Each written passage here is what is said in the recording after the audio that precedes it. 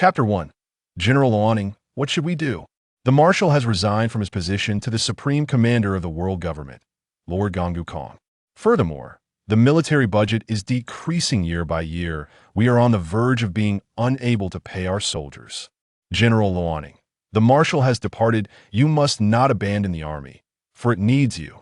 General Luaning, Supreme Commander Gongu Kong intends to appoint you as the Marshal of the army to lead the entire military. You must not refuse. Otherwise, the army is truly doomed. The dilapidated wooden door was easily kicked open by a young army major, who rushed in with urgency, approaching Luaning with a frantic expression. Marshal of the army? Supreme Commander Gongu Kong? Luaning, General? Is that me you are addressing? Luaning opened his eyes, a hint of confusion glimmering within them. I thought I'd already perished? Why is it that upon opening my eyes, I seem to be perfectly well? Luaning recalled that he had met an unfortunate demise while executing a military mission. Although the task was accomplished, he could never return. Dying in battle for one's country brought little regret, though he felt a tinge of sorrow for not being able to finish watching the anime One Piece. To his astonishment, fate had granted him another chance at life. Amidst his excitement, Luaning began to sort through his memories, discovering an entirely different set of recollections within his mind. He had been reborn. Bearing the same name, he had ascended to the position of general in the army. However, this army was vastly different from what he had envisioned. In this reincarnation, he had become a distinguished general of the army and was seemingly on the brink of becoming a marshal. Such achievements should be deemed glorious and fortunate. Yet this world was that of One Piece.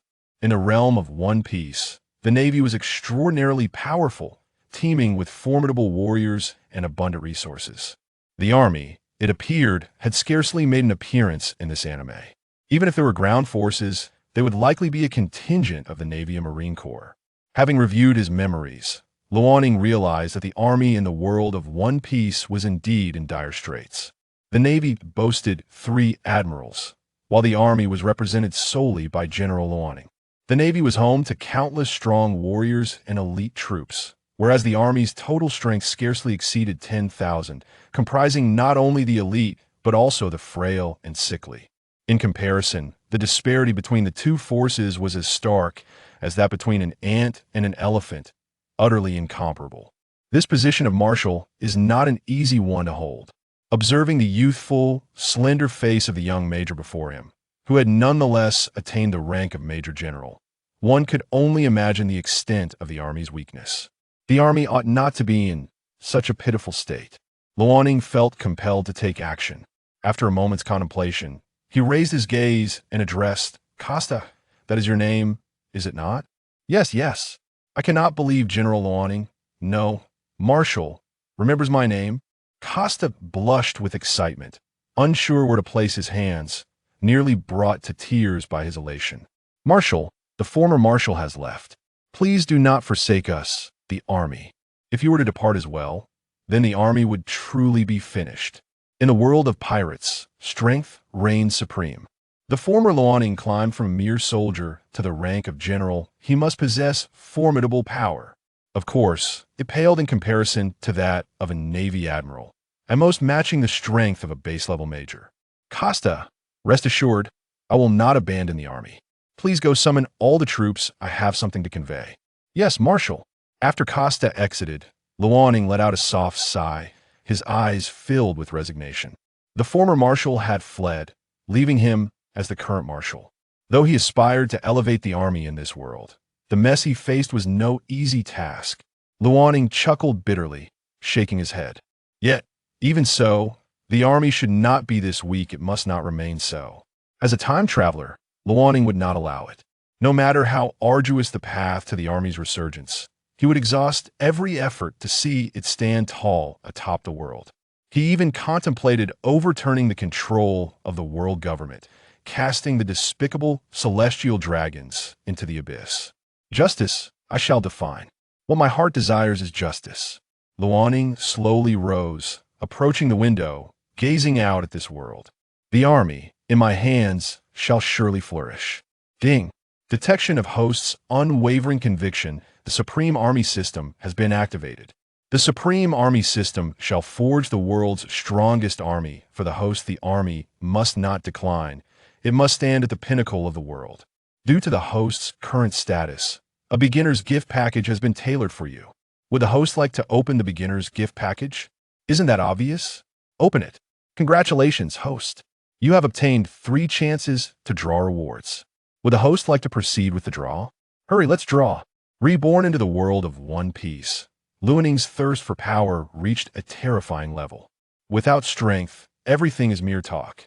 As the draw commenced, a spinning wheel materialized before Luaning, exuding an ancient, hollow, and terrifying aura.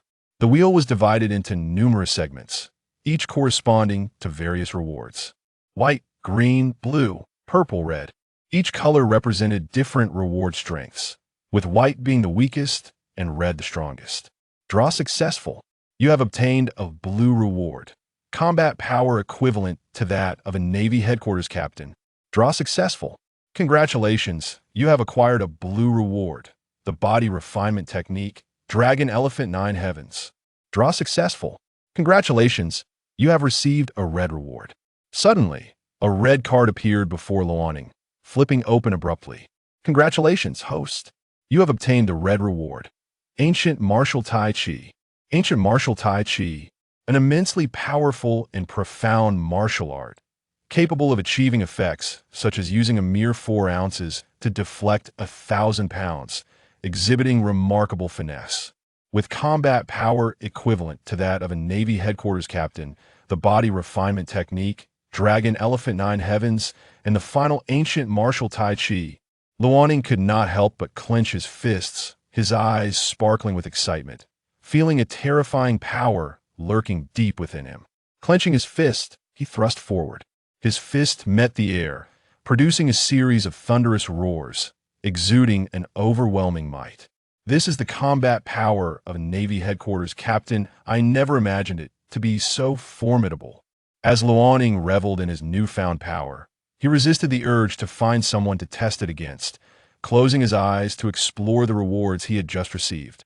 The combat power of a Navy headquarters captain, merely a blue reward, was already so impressive one could only imagine the strength of the purple and red rewards.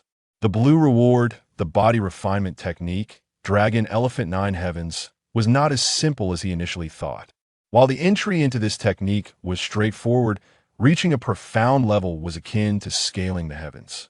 True to its name, Dragon Elephant 9 Heavens is divided into 9 distinct realms, each with significant disparities in strength.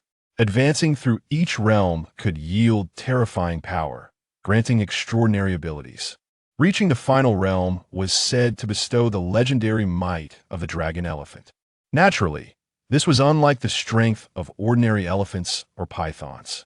The mythical dragon elephants possessed the power to alter the very fabric of the world. A single strike could shatter mountains, and a stomp could unleash earthquakes spanning dozens of miles, truly terrifying. Having acquired this body refinement technique, Luaning also understood the formidable challenges it posed. Only those with immense willpower could enter. Only those with immense willpower could advance. Only those with immense willpower could cultivate it to profound depths. Practicing the Dragon Elephant 9 Heavens technique required nothing but an indomitable will. Ancient martial Tai Chi was the red reward drawn from the system, a martial art far surpassing the Navy's 6 styles, possessing extraordinary abilities such as using lightness to counter strength and other intricate techniques. After some contemplation, Luaning grasped the entirety of ancient martial Tai Chi skills, yet found it exceedingly difficult to learn, barely managing to grasp even a fraction. Nonetheless, with these enhancements, his strength had at least doubled. The profound combat techniques contained within ancient martial Tai Chi offered Luaning immense benefits. Tap, tap, tap. Marshal, the entire army has assembled and awaits your address. With hurried footsteps, a somewhat youthful boy entered the room. Upon seeing Luaning, the boy's body stiffened, and he rendered a mechanical salute. Costa, a major general in the army and the only capable major general within its ranks, harbored profound sentiments for the army, perpetually contemplating when it might rise to prominence. Regrettably, the army had yet to find such an opportunity. Those who could follow in the wake of a formidable general like Luo Ning undoubtedly possessed considerable strength. While they might not rival the Navy's major generals, at this moment, they were already regarded as top-tier combatants within the entire army. Luo Ning furrowed his brow and admonished, "Costa, young man, do not be so impetuous. One must approach tasks with composure. Otherwise, how can you aspire to be a competent leader in the army?" "Yes, Marshal, I shall certainly remember your words and dedicate everything to the army." With Luo Ning's remark, the tense atmosphere was instantly dispelled. Aspiring to be a marshal and to effectively manage one's subordinates is far from a simple endeavor. Strength is, of course, paramount, yet one must also navigate interpersonal relations with finesse. Observing Costa's almost tearful expression of excitement, Luo Ning felt a deep sense of helplessness. How could such an individual qualify as a major general, let alone one of his most formidable forces? He was at a loss for words. He could only hope that his presence would foster change. Otherwise, Costa's current state would truly be a disgrace to the army. Draped in the white cloak of an army marshal, Costa followed Luo Ning out of the marshal's residence at the army headquarters. Though referred to as the army headquarters, it was less luxurious than even a mere branch of the Navy. As the world government's funding dwindled year by year, the army was nearing the point of being unable to pay its soldiers, let alone construct a new headquarters. The buildings were dilapidated and unremarkable, save for their expansive grounds. Approximately 10 miles away lay a rudimentary military camp housing all the army's troops, which Costa gathered together. Ascending the platform, Luo Ning couldn't help but twitch his lips in irritation. Before him stood a group of emaciated individuals, their eyes devoid of vitality, standing haphazardly, some even engaging in idle chatter while he stood on the platform. Could this truly be the army? Were these people not refugees? As he beheld this scene, Luo Ning's expression darkened further, an unsettling aura emanating from him involuntarily. He remained silent, standing resolutely on the platform, casting a cold glare at the so-called soldiers below, his countenance as frigid as ice. "Hey, I heard our army's marshal has defected to the Navy, and now we have a new one." "Indeed, I've heard the same. Our army seems to decline year by year. Perhaps in a few years, we will be disbanded." "Disbanded? Then so be it. I don't care. As long as my pay is delivered on time, that's all that matters." The assembled army paid little mind to Luo Ning on the platform. Engrossed in their own idle chatter, after all, they were there merely to earn a living and receive their military pay. As for who the army's marshal was, it mattered not to them. All they cared about was the timely disbursement of their salaries. Not far away, Costa shuddered, sensing a chilling presence. Turning his head, he noticed Luo Ning's complexion growing increasingly grim, as though he were on the brink of eruption. Not only Costa, but even the so-called army below felt an undercurrent of icy air, compelling them to close their mouths involuntarily. "Speak. Why have you fallen silent? Go on. Continue. I'm here listening. Weren't you all so fond of chatting? Why have you stopped? Keep going. Don't halt." Luo Ning gazed down at the army with disdainful eyes. "At last, I understand why the army cannot rival the Navy. It is precisely because of individuals like you. Do you think the army can rise and surpass the Navy? Is that even conceivable? Look at yourselves. Do you dare to call yourselves soldiers? How can you shamelessly claim to be part of the army?" Luo Ning's cold gaze swept over the assembly before him, and nearly all the soldiers dared not meet his eyes. In the military, the title of Marshal carries immense weight. The army's primary duty is to obey orders. Yet, regrettably, it seemed that these soldiers had entirely forgotten this fundamental principle. A mere brat has the audacity to put on airs. I truly wonder why General Gonggu Kong appointed such an inexperienced youth as marshal. Who among you would bother with such a marshal? I have no time to waste. Is this why I'm here? What a waste of time. I'd rather find a woman and enjoy myself instead." "Indeed, General Shaki speaks the truth. What purpose does it serve to squander time here? Instead, one might as well seek the company of a woman for some merriment. Only by rejuvenating our spirits can we, the army, adequately safeguard the populace entrusted to our protection. Otherwise, what means do we have to defend them?" From the podium, Army General Shaki slowly emerged, casting a disdainful glance at the frost-faced Luoning ahead. Following closely behind him was a major general, a loyal subordinate of Shaki. This major general, named Bali, donned the army uniform, his robust physique and fierce demeanor resembling that of a pirate, ferocious and bloodthirsty on the high seas. Everyone, General Shaki is right. What capabilities does this young pup possess to assume the role of army marshal? Now, I present you with two options. The first choice is to join me and General Shaki in departing from this place. I doubt that young lad would dare to confront us. The second option is to submit and remain here, obeying the orders of that so-called army marshal. I trust there are not many among you who would choose to submit. Bali's tone was exceedingly casual, seemingly offering all the formal military personnel two alternatives, yet it was evident to any discerning individual that there was but a single choice. Nearly all in the army were acutely aware that if the strongest in the army was the former army marshal, then General Shaki undoubtedly held the position of the second most formidable figure. Moreover, General Shaki was known for his ruthless disposition, acting without hesitation, should anyone provoke him. That individual would undoubtedly not see the light of the following day. This point can be attested by all members of the army. With the resignation of the former marshal and the departure of the strongest individual in the army, the title of the army's mightiest now rests upon Major General Shaki. Had this been prior to today, the prospect of defeating Shaki with Luaning's strength would have been nearly impossible. Two Luanings combined would not have stood a chance.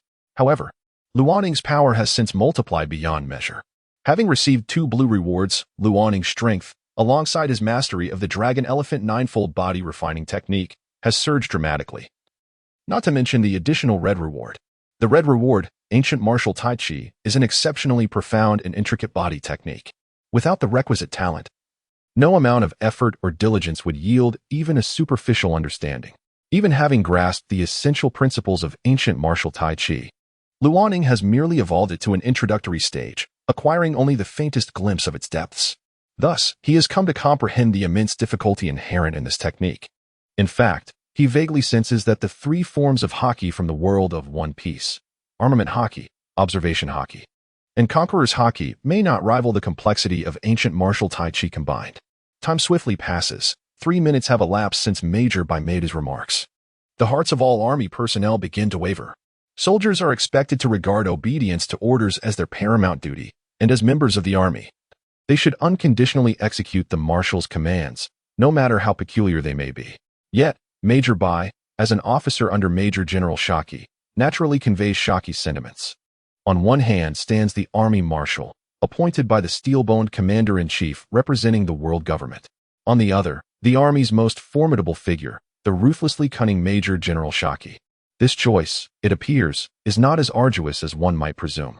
Had it been the former army marshal, perhaps there would have been some internal conflict. However, now, the Major General jested, for we are but soldiers under General Shaki's command. Thus following imposes no dilemma whatsoever. Amidst the casually assembled ranks of the army, emerged a colonel clad in a white military uniform, his face adorned with a sycophantic grin, laughing heartily as he strode forth. Following this colonel, nearly 100 soldiers made their way out as well. Indeed, I commend you. By aligning with General Shaki, your future will undoubtedly be paved with ease. Upon witnessing the emergence of this colonel, a smile finally graced Major General Bali's countenance. Although his features had previously been marked by disdain, it was essential to acknowledge that Luoning was, after all, the army marshal appointed by the formidable supreme commander of the military. There lingered in his heart a tinge of trepidation, fearing that the entire army would refuse to follow him and General Shaki, opposing the so-called army marshal. Yet now, that apprehension dissipated completely. With one individual leading the charge, soldiers began to meander towards General Shaki in increasing numbers. Indeed, it is strength that fundamentally dictates all. When one is weak, what significance does the title of army marshal hold? The heavens may be distant. And regardless of whether one is an army marshal or a celestial dragon, I remain unperturbed. At worst, I shall embrace the life of a pirate. Beside Bali, General Shaki smirked, his lips curling in amusement. 1 minute passed, then 3, 5, and 10. At this moment, nearly 2/3 of the army had aligned themselves with Major General Shaki, leaving only the last third hesitating beneath the rostrum. A closer observation would reveal that those supporting Luoning were predominantly recent recruits, while the majority on Shaki's side were seasoned veterans, well-versed in military affairs. Marshal, what shall we do now? Behind Luoning, Army Brigadier General Costa was in a state of panic. At that moment, he felt on the verge of tears. The total army strength barely approached 10,000, and now 2/3 had been swayed by Major General Shaki, most of whom were experienced and formidable soldiers. What worth did Luoning, the army's marshal, hold now? As a member of Luoning's faction, Costa, who had risen from the ranks as a mere private, felt his heart bleed. If Shaki were to take away all these soldiers, the army would indeed suffer a grievous blow. Marshal Luoning, what on earth should we do? What should we do? Given Costa's understanding of Luoning, he knew that Luoning lacked the strength to defeat the powerful Shaki, who had rallied 2/3 of the army behind him. Speaking was futile, and fighting was out of the question. Costa felt an overwhelming sense of despair, the first time he doubted the army's potential for resurgence. Very well, very well.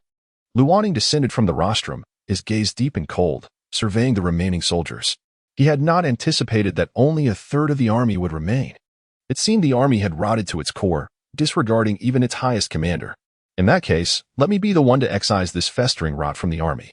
Though Luoning's voice was not loud, it carried an undeniable gravitas, emanating a palpable aura of determination and menace. As a former soldier, he had taken countless lives, and the aura of death that surrounded him was formidable. Those who met his gaze instinctively lowered their heads, a rising tide of fear and unease swelling within them. Regardless, Luoning remained the army's marshal, and Shaki was merely a major general, nothing more. You impudent brat, who gave you the audacity to speak to me in such a manner? Do you believe, as the army marshal, that life has grown too dull, and you wish to languish for months? Shaki's words were devoid of subtlety, a blatant threat. Haha. Major General Shaki is correct. If you were wise, you would continue in your role as army marshal. But if you are foolish, Shaki will not show you mercy. Do not think your title makes you formidable. In this distant land, only strength determines everything. Standing beside Shaki, Bali laughed unabashedly, showing no fear or respect for the so-called army marshal. How laughable. I truly wonder what gives you such courage. Is it your pitiably weak strength? Perhaps in the past, I might have been wary, but now, I suggest you go to hell and repent for your sins. Luoning clenched his fists tightly. The power boost provided by the Naval Headquarters Major General was not insignificant. It had multiplied manifold. This sensation was exhilarating. Raising his fist, Luoning charged swiftly towards Shaki's position. This punch summoned a tempest, the wind howling incessantly, sharp gusts slicing through the air and striking Shaki's face as if wielding a blade. The punch was executed with unparalleled speed, showcasing Luoning's full potential as he struck with devastating force, rendering Vice Admiral Shaki frozen in place. Blood and flesh scattered across the central military camp, with brain matter splattered on the ground, and a fog of blood enveloped the air, instilling terror within the entire army. Vice Admiral Shaki, the strongest among the army, was unable to withstand even a single blow from Luoning, who had been mercilessly slain by the marshal of the army. What, then, is the true extent of Luoning's power? The faces of nearly all the soldiers turned pale, a chill creeping up their spines. Those on Luoning's side, though their legs trembled, managed to muster some semblance of fighting spirit. In stark contrast, the soldiers allied with Shaki were engulfed by an overwhelming sense of dread. The marshal of the army, the pinnacle of military authority, stood against Vice Admiral Shaki. Had Shaki survived, their allegiance would have seemed justified. Yet, with Shaki dead, how were these soldiers, who defied the marshal's commands, to be dealt with? Uncertainty plagued the soldiers, and they dared not voice their fears, for they dreaded the outcome they least wished to confront. Marshal, spare me. It was all Shaki, he coerced me, threatening my life if I did not comply with his wishes. Marshal, you must believe me, my loyalty lies with you, pleaded Bali, collapsing to his knees, trembling uncontrollably, tears and snot streaming down his face. As he reached the peak of his terror, he would agree to anything for a chance to survive. Observing Bali groveling before him, Luoning furrowed his brow, feeling a wave of disgust wash over him. Having chosen to oppose him, Bali's current pleas for mercy seemed weak and pathetic. Luoning could not trust a single word from such a person. With a resounding thud, he swung his fist toward Bali's head. Blood splattered, painting Luoning's knuckles crimson, droplets spraying onto his face, intensifying the malevolent aura surrounding him. The army had no need for individuals like Bali, no tolerance for such filth. He had initially considered purging the ranks, but it seemed the time for that was now. Standing at the heart of the camp, encircled by thousands of soldiers, Luoning's face was stained with blood, a sinister smile curving his lips. The rise of the army began at this very moment. Turning to face the nearly 6,000 soldiers incited by Shaki, he bore a cruel smile. These soldiers, seasoned veterans and opportunists alike, have long since lost any vestige of righteousness within them. Rather than being referred to as an army, they would be more aptly described as a band of pirates. Allowing them to escape would only bring further calamity upon the innocent. Thus, it would be more prudent to eliminate them entirely. Luo Ning clenched his fists, cleared his mind, and exhaled a deep breath. He was poised to unleash a massacre. The targets of his wrath would be two-thirds of the army. Nearly 6,000 souls, a choice that pained him, yet felt unavoidable. For the army to rise anew, such measures were imperative. Costa, encircle those two-thirds of the army. I intend to undertake a transformation that will utterly reshape our forces. After issuing his command to the army's Major General Costa, Luo Ning seized a steel blade and, with a stoic expression, charged towards the treacherous two-thirds of the army. The wind howled, and the air was filled with anguished cries. Recognizing their predicament, the soldiers attempted to resist, yet their efforts were as futile as a man is attempting to stop a moving vehicle. The entire camp was shrouded in a thick fog of blood, the metallic scent of carnage overwhelming. A veritable mountain of corpses lay scattered, dismembered limbs and shattered flesh strewn across the ground, while countless eyes, wide open in death, still reflected the lingering fear that had yet to dissipate. For half an hour, Luo Ning wielded his steel blade, initiating a relentless slaughter. In that brief span, nearly all of the two-thirds of the army had perished. With none capable of surviving his onslaught, no one could withstand his strike. Having made the wrong choice, they were now compelled to bear the consequences of their actions. Death was the path Luo Ning had chosen for them. The remaining one-third of the army appeared pale and feeble, their white military uniforms soaked through. Having served for several years and risen from the ranks to become a general, Luo Ning was well known among the soldiers, who were familiar with his character. However, his recent actions shattered their perceptions entirely, instilling within them a profound sense of awe. In this battle, Luo Ning executed all those who disobeyed the Marshal's orders, defied military regulations, and harbored treasonous thoughts within the army. From that moment onward, Luo Ning's formidable reputation spread throughout the ranks of the army, even influencing all territories under the army's control. Nearly everyone inhabiting the lands dominated by the army became aware of this bloodthirsty marshal. At a military camp 10 miles away from the army headquarters, Luo Ning stood before the remaining one-third of soldiers, enveloped in silence. After a considerable pause, he finally spoke. To be candid, the army has profoundly disappointed me. I never envisioned that a military force could degrade to such an extent, that the title of Marshal has lost its rightful authority. Do you not remember the initial aspirations you held upon joining the army? Do you not recall the principle that a soldier's duty is to obey orders? From the command platform, Luo Ning's expression was frigid as he surveyed the last remnants of the army below. He thundered, "Are you still soldiers? Have you truly learned to obey commands?" His words seemed to possess an enigmatic force, compelling all present to lower their heads, their hands at a loss, unable to refute his assertions, nor daring to do so. Moreover, Luo Ning's statements bore no falsehood. Perhaps since their enlistment, they had yet to embody the essence of a true soldier. Casting a cold gaze over the entire army, Luo Ning continued, "As the Marshal, I shall command all affairs of the army. You are to obey my orders unconditionally, to fulfill them without question, even if it means sacrificing your lives. Are you capable of this?" Luo Ning bellowed. Below, those soldiers, scarcely distinguishable from refugees, hesitated for a fleeting moment before weakly responding. Such feeble voices. "Are you all cowards? Shout louder." "We can," the soldiers proclaimed. Louder still. "We can." This time, the entire army raised their voices in a resounding shout. "Excellent. I trust that in the days to come, you will not regret the choices made today." At last, the frigid expression on Luo Ning's face softened somewhat. Unbeknownst to anyone, a barely perceptible smile flickered across his countenance in that fleeting moment. After instructing his subordinates to settle the remaining one-third of the army, Luo Ning, accompanied by Costa, returned to the army headquarters. "Marshal, when did your strength become so formidable? With just a single punch, you managed to slay the powerful General Shaki. Moreover, why did you annihilate so many troops? That is the very foundation of our army. Your actions have severely weakened it." Costa pressed on, "Marshal, having killed Major General Shaki, how should we account for this to Commander Gongu?" Upon returning to the headquarters, Costa could no longer contain his burgeoning doubts and bombarded Luo Ning with questions. "Costa, do you wish to know what it feels like to lie in bed for half a month?" Facing Costa's barrage of inquiries, Luo Ning felt an overwhelming frustration, his temper flaring. Were it not for Costa being part of his faction, a loyal supporter, he would have certainly made him understand why flowers bloom in such vivid colors. Yes, Marshal, I understand. I will not ask any further. Costa's eyes dimmed, his expression growing increasingly despondent as Luo Ning spoke. Witnessing Costa's transformation, Luo Ning struggled to keep his temper in check.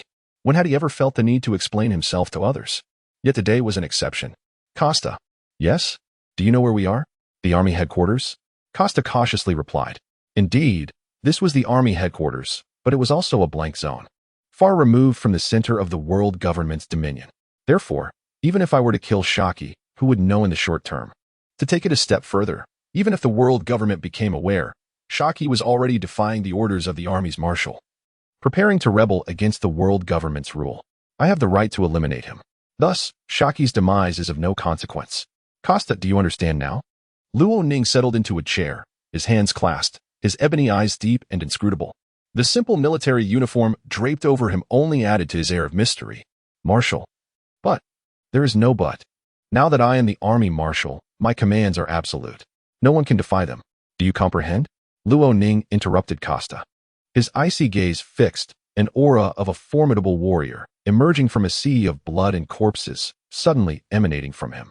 However, this aura was swiftly reined in. No longer released. Costa could not help but swallow hard, beads of sweat forming on his brow. He wiped his forehead, reflecting inwardly on the immense power of the marshal. Nearly overwhelming to withstand. Yet, only someone of such caliber could truly lead the army out of the abyss and toward resurgence. Observing Luo Ning's cold demeanor, which seemed to repel others, coupled with his terrifying strength, Costa's loyalty to him solidified even further. Costa, you haven't allowed those soldiers to leave, have you? Marshal. They wouldn't dare leave without your orders. Good. In that case, I will set a month as the limit. I will ensure that all those who are not yet soldiers are trained into elite troops. Elite troops, though Costa wished for this as well. Reality did not permit it. Marshal, the recent massacre has already inflicted heavy losses on the army, leaving us severely weakened. If those soldiers do not return to defend our territory for a month, the consequences could be dire. Costa attempted to persuade him, but given his understanding of Luo Ning, he knew there was little room for negotiation.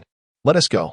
Suddenly, Luo Ning sprang to his feet, shedding his army uniform and carelessly hanging it aside as he strode quickly toward the exit. Marshal, wait for me, Costa exclaimed, feeling utterly helpless and weary. How did he end up with such a leader? One could only imagine the chaos that would ensue if the army soldiers were not stationed to guard their territory for a month. They exited the army headquarters. At this moment, no one could perceive the madness reflected in Luo Ning's laughter. He was determined to observe who would dare to extend their claws into the army's territory within this month. If anyone did, they would face immediate retribution. There would be no room for negotiation. The following day, the sky remained shrouded in darkness, visibility less than 10 meters. This time was typically when people enjoyed the most peaceful slumber, yet all soldiers of the army had been summoned, as dawn broke and the sun had yet to rise. A new day was just beginning, but the soldiers were already gathered, their spirits not at their best.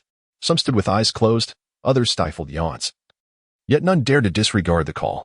The events of the previous day were still fresh in memory. The army marshal's reputation had silenced all challengers. Observing the disheveled soldiers before him, nearly collapsing under their own weight, Luo Ning couldn't help but chuckle. In these soldiers, he faintly recognized a reflection of himself from the moment he first enlisted. Back then, he was not much different from them. The subsequent training would be conducted personally by Luo Ning, whose standards of intensity would instill a sense of despair in the soldiers, introducing them to the concept of hellish training. If they could withstand it, they would endure even more. Moreover, the inhabitants of this pirate-infested world were not so fragile. On Earth, Luo Ning might have considered the limits of the human body, wary of injuries and muscle strains. However, in this realm, he dismissed such trivial concerns. Muscle strains and physical injuries could be remedied with a night's rest and a bit of ointment for a quicker recovery. High-intensity training necessitated equally good nutrition. Yet Luo Ning's character would not allow everyone to enjoy the same high-quality food. Those who desired better provisions would have to prove their worth. In the army, strength reigned supreme. Only those with formidable abilities would earn the respect and loyalty of their peers. Without strength, who would heed you? On the first day of training, Luo Ning also unveiled the sole physical enhancement technique he had acquired from the system, introducing it as the Army's exclusive dragon elephant ninefold heaven. He also presented an ancient martial art, Tai Chi, albeit in a modified and simplified form, making it significantly easier to learn. Even so, mastering the simplified version of Tai Chi was no small feat out of a battalion of 3,000. Only 100 would grasp the basics of Dragon Elephant Ninefold Heaven, while even fewer, merely a handful, would comprehend the simplified Tai Chi, although Luoning felt a twinge of disappointment at the small numbers. He noted that the soldiers' strength was rapidly increasing, their overall capabilities improving day by day. A month slipped by in the blink of an eye. On a certain mountain, a group of robust men clad in animal hides, brandishing gleaming steel knives, gathered together as if engaged in fervent discussion. "Hey, have you heard? The army is in disarray. Its overall strength has plummeted, with only a third of the soldiers remaining." "Yes, I know." Apparently, the newly appointed Marshal clashed with a powerful rear admiral, leading to a conflict. "Haha, fortune smiles upon us. The army is in such a critical state. Surely it is our time to rise as mountain bandits." Indeed, the army was once formidable, and we could hide in the mountains. Now, with their diminished strength, if we remain hidden, what would that say about us? With the unanimous agreement of several bandit leaders, thousands of mountain dwellers surged down the slopes. Villages and towns under army jurisdiction were their targets, and even areas untouched by the army would fall prey to their steel knives. With a thunderous momentum, the bandits, armed and eager, flooded into the villages and towns below. Before long, the army's territories fell one after another, almost without resistance, overtaken by the bandits. Within the villages, cries of despair, wails of sorrow, and pleas for mercy echoed incessantly as flames erupted and blood spilled, leaving countless civilians trembling in their homes. In an instant, the once tranquil towns and villages transformed into a dystopian nightmare. On the streets, a young girl sprinted, gasping for breath, her face pale with exhaustion. She felt an unprecedented fatigue, yet dared not stop or look back, for behind her were several vicious bandits in hot pursuit. The bandits, grinning wickedly, shouted, "Beautiful lady, don't run. Don't be afraid. We are not bad people. We merely wish to play a little game with you. Just a game. Why are you running so fast?" The girl dismissed their ludicrous words. If bandits were truly so amiable, there wouldn't be so many corpses on the ground. "Help! Is there anyone to save me?" she cried out in desperation. "Am I truly destined to die like this?" As the footsteps behind her drew ever closer, despair enveloped her. She was still young, still unwilling to embrace death. Yet, it seemed the Grim Reaper stood by her side, poised to claim her soul. Just as she closed her eyes, resigned to her fate, a sudden turn of events occurred. A regiment clad in black iron armor, wielding steel blades, surged forth, soldiers robust and synchronized, their faces resolute, unflinching in the face of adversity. This army is the result of a month of rigorous training personally conducted by Luoning. In just 1 month, this force has undergone a remarkable transformation. While it may not yet be deemed a formidable army, in his eyes, it is finally capable of being utilized. After a month of grueling training, all soldiers have entered the preliminary stage of the Dragon Elephant Nine Heavens, significantly enhancing their physical strength and resilience. Among the 3,000 soldiers, only 50 have attained the first level of the Dragon Elephant realm, a mere 1 in 60. Moreover, this achievement was realized under Luoning's extraordinary and relentless training, making the accomplishment of 50 reaching the initial stage of the Dragon Elephant Nine Heavens a commendable feat. As for the second level of the Dragon Elephant realm, only one individual within the entire army has succeeded, Major General Kostar. Luoning was genuinely surprised that the Major General, who often preferred to remain in the shadows, managed to reach this level. After all, entering the Dragon Elephant Nine Heavens is an arduous task, and elevating to the second level within a month is an even greater challenge. The challenges and hardships within this journey remain known only to him. After a while, Luoning rose to his feet and walked to a clearing outside the army headquarters, closing his eyes to attune himself to the essence of the universe. Over the course of a month, not only had the 3,000 soldiers of the army experienced substantial growth, but Luoning's own strength had also surged exponentially. A month prior, he had attained the rank of Rear Admiral within the Navy headquarters, and now, his prowess had multiplied several times over. Though he still fell short of the Admirals, he could firmly establish himself among the Rear Admirals without fear of defeat. However, as his power ascended to this level, Luoning began to sense a bottleneck. His recent progress had slowed significantly compared to earlier periods, and the growth of his physical strength had also become increasingly sluggish. But why was this the case? With his eyes gently closed, Luoning attuned himself to the subtle changes within his body and the movements of the world around him. Striving to touch the threshold of observation hockey, After an hour, he opened his eyes and exhaled a breath of white, murky air. Indeed, it was still futile. The three forms of haki within the pirate world eluded him entirely. If only there were a method for training.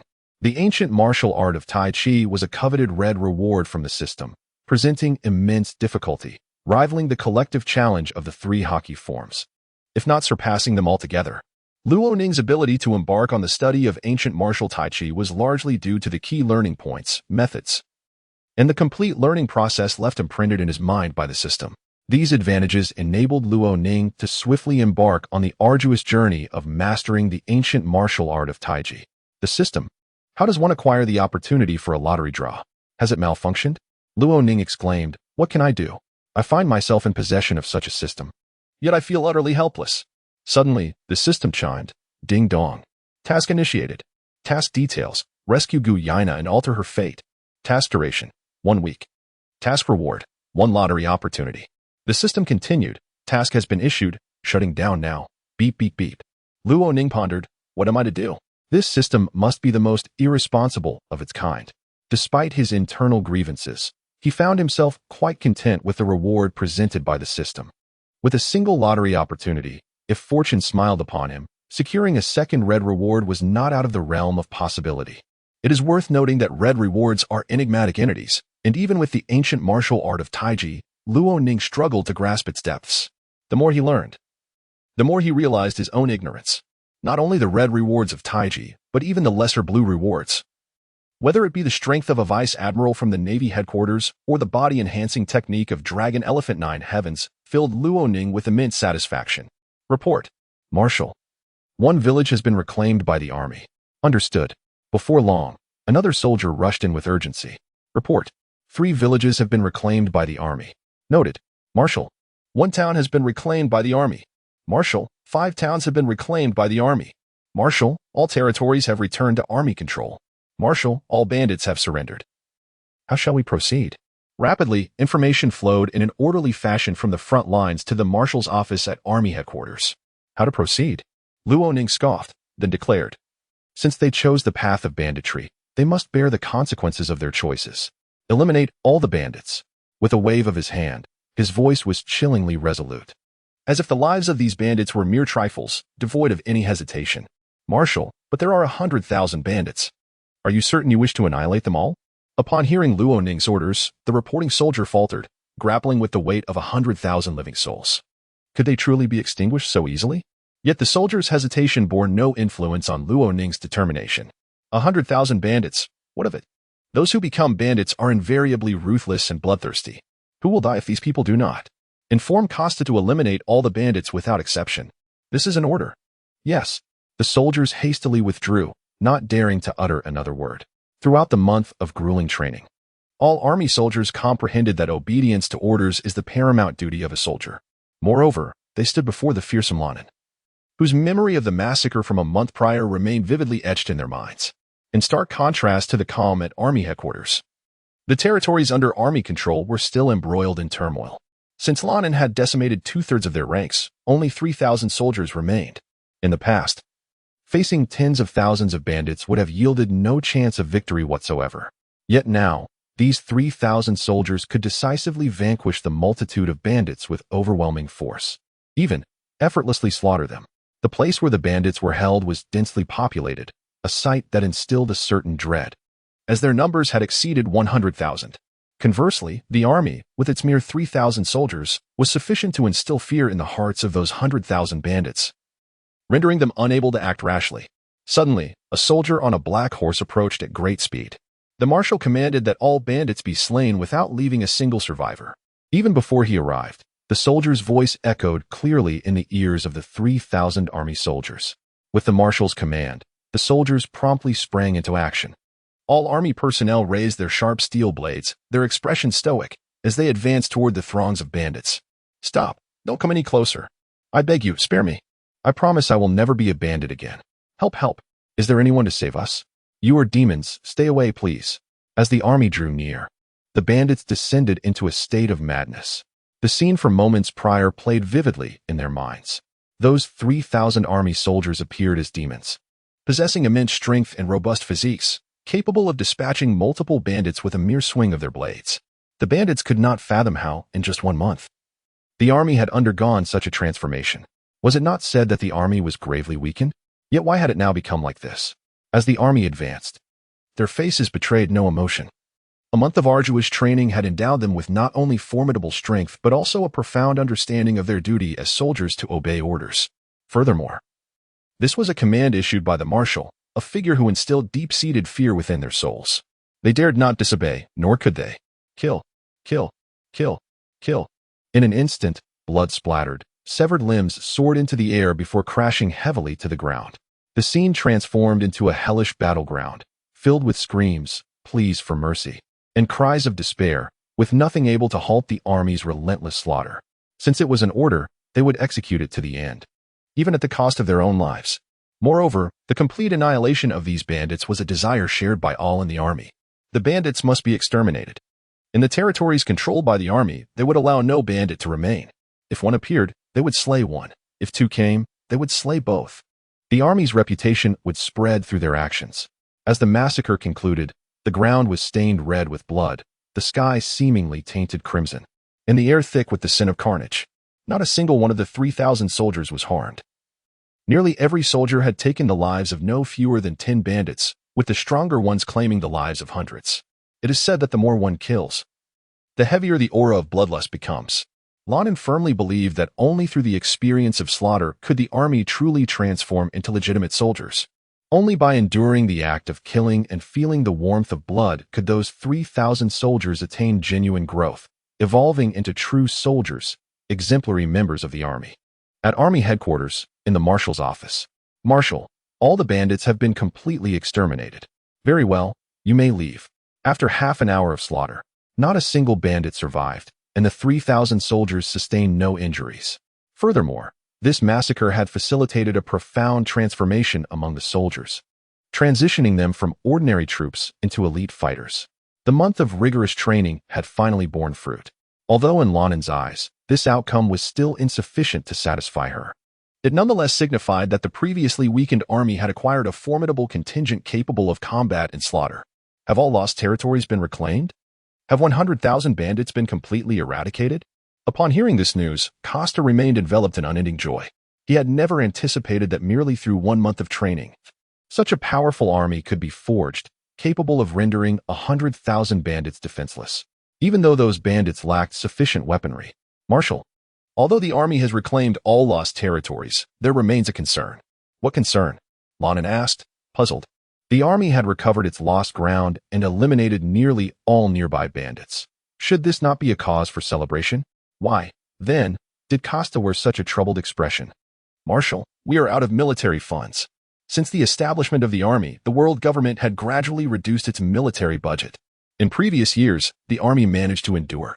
But in recent years, the cuts had become increasingly severe. We are on the verge of being unable to pay even the soldiers' wages. Costa lowered his head, his expression seldom revealing a hint of gravity. Military funds? Lonin's brow furrowed as she observed the seriousness etched on Costa's face. She understood that the situation must be dire, perhaps reaching a critical juncture. How much military funding remains? Looking at Costa, Lonin inquired. Only 3 months have passed this year, and the funds allocated by the world government have nearly been depleted. Moreover, if I am not mistaken, next year the army will receive no military funding. The world government will cease to allocate funds to the army. As he spoke, Costa's expression grew increasingly despondent. Regardless, the army is still a part of the world government. Although its power may not rival that of the Navy, it should not be reduced to the point of receiving no funding at all. This matter has truly left CoStar feeling disheartened by the world government. The world government will no longer allocate military funds to the army? Upon hearing this, Lonin was momentarily taken aback. He had not anticipated that the army's situation had deteriorated to such an extent, nor did he consider doubting CoStar's words. As the sole capable major general beside him, Lonin was utterly confident that CoStar would never betray him, even if he were to announce his departure from the world government. It seemed likely that the former army marshal's departure was due to this very reason. After all, a forsaken army by the world government has no future, and few would abandon their promising prospects for it. Were Lonin an ordinary person, he might have indeed left the army to join the Navy. However, Lonin was no ordinary individual. Before his crossing, he had been a soldier, an army man. After contemplating for a while, he spoke up. "Kostar, how long can the remaining military funds sustain us?" "What?" Kostar suddenly raised his head, surprised that Lonin would pose such a question. The remaining funds can only last for 1 more week. If unforeseen circumstances arise, it may not even last that long." Kostar's expression turned grave as he calculated and relayed this answer to Lonin. "One last week? There is still time." Lonin nodded nonchalantly. "Time is sufficient? What do you mean?" Kostar was perplexed, filled with many questions. "Kostar, gather the entire army. I need to take some people away for a while. The issue of military funds can wait until I return. Rest assured, when I return, everything will be resolved. It's merely a matter of military funding. There is no need to panic." Lonin smiled, patting Kostar on the shoulder, speaking earnestly. "Kostar, I hereby appoint you as the sole general of the army. You must manage it well. Do not let me down." Kostar was utterly bewildered. Faced with a shortage of military funds, Marshal Lonin was actually contemplating a temporary departure, leaving him feeling an overwhelming sense of despair. With a pained expression, he reluctantly spoke. "Marshal, the funds can only sustain us for the last 7 days." "Yes, I am aware. Marshal, could you please refrain from leaving? The army needs you to oversee the situation." "Kostar, you must understand that you are now the only general of the army. You must learn to grow and cannot always rely on me. Don't you agree?" "Marshal." Kostar wanted to protest, but Lonin's slightly serious expression interrupted him. "Have you not been listening to my words?" Kostar, left with no choice, could only comply with Lonin's orders and gather the 3,000 army men who had just experienced a massacre. Indeed, after the baptism of blood, the 3,000 soldiers appeared transformed, standing tall with their hands behind their backs, their eyes filled with fearlessness, still exuding an intense and lingering scent of blood. "Excellent. Having endured this slaughter, you have truly become soldiers, honorable members of the army. However, this is still insufficient, far from enough.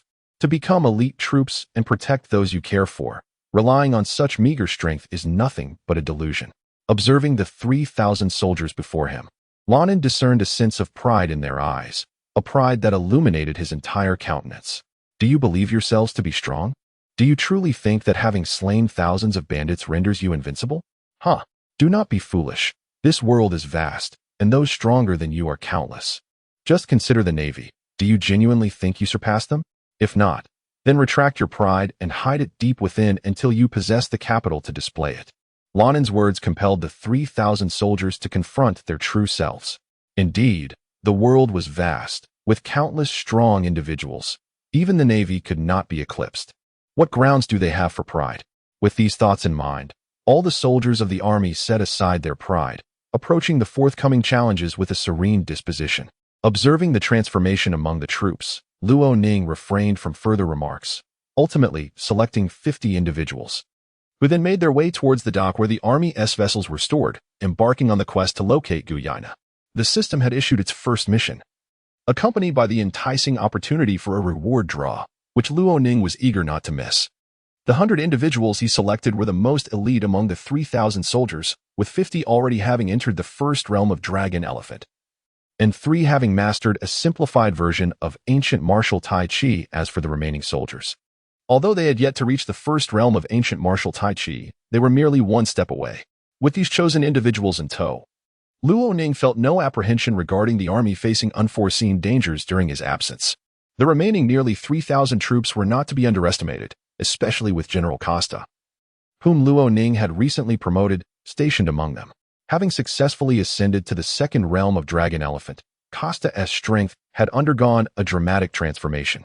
Although he could not learn the ancient martial Tai Chi, his prowess was now comparable to that of a rear admiral in the Navy, and he could hold his own against a vice admiral from the Navy headquarters, never easily succumbing to defeat. With Costa at the helm, Luo Ning felt reassured. Upon arriving at the port, it was within a warehouse that Luo Ning finally beheld the army vessel Costa had mentioned. Upon closer inspection, while the ship was not insignificant in size, it bore numerous scars, coated in dust, with patches of wood scattered about. One could only wonder if this so-called warship would even manage to sail upon entering the sea. Concern washed over Luo Ning as he patted his pockets, realizing he was nearly penniless, and he could only sigh resignedly, accepting this harsh reality. Through the army's efforts, the vessel was finally launched. As the dilapidated ship touched the water, it trembled violently. Luo Ning feared it might sink, And if the ship were to fail, not only would rescuing Guina be impossible, but even setting sail would become a significant challenge. Marshal, do we really have to board? The 100 soldiers brought by Luoning gazed apprehensively at the vessel, swaying precariously on the ocean's surface, fearing it might submerge at any moment. The sea remained a mysterious and unknown entity to these soldiers, who had been stationed on land for so long. Among the 3,000 army personnel, not a single sailor existed. While they could all swim, the perilous nature of the ocean instilled dread in the hearts of these 100 soldiers. Let us go.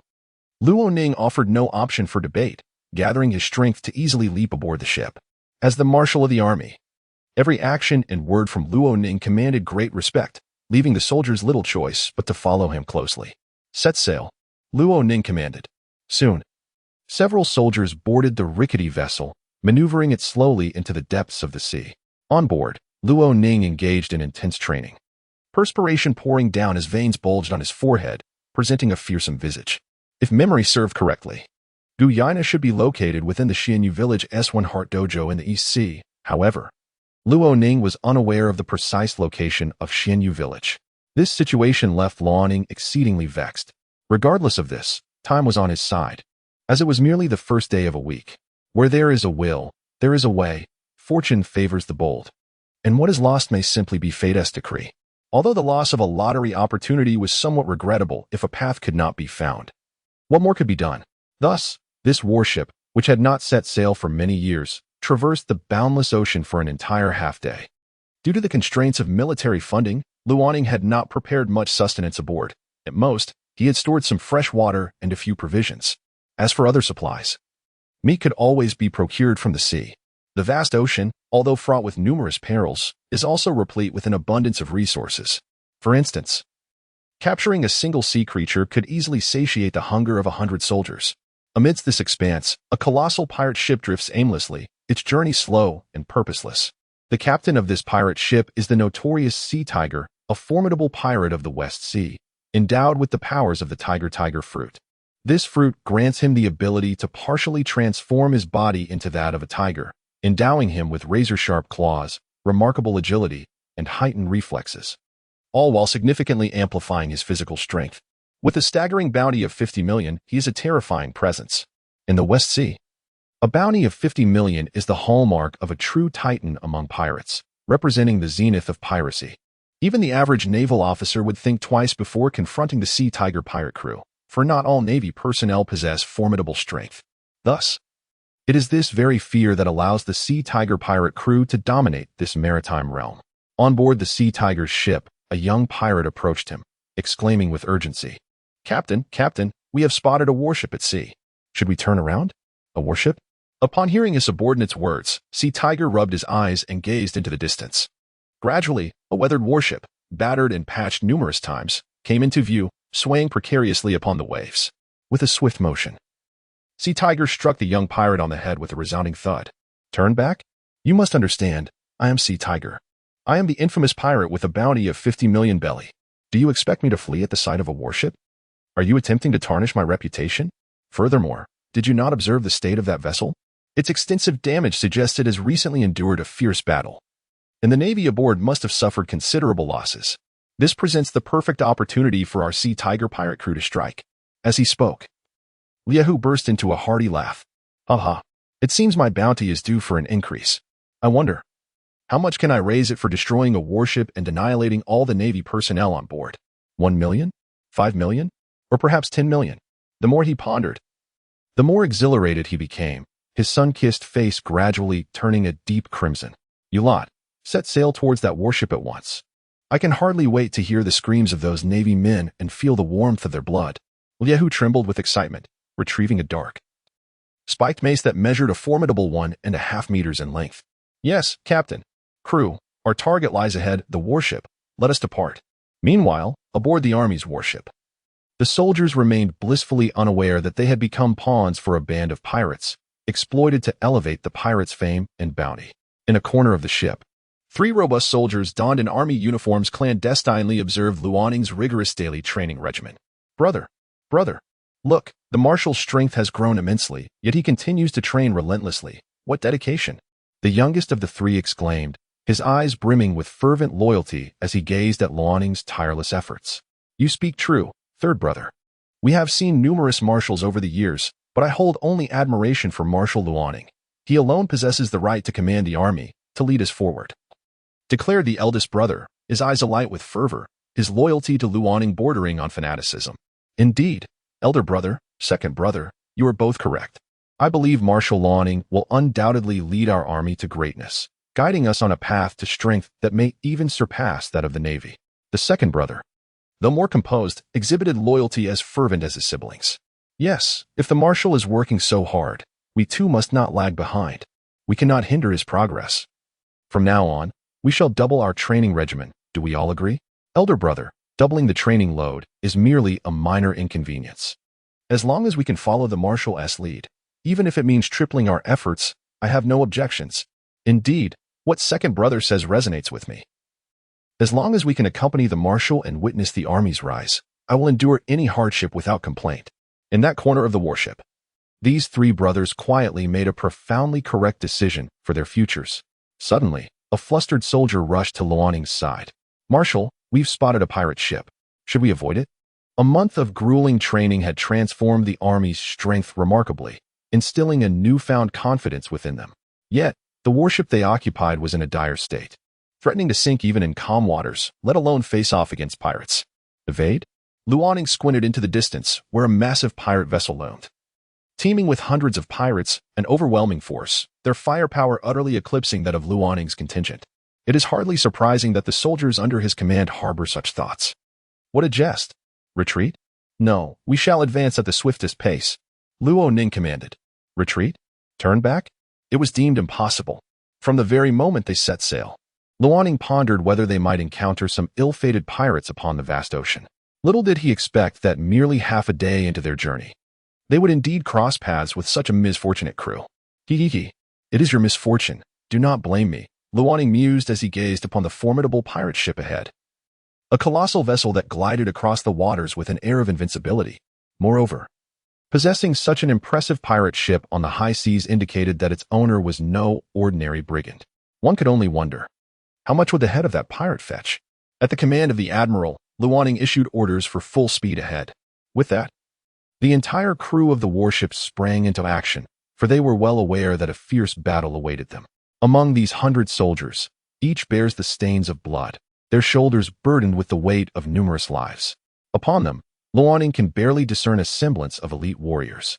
Yet, this alone is insufficient. For a soldier to ascend to the ranks of the elite, they must endure countless battles, drenched in the essence of sacrifice and valor.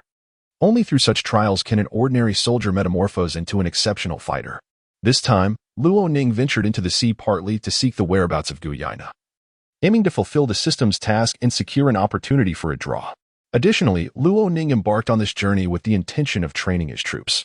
The ocean, notoriously perilous, is home to countless pirates, and with 100 of the most elite soldiers from the army, he intended to undergo rigorous training while simultaneously enhancing their capabilities. Aboard the pirate ship, Lihu wore an expression of disdain. These naval forces are truly excessively arrogant. A warship that has endured countless trials observes the approach of the fierce tiger pirate crew, not retreating in fear, but rather advancing towards them swiftly. It seems they have underestimated us. I am Fierce Tiger, a notorious pirate with a bounty of 50 million, renowned throughout these waters.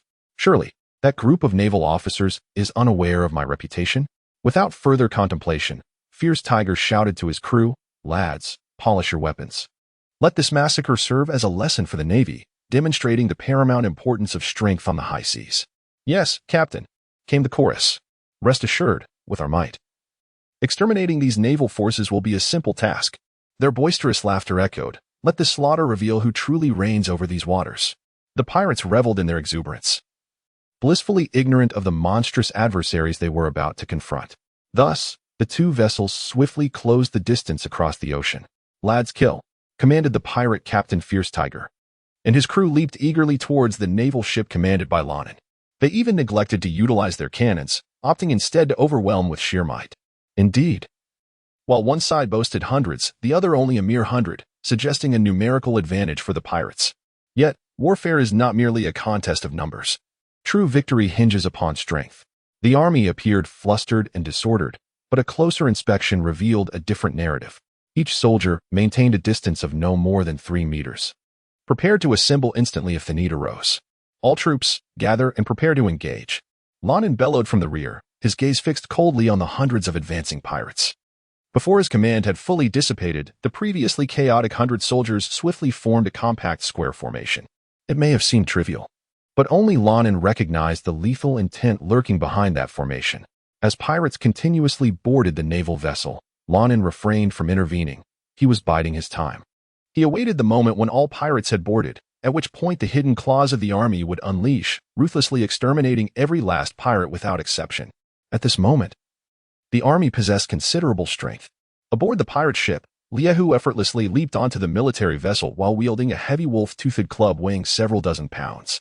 Once aboard the military ship, Liehu realized that this vessel appeared to differ from the traditional naval ships, and he pondered why the soldiers donned a different style of military uniform. What is this? Observing the 100 soldiers aboard the warship, Liehu couldn't shake the feeling that he might not be facing the Navy after all. To be candid, the discovery left him somewhat disheartened. A confrontation with the Navy could have promised a thrilling slaughter, but if this was merely a ragtag army, the enjoyment of the carnage would undoubtedly diminish. More crucially, the bounty he was so keenly focused on might not see an increase. The bounty, in essence, equated to a pirate's prowess, while not an entirely accurate measure. Those with lofty bounties were undoubtedly formidable figures in this world. Thus, Liehu was steadfastly striving to augment his own bounty. He envisioned the day when his bounty would surpass 100 million, allowing him entry into that enigmatic new world. It is easy to imagine the depth of his current frustration. Kill them all, leave no one behind. I do not wish to see anyone escape from the warship. You all know the dire consequences of my wrath.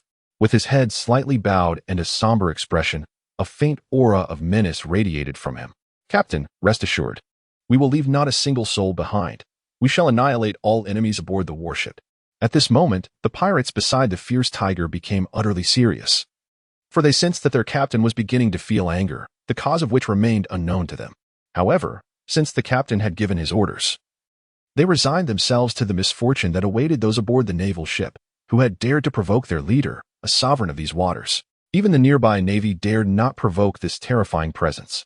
The pirates of the fierce tiger crew did not wish to witness their captain's wrath, for they knew that when their leader was enraged, it was they, the lesser pirates, who would bear the brunt of the consequences.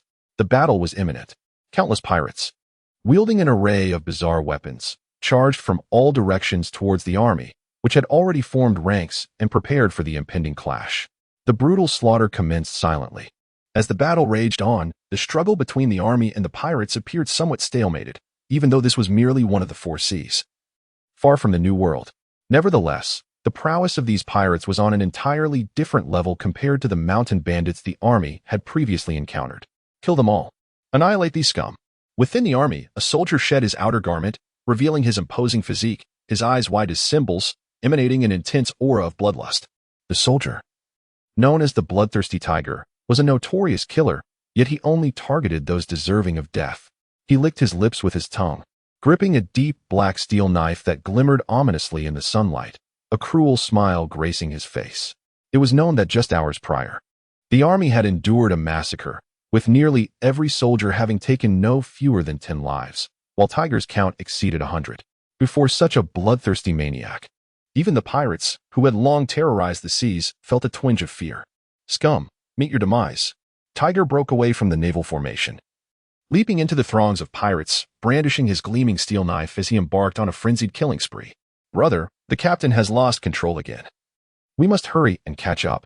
At this moment, the speaking soldier of the army, named Huba, possessed a robust physique, towering nearly 2 meters tall, with muscles prominently defined across his body.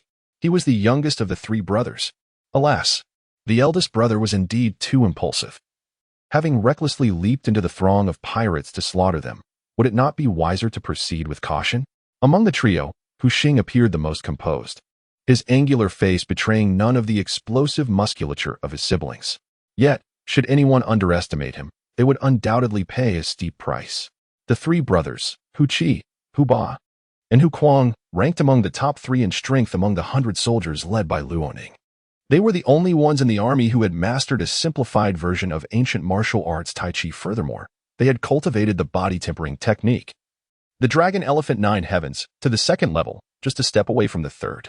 Haha. Second brother, third brother, you have both arrived. The eldest, Huchi, brandished a steel knife, creating a thunderous roar as it sliced through the air. With each swing of the blade, a pirate fell victim to his might. Brother, the Marshal has instructed us to gather and eliminate the enemy. Why must you rush in alone? Is it not better to fight alongside the others? Despite his complaints, the second brother's speed remained unrelenting as he stood at Huchi's opposite flank, dispatching every approaching pirate without fail. Haha. I am merely striving to complete the task assigned by the Marshal more swiftly. At this point, the second brother had nothing to retort. Indeed, the elder brother's words held merit, and the second brother's assertions were not without validity. Among the three siblings, the simple and somewhat daft Tuba glanced at the two and quickly nodded in agreement. The war raged on. Yet it appeared that the tide was subtly shifting in favor of the army. Ever since the Huchi trio had intervened, the casualty rate among the pirates had surged dramatically. And it was not long before the disparity in numbers between the pirates and the army dwindled to a mere ratio of 2 to 1. The pirates had plummeted from several hundred to a mere 200. Finally, from his vantage point at the rear, Captain Lai, who, observing the battle with a cold gaze, could no longer contain himself. This territory was undeniably under his command. Lai Hu leaped forth, landing directly before the Huchi brothers, causing the already unstable warship to sway even more violently. It was indeed these three. Had it not been for them, his pirates would not have suffered such grievous losses. Those pirates were the very foundation upon which Lai Hu planned to build his campaign in the New World. Yet now, the number of his subordinates had sharply declined to less than half of what it once was. This compelled the fierce tiger to take action. You three possess formidable strength. What do you say about joining forces with me? Should you choose to serve under me, all past grievances will be forgiven. Otherwise, you shall undoubtedly meet your demise today. The fierce tiger's voice was somewhat somber, and the spiked club in his hand was raised high, as if he intended to end the lives of the Tiger Chi trio should they refuse his offer. Having consumed the tiger fruit, he had acquired the ability to partially transform into a tiger, boasting a bounty of 50 million, making him a formidable presence in the four seas. Confronted with such an entity, the Tiger Chi trio felt an overwhelming sense of threat. They relinquished their steel blades, their expressions grave and serious. The knives they held were merely instruments for more efficient killing. Their greatest strength lay in their physical prowess. The three swiftly maneuvered, forming a circle around the fierce tiger, enclosing him within. The wind howled, and suddenly, the spiked club appeared before Tiger Chi. He swiftly pivoted to evade, the club grazing past his cheek, a warm trickle of blood seeping from the wound. In this moment, the three of them truly realized their own fragility and shortcomings. The laws of this world have remained unchanged from the beginning to the end. Whether it be pirates or the Navy, ultimately it is strength that speaks. The victorious side embodies justice. On board the Army's warship, the fierce warrior tiger was crouched, his face flushed and veins bulging prominently on his forehead, pulsating with an almost grotesque ferocity. Tiger had unleashed his full power, having cultivated the second level of the Dragon Elephant 9 Heaven's body refinement technique. He was far from the fragile being one might imagine. If wielding a steel blade was merely a means to facilitate slaughter, then it was in this moment. As he relinquished the steel knife, that tiger truly demonstrated his formidable prowess. Take this, roared the fierce tiger, channeling all his strength as he brought his spiked club crashing down towards Tiger's head, no longer holding back. A vague sense of impending danger lingered around Tiger. For in the perilous expanse of the sea, the fierce tiger commanded a bounty of 50 million berries from the Navy, and rightfully so. Eliminating one adversary would render the remaining two significantly more manageable. Unfortunately for the fierce tiger, his intentions were thwarted. Having mastered the ancient martial art of Tai Chi, Tiger was not so easily struck by a mere spiked club. With a body as agile as a cat and reflexes honed to perfection, Tiger evaded the blow. Boom. A tremendous noise erupted as the fierce tiger's strike left a fissure several meters long on the warship, nearly cleaving it in two. The terrifying force compelled Tiger to exercise greater caution. Although his strength was certainly not inferior to that strike, being struck directly would undoubtedly result in serious injury, making it exceedingly difficult to defeat the fierce tiger afterward. Having missed his attack, the fierce tiger found himself in a precarious position, surrounded by three assailants. He cast aside his spiked club and bellowed towards the heavens, a chilling howl echoing into the sky. You have truly provoked me. In the next moment, the fierce tiger's height surged by a meter, his body beginning to exhibit signs of partial transformation, his power amplifying severfold, and his eyes glowing a fierce crimson. As a pirate who had consumed the tiger fruit, this transformation bestowed upon him a considerable enhancement of strength and agility, though it also dulled his intellect to some extent. Like a beast, the more grievous the wounds sustained, the more bloodthirsty and powerful he became. The fierce tiger was no exception. With a mighty roar, he extended his sharp claws towards Tiger, aiming directly for his chest with a ferocious swipe. Post-transformation, the fierce tiger's speed had multiplied, rendering him exceptionally swift. With a swift motion, it seemed as though time and space were torn apart, and in an instant, it arrived at the chest of the fierce tiger, striking down. Bang! The tiger, unable to withstand the sheer force, was sent flying, crashing through several pillars of the warship, collapsing in a corner, his face pale. 3 long claw marks gushing with blood, grotesquely vivid. The immense disparity in strength and speed was insurmountable, even for the pinnacle of the dragon and elephant realm. The tiger could not hold his ground. Before long, the 2 others, Tiger Ba and Tiger Shing, appeared beside him, equally wounded, bringing the trio of brothers together in this moment. Once more, I implore you, submit or perish. What shall be your choice? The fierce tiger flickered into view before the 3. His voice hoarse, eyes blood red, granting them one final opportunity to decide. The 3 remained silent. Even at the brink of death, they refused to yield to the fierce tiger, unwilling to submit to a pirate. They were, after all, soldiers of the army, proud and glorious soldiers. Farewell, Marshal. Despair filled their hearts. And if there was any regret lingering within them, it was the unfulfilled wish to witness the rise of their army. If you seek death, then I shall grant it. The fierce tiger, filled with fury, felt insulted. After all, he was the sovereign of these waters, a notorious pirate with a bounty of 50 million, continuously humiliated. Did he, the fierce tiger, not care for his pride?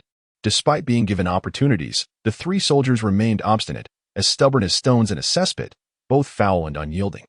Raising his powerful claw, he aimed a lethal strike at the 3 brothers. Just as the half-transformed hand of the fierce tiger was about to descend upon them, Luoning, who had been observing the battle from a corner with cold indifference, finally intervened. Do you believe you can strike those before me without my consent? A voice, frigid and detached, suddenly pierced the air, capturing the fierce tiger's attention. Surprised to find another formidable presence aboard the warship, he thought. But so what? I am the fierce tiger, a pirate with a bounty of 50 million, a dominator of these seas. What does it matter if another strong individual stands against me? If need be, I shall crush him. As this thought emerged, the fierce tiger's eyes widened abruptly, its pupils contracting slightly. How could it be? Such incredible speed. The fierce tiger attempted to evade, but the fleeting moment offered no respite. Simultaneously, a long-dormant emotion surged within him, a feeling known as fear. In an instant, Luoning vanished, leaving behind a fleeting shadow at his original position, which gradually dissipated. When the fierce tiger beheld Luoning once more, he found him standing directly in front of him. An iron grip clasped firmly around his throat. Let go. Release me. The fierce tiger struggled desperately, his powerful claws flailing wildly, yet it proved futile. Luoning's hold was as unyielding as steel, as secure as an iron vise, inciting a profound sense of dread within the fierce tiger. When did such a formidable warrior appear in these waters? I, the fierce tiger, have roamed these seas for years. And yet today I find myself bested in the so-called weakest of the 4 seas. Unwillingness swelled within me. I, the fierce tiger, refused to accept this fate, abandoning his resistance. The fierce tiger's face flushed a deep crimson from the threat of asphyxiation. The veins in his neck bulged ominously, as if they might burst at any moment. You are not a Navy officer. Who are you, truly? The fierce tiger summoned the last vestiges of his strength to shout at Luoning. You wish to know who I am? Luoning raised his head, locking eyes with the fierce tiger's expression of defiance, a smile gracing his lips. Listen closely. I am a marshal of the army. From this day forth, the name of the army shall echo throughout the world. I shall lead the army to the pinnacle of the globe, trampling all who oppose us underfoot. Even the so-called divine celestial dragons shall not be spared. The fierce tiger's vision began to blur, and for reasons unknown, a renewed sense of unwillingness welled up within him as he listened to Luoning's proclamation. It had been a long time since anyone had dared to speak so boldly. The celestial dragons, revered as the gods of this world, had the Navy and the world government as their loyal hounds. Even an admiral of the Navy was merely a dog at the feet of the celestial dragons, compelled to comply whenever danger approached, regardless of their reluctance. Gradually, The fierce tiger closed his eyes, his body ceasing to tremble. He had begun to accept death. Yet Luo Ning's words compelled him to consider whether such aspirations could indeed be realized. Ultimately, the notorious pirate, with a bounty of 50 million, perished at the hands of Luo Ning. The cause of death, asphyxiation, releasing the lifeless body of the fierce tiger. Luo Ning dusted off his military uniform and glanced at the three unconscious individuals in the corner of the warship, a glimmer of satisfaction flickering in his eyes. He had not anticipated that within just a month, these three would grow to such a degree. Picking up a chipped steel blade that lay discarded on the ground, Luo Ning raised the weapon against the dwindling number of pirates, ready to enact a massacre. The recent training exercise has successfully achieved Luo Ning's objectives. Any further continuation would merely be a waste of time or potentially inflict harm upon the army. This, Luo Ning would never permit. The 100 soldiers under Luo Ning's command are the elite of the army. Even the loss of a single soldier would evoke a pang of sorrow within him. With Luo Ning's involvement, the battle between the army and the pirates swiftly tilted in favor of the former. Each time Luo Ning raised his steel blade and brought it down, several pirates would fall, their severed heads soaring into the air. In those fleeting moments, Luo Ning could still perceive the glimmer of confusion lingering in the eyes of the pirates. Perhaps they were still pondering why, amidst the chaos of battle, they suddenly became aware of their own bodies. The brutal massacre has met its conclusion, culminating in the demise of the entire Tiger Pirates crew. Aboard the naval vessel, remnants of dismembered limbs and mangled flesh are strewn about, with bodies lying in heaps. The atmosphere is thick with the density of blood, and even the ship's deck is stained a dark crimson. This battle proved to be merciless for the pirates, while it served as a genuine trial for the army. Previously, in their encounter with the mountain bandits, it marked the army's inaugural transformation from mere soldiers into true warriors. This time, confronted by the fierce and formidable pirates upon the sea, it is a true trial, a test of life and death. The 100 soldiers of the army are the elite among elites. Although the loss of each individual causes a pang of sorrow in Luo Ning's heart, he understands that without enduring the harsh realities of battle, soldiers will never attain true growth. Thus, even in the face of potential sacrifice, there is no alternative. When the battle concluded, the army suffered no fatalities, yet nearly every soldier bore the marks of injury, some more grievous than others. Among them, the most severely wounded were the trio known as the Tiger Maniacs. Luo Ning summoned several soldiers to tend to their minor wounds, staunching the blood that flowed from their bodies. Stemming the flow of blood does not require exceptional medical skill. It is merely a common practice for survival in this world. Moreover, as soldiers, they are accustomed to injury, so the task of bandaging posed no challenge for the troops, albeit the results may be somewhat unsightly. Standing aboard the warship, Luo Ning gazed down at the army vessel beneath him and sighed softly. The ship had sustained considerable damage in the fierce battle against the pirates, the most severe being a massive crack that extended from the center to the outer edges.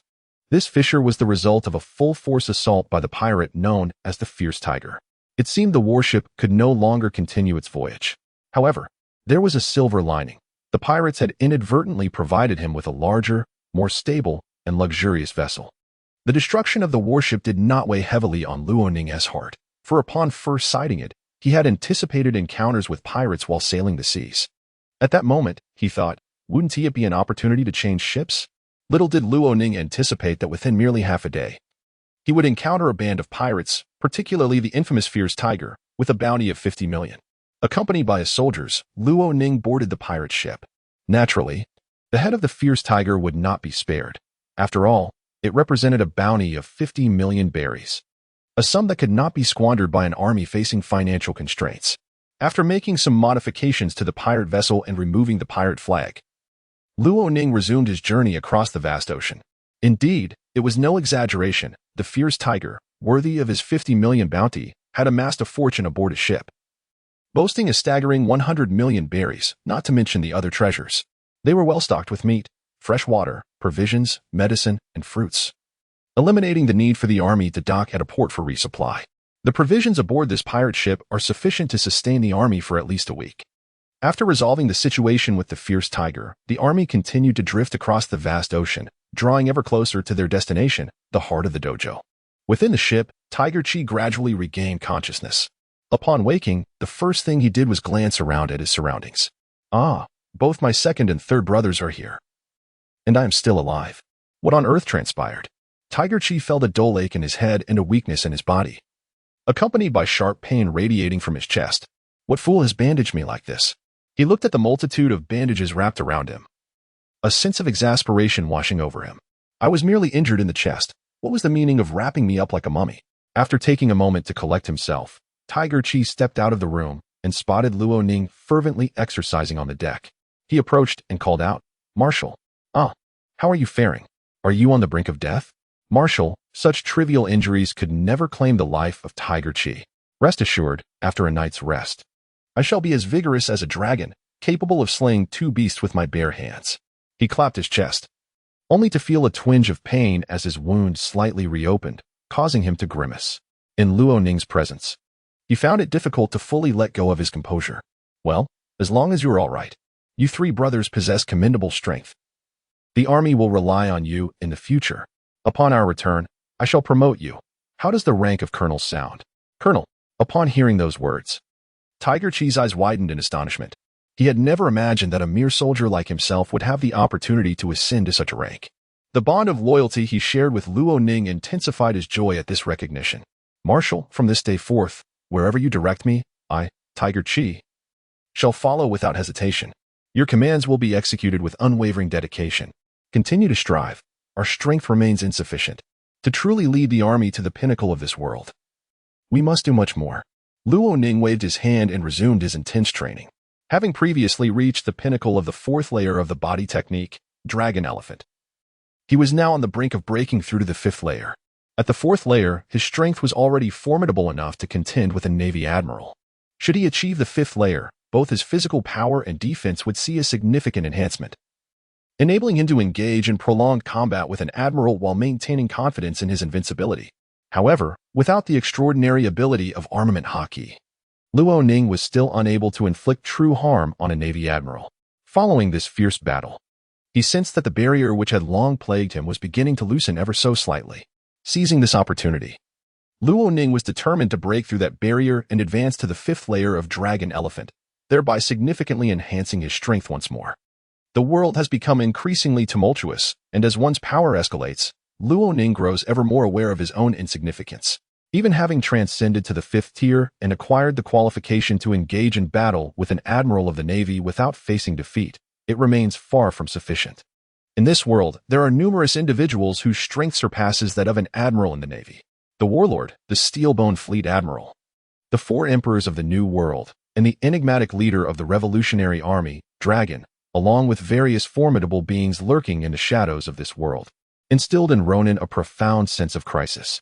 To swiftly enhance his power, he must break through the realms of the body technique, the Dragon Elephant 9 Heavens, and elevate his comprehension and application of the ancient martial art. Tai Chi, the body technique, is on the verge of a breakthrough. Yet significant advancement in the ancient martial art cannot be achieved in a short span. The only viable path to rapid enhancement, devoid of adverse effects, lies ahead. Henceforth, he must prioritize the search for the ancient Guina. That singular opportunity for a lottery must be seized. Standing at the bow of the ship, Ronin felt the ocean breeze caressing his face, quietly gazing into the distance, pondering the location of the Isin Dojo. In a certain sea area, a pirate ship was sailing. Recently, Ronin had been feeling somewhat agitated. A week had passed, and today marked the 7th and final day. If he failed to reach the Isin Dojo in Frost Moon Village today, the mission would essentially be nullified, wasting a precious opportunity for a lottery. The prospect of swiftly enhancing his strength made that lottery opportunity crucial. Should fortune favor him, obtaining another red reward could yield an astonishing boost in power. On this 7th day, Ronin had encountered countless pirates. Among them, several had bounties, with 5 boasting rewards exceeding 10 million, while the majority fell within the million range. However, he had yet to encounter any pirate with a bounty surpassing the 50 million of the Fierce Tiger. During this maritime venture, Ronin not only achieved his training objectives but also amassed over 300 million berries. Were it not for the system's mission, he would consider himself immensely fortunate. Among the 100 land troops he brought, all had broken through to the realm of Dragon Elephant 1 Heaven, with 20 having ascended to Dragon Elephant 2 Heaven, multiplying their strength manifold. Even Ronin himself had transcended to Dragon Elephant 5 Heaven, his physical power doubling. With his current strength, he could contend against a Navy Admiral for an extended period without succumbing. Yet, lacking the Busashoka haki, truly injuring an Admiral who had consumed a Logia fruit remained a formidable challenge. He hoped time would be on his side. 3 hours later, the Admiral announced, "We have arrived. We have reached Frost Moon Village." At this moment, Luo Ning stood at the bow of the ship, executing the intricate forms of ancient martial Tai Chi. His movements were remarkably slow and exhibited an unusual style, evoking a sense of profound mystery that was difficult to comprehend. Soft power. An essential component of ancient martial Tai Chi allows the practitioner to overcome speed through slowness, employing the principle of 4 ounces deflecting 1,000 pounds. Within the realm of ancient martial Tai Chi, soft power is regarded as an exceptionally advanced technique. Once mastered, Luo Ning's combat skills would experience a substantial elevation, potentially multiplying his fighting capabilities several times over. Although his physical strength may not increase, the mastery of sophisticated combat techniques would significantly enhance Luo Ning's prowess. Furthermore, within ancient martial Tai Chi, there exists a contrasting, yet equally profound technique known as hard power. This enigmatic combat skill enables Luo Ning to channel formidable strength, delivering blows imbued with an extraordinary penetrating force. If soft power is primarily utilized for defense, leveraging strength against strength, hard power epitomizes the pinnacle of offense, channeling all of one's energy into an attack. As the adage goes, the best defense is a good offense. When an attack reaches a certain intensity, the need for defense becomes obsolete. These two profound combat techniques are immensely powerful, and Luo Ning cannot help but feel envious. However, the moment for him to truly embark on this path has yet to arrive. After executing a series of movements, Luo Ning paused and exhaled slowly. Has he arrived at Frost Moon Village? He raised his head and beheld a port stretching several miles before him. Numerous vessels were docked at the harbor, including merchant ships, vessels used by nobility, small fishing boats, and even a few pirate ships that had lowered their flags and disguised themselves to blend in with the surroundings. Indeed, as the saying goes, the boat will find its way when it reaches the bridge. Frost Moon Village, the One Heart Dojo, here I come. The ship reached the port and gradually came to a halt. From the deck disembarked 100 soldiers clad in white, each bearing a steel blade. Their steps were synchronized, their physiques formidable, emanating a faint aura of menace as they descended the ship with expressions of cold indifference.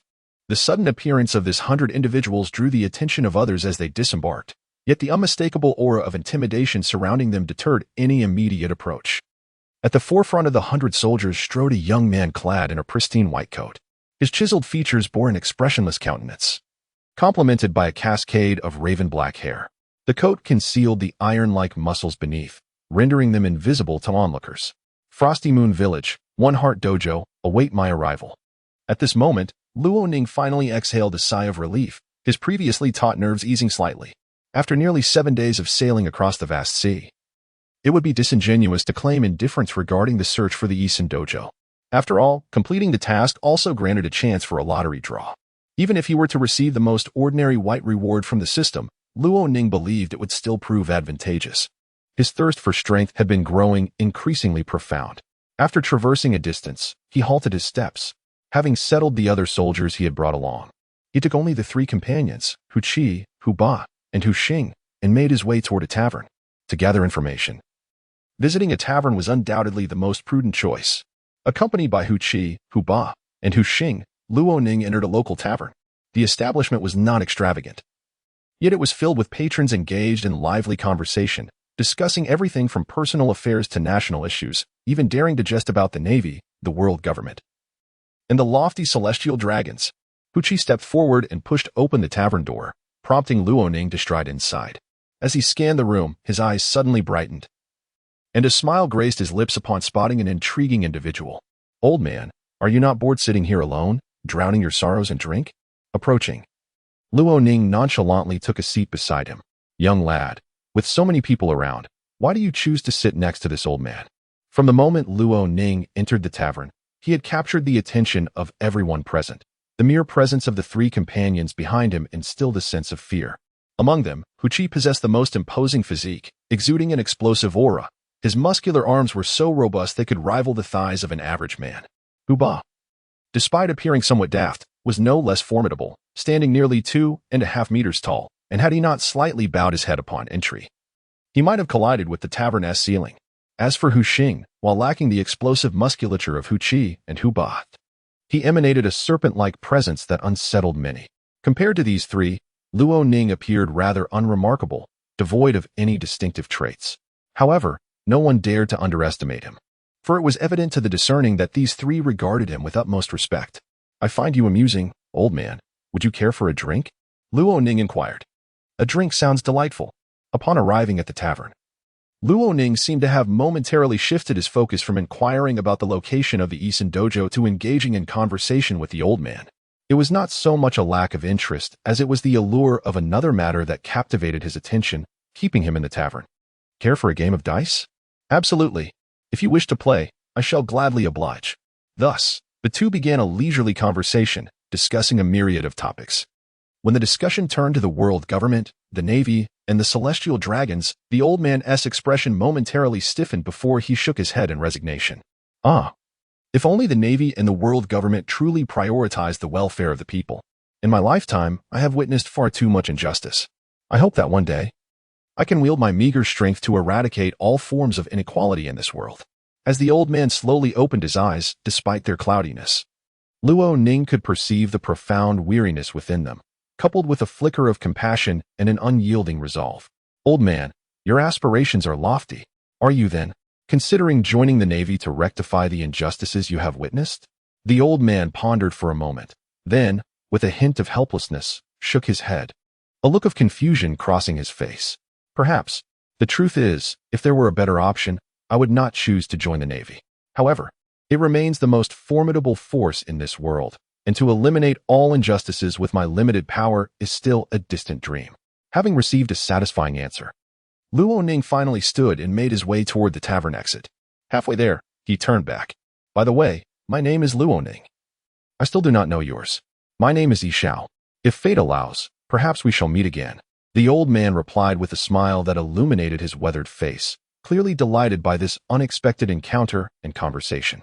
"Yishao, there is more to this world than just the navy. The army is quite commendable as well. If you were to join the army, a general's position would surely await you." "The army? Such a force exists in this world?" Yishao, intrigued, had never heard of such a military faction. Had the opportunity presented itself, he would not have hesitated to consider joining the army. "You shall not have to wait long, Yishao. Soon you will hear news regarding the army." With that, Luo Ning departed the quaint tavern with Hu Qi, Hu Ba, and Hu Xing. In truth, his initial purpose for coming here was solely to seek information about the ancient Kushiro at the Isin dojo. He had not anticipated encountering the future Marine Admiral, Yishao. The tavern's interior was filled with Yishao, who slightly bowed his head, his gaze unfocused as he pondered something. "The army, you say? Quite intriguing. If what you say holds true, I shall seek you out and consider joining the army," he mused softly, watching Luo Ning depart. The Isin dojo held a modest reputation in Frost Moon Village, with its master, King Shiro, being a formidable swordsman known for his kindness and adept teaching of swordsmanship. Within the dojo, the sharp sounds of wooden swords clashing echoed, originating from two apprentices engaged in practice. A young man wielding two wooden swords appeared disheveled, drenched in sweat from prolonged training. In contrast, a young woman, graceful and agile, swiftly disarmed him, skillfully placing her wooden sword at his neck. Among these two individuals, one would later become a formidable warrior aboard Luffy's ship, aspiring to be the world's greatest swordsman, Zoro. The other is Guina, the daughter of the dojo master, Gungshiro. "You lost. This is the 2001st time." Guina's voice resonated clearly in the quiet room, piercing the ears of the boy gasping for breath on the floor. Tears welled up in the boy's eyes as he looked at Guina. Gritting his teeth, he suppressed his frustration and shouted, "Guina, just wait. Next time, I will definitely defeat you." Listening to Zoro's bold proclamation, Guina couldn't help but smile softly.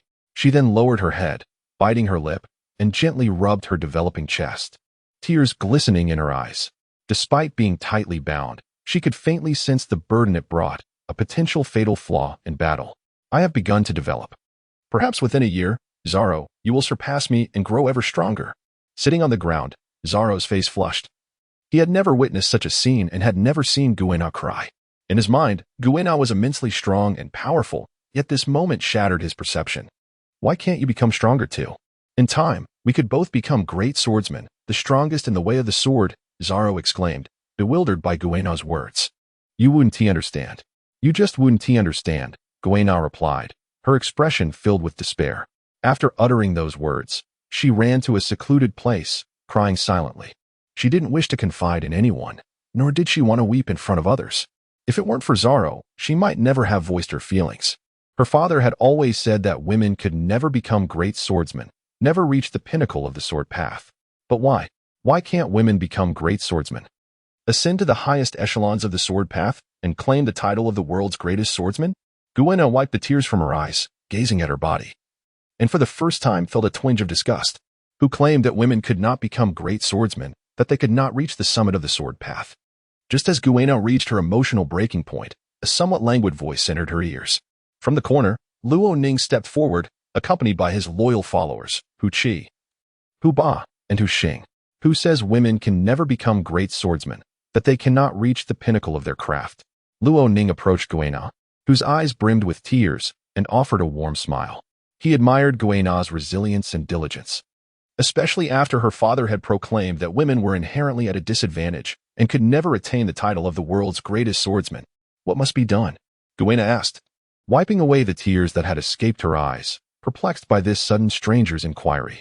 Her father, the dojo master Gongshiro, had made it abundantly clear that women could never ascend to the rank of the world's greatest swordsman, yet Guina still harbored a flicker of hope. Perhaps her father's words were not entirely true. When you grow up, women's bodies naturally have disadvantages. Their strength pales in comparison to men. How can you say that?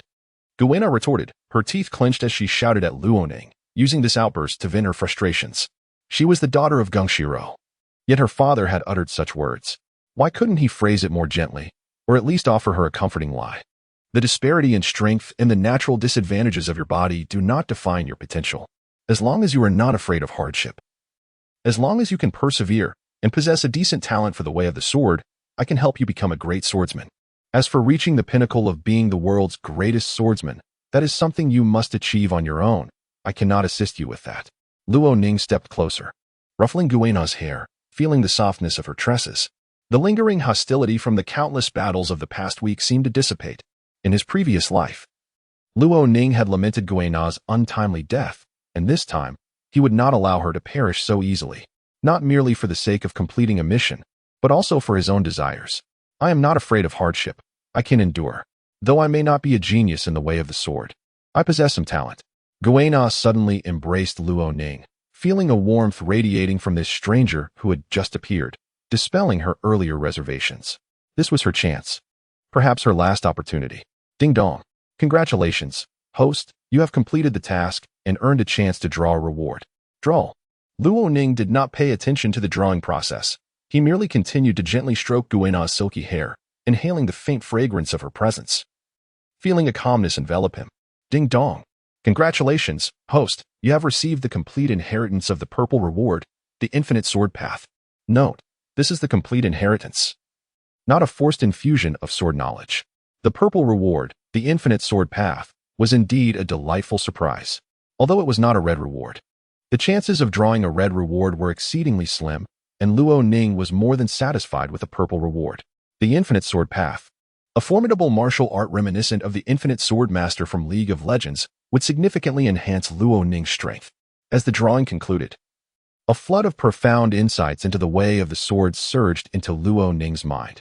In terms of the sword path within the world of One Piece, he would undoubtedly rank among the most elite swordsmen. Given a bit more time to familiarize himself with the teachings, his strength would undoubtedly double, making the ambition of becoming the world's greatest swordsman a tangible reality. All right, Guina, you hugging me like this in public might not be appropriate, Luo Ning said. Noticing Guina's face flush as she immediately released her grip, seemingly fearful that he would vanish the moment she let go. By the way, my name is Luo Ning. I am currently a Marshal of the army. Luo Ning. With her worries dispelled, Guina's spirits brightened. The army? What is that? I have never heard of it before. The army, you see, that is a military force under the auspices of the world government, governed by the Supreme Commander Steelbone. So, which is stronger, the Navy or the army? Currently, the Navy is quite formidable, yet the future remains uncertain. Perhaps the army may surpass the Navy in strength. By the way, you will be part of the army in the future, and once your prowess grows, I shall bestow upon you the rank of Lieutenant General. How does that sound? Lieutenant General? Guina tilted her head, pondering for a moment. Why not Admiral? ISNT that a higher rank. My dear child, do not aim too high. Your path in the army is still long. If you become the world's greatest swordsman, Then I shall grant you an admiral's position. Very well. I shall remember this promise. Do not go back on your word. Aha, how could I? I am the army marshal. My word is my bond. Luo Ning sat beside Guina, smiling at her. Guina's ambition to become the world's greatest swordsman seems rather far-fetched, even without the presence of Mihawk. Luo Ning's recently inherited infinite sword style stands as the greatest obstacle on Guina's path to becoming the world's greatest swordsman, and there is no chance of moving this obstacle aside. Now, shouldn't you seek out your father, the dojo master Gungshiro of the One Heart Dojo? If you do not go to him and instead follow me, I fear your father may grow anxious, as he is your own parent. Luo Ning stood and walked towards the center of the dojo. Guina hurriedly followed behind him, her face flushed, feeling an overwhelming heat. She raised her small hand slightly, glanced at Luo Ning, hesitated for a moment, then quickly lowered it again. You three, why aren't you coming over? Turning around, Luo Ning's expression shifted as he shouted at the three soldiers clad in white army uniforms. Hu Qi, Hu Ba, and Hu Xinghe. Marshal, don't worry. We'll be right there. Hu Qi flashed a knowing smile and quickly followed Luo Ning. As for the conversation between Luo Ning and Guina, he dared not eavesdrop. Despite Luo Ning's gentle demeanor in front of Guina, it is known that he has slaughtered no fewer than 10,000 pirates in just 7 days. If they provoke Luo Ning, the ill-tempered army marshal, these little soldiers would certainly face dire consequences. In Shuangyue village, within the One Heart Dojo, Gungshiro held a sword in his right hand, his gaze sharp, exuding a faint aura of a great swordsman. Before him stood Luo Ning, draped in the army's distinctive pure white robe, appearing righteous. Yet Gungshiro sensed a strong sense of danger emanating from him, along with an undeniable hint of blood. After drifting at sea for 7 days and slaughtering countless pirates, Luo Ning had yet to rid himself of the stench of blood. Might I inquire as to your purpose here? Gungshiro glanced at Guina, who stood silently behind Luo Ning, sensing an ominous aura. It seemed his daughter, whom he had raised for so many years, was about to run off with a stranger he had known for less than a day. I have come for the dojo master's daughter, Guina. She once mentioned that you believe women can never become great swordsmen, that they cannot reach the pinnacle of the sword path. Is that so? Indeed, and what of it? Women inherently possess a disadvantage in the path of the sword, making it virtually impossible to reach the pinnacle. Gungshiro glanced at Guina, who was beginning to mature, and spoke with a hint of resignation. As a father, he wished to fulfill his daughter's dreams, but some things simply cannot be. Women face significant disadvantages on the path of the sword, and reaching the summit is exceedingly difficult, almost impossible. Since you assert that women cannot ascend to the pinnacle of the sword path, then entrust Guina to me. She shall undoubtedly shine under my guidance. Women are not incapable of reaching the apex of the sword path. Observing Luo Ning's resolute expression, Gungshiro began to question his own beliefs for the first time. Can women truly not reach the pinnacle of the sword path? Perhaps there exists a possibility, but the challenges they would face to achieve such a feat are immense. To accomplish this, one must regard life and death with indifference, enduring countless trials of life and death. Only then may there be a glimmer of hope to reach the summit of the sword path. It is exceedingly difficult, indeed. As Guina's father, Gungshiro harbored his own selfish desires. He did not wish to see his daughter confront endless dangers, endure hardships, and perhaps still fail to reach the pinnacle of the sword path. This world is indeed perilous. As a father, Gungshiro longs for Guina to simply live well, to thrive. Father, you once asserted that a woman can never become a grand swordsman, that she can never ascend the path of swordsmanship. I do not believe it. I wish to try, may I? Stepping forth from behind Luo Ning, Guina, with reddened eyes and biting her lip, spoke softly. She truly adores the way of the sword and harbors a fervent desire to become a grand swordsman, even aspiring to be the greatest in the world. Yet her father told her that it is impossible for a woman to claim the title of the world's foremost grand swordsman. Now presented with an opportunity, Guina fervently wishes to take a chance.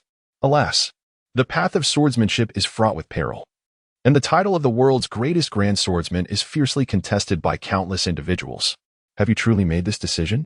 Gungshiro, feeling somewhat helpless, recognized that Guina was fully aware of the terrors that accompany the pursuit of mastery in swordsmanship, yet she exhibited not a trace of hesitation. This girl is strikingly reminiscent of my own youthful spirit. At this moment, even though Gung Silang felt a pang of reluctance in his heart, he found himself at a loss. I can allow Guina to accompany you, but what will become of her future studies in swordsmanship? How can I place my trust in you? Father, I am capable of self-study. Guina interjected swiftly. Luo Ning smiled with confidence. I shall take Guina with me and ensure she becomes a grand swordsman. I possess the ability to do so. Would you care to test this, Mr. Gung Sailang? Casual in demeanor, Luo Ning seized a wooden sword, executing a series of elegant flourishes. Soon, a formidable and aggressive sword aura surged from him, colliding with Gung Sailang. In response to Luo Ning's fierce aura, Gung Sailang narrowed his eyes slightly, drawing a wooden sword from his waist, unleashing his own terrifying sword presence. As a grand swordsman, he prided himself on never easily succumbing to any opponent in swordplay. I did not anticipate that you were also a grand swordsman. Since you have proposed a contest, then let us proceed. In Frost Moon Village, at the Isen Dojo, two grand swordsmen faced off. The clash of blades and the emergence of sword energy filled the air. Despite both wielding wooden swords, the destruction they wrought was nothing short of significant. Each strike was certainly no less potent than the full force of a vice admiral from the Navy headquarters. The boundless sword path emphasizes speed, sharpness, and aggression. Form precedes brute strength, and the same holds true for the boundless sword path. Without formidable physical power, one can never truly master any swordsmanship. 5 minutes elapsed. Yet their duel continued unabated.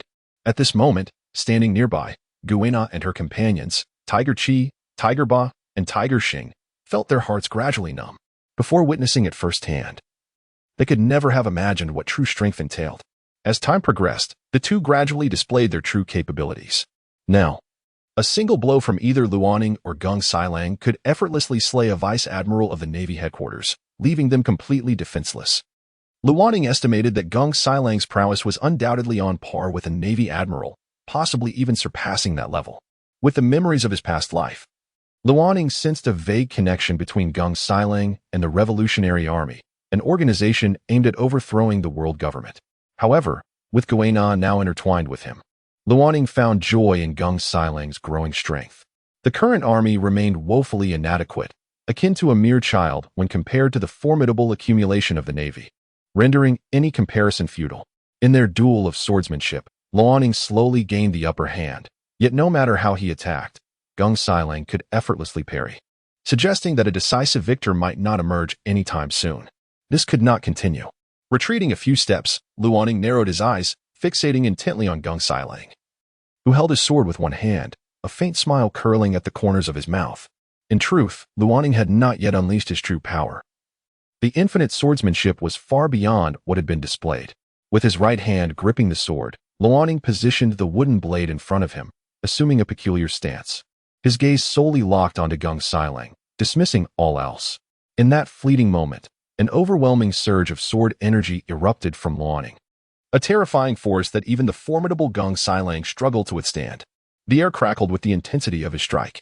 This technique, crafted by Luoning, is a manifestation of his study of the infinite sword Tao and the skill known as Alpha Strike, tailored to suit his unique style. Furthermore, this technique was conceived during his duel with Gung Sailang. Although Luoning is familiar with Alpha Strike, he understands that in the realm of swordsmanship, only those techniques that resonate with one's essence, those that are self-created, can be deemed the finest, no matter how exceptional other techniques may be. If they do not stem from one's own being, they cannot unleash their ultimate power. Swordsmanship's profound mystery. Void Flash, Luoning, wielding his sword with one hand, felt his expression grow cold and devoid of emotion, his gaze fixed solely upon Gung Sailang before him. Gung Sailang took a slight step back, perceiving the transformation in Luoning. The chilling, emotionless eyes foretold the impending challenge he was about to face. If this strike cannot be withstood, defeat is inevitable. Gung Sailang concentrated all his attention, letting out a soft sigh as he positioned his sword before him. He was determined to exert every ounce of his strength to counteract Luoning's impending blow. The essence of swordsmanship. Void Flash. This strike, known as the Alpha Assault, is derived from the Wuji swordsmanship. It possesses terrifying lethality and the capability to eliminate multiple opponents in a single blow. This technique transcends both time and space, embodying profound and esoteric skills coupled with formidable offensive power. This strike, even the most formidable swordsman in the world would find it difficult to withstand. However, to execute such a move, one must possess physical prowess equivalent to that of a vice admiral in the Navy, and the subsequent energy expenditure is exceedingly daunting. Thus, it is best to refrain from using it unless absolutely necessary. After Luoning unleashed the profound essence of swordsmanship, Void Flash, His entire being erupted with an overwhelming and chilling sword aura. A tempest arose, and razor-sharp sword energy surged forth in all directions, relentlessly targeting Gangshiro, who had assumed a defensive stance. It is a wondrous sensation. As if all things in the world have become remarkably clear, one's reflexes have quintupled, and vision has likewise sharpened nearly fivefold. Luo Ning has merely begun to grasp the profound essence of the swordsmanship, Kong Shan, yet has achieved such prowess. Should he be granted a moment more to refine the swordsmanship, Kong Shan, to an even greater extent, the potency of this strike would undoubtedly double once again. With a single thrust of the sword, time seems to freeze, and space appears to be traversed. In that fleeting instant, imperceptible to the naked eye and beyond the grasp of the mind, he has already positioned the wooden sword against Gung Siling's throat, and in the next moment, a trickle of crimson blood emerges. Master of the establishment, I concede. Luo Ning lowers the wooden sword and steps back slightly, a faint smile gradually forming at the corners of his mouth. One wonders if, with my understanding of swordsmanship, I might become a mentor to Guina, imparting wisdom and guidance in her journey of mastery.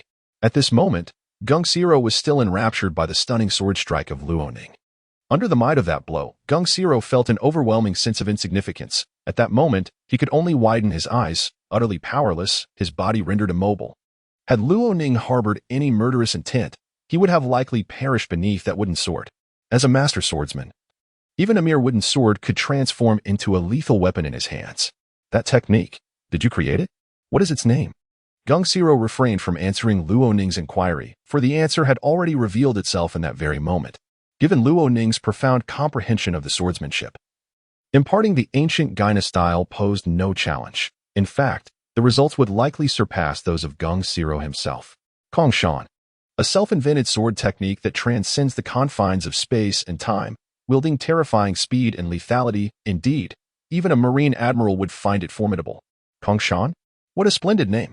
I never anticipated that in this modest Frost Moon Village dojo, I would encounter a swordsman of such superior prowess. Gangshiro spoke sincerely. With Luo Ning's current abilities and understanding of the sword path, even if he did not ascend to the title of the world's greatest swordsman, he would undoubtedly secure a place among the top 3. Very well, let us take Guina with us. I still place my trust in the Marshal of the army under the world government. Gangshiro turned away, clasping his hands behind him, no longer casting a glance at Luo Ning and Guina. Master, few in this world are aware of the army's existence. I am surprised you are among them. Luo Ning remarked, astonished. Even if I were ignorant, the army cannot remain shrouded in obscurity for long, especially with a marshal of such terrifying strength as a youth among them. Your praise is unwarranted. Luo Ning chose not to rush back to the army's headquarters. Instead, he rested overnight in the dojo, preparing the 100 soldiers he had brought along for their return, procuring the necessary supplies for their maritime journey, and organizing the vast sum of millions of berries for their voyage home. As dawn broke, Luo Ning was already awake. Guina, are you truly not going to see your friend and your father? He inquired. No need, let us depart. I have made an agreement with Zaro that we shall both strive to become great swordsmen, ultimately vying for the title of the world's greatest swordsman. Until then, no one is permitted to perish first.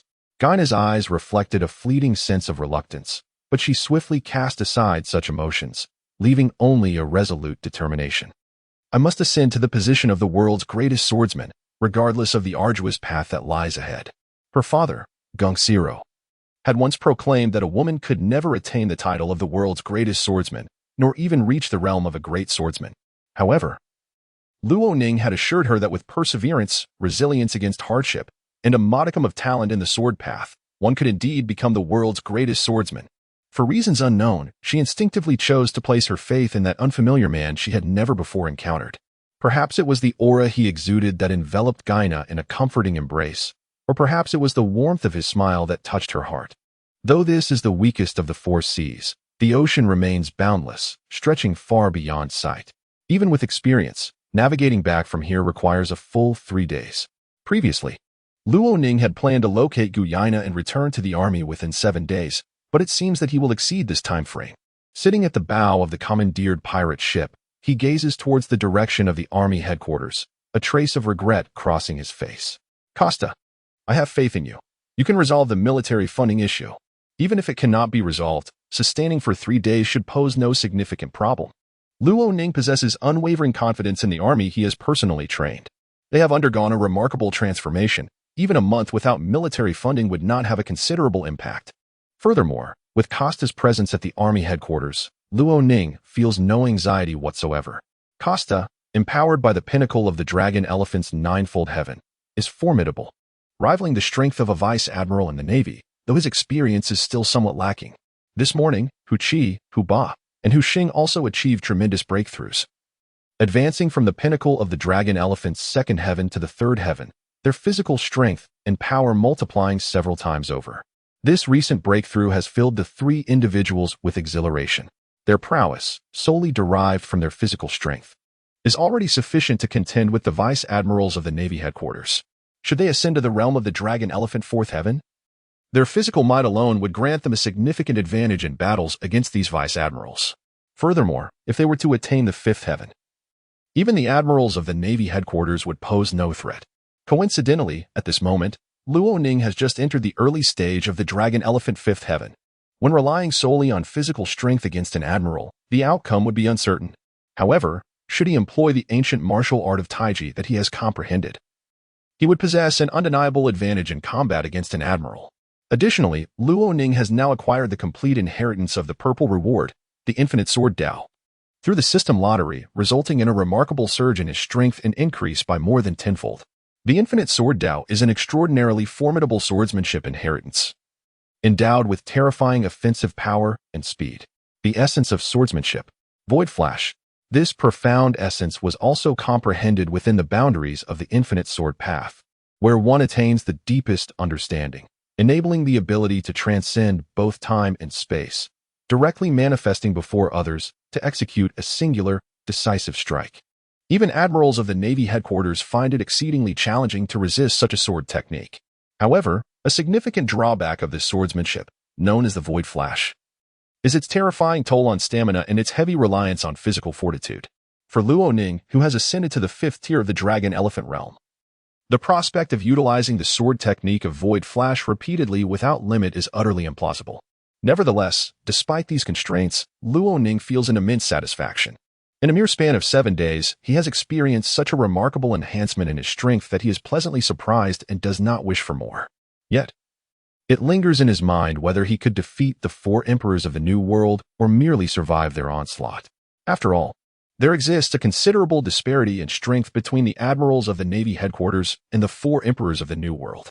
As the ship sails across the vast ocean, a refreshing, damp sea breeze sweeps by.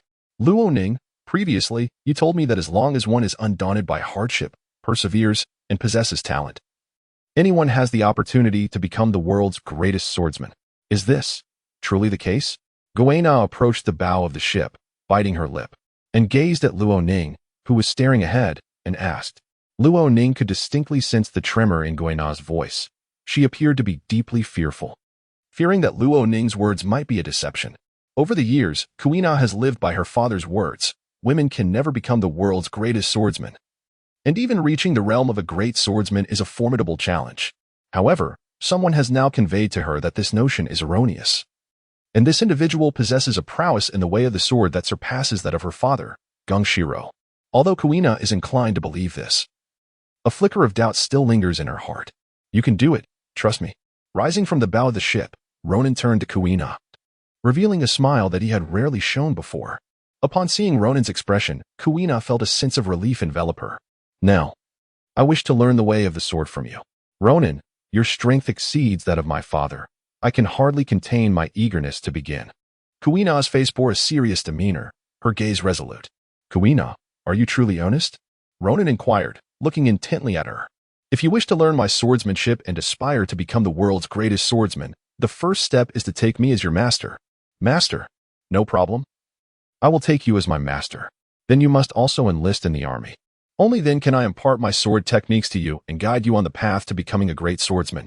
As for the title of the world's greatest swordsman, that will depend on your dedication.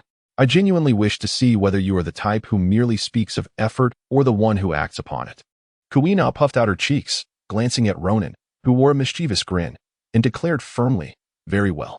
I shall demonstrate to you, master, what kind of person I, Guina, truly am. Time will attest to my resolve. In Shuangyue village, at the Isin dojo, a child bore a heavy stone on his back, drenched in sweat. his eyes aflame, trembling uncontrollably, his body pushed to its limits, yet he steadfastly refused to relinquish the weight upon him. Guina, I will surpass you and become a great swordsman before you, ascending to the pinnacle as the world's greatest swordsman. I can. The child shouted towards the horizon, a surge of strength seemingly welling up within him, enabling him to lift the enormous stone once more, raising it swiftly before gently lowering it again. Haha. I did not anticipate that Guina's departure would ignite Zoro's resolve on the path of the sword. Not far off, in a secluded corner, Gungshiro squinted slightly, a smile gracing his face as he observed Zoro's fervent training, nodding gently. Perhaps Ronin's words had momentarily swayed Gunshiro's inner convictions. Nonetheless, in Gunshiro's heart, he believed that while a woman might have the opportunity to become a great swordsman, she could never ascend to the status of the world's greatest swordsman, and the peak of the sword's path would forever remain beyond her reach. Indeed, Gungsiling was right. In the world of One Piece, as long as Luoning is present, even with Guina's relentless efforts, achieving the status of the world's greatest swordsman seems an arduous task, especially with the formidable competition posed by Mihawk, the current champion. Guina, you must bear in mind that to ascend to the realm of a grand swordsman and even contemplate surpassing the world's greatest, one must possess a robust physique. Without a formidable body, all aspirations are mere illusions.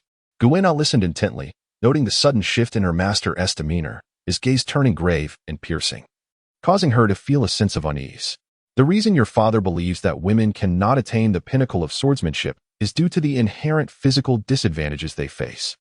However, I possess the means to bridge that gap, and as long as you are willing to exert yourself and endure hardship, becoming a grand swordsman is not an insurmountable challenge. To claim the title of the world's greatest, one must toil tenfold or even 100-fold more than others. For only then do you stand a chance of reaching the summit. Luoning did not wish to extinguish the flicker of hope for Guina's dream of becoming the world's greatest swordsman right from the outset, even if that hope might seem exceedingly faint, verging on non-existent. So, Guina, are you prepared to embrace the excruciating trials, ones that rival the terrors of hell? At that moment, Luoning's smile had vanished without a trace, his countenance transformed, replaced solely by severity and an indifference to all things. Guina lifted her gaze, locking eyes with Luoning's deep, obsidian orbs for a fleeting second. A shiver coursed through her, compelling her to avert her gaze. For within Luoning's eyes, she sensed an overwhelming chill and an unfathomable silence that left her in disbelief. Is this truly the Luoning she knows, her master? On the deck, Guina was contorting her body in an unusual manner, trembling incessantly, beads of sweat cascading down her forehead. Her body was utterly exhausted, yet she pressed on relentlessly. To aspire to become a grand swordsman, the journey ahead would be arduous and fraught with challenges. If one could not endure, they might as well rest on the ship. Enjoying a moment of respite, Guina remained silent, her gaze flickering with a fleeting hesitation at Luoning's words. But this uncertainty swiftly transformed into resolve. She yearned not only to become a grand swordsman, but also to ascend to the pinnacle of the sword path. She had made a vow with Zoro that neither would give up, and until one of them claimed the title of the world's greatest swordsman, neither was permitted to die. Clenching her teeth, Guina shut her eyes, unwilling to face Luoning's countenance, believing that even opening her eyes would deplete her energy further, exacerbating her fatigue. 10 minutes, 20 minutes, half an hour. At last, an hour had passed, and Guina persevered, despite the arduous process and the countless internal struggles. Ultimately, she had endured. Enough. An hour has elapsed. You may rest momentarily. At last, Luoning's expression softened, radiating warmth and sunlight once more. No one could have anticipated the terrifying visage Luoning wore during training. Withstanding for an hour had drained Guina of all her physical strength, and her continued perseverance stemmed entirely from her fervent desire to become a grand swordsman. Without that yearning, she could not have persisted for so long. The Dragon Elephant Ninefold Heaven was a formidable physical cultivation technique, capable of greatly enhancing one's physique, both in strength and power. However, the entrance difficulty of this technique was as daunting as its incredible rewards. To embark upon this path, one must endure excruciating training that felt worse than death, experiencing breathlessness, the complete depletion of stamina, and the sensations of life and death. Initially, Luoning's training of the 3,000 troops lasted a month, allowing them to barely grasp the rudiments. Fewer than 10 reached the first level, only 3 attained the second, and among the troops, there was but a single individual at the third level, General Costa. Only Luoning, having comprehended the entirety of the physical cultivation technique, could achieve the fourth level of the dragon elephant. Now that Guina had become his disciple, Luo Ning would show no leniency in her training. A strict teacher produces outstanding students, a maxim Luo Ning had firmly believed throughout history. 5 minutes later, Luo Ning lifted the collapsed Guina from the ground, resuming the day's training. 5 minutes of rest was an extravagant luxury with her current state. How could she aspire to become a grand swordsman or reach the zenith of the sword path as a woman? Luo Ning bellowed, his eyes devoid of emotion, filled only with an icy indifference. Guina stifled a sob, fighting back tears, biting her lip as she rose once more. She was determined to become a grand swordsman, to reach the pinnacle of the world, regardless of the arduous journey ahead. As the sun rose and set, regardless of wind or sun, 2 figures stood at the bow of the ship, one male, one female. Luo Ning's countenance was as frosty as ice, perpetually shouting at Guina, exuding impatience. Guina remained silent, her eyes shimmering with determination. No matter how fatigued her body became, she would not rest unless Luo Ning commanded it. For 3 consecutive days, apart from eating and sleeping, they stood on the ship's bow, engaged in the foundational training of the dragon elephant ninefold heaven. Finally, after 3 days, Guina had reached the initial stage of the technique. Although she had yet to attain the first level, she had made significant progress. At the bow, Guina trembled, clenching her fists, feeling a surge of power coursing through her body. This newfound power, unlike anything she had ever possessed, represented a remarkable amplification, doubling her previous strength. The dragon elephant nine heavens, a formidable body refinement technique, was truly astonishing. In her past, Guina would never have dared to dream that such a powerful and terrifying method of body cultivation existed in this world. Even at the introductory stage, it already bestowed a terrifying enhancement of her internal strength by a factor of 2. She could only imagine the catastrophic amplification it would provide upon reaching the 1st, 2nd, or even the 9th heaven. The thought of being capable of moving mountains or calming seas seemed less far-fetched now. Astonished, Guina turned her gaze to her master, Luo Ning, who stood beside her with a gentle smile. As a marshal of the army, Luo Ning had merely begun his training, yet had gained nearly 100 jin of additional power. She pondered the incredible level of strength her master must possess after advancing in the body refinement technique. Even without delving into specifics, she could surmise that her father, Gung Sailang, was a master swordsman among the elite in his realm. Yet, Luo Ning could effortlessly defeat Gung Sailang, even in the domain of swordsmanship. The magnitude of Luo Ning's prowess was evident. Prepare yourselves. Assemble and return to the army headquarters. At the bow of the ship, with his white garments billowing in the wind, Luo Ning called out to the 100 soldiers behind him. Yes, the soldiers shouted in unison, readying themselves to disembark and return to the army headquarters. As the ship gradually approached the shore, Luo Ning was the first to leap onto solid ground, followed closely by the 100 soldiers clad in army uniforms. They had been away from the army headquarters for nearly 10 days, most of which had been spent traversing the sea. The sensation of standing on solid ground felt remarkably satisfying.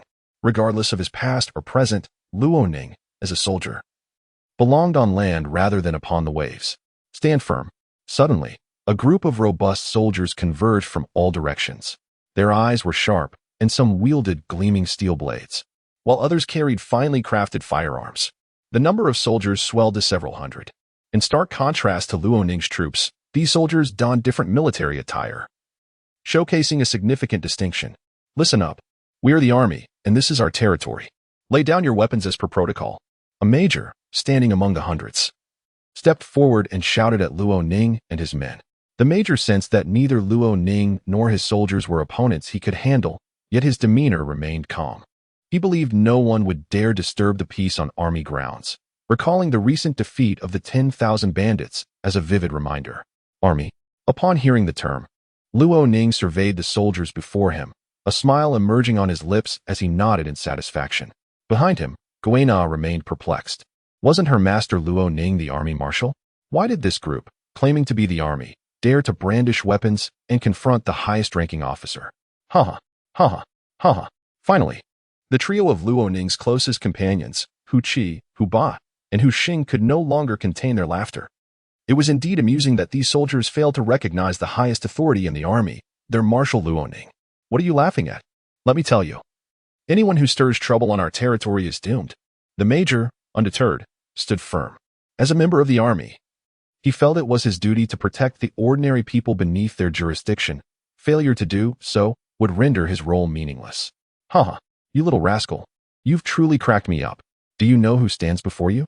Hu Chi gasped for breath, suppressing his laughter as he addressed the major wielding a steel blade. The person before me?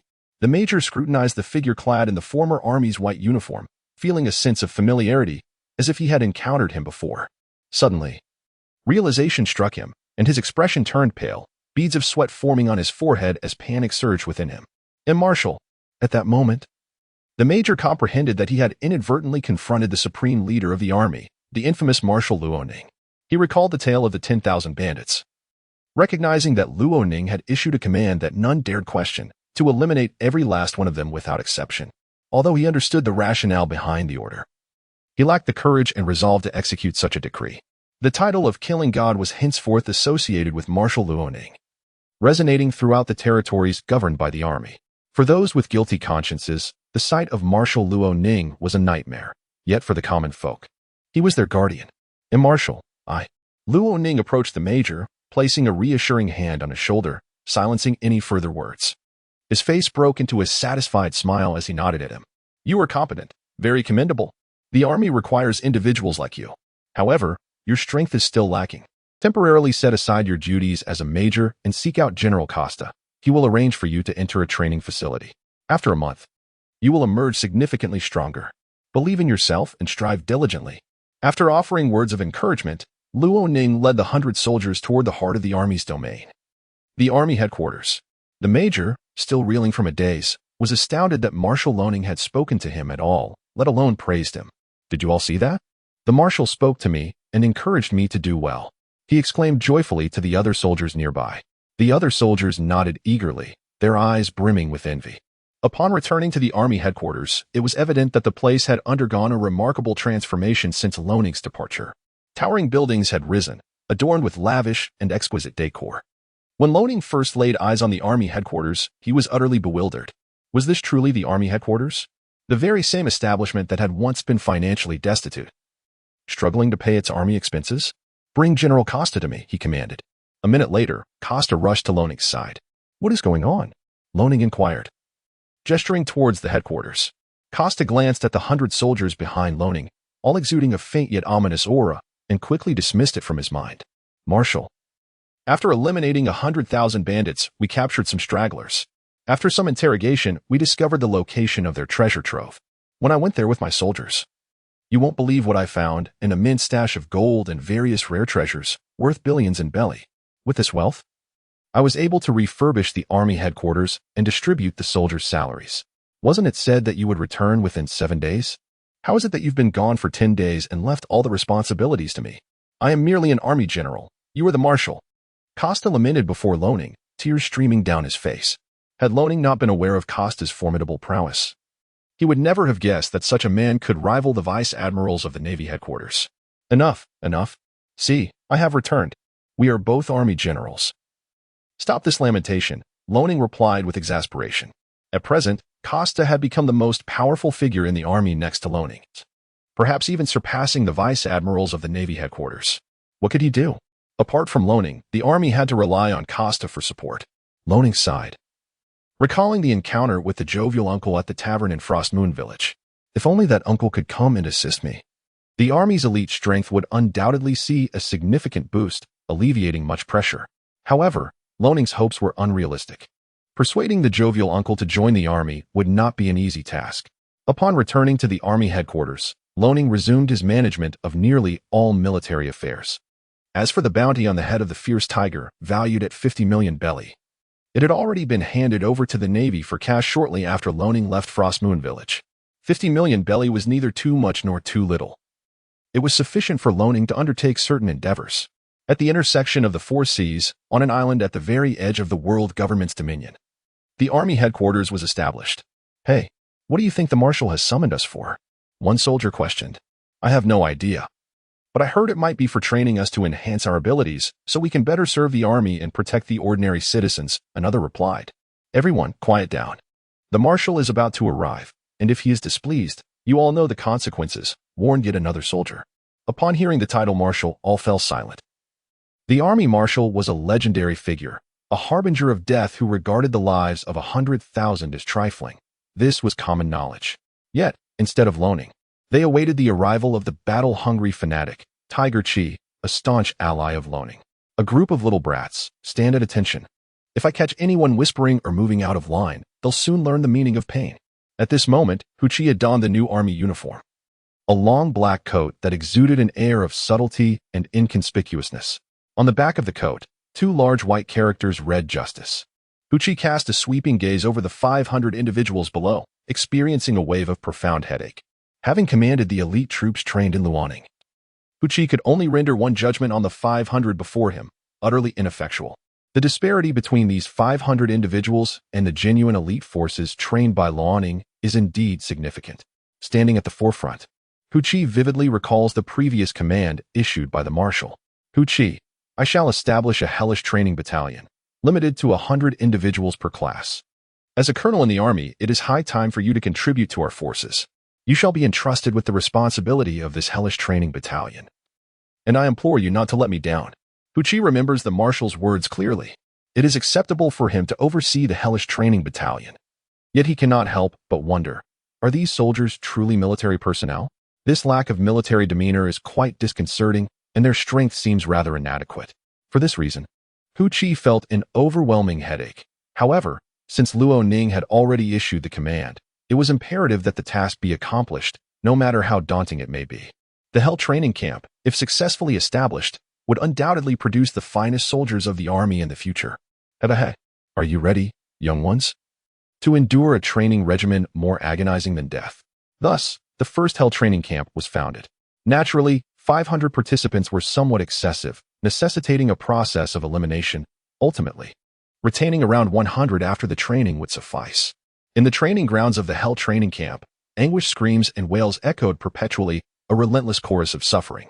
The Dragon Elephant Nine Heavens technique began to circulate within the army, albeit only the entry-level and first-stage training methods were shared, while the subsequent methods remained classified.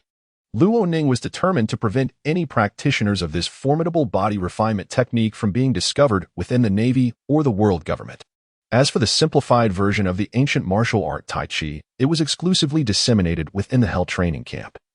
Even high-ranking army officials who had not undergone the grueling training or earned Luoning's trust would be utterly barred from obtaining the qualifications to practice it. Should this technique leak, Luoning's stance was resolute. He would eliminate anyone not belonging to the army, leaving no one alive. In the Holy Land Mary Geos, within the Grand Marshal's office, Steelbone Kong gazed into the distance, his sight fixed upon the location of the army headquarters. The army marshal, the former General Luoning, had effortlessly dispatched a pirate with a bounty of 50 million. When did Luoning's strength escalate to such heights? In Steelbone Kong's memory, Luoning's power was barely comparable to that of a brigadier general, if not less. Luoning's ascent had been solely due to his previous status as a general and his position as one of the most formidable and just individuals within the army. Yet now, he had easily slain a pirate with a 50 million bounty, which surprised Steelbone Kong. This astonishment was fleeting. Soon, he dismissed the thought. For even if Luoning were indeed powerful, he likely only possessed the strength of a rear admiral, and the army remained a subordinate force of the world government, thus not warranting undue concern. In this world, the Navy remains unparalleled, with no one capable of surpassing or standing alone against it. Even the formidable pirates of the New World would have no chance of prevailing in a battle against the entire Navy. Time passes swiftly, and a week has gone by just like that. Throughout this week, Luoning found himself at a loss as to how the days had passed. He spent each day ensconced in his office, inundated with a myriad of tasks demanding his attention. This life has become unbearable for him. Summoning Costa. Luoning abdicated his responsibilities and made his way to the location of the Hell training class, assuming the role of a swordsmanship instructor. Swordsmanship, within the pirate realm, is regarded as an exceptionally formidable skill. Mastering it can significantly enhance one's prowess. Since we have broached the subject of the Hell training class, let us delve into the matters concerning this unique group. This class, established by Luoning to provide elite soldiers for the army, naturally involves rigorous and arduous training, which can be succinctly described as a living torment. The enhancement of strength through such grueling training is indeed formidable. Just a week prior, the 500 soldiers who were once deemed scarcely worthy of being called military personnel in the eyes of Chi now possess strength that has at least doubled. even though their number has decreased to 400. However, if they can persevere, these 400 individuals are poised to become the most elite soldiers of the army, forming the bedrock for its ascent to global supremacy. Over the course of the week, Luanning's own strength did not witness significant changes. Once a certain level of prowess is attained, further improvement becomes increasingly challenging. Moreover, much of the week was consumed in the confines of the office, rendering the pursuit of enhancement nearly impossible. The most notable progress during this week was made by Guina, whom Luanning had brought back. She trained tirelessly day and night, aspiring to become a grand swordsman and fulfill her promise to Zaro. In just 1 week, she elevated her body refinement technique, the Dragon Elephant Nine Heavens, to the first level.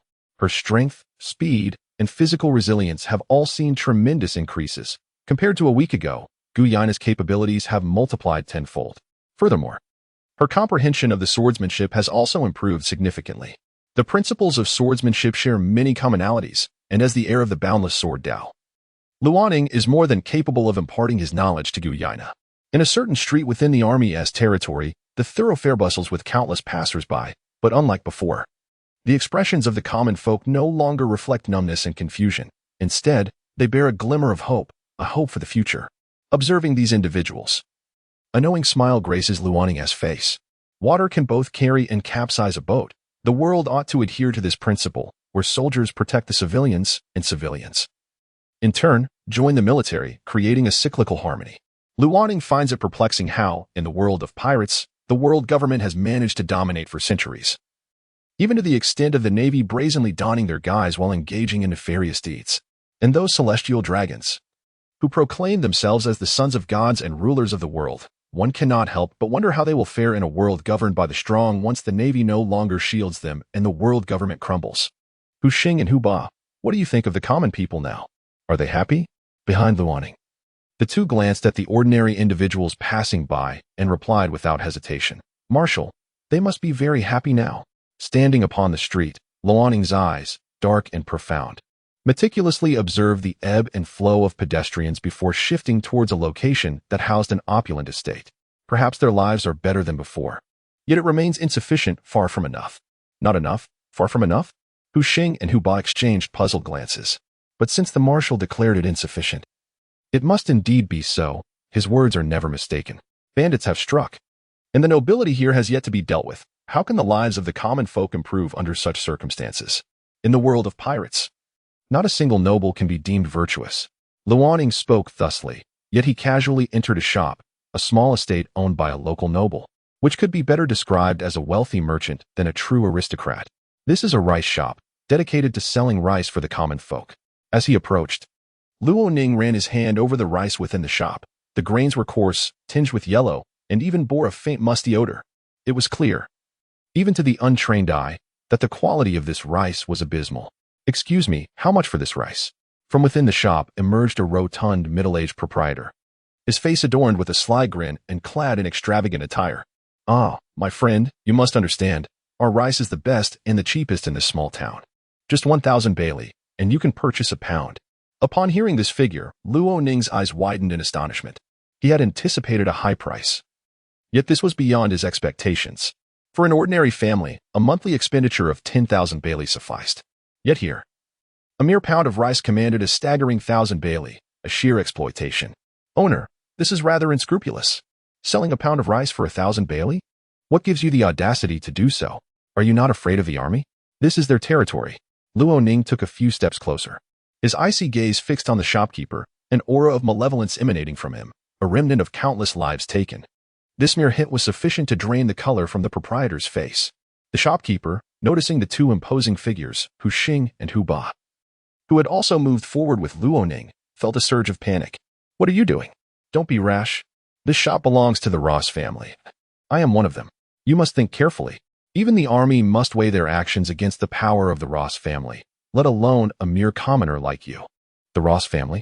Luanning chuckled, having never heard of such a name, likely a minor noble in this town, blissfully unaware of their own arrogance. Hu Ba, I leave him to you. Hu Xing, you have half an hour to assemble 100 elite soldiers here. Yes, Marshal. Hu Ba cracked his knuckles, a dazed expression as he approached the shopkeeper, while Hu Xing dashed out of the shop, sprinting towards the army's encampment. Luanning turned slightly, returning to the bustling streets, which now appeared somewhat altered. The bandits had been eradicated, and none dared to commit further crimes within the army's domain. Yet, would the lives of the common folk truly improve? Luo Ning doubted it. If there existed wealthy nobles unafraid of the army, the common people would never find happiness. It seemed necessary to cleanse the ranks of the affluent and noble, leaving behind only those of lesser power, to serve as a warning. Luo Ning knew such individuals would always exist. Even if eradicated, new ones would inevitably arise. It was time to make these arrogant souls aware that this was the army's territory. Even true dragons must learn to coil obediently, lest they face their demise. Within the Ross family's domain, 100 elite soldiers donned in black military garb stood poised, awaiting the command of the army's most formidable leader. Army, heed my command. Seize all valuables. Those who resist shall be met with merciless retribution. At Luo Ning's order, the soldiers surged forth like a relentless machine, their faces devoid of sympathy. For them, fulfilling Marshal Luo Ning's command was imperative. What are you doing? Halt! Halt! This is the Ross family's territory. You are infringing upon another's domain. If you do not cease, we will employ force to suppress you. Soon, a formidable assembly of guardians, numbering nearly 10,000, gathered in defense of the Ross family's estate. When the bandits had once breached the army's territory, they had not dared to provoke the Ross family lightly. The formidable force of nearly 10,000 men far surpasses that of the disorganized mountain bandits. In the face of this multitude, the 100 elite soldiers of the army remain unflinching, their expressions devoid of any fear, as they steadily advance, undeterred. The 100 soldiers, led by Luo Ning, had spent nearly 10 days at sea, honing their skills in rigorous training. They could be regarded as the elite among the elite. Not to mention facing a contingent of 10,000 guards. Even 100,000 would not instill the slightest fear in them. Throughout those 10 days of maritime navigation, these soldiers had vanquished countless merciless pirates, their numbers exceeding tens of thousands. Moreover, the 10,000 guards of the Ross family were far from being as formidable as the ruthless marauders they had encountered on the high seas. When the two forces clashed, the 100 soldiers pierced through the ranks of the guards like a sharp dagger, their strikes swift and lethal, blood splattering in all directions. The territory of the Ross family transformed instantaneously into a hellish battleground, the air thick with the scent of blood, tinged a deep crimson. As casualties mounted at an alarming rate, with hundreds falling each second. At last, when the number of guards dwindled to 5,000, the once wealthy mercenaries, cloaked in the riches of the Ross family, succumbed to despair, scattering in every direction, abandoning any notion of confronting the soldiers. The guards' collapse resulted in 5,000 deaths and 4,000 injuries, with a mere 1,000 managing to escape the brutal slaughter. In stark contrast, the 100 soldiers emerged unscathed, their expression serene, devoid of any sign of agitation, as if they had merely engaged in a mundane task. The countless acts of violence had forged their wills into something as unyielding as steel. In truth, from the moment they returned from the sea, they had become the true elite of the army, the Sea Army de la Sea Army. The Ross family, the dominant power within a 100-mile radius, stood as the most affluent and influential among the local nobility. This family possesses an astonishingly formidable guard, boasting nearly 10,000 protectors, such that even the most bloodthirsty bandits dare not provoke the Ross family. Yet today, this powerful clan faces annihilation on the army's territory. Luo Ning does not permit the existence of those who defy the army's authority. Should such resistance arise, only destruction awaits. The guards have crumbled, and the Ross family's might is dissipated, leaving nothing to withstand the army's advance. Clad in black military attire, understated yet luxurious in this moment, to the eyes of the Ross family members, it appears as terrifying as a demon from the depths of hell. Army, do not overstep your bounds. Suddenly, a figure emerged from the Ross family estate, a man draped in white, towering at nearly 2 meters, with a robust physique and a visage capable of frightening children into tears. This man, known as AI, is a pawn of the underground forces entrenched within the army, characterized by an overwhelming pride and arrogance. Army. The Ross family belongs to our underground forces. You are unworthy to lay a hand upon them. Therefore, if you wish to avoid destruction, I advise you to leave quietly. In doing so, I may consider this incident as though it never transpired and grant you a path to escape. Surely, as a marshal of the army, you will not make a foolish choice. AI halted approximately 100 meters from the army soldiers, his face a mask of disdainful bravado. The terror of the underground forces is widely acknowledged. The king of usury, fortune god Rufide, the president of the World News Agency, Big News Morgan, the Maritime King, Deep Sea Current Umite, the storied warehouse industry master, the hidden Master Gibson, the funeral home magnate, Draga Paiklu, and the Queen of Joy Street, Streesy. Each of these individuals commands extensive influence and business operations that span the globe, their amassed power not to be underestimated. It is no simple task to eradicate the underground forces, not even for the Navy. Otherwise, they would not have persisted to this day. With the current state of the Army, opposing the underground's formidable leaders would be unwise. Yet, what does it matter? Gazing upon AI Bai's grotesque countenance and contemptuous demeanor, Luo Ning felt an overwhelming urge to shatter his face and crush his skull. Luo Ning could not abide the army being insulted by such a petty figure. After all, the army still operates under the auspices of the world government and is not yet independent. Huba, handle him, Luo Ning commanded. His expression icy and filled with murderous intent, addressing the eager Huba behind him. Yes, Marshal. Huba, already brimming with impatience and exuding an aura of menace, immediately surged toward the one who dared insult the army. Haha, AI Bai laughed arrogantly, observing Huba's approach. Army, do not underestimate me. While I may not be the strongest in the underground forces, I am far from weak and certainly not a mere bottom dweller. If the army marshal were to confront me, I might exercise caution, but a mere soldier? What have I to fear? AI Bai's eyes grew cold as he elegantly wielded his longsword, poised to deliver a lethal blow the moment Huba drew near. Intending to demonstrate that not only the underground forces but also he, AI Bai, was beyond the army's capacity to contend with. Finally, as Huba closed the distance, he unleashed his most powerful punch, a culmination of his training as a devoted disciple of Luo Ning. Though Huba lacks exceptional talent in the ancient martial art of Tai Chi, he has excelled in the Dragon Elephant 9-layer body refinement technique. While his compatriots, Hu Xing and Hu Qi, had only recently entered the third layer of this technique, Huba had already mastered it to its pinnacle. Standing just a step away from the fourth layer, with his strength at the peak of the third layer, the force contained within Huba's body was beyond the capability of someone like AI Bai to withstand. Even a vice admiral from the Navy would struggle to endure a blow from Huba in a state of fury.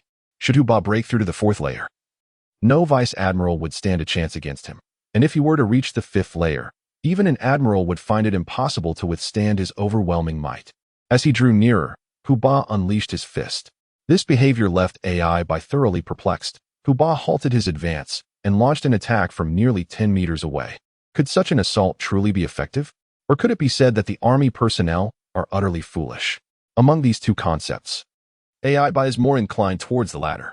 Having established himself in the army's territory for nearly a year, he possesses a general understanding of the army, if not a complete one. Aside from the recent eradication of nearly 100,000 bandits, the army has not undertaken any significant events. AI Bai is quite familiar with the army's strength. Apart from Marshal Luo Ning, there are hardly any formidable individuals worth mentioning. With such a military force, AI Bai feels he need not even report, as he can resolve matters himself. Gripping his longsword tightly, just as he intended to advance swiftly and sever the head of that hulking figure, an astonishing event unfolded before him. In truth, Huba does not entirely lack comprehension of the ancient martial art of Tai Chi. He holds a particular fondness for the vigorous aspect of this discipline and has even grasped its profound techniques, wild and domineering. The principle is exceedingly simple. A single punch can obliterate. With the terrifying physical prowess of his peak state in the Dragon Elephant Triple Heaven, combined with the enhancement of the vigorous technique from the ancient martial art, Huba is confident he could strike down his opponent even from a distance of 10 meters. As he unleashed a punch, the air was violently compressed, and a terrifying, sharp, and turbulent gust surged towards AI Bai at an alarming speed. AI Bai's eyes widened, a chilling sense of impending doom manifesting within him. This sensation he had only ever experienced when confronting a few notorious leaders of the underground forces. AI Bai had never anticipated that he would once again encounter such feelings within this modest territory of the army. At this moment, AI Bai found himself bereft of any chance to plead for mercy. In a fleeting instant, the terrifying air surged forth, striking his head, which vanished in an instant, exploding into a mist of crimson, merging with the already darkened atmosphere stained by endless slaughter. The underground forces had not anticipated that they would dare to extend their grasp into the territory of my army. Luo Ning lifted his head, his eyes as dark as the abyss, deep and chilling. No one could fathom what thoughts occupied Luo Ning's mind at that moment. Initially, He had no desire to concern himself with the chaotic affairs of the underground forces. However, now that they had provoked him, it would not align with his character to refrain from retaliation. The time had not yet come, thus he would allow them to linger a while longer. Nevertheless, within the territory controlled by the army, no remnants of the underground forces would remain. Luo Ning resolved to conduct a thorough cleansing, expelling all factions that did not fall under the army's command. Should they dare to resist, the outcome would be singular: death. During this period, a meticulous observation would reveal numerous individuals clad in black leather coats, cinched at the waist, patrolling the roads with finely crafted firearms or glinting steel blades, all under the control of the army. In just 1 week, the military completed a thorough purge, eliminating nearly 10,000 dissenters from rival factions, ensuring that no other forces could intrude upon the army's dominion. The army had successfully restored its ranks to a force of 10,000 soldiers. However, only the 3,000 personally trained by Lanin could truly be regarded as soldiers, with a mere 100 considered elite. The army's territory steadily expanded, and the 10,000 strong began to seem insufficient. Thus, a unanimous decision was made by the army's leadership to expand and recruit more soldiers. In reality, it was Lanin alone who made this decision, as all others were steadfast loyalists to him, showing no opposition to his directives. Simultaneously, the army's reputation began to spread across the seas. Spotting a soldier dressed in a black leather uniform, belted and wielding superior weaponry was a clear indication of the army's presence. Recruitment proceeded smoothly, with the number of soldiers swelling from 10,000 to nearly 50,000, even after a careful selection process. However, most recruits hailed from the territories controlled by the army, with very few coming from distant seas. After all, the formidable navy loomed overhead, overshadowing the army's influence, thereby limiting the pool of available soldiers in those waters.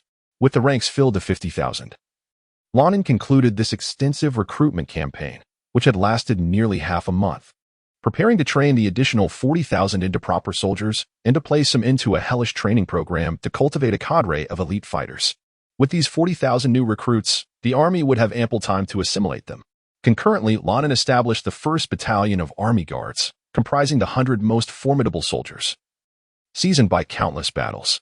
The Army Guards answered solely to the Army Marshal and represented the strongest unit within the army, admitting only the most exceptional individuals.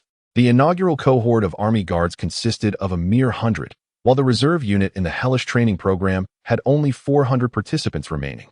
3 fleeting years passed, during which the army remained dormant, devoid of any significant maneuvers. Today, 3 years later, the army's strength has surged, multiplying several times over compared to that pivotal moment 3 years prior. Although the numerical strength remains at 50,000, the individual prowess and quality of the soldiers have vastly improved. The Army Guards have grown from a mere 100 to 500 members. Despite their limited numbers, each soldier among them is truly elite, with 400 boasting mastery of the Dragon Elephant Body Refinement Technique at the 3rd level and 95 at the 4th level. The final 5 have ascended to the 5th level of this technique. It is noteworthy that those at the 3rd level of the Dragon Elephant Technique can engage in short combat with the Navy's rear admirals without succumbing, while those at the 4th level can barely contend with the Navy's generals. Those at the 5th level can even manage a slight advantage in battles against Navy generals. Thus, within just 3 years, the Army's power has escalated dramatically, with several individuals matching the prowess of Navy generals, not including Lanin's most cherished 3, Hu Qi, Hu Ba, and Hu Xing. As loyalists to Lanin, these 3 have attained the pinnacle of the 5th level of the Dragon Elephant Body Refinement Technique, earning them the status of Army Elders, with strength rivaling that of Lanin and Costa. At the peak of the 5th level, they pose no threat to the Navy's generals, relying solely on their formidable physical prowess for dominance. Costa, the current Army general, has served loyally beside Lanin since his early days in the Army, playing a crucial role as Lanin's right hand. Although Costa may appear somewhat unreliable, those who have faced him understand the terror he embodies. Most of the Army's mundane affairs are managed by Costa, while Lanin, the nominal Marshal, has only engaged in administrative tasks upon his return for a week, thereafter delegating all military affairs to Costa. Often, Costa finds himself lamenting the lack of assistance within the Army, as there is no dedicated department to handle the myriad of administrative tasks. Lanin, too, feels helpless, recognizing that with the limited size of their territory, successfully recruiting 50,000 soldiers is already commendable, and finding specialists to manage the administration proves exceedingly challenging. Such individuals look down upon the Army, which lacks any notable reputation. Even though the army currently operates under the aegis of the world government, at a certain training ground within the army headquarters, Luo Ning is bending his legs, executing a series of slow, rudimentary movements fraught with flaws and devoid of any semblance of discipline in his boxing technique. This is the ancient martial art of Tai Chi. Seemingly simple and riddled with flaws, yet it conceals profound and intricate principles that are difficult to comprehend. After 3 years, Luo Ning's prowess has undergone significant enhancement. His physical cultivation technique, the Dragon Elephant 9 Heavens, has transcended from the 5th level to the initial stage of the 7th level. Upon attaining the 7th level of the Dragon Elephant, the power within Luo Ning has become increasingly formidable, akin to an inexhaustible tide. With a single punch, he can shatter mountains. With another, he can quell the seas. Such feats are now effortless for him. And even the air compression generated with each strike can inflict terrifying damage. Luo Ning recalls that in the world of One Piece, the mightiest being is undoubtedly Kaido of the 100 Beasts, whose strength is daunting, bordering on immortality. At this moment, Luo Ning truly yearned to confront Kaido, the Beast, one of the 4 emperors of the New World, in a battle to ascertain whose physique is more formidable and whose power is more terrifying. Presently, Luo Ning's punch could effortlessly obliterate any of the 3 admirals of the Navy headquarters. It is worth noting that the stronger one becomes, the more arduous it is to achieve further breakthroughs. 6 months ago, Luo Ning had already ascended to the initial realm of the 7th layer of the Dragon Elephant body refinement technique, yet he has been unable to make any substantial progress, enduring a prolonged period of stagnation without a hint of advancement. This predicament caused Luo Ning considerable distress. Encountering a bottleneck yet being unable to transcend it would surely drive a person of his impatient disposition to madness. Fortunately, aside from having advanced his body refinement technique, the Dragon Elephant 9 Heavens, to the initial stage of the 7th level, Luo Ning also had the opportunity to delve into the more profound and esoteric ancient martial art of Tai Chi. Even if he made no progress in Tai Chi, he could still immerse himself in the study of the Wuji Sword Dao, exploring the profound mysteries of swordsmanship and the essence of the Void Flash.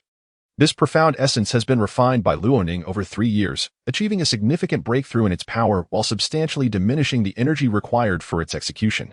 The reliance on physical strength has also been greatly reduced. Now, to manifest the swordsmanship essence known as Kongshan, one merely needs to elevate the body refinement technique, Dragon Elephant 9 Heavens, to the 4th level. Although it cannot yet be performed multiple times in succession over the course of 3 years, Luo Ning has fully integrated the boundless swordway into his being, with every movement and gesture resonating with its intrinsic charm. During this period, he has also comprehended the second essence of swordsmanship, which he has coined Sword Heart. This technique, imbued with the spirit of the sword, can slice through the sun and moon, shatter myriad laws, and illuminate the mind, rendering it utterly invincible. Unlike the boundless swordway, Sword Heart represents a profound realm, a highly advanced technique within the swordsmanship discipline that requires minimal physical exertion to execute, akin to a passive skill. Whenever Luo Ning desires, he can effortlessly invoke it at any moment. This is akin to the use of haki, possessing the ability to touch the elementalized bodies of natural-type devil fruit users. However, while haki requires physical stamina to sustain, the essence of Kenjutsu is merely a profound state of mastery that demands no such expenditure to maintain.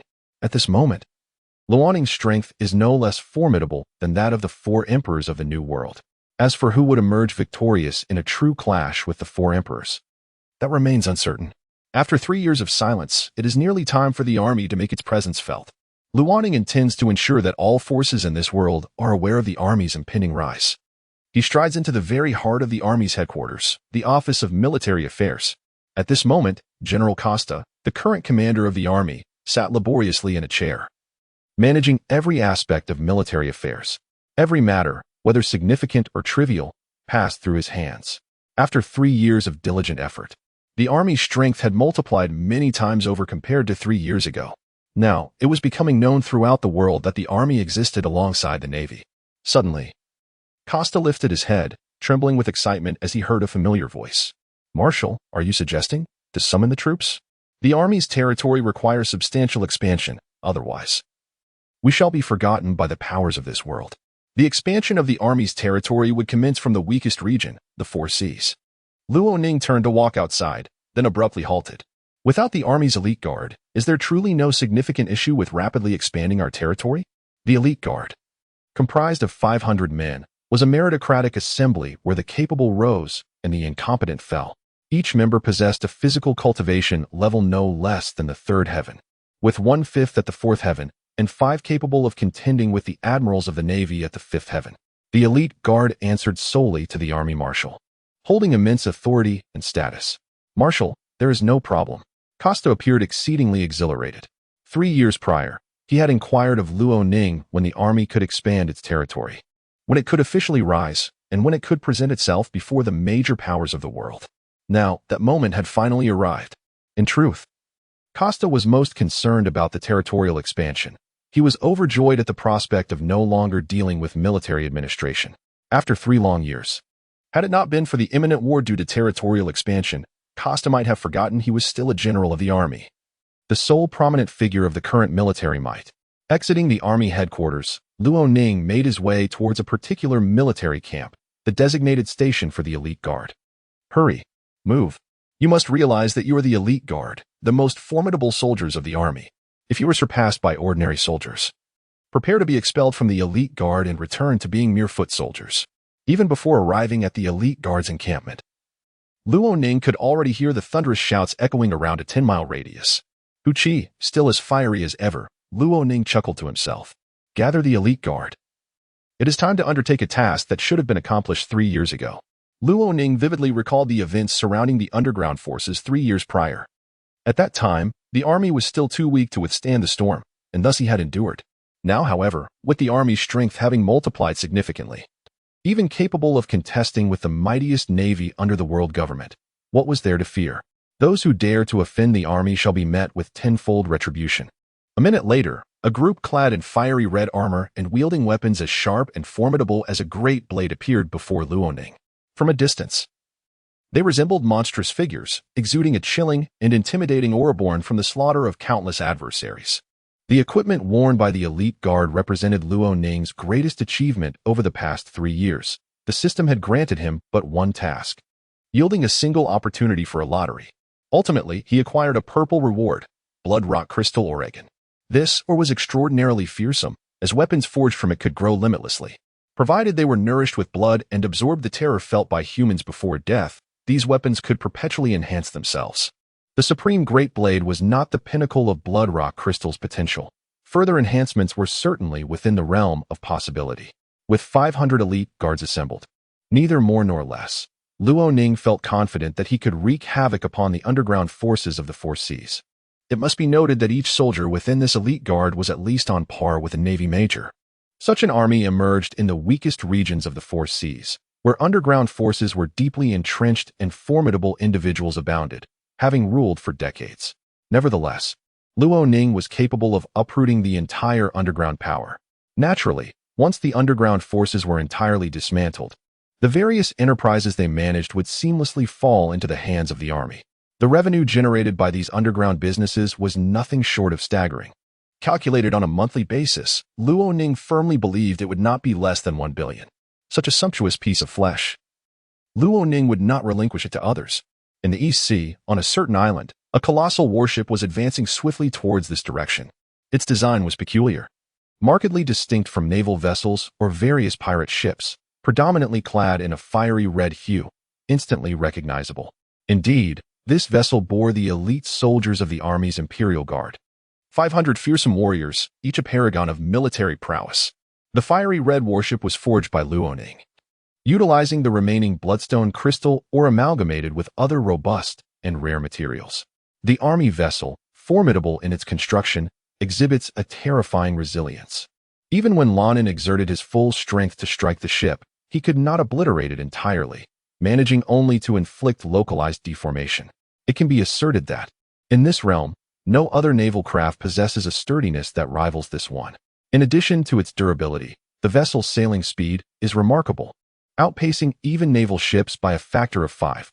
Upon its creation, the shipwright was left astounded, subsequently lamenting the critical importance of superior materials in shipbuilding. Gradually, the Army vessel approached the shore. Upon investigation, it was determined that this island was a significant outpost of an underground faction. While the location of the faction's headquarters remained elusive, dismantling this outpost would serve as Lonin's initial act of retribution against them. The army's elite guard received orders to eliminate every inhabitant on the island without exception. Yes, the elite guard, directly under the command of the army marshal, swiftly assembled upon hearing the command, leaping from the vessel with utmost speed towards the island. This is an island that appears desolate and devoid of life, however. The army's elite guards harbor no doubts, for they adhere to a singular principle: a soldier's foremost duty is to obey orders. Shortly after arriving on the island, a group emerged from all directions, clad in dark clothing and hats, their eyes shielded by black goggles, boots encasing their feet, and firearms clutched in their hands. Upon closer inspection, their numbers swelled to nearly 2,000, and they continued to multiply, a sea of humanity rising rapidly. Among this throng, a slender figure stepped forth, characterized by a pointed visage and short hair, with small eyes that glinted with intent. He wielded a long sword that shimmered with a chilling light, exuding an aura of lethal sharpness. This individual was named Ima, a prominent lieutenant of the notorious Lone Shark, Lord Lufield, one of the 6 great underworld overlords. His prowess was formidable, having consumed the sharpness devil fruit, a fruit of exceptional utility that bestowed upon him the ability to render any object or weapon he wielded extraordinarily sharp. Even a mere sheet of paper could serve as an instrument of death in his hands. How dare they, not even the Navy, venture into my underworld domain to wreak havoc? Surely, they are courting their own demise. Ima erupted into a boisterous laugh, surveying the 500 soldiers before him, his countenance brimming with disdain. Could they truly believe that a mere 500 could challenge the might of the underworld? Surely, one would have to be out of their wits. As he polished his gleaming sword, the enhancement from the sharpness fruit amplified his strength significantly, rendering his blade nearly indomitable. Though he had yet to attain the stature of a grand swordsman, his swordsmanship, augmented by the fruit's power, rivaled that of the greatest masters. How could this army possess the capability to contend with the forces of the underground? Is it merely reliant on their ludicrous crimson iron armor? This thought made Ima want to laugh. Could it be that the underground forces, after a prolonged silence, have become so emboldened that a mere handful of individuals could dare to encroach upon their stronghold? Absurd, truly absurd. Though this is merely a branch of the underground forces, significantly weaker than their headquarters, it is inconceivable that they could not subdue a mere 500 soldiers. One must acknowledge that even the Navy would not underestimate the underground forces in such a manner. The unfortunate souls, ignorance often breeds arrogance. Upon landing, Loning positioned himself at the forefront of the 500 elite army guards, observing the throng of underground enforcers swelling to over 5,000. He felt a sense of helplessness. Despite their diminished strength, they remained insufferably arrogant. Loning could not fathom what led them to believe they could vanquish his 500 elite guards. Even the Navy would require their utmost might to fully conquer this contingent. It would take the combined efforts of their 3 admirals, along with the legendary Marine hero Garp and former Admirals effort, without mobilizing their strongest forces. Even 1,000 elite Navy troops would likely fail to annihilate Loning's 500 elite guards, and they might even face a counterattack. The army of today is no longer the same as it was 3 years prior. Its strength has undergone a profound transformation, no longer instilling fear even upon colliding with the underground forces. The events of 3 years ago serve merely as a point of reflection. Standing opposite the 5,000 enforcers of the underground, no trace of panic or fear could be discerned in Loning's eyes, only an endless coldness and depth remained. Guina, use your sword and dispose of him for me. Is there any issue? Loning gestured towards the leader of the underground forces and inquired. Master, give me 5 minutes, and he will surely perish. Guina stepped forward from behind Loning. Over the span of 3 years, she had matured significantly, her physical development nearing completion, the youthful innocence on her face gradually fading. No one knew the agonizing training she had endured during these 3 years, having brushed against the boundaries of life and death on numerous occasions. As Loning's first disciple, her training regimen was far from lenient compared to that of the elite guards. In fact, Loning could only assert that the training of the elite guards was mere child's play by comparison. Although Guina focused on the swordsmanship, her mastery of the body refinement technique, the Dragon Elephant 9 Heavens, had not been lacking. After 3 years of relentless honing, she had ascended to the early stage of the 4th heaven in her body refinement technique. This stage, seemingly straightforward, harbored a power capable of contending with a rear admiral from the Marine headquarters, though it could not yet overpower them. Ah, so it's still a young girl, and quite pleasing to the eye at that. However, I wonder how strong she truly is. At this moment, the enforcers within the underground branch had gathered in full force, their numbers swelling from 5,000 to 20,000. The 20,000 individuals present are all exceptionally formidable beings, capable of contending even with the most ferocious pirates of the sea, let alone this mysterious army that has seemingly emerged from nowhere. Most importantly, the adversaries number merely 500. How audacious they are to dare intrude upon my underground faction's territory. It is tantamount to seeking death. Ima, wielding a sharp sword, directed it towards the solitary figure of Guina approaching him. He harbored a particular fondness for strong-willed women, envisioning their proud faces and aloof demeanors, ultimately reduced to submission beneath him. The thought sent a thrill through Ima. He possessed the audacity to entertain such notions. As one of the 6 great leaders of the underground world, the king of usury, Lord Ruffled, he was not only a high-ranking member of the family but also a wielder of the formidable sharp devil fruit. In this weakest of seas, he was indeed a tyrant. Little beauty, do not blame me. In this world, weakness is the original sin. Gazing at Guina's haughty visage and her increasingly perfect form, an ugly and wicked smile gradually crept across Ima's face. In his eyes, the approaching woman was akin to a fish in a barrel, utterly devoid of any chance of escape. As a weakling, one remains perpetually unaware of the true terror that strong individuals embody. Loning slowly turned his head and commanded the 500 elite army guards beside him. Eliminate every last one of the underground faction's thugs. Remember, do not keep me waiting for too long. Understood. In no time, the 500 well-armed elite guards sprang into action. They did not linger nor pay heed to the duel unfolding between Guina and the leader of the underground faction. For these guards, the command of the Marshal was akin to divine decree. Even if it meant facing death, they were bound to comply. They were soldiers, true warriors. Moreover, the 500 elite guards firmly believed that as long as they followed Marshal Loning's lead, they would witness the continuous strengthening of the army and behold its rise until it surpassed the navy, becoming the most formidable force in the world, unrivaled. A gentle breeze swept by, causing a flag emblazoned with the Huaxia Divine Dragon to flutter amongst the elite guards. The Huaxia Divine Dragon was a military banner designed by Loning for the 500 elite guards. Though he had traversed to another world, he could never forget that he was once a descendant of Yin and Huang, a true heir of the dragon. As the 500 elite guards moved into action, Guina too surged forward at remarkable speed towards Ima, the strongest member of this underground faction. This battle marks the inaugural combat for Guina, a momentous occasion where she faces a genuine swordsman, aside from Ronin, for the very first time. In this battle, Guina is determined to unleash her full prowess, proclaiming her arrival to the world. Simultaneously, she seeks to convey to her father that a woman can indeed become a great swordsman, capable of reaching the pinnacle of the swordsmanship path. Furthermore, the gaze of the person before her fills Guina with intense loathing, a desire to swiftly extinguish his life. Lowering her hand, she reaches for the long sword secured at her waist. This long sword is not the wad ikamanji that Guina used in her childhood. Rather, it was bestowed upon her by her master, Ronin, approximately a year ago. The moment Guina laid her eyes upon the blade, she could discern that it was undoubtedly superior to the wad ikamanji. Although she had never encountered the supreme great blade, Guina was certain that this long sword was certainly not inferior to it. The blade is of a dark crimson hue, relatively narrow, and appears somewhat translucent under the sunlight. Its sharpness and durability reach a terrifying level. In truth, this longsword is also crafted from bloodstone crystal ore, possessing the same boundless potential for growth, yet differing from the equipment worn by the Imperial Guard. This longsword is crafted solely from bloodstone crystal ore, devoid of any other minerals, requiring an immense allocation of resources and taking a painstaking 81 days to forge. Such a longsword has been produced only 4 times by Loning. One resides with him, another with Guina, while the remaining 2 are carefully stored in the army's treasury, among the 50,000 soldiers. Only Loning and Guina are deemed worthy to wield this divine weapon. As she moves with swiftness, Guina's delicate visage remains icy. Her right hand descends, and upon feeling the chill, her speed intensifies.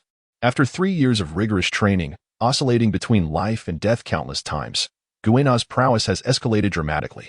Just a week prior, she finally transcended the limitations of a swordsman, ascending from the realm of a swordsman to that of a grand swordsman. Her strength multiplying several times and her comprehension of the sword path deepening significantly. What once was vague has become clearer after her breakthrough into grand swordsman status.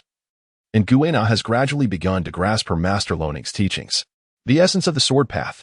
A sudden flash. In an instant, Guina unsheathes the long sword she tightly clutches. unleashing an overwhelming aura of sword intent that emanates from her being. As a master of the sword, her unique sword intent targets none other than Ima, a high-ranking official of the Lone Shark King, the Luckfield family, one of the 6 major leaders of the underground forces. Ima, a formidable wielder of the sharp devil fruit power, is undeniably powerful. As a swordsman himself, and with the enhancement granted by the sharp devil fruit, Ima's strength has ascended to new heights, allowing him to rival the destructive capability of a grand swordsman in a short span of time. Having experienced it firsthand, Ima is acutely aware of the terrifying aspects of a grand swordsman, the profound understanding of the sword path and the chilling power of their attacks, thoughts he dares not entertain. This is merely the expanse of the 4 seas. Why, in this location, would he encounter a swordsman of unparalleled caliber, one so rare even in the New World? This question had perplexed Ima to no end, and time had now run out for him to ponder it further. At last, the sword was drawn, and Guina's eyes sharpened, her dark red blade assuming an unusual posture as she unleashed a terrifying technique. The profound essence of swordsmanship, Void Slash, mastered to its zenith. This move could traverse time and space, delivering a lethal strike with certainty. Alas, Guina was unable to transcend the confines of time and space. Perhaps in this world, only Luoning, the creator of the Void Slash, could wield the true might of this sword technique. However, it sufficed that she could claim a life. In an instant, Guina's form became indistinct, gradually vanishing from Ima's sight. Her speed surged to an extraordinary level, reaching half the speed of light at the pinnacle of her motion. The next moment, Ima witnessed his own demise. Moments later, Guina reappeared behind Luoning, her blade unsullied by a drop of blood, sheathed once more. It could be said that the crimson blood had been consumed by that formidable sword, stored as sustenance for her growth. Suddenly, a thin line of blood appeared on Ima's neck, and his head slowly slid to the ground, followed by a violent spurt of crimson blood. The strongest operative of the underground faction, the Usurer King, the highest-ranking member of the Lufied family, met his end so simply. Had it not been witnessed firsthand, no one would have believed that such a formidable figure could perish so easily. Ima's death sent shockwaves through the nearly 20,000 gathered henchmen of the underground forces. His demise left them utterly stunned. Could it be? Are you jesting? The mightiest of this faction fell so effortlessly. What was there left to fight for? Even if only Guina remained, the henchmen would harbor no thoughts of resistance. Great swordsmen were a rarity in this world. A mere swing of their blade could claim thousands of lives. Surely, these henchmen would not suffice as adversaries for Guina alone. Casting a glance at Guina, and then at the nearly 500 heavily armed army guards, the underground henchmen surrendered in an instant. This time, the army's Imperial Guard appeared somewhat different in their eyes, standing at an imposing height of over 1.80 meters. Each member of the Imperial Guard donned a dark red armor, wielding a long blade that glimmered with a crimson hue under the sunlight. Upon witnessing this sight, the henchmen of the underground forces felt a wave of trepidation wash over them. Those 500 soldiers, armed to the teeth, were undoubtedly formidable beings. Even if that woman lacked extraordinary power, they were certainly not capable of confronting such a force. Thus, before the army's Imperial Guard even approached the underground henchmen, they instinctively cast aside their firearms, kneeling to the ground with raised hands in surrender. The underground forces, driven primarily by monetary gain, comprised individuals who had been lured by the allure of wealth. None were genuinely devoted to the cause. Furthermore, with the strongest member of this underground faction already met with a gruesome fate, what significance remained in their resistance? As the army's 500 Imperial Guards stood before the 20,000 underground henchmen, they were rendered momentarily astounded, unable to fathom the swiftness of their adversaries' decision. There was hardly a moment of hesitation. The choice was made with unwavering resolve. It is worth noting that the army had remained dormant for a full 3 years, and the Imperial Guard had not engaged in true combat for nearly as long. This time marks their inaugural battle upon entering the world, and naturally, they are determined to fight valiantly. Even the hidden lust for bloodshed within the 500 elite guards of the army has been stirred. Yet, before the clash could even commence, it has already concluded. They had scarcely set foot on the island when the skirmish came to an abrupt end. This particular underground faction branch holds considerable significance among all such establishments. Its clandestine environment not only ensures secrecy but also controls 50% of the arms trade across the 4 seas. It is essential to recognize that this figure represents a staggering profit margin. Even the Navy would undoubtedly covet the profits derived from such a substantial portion of the arms trade. If victory can be achieved without warfare, Luoning harbors no objections. In the world of the Pirate King, the daily outbreaks of conflict amount to astronomical figures. And Luo Ning remains unconcerned about the apparent ineffectiveness of the 500 elite troops. Within this underground network, the elite troops cannot demonstrate their true combat potential. Thus, when Luo Ning leads them to the headquarters of the underground faction, it is inconceivable that the 6 major leaders would simply surrender without a fight. It requires no deep contemplation to realize that such a scenario is implausible. Each of the 6 major leaders commands significant influence. It is unimaginable that they would capitulate without engaging in battle against a military force that has yet to reveal its full might. Pucci, issue orders for Costa to dispatch personnel to assume control of everything on this island. The arms trade must not be disrupted, Luo Ning commanded. Understood, Marshal. As Luo Ning arrived at the heart of the island, a hint of helplessness crossed his lips, accompanied by a barely perceptible thrill. After 3 years. Though he had not yet had the opportunity to strike, from this day forward, the island would be incorporated into the territory of the army, and its ownership would belong solely to the army. The subsequent process of the army assuming control of the island proceeded remarkably smoothly, with not a single enforcer from the underground faction offering resistance or acting irrationally. They vaguely understood that they had aligned themselves with a formidable vessel, one far sturdier than the 6 major leaders of the underground faction. In just 1 week, the territory under the army's command expanded more than tenfold. Yet this rapid expansion brought about a significant disadvantage. The army lacked sufficient soldiers to effectively manage the newly acquired lands. Thus, the urgent necessity to expand and cultivate elite soldiers became paramount. This time, the army's expansion was backed by considerable confidence, as the increase in territory dramatically boosted the recruitment of soldiers. The benefits of territorial expansion extended beyond mere numbers at this moment. The army garnered renown throughout the 4 seas. Almost the entirety of this maritime expanse acknowledged that on the fringes of the world government's dominion, a formidable force was rapidly strengthening, with its territory expanding at an alarming rate. This formidable military force is known as the army. On the fringes of the world government's dominion, the army's influence even eclipses that of the navy and the world government itself. In this realm, pirates may remain unfazed upon hearing the names of the world government or the navy. However, the mere mention of the army sends them into a frenzy of panic and trepidation, even at the Holy Land, where the Navy's headquarters resides. Admiral Sengoku has recently become aware of the army's formidable reputation. Sengoku is astounded. 3 years prior, the army was so feeble that it could scarcely be compared to any Navy outpost across the 4 seas. Yet, in the span of just 3 years, its renown has surged, its power has significantly amplified, and its territory has expanded exponentially, more than tenfold within a remarkably brief period. The world is vast, and the Navy has encountered the world government, which has seized a substantial portion of the globe, exuding an exceedingly formidable influence. However, in the peripheral zones of the world government's dominion, particularly at the fringes of the 4 seas, the Navy's impact is relatively feeble. Initially, Fleet Admiral Sengoku had little objection to this reality, for the Navy's most secure domain lies at the heart of the 4 seas, and he remained indifferent to the impoverished regions on the outskirts. Yet, in recent times, the Army's formidable resurgence has resulted in a tenfold expansion of its territory, and its overall strength has suddenly amplified several times over. This revelation instilled a subtle sense of crisis within the heart of Sengoku, who found himself in Mariehua. Is it possible that the Army is about to vie for territory with the Navy? In this world, territory is finite and confined to a specific expanse. Should the Army aspire to expand its dominion, it will inevitably encroach upon the interests of the Navy or other factions, leading to a multitude of disputes.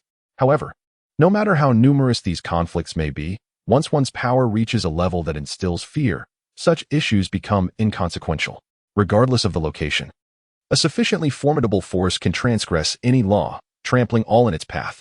The Army, too, must now emerge into the light of this world. 3 years of silence have sufficed for the Army. The expansion of territory has multiplied tenfold, and the recruitment speed surpasses that of previous enlistments by several magnitudes. In a mere 3 days, the Army's ranks swelled from 50,000 to 200,000, while 200,000 appears a staggering figure.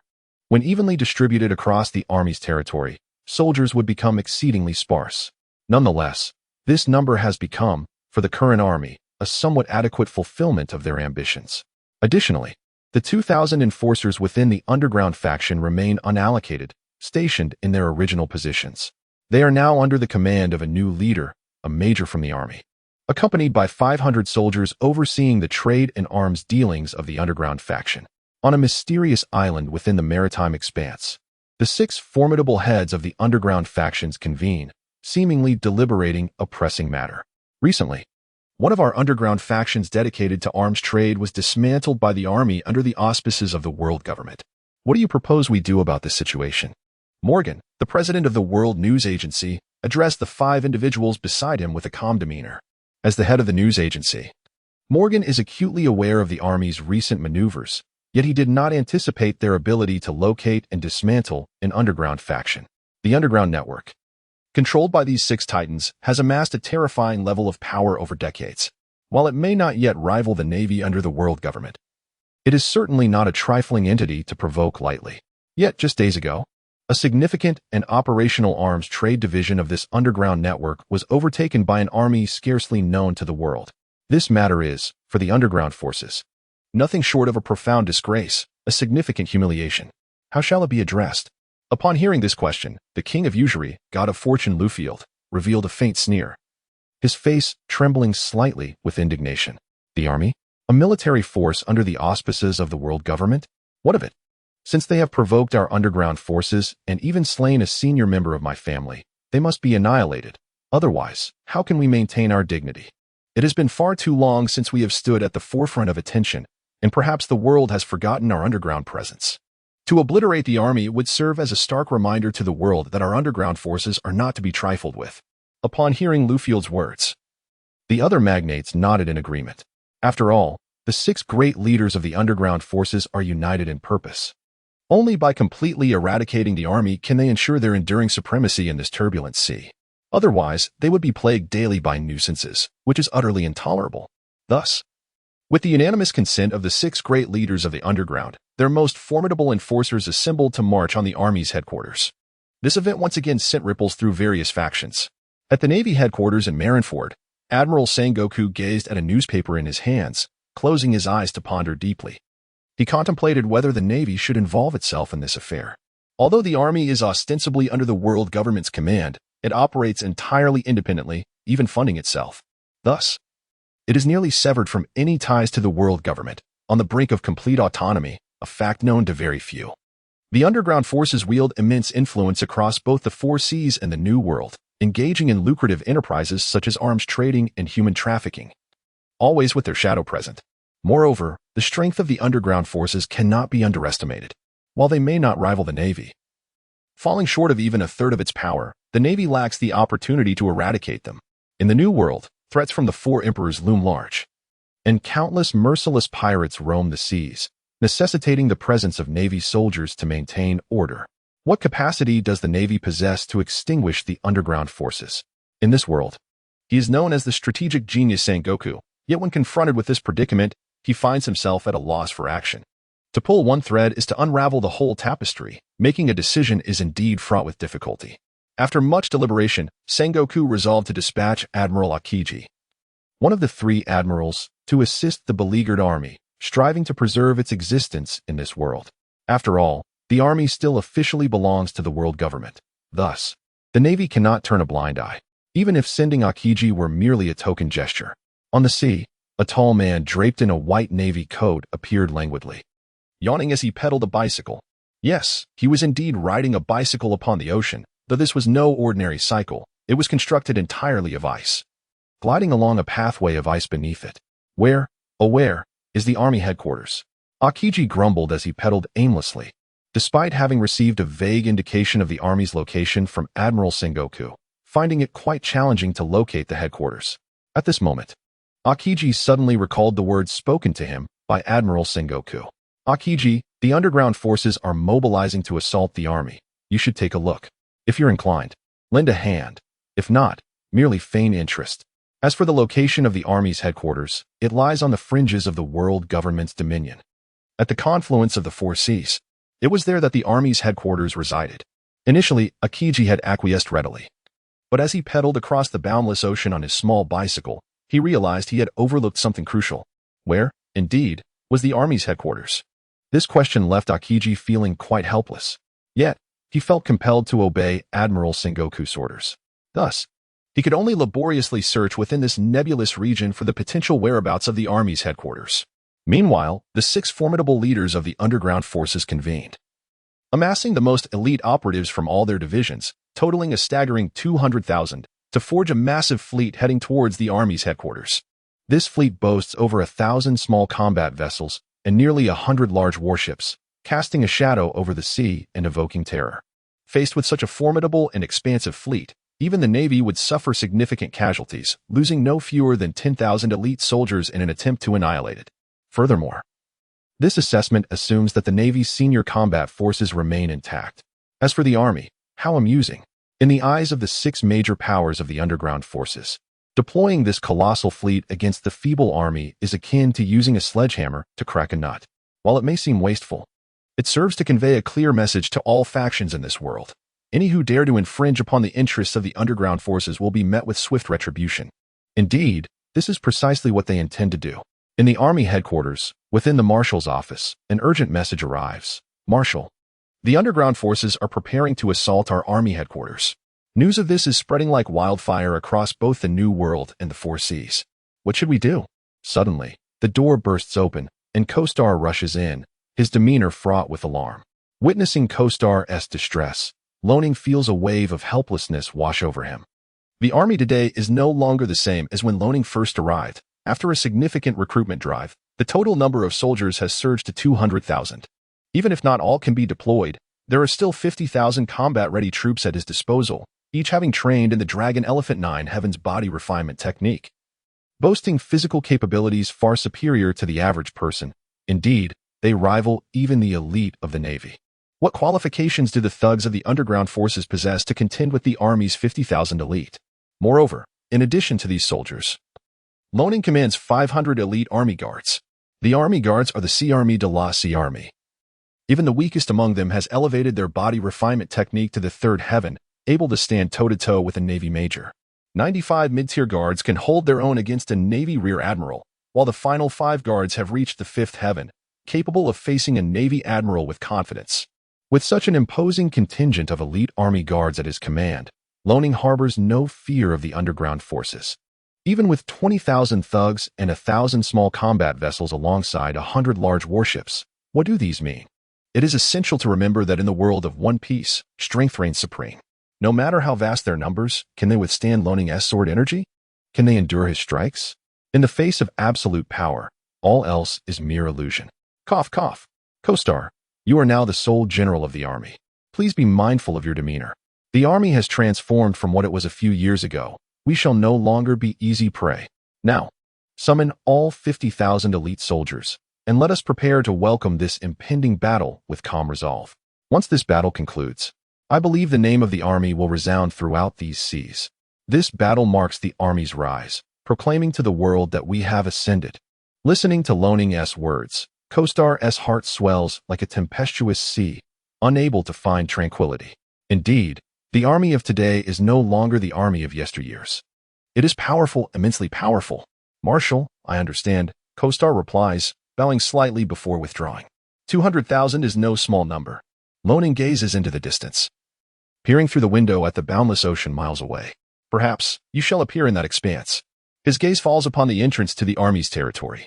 Only by emerging from that point can the underground forces hope to encircle the Army in one fell swoop. However, the 6 major powers of the underground will never have such an opportunity. To stir chaos within the Army's domain and expect to depart unscathed, there are likely no such individuals in this world. With Loning present, guarded by 500 elite guards and supported by 50,000 seasoned soldiers, he is determined to ensure that the 20,000 thugs of the underground forces will not leave, none shall return. This time, Luo Ning did not harbor the intention of subjugating the 200,000 underground enforcers.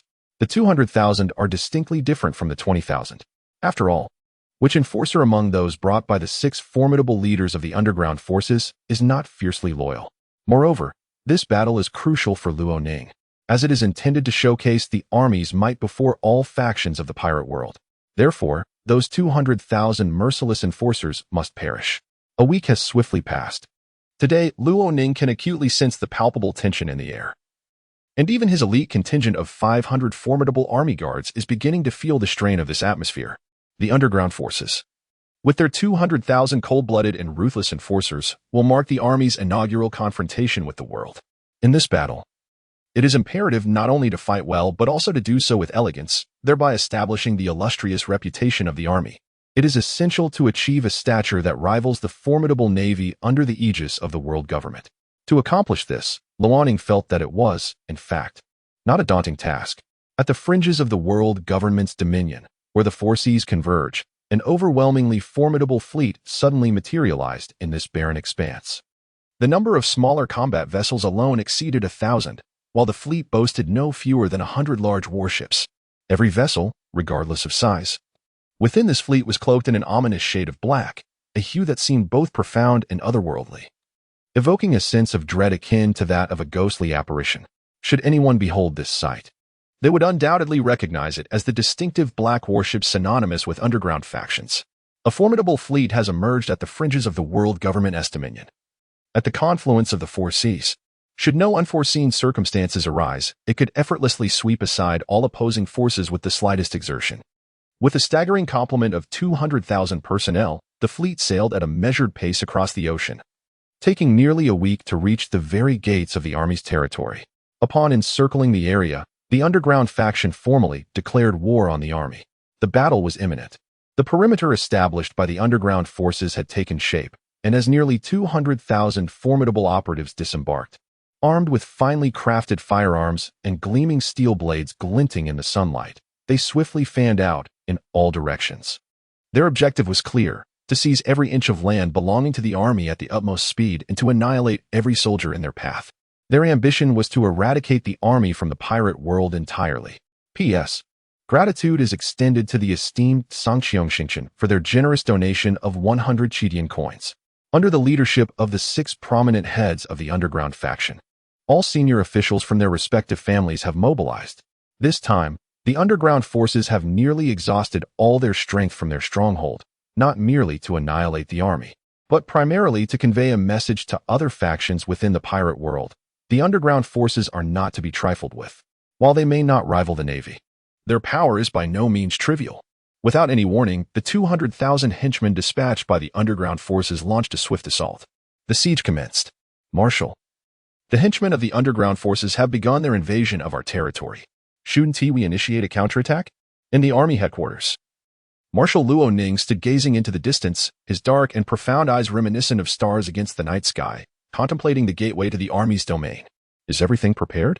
All is ready, awaiting your command, Marshal. During this past week, Luoning had not idled away his time. He had made thorough preparations, biding his time for the arrival of the 200,000 henchmen. When the moment arrived, the 6 great leaders of the underground forces would discover that the army is not a mere soft target, but rather a formidable beast, ready to unleash its ferocity and devour the 200,000 henchmen whole. After waiting for approximately 5 minutes, Luoning's gaze turned icy, a heavy scent of blood permeating the air, casting a dark red hue over the surroundings. Perhaps the long silence had made the world forget how he had dealt with the mountain bandits who had long since lost their ability to retaliate. It had been 3 years since he had felt the warmth of blood. He truly missed it. Ah, you two are eager for the taste of fresh blood, Luoning murmured, his hand brushing against the dark red sword at his waist. No one noticed the flash of blood-red light in his eyes as he bowed his head. Rising, he exited the army headquarters, followed closely by Hu Ba, Hu Xing, and Guina, while Hu Qi remained behind to oversee the training of the lower class. The Hell training camp, after 3 years of rigorous training, had produced only a little over 1,000 soldiers who met the standards and could endure the challenges. As a preparatory unit for the Army's elite guards, they possessed many soldiers whose strength was not inferior to that of the Army's elite. All soldiers in the Hell training camp had reached at least the 2nd layer realm of body refinement, with numerous reaching the late and peak stages, and several attaining the 3rd layer realm. Moreover, the Hell training camp was filled with ambitious soldiers, the C-Army de la C-Army of the Army, all eyeing the limited 500 elite guards with keen interest. They awaited their opportunity to ascend, to become a member of the Army's elite guards, to serve under Marshal Luoning, constantly accompanying him to the battlefield, where blood would surely flow. Regrettably, such opportunities were scarce. Compared to the over 1,000 elite soldiers in the training camp, The 500 elite guards possessed even more terrifying strength. The lowest among the elite guards was at the third-layer realm, rendering the second-layer realm-esque strength quite unimpressive in their midst. It was about time for the soldiers in the Hell training camp to witness bloodshed and experience the world-esque cruelty and coldness. Without ever having felt the warmth of blood or the sensation of life slipping away in their hands, they could never truly transform into real soldiers. Due to the army's lack of resistance, the underground forces advanced with remarkable ease, capturing two-thirds of the army's territory within just 1 hour. The final third was the heart of the army's domain, home to the army headquarters. At the forefront of the battle line, the 6 great leaders had convened. Although the 200,000 henchmen had scattered in various directions, they still amassed no fewer than 150,000. For the army to resist the underground forces with their meager strength was utterly fanciful. Charge. A bounty of 100 million berries for the head of Army Marshal Luo Ning, along with a chance to join the upper echelons of the family. Bellowed the king of usury, Fushin Lufield, his hatred for Marshal Luo Ning palpable. Losing a firearms trade division was one thing, but the army had slain Ima, a powerful and crucial member of his family, making the bounty and promise worth every penny. Kill. Slay the army marshal, Luo Ning. Forward. The promise from their leader ignited excitement among the tens of thousands of elite henchmen, their eyes gleaming with greed, eager to wield their weapons. In their minds, the army, which they had never even heard of, would surely be crushed by their formidable underground forces. Yet, they wondered who would be fortunate enough to claim that coveted prize. Just as the elite henchmen of the underground forces grew frenzied, an icy path appeared on the sea, followed by a solitary bike. Ah, so this is the army headquarters? One of the 3 monstrous admirals of the navy, Akiji, squinted his eyes, yawning while surveying the fleet of battleships that appeared rather daunting. He was taken aback. Could the underground forces have emptied their stronghold and brought all their might here? Akiji pondered, observing the seemingly endless warships around him. Oh, that's right. It seems that Admiral Sengoku instructed me to assist the army as best as I can. Even if there is no opportunity, I must at least make an appearance. Time was of the essence. With that thought, he hastened his pace. Unaware of the current state of battle, he knew one thing. If he did not hurry, the army would likely vanish from this world, where strength reigns supreme. Why provoke the mad dogs of the underground forces when one possesses no power? I don't even have time to sleep. As he spoke, Akiji's figure gradually blurred before suddenly vanishing into thin air. This phenomenon occurs when speed reaches a certain threshold, resulting in a residual image. The 3 admirals of the navy are anything but ordinary. Take Akiji, a user of a devil fruit. His physical prowess alone allows him to achieve such feats. If he were to employ the full capabilities of his devil fruit, the extent of his power would be unfathomable. The intensity of the battle escalates as the army's territories are continuously seized by the underground forces, leaving only the area surrounding the army's headquarters within 100 miles remaining. A command is issued to commence a counterattack. Luo Ning turns to co-star, the sole current admiral of the army, who stands beside him. Yes, Marshal. Co-star swiftly withdraws, his eyes brimming with excitement, gradually tinged with a dark crimson due to overwhelming fervor. At that moment, the situation becomes increasingly clear in the eyes of other factions. The scales of victory tilt decisively in favor of the underground forces. The army is destined to become a mere footnote in the annals of history, fading into oblivion. As for the potential retaliation from the world government after the army's annihilation, the 6 leaders of the underground forces harbor no concerns whatsoever. The underground forces are like a gnarled tree, not so easily eradicated from existence. Furthermore, the world government lacks both the opportunity and the leisure to intervene. Hurry, let us seize the army headquarters. Just as the underground forces prepare to storm the army's stronghold, they encounter a fierce counteroffensive from the army. Over the past 3 years, the army has trained a formidable force of 50,000 elite soldiers specifically to withstand such unforeseen circumstances. In the world of pirates, strength speaks volumes. Why is the navy capable of suppressing the vast seas and the ruthless pirates that roam them? The answer is singular. The navy wields a power that instills fear in those marauders. The 3 admirals of the navy are monstrous in their capabilities. The legendary hero Garp possesses strength rivaling that of the 4 emperors, capable of relentlessly pursuing the pirate king in his prime. Likewise, Fleet Admiral Sengoku is a formidable force, equally unmatched by the 4 emperors. Even without mentioning these titans, the mid-level officers of the navy, such as Vice Admiral Spider and Fire Mountain, are already enough to instill terror in the hearts of pirates. The countless elite navy soldiers further amplify the navy's vast influence. If one were to categorize the four emperors of the New World as first-rate forces, the Navy undoubtedly stands above them, belonging to the pinnacle of power. At the fringes of the world government's dominion, where the four seas converge, a soldier clad in a pure black military uniform stands resolutely, gripping his firearm or blade with a cold demeanor, devoid of fear. They understand that the army is currently formidable and possess an almost pathological trust and loyalty towards their marshal, Luoning. It is worth noting that, in addition to them, the army boasts a mysterious unit known as the Imperial Guards. Although the Imperial Guards consist of only 500 members, even the weakest among them possesses the capability to contend with a Vice Admiral of the Navy. Such an elite army guard, if manifested during a conflict, would leave no one privy to the unfolding events. Has it already commenced? Yet, it seems time is still on our side. Finally, at the precipice of battle, one of the three admirals of the Navy, Akiji, arrived at the scene, becoming the sole observer of the Navy and one of the few witnesses to the army's ascendancy. The confrontation had only just begun, and Akiji had no intention of intervening, as it was a tiresome endeavor, and the army bore no significant relation to him, at most. He could perhaps rescue that army marshal in the final moments. Akiji distinctly recalled that the warlord had advised him before his departure that even a semblance of involvement would suffice. He decided to take a brief respite, intending to act when the army truly reached the critical juncture of life and death, thus providing the world government with an explanation. Regardless of Warlord Sengoku's reluctance to acknowledge it, the army remained a force under the aegis of the world government, a terrestrial military. Brothers, let us slay.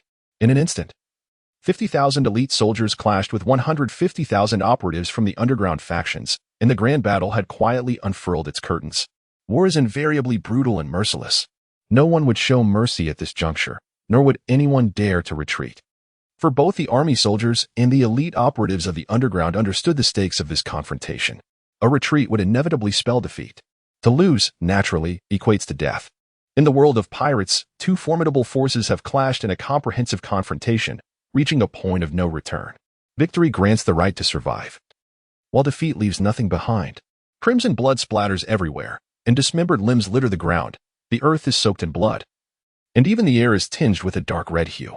The atmosphere has become incredibly oppressive, almost suffocating. The battle has endured for nearly half an hour. Yet the outcome is far from the optimistic expectations of the six mighty leaders of the underground forces. On one side, the army comprises merely 50,000 soldiers, while the underground faction boasts a staggering 150,000 enforcers. In this seemingly unequal battle, the situation began to stagnate. After half an hour, the army had suffered nearly 2,000 elite soldiers, while the underground forces, numbering 150,000, had lost a full 10,000. The disparity in troop losses was a staggering fivefold, a ratio that the six prominent leaders of the underground forces could no longer tolerate. With an army strength of 50,000, compared to the underground forces' 150,000, if the battle continued at this rate. Even if the underground forces were entirely annihilated, the army would still have 20,000 remaining. Thus, the ultimate victor would not be the underground forces, but rather the army, which had never revealed any power on the world stage. It appears we have indeed underestimated the army. We never anticipated that their soldiers possess such formidable combat prowess, surpassing even our most elite underground operatives by several folds. Indeed, it is truly surprising to witness the army's remarkable resilience. However, the strength of our underground forces is not solely limited to this. It is crucial to acknowledge that beyond the visible 150,000 elite operatives, each of the six major families harbors several formidable individuals whose capabilities rival those of vice admirals from the Navy headquarters, alongside dozens of ordinary officials who are capable of contending with Navy rear admirals. Furthermore, each of the six major families commands private soldiers numbering in the thousands, collectively amounting to no less than 6,000. These mercenaries, in the eyes of the six major powers, are regarded as invaluable treasures. Although their numbers merely amount to 6,000, a mere fraction, 1/20th of the formidable force of 150,000 elite fighters, their strength and individual prowess far surpass that of the elite by nearly tenfold. Were it not for the dire state of the battlefield, they would never resort to deploying the private soldiers from their clan into the fray. However, if the adversary is the army, they begrudgingly accept the potential losses among their mercenaries. For at this moment, the conflict between the army and the underground forces has escalated to a point of no return, and one of the factions is destined to vanish from this world today. In this grand battle, if victory is attained, then every effort shall be deemed worthwhile. The addition of 6,000 mercenaries has swiftly tipped the scales of triumph in favor of the underground forces. With 150,000 elite operatives from the underworld, coupled with these 6,000 private soldiers whose strength surpasses that of their underground counterparts by nearly tenfold, the power of the underground faction has surged dramatically. Before long, the ratio of losses between the two sides began to shift. Initially at 5-1, it gradually transformed into a 1-1 ratio, where nearly every fallen elite operative from the underground was met with the demise of an army soldier. The proportion of loss persisted for a full 10 minutes. At this moment, the losses of the army have reached 5,000, while the underground forces have suffered casualties amounting to 13,000, the majority of whom are mere henchmen, with private soldiers numbering fewer than 100. The evolution of the battle clearly illustrates the capabilities of the private soldiers nurtured by the underground factions. At the forefront of the battlefield, within the army headquarters, Luo Ning squinted slightly, his expression impassive, observing the continuous escalation of losses among the army's soldiers. Not a hint of emotion betrayed his countenance, leaving no one aware of the thoughts racing through his mind at that instant. Marshal, we have already lost 5,000 brothers. If this continues, our losses will only worsen. Should we not take action? Behind Luo Ning, Costa's eyes were bloodshot, his chest heaving rapidly as he gazed at the staggering loss of 5,000 soldiers, on the verge of losing his composure. Costa observed the growth of these 50,000 soldiers, and with each army soldier's demise, his heart would suddenly ache with a sharp pang. These soldiers are indeed the very foundation of the army. Should the loss of those 50,000 soldiers exceed half, the army would suffer a significant blow, its strength severely weakened. Such an outcome is not what Luo Ning desires. However, for the army to evolve into a true elite force, it must endure endless slaughter, experience the warmth of blood firsthand, and dance repeatedly with death. By chance, the recent assault from the underground forces has granted Luo Ning such an opportunity, a chance to hone the army's capabilities. The loss of 5,000 soldiers is a burden he can still bear. Suddenly, a glint of murderous intent flashed between Luo Ning's narrowed eyes. It is time to reveal some hidden cards. Costa, unleash the Hell Training Corps onto the battlefield. Luo Ning's voice was remarkably calm. Yet Costa perceived the rising aura of slaughter within those words. Yes, Marshal. Upon receiving Luo Ning's command, Costa immediately ordered the deployment of over 1,000 elite soldiers from the Hell Training Corps to the front lines. The Hell Training Corps, composed of the Army's elite reserve soldiers, boasts individuals whose physical training has already reached the second level of the Dragon Elephant realm, with many attaining the third level. Although the overall strength of the Hell Training Corps is still inferior to that of the Army's elite guard, their presence on the battlefield would undoubtedly provide the Army with an overwhelming advantage. Costa firmly believed this. Unbeknownst to anyone, a new force of over 1,000 soldiers emerged on the battlefield, their spirits high and filled with vigor, their eyes ablaze with determination. At long last, they were able to fight alongside their comrades. Half an hour earlier, the soldiers in the Hell Training Corps had longed to join the fray but had awaited orders from the Army's high command. Now, with the command finally issued, they had arrived on the battlefield. The Hell Training Corps aimed to demonstrate to their marshal that they were no less formidable than the elite guard. Without requiring the elite guard's intervention, this battle would tilt towards victory because of their efforts. Kill. Send those scoundrels of the underground forces straight to hell. With swift precision, the underground forces began to suffer significant losses. The arrival of the Hell Training Corps once again altered the tide of battle, as the Army launched a stunning counteroffensive. The scales of victory quietly began to tip in favor of the Army. Who would have thought that the Army still had hidden reserves? Fuchs, the king of usury and one of the 6 underground overlords, wore a dark expression, his eyes brimming with murderous intent. Among the 6 underground overlords, although each harbored a desire to annihilate the Army, none was more fervent than Fuchs, the king of usury. You have slain the highest-ranking officials of my family. Do not expect the Army to continue to exist in this world. I, Fuchs, the king of usury, am not to be trifled with. As one of the 6 underground overlords, Fuchs possesses an arrogant pride. When his pride is insulted by the Army, he will demand retribution in blood. Even if it means incurring losses to the underground strength, he is unfazed. Highest-ranking officials of the family, heed my command. Together, we shall eradicate this Army that knows nothing of the rules of the sea. Yes, boss. How dare the Army provoke our underground forces? They have clearly overstayed their welcome. As the battle reached this critical juncture, Fuchs, the king of usury, resolved to hold nothing back, unleashing the full might of his family's forces to ensure the Army's obliteration from this world. On the Army's side, Luo finally opened his narrowed eyes. His murderous intent unabated, a sly smile inadvertently gracing his lips. After 3 years of accumulation, it was time for the army to ascend to the pinnacle of global power. The underground forces, in the world of pirates, could be considered a second-rate power, possessing strength that even first-rate forces would not underestimate.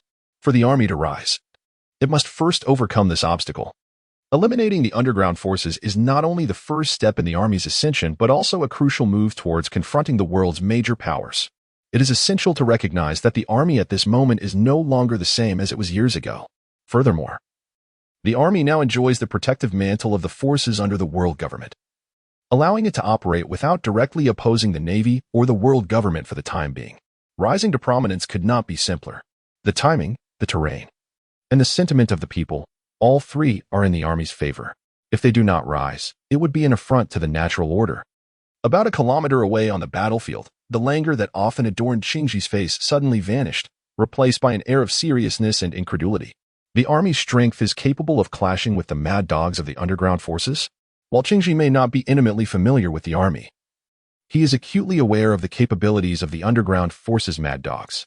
Even the Navy struggles to eradicate the underground forces, let alone an army that has never made a name for itself. It would be prudent to inform Admiral Sengoku of this intelligence. Qingji rummaged through his belongings and produced a din mushi, dialing the exclusive number for Admiral Sengoku at the Navy headquarters. Marineford, Navy headquarters. Inside the Admiral's office, the din mushi suddenly rang. 3 minutes later, Sengoku hung up the call, his expression momentarily frozen. The army's strength can actually rival that of the mad dogs of the underground forces? Upon hearing this news, Sengoku was astonished to his knowledge. The army's capabilities were less than that of any random Navy division. He never expected that upon receiving news of the army again, even the underground forces, which commanded the seas and even the New World, could not easily eliminate them. What has caused this transformation in the army? Is it the assistance of the world government? Or something else? Sengoku could hardly believe that an army that had never shown any prowess could, in such a short time, multiply its strength several-fold. The battle rages on. Yet, this time, the underground forces could gain no advantage, even with all the private soldiers of the 6 overlord families deployed. And even ordinary family officials participating in the fray that could only achieve a slight edge against the army. This outcome was solely attributable to the presence of those 1,000 soldiers from the army. The 1,000-odd soldiers are precisely the reserve forces of the army's Imperial Guard, a hellish training battalion. If it proves so arduous to contend with the hellish training battalion, the underground forces shall undoubtedly meet their demise this time, destined to be eternally erased from this world. Imperial Guard, advance. Until this moment, the battle has persisted for nearly an hour, and the losses among the army's soldiers have already reached 6,000.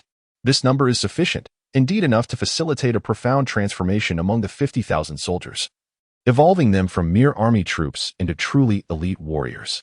Yes, Marshal. Before Luoning stood 500 soldiers clad in dark red armor, standing resolutely with expressions as frosty as ice. Upon hearing Luoning's command, they sprang into action, raising their dark red long blades and striding purposefully toward the battlefield. This maneuver by the army's elite guard also captured the attention of the 6 formidable leaders of the underground forces.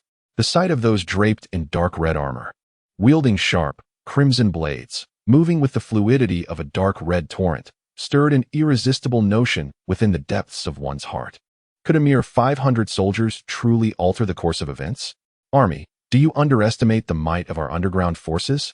At last, the 6 leaders of the underground could no longer restrain themselves. This battle had exceeded their expectations.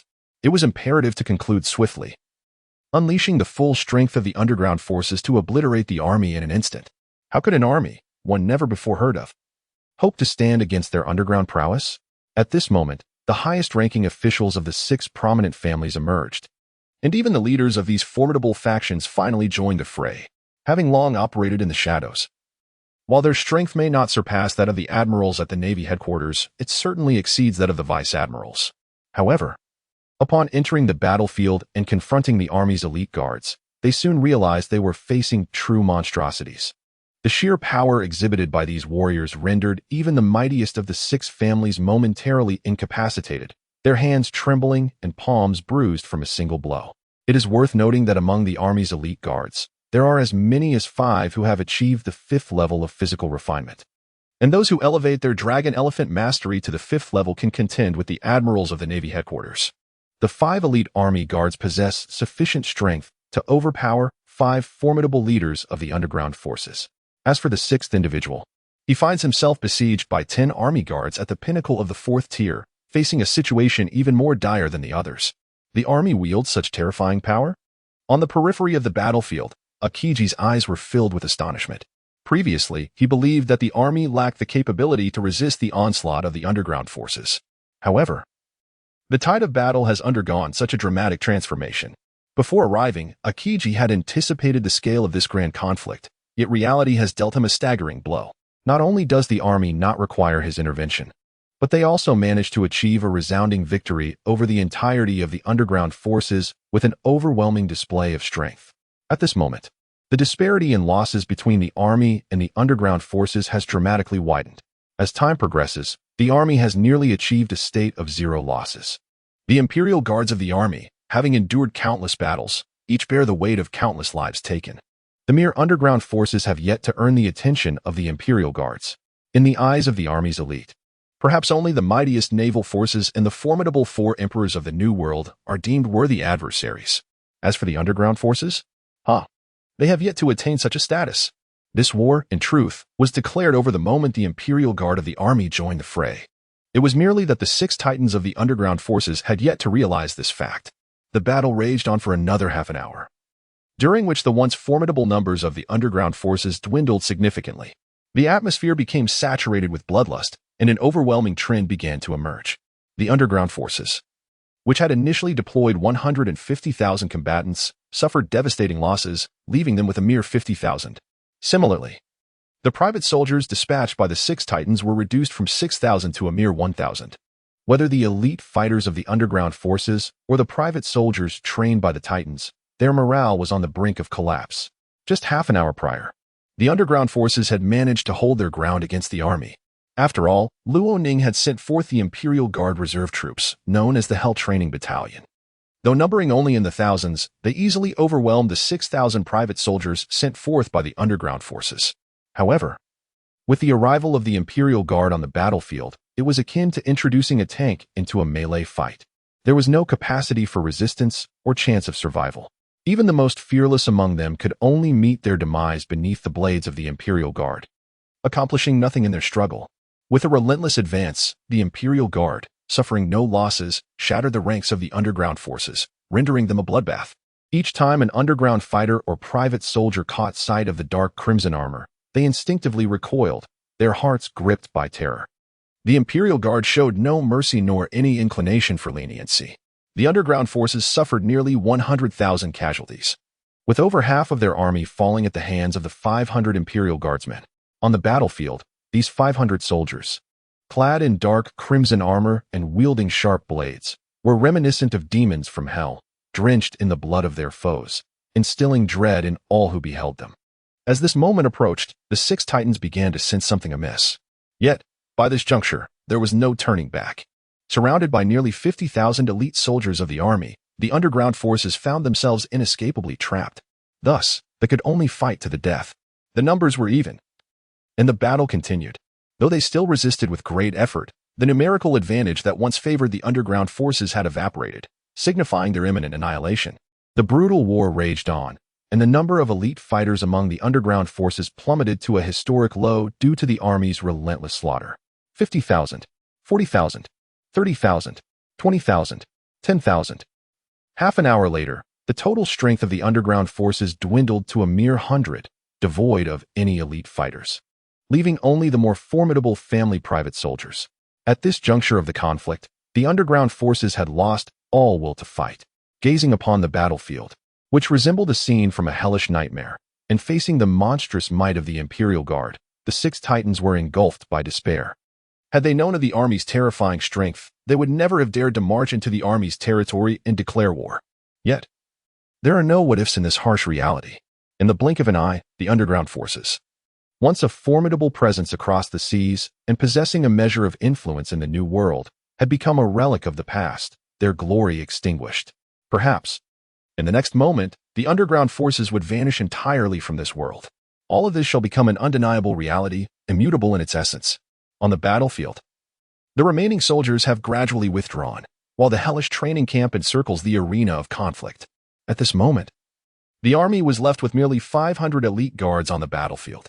Clad in dark crimson armor and wielding long blades untouched by blood, their expressions remained stoic. Their gazes resolute. Although they stood against an adversary numbering over 1,000, the army regarded this as merely an appetizer. 1,000 foes were hardly sufficient to fill their ranks. The battle swiftly concluded. The guards' eyes gleamed with fervor for slaughter, and they would not cease their massacre until every enemy lay vanquished. Approaching the remnants of the underground forces, the elite guards charged forth, and with a single onslaught. No one remained standing on the battlefield except for the army itself. Even the 6 formidable leaders of the underground forces found themselves utterly incapable of countering this fierce advance. It is imperative to note that the elite guards of the army are the most formidable troops, personally led and trained by Ronin. Among the ranks of the elite guards, even the weakest possess the strength of the dragon elephant's 3rd layer, capable of standing toe-to-toe with the rear admirals of the Navy. Not to mention those among the guards who were even mightier. The strongest among them could contend with admirals of the Navy, their physical prowess allowing them to exchange blows, albeit with slight disparities in power. However, the 6 prominent leaders of the underground forces did not possess the caliber of a Navy admiral. Faced with the terrifying might of those 500 elite guards, even an admiral would find their brilliance overshadowed. Should they be encircled, even one as powerful as a Navy admiral could face the peril of demise. This elite force, Ronin believes, is unparalleled, even when compared to the might of the Navy. The battle concluded with devastating consequences. Nearly all the troops unleashed by the underworld were ruthlessly annihilated by the army. Only those fortunate enough had a chance to evade the clutches of the military. The territory has been reclaimed, and the henchmen of the underground forces, once bold, are now quaking in fear, too terrified to show themselves before the army again. In this battle, the army emerged victoriously. As for the previously clandestine enterprises managed by the underground forces, the army has taken full control. Human trafficking, gambling, usury, and underground auctions, none were overlooked. Luoning, not being naive, understood that even if he refrained from engaging in such activities, others in the world would inevitably partake. Therefore, it seemed more prudent for the army to assume these roles, considering the immense profits at stake.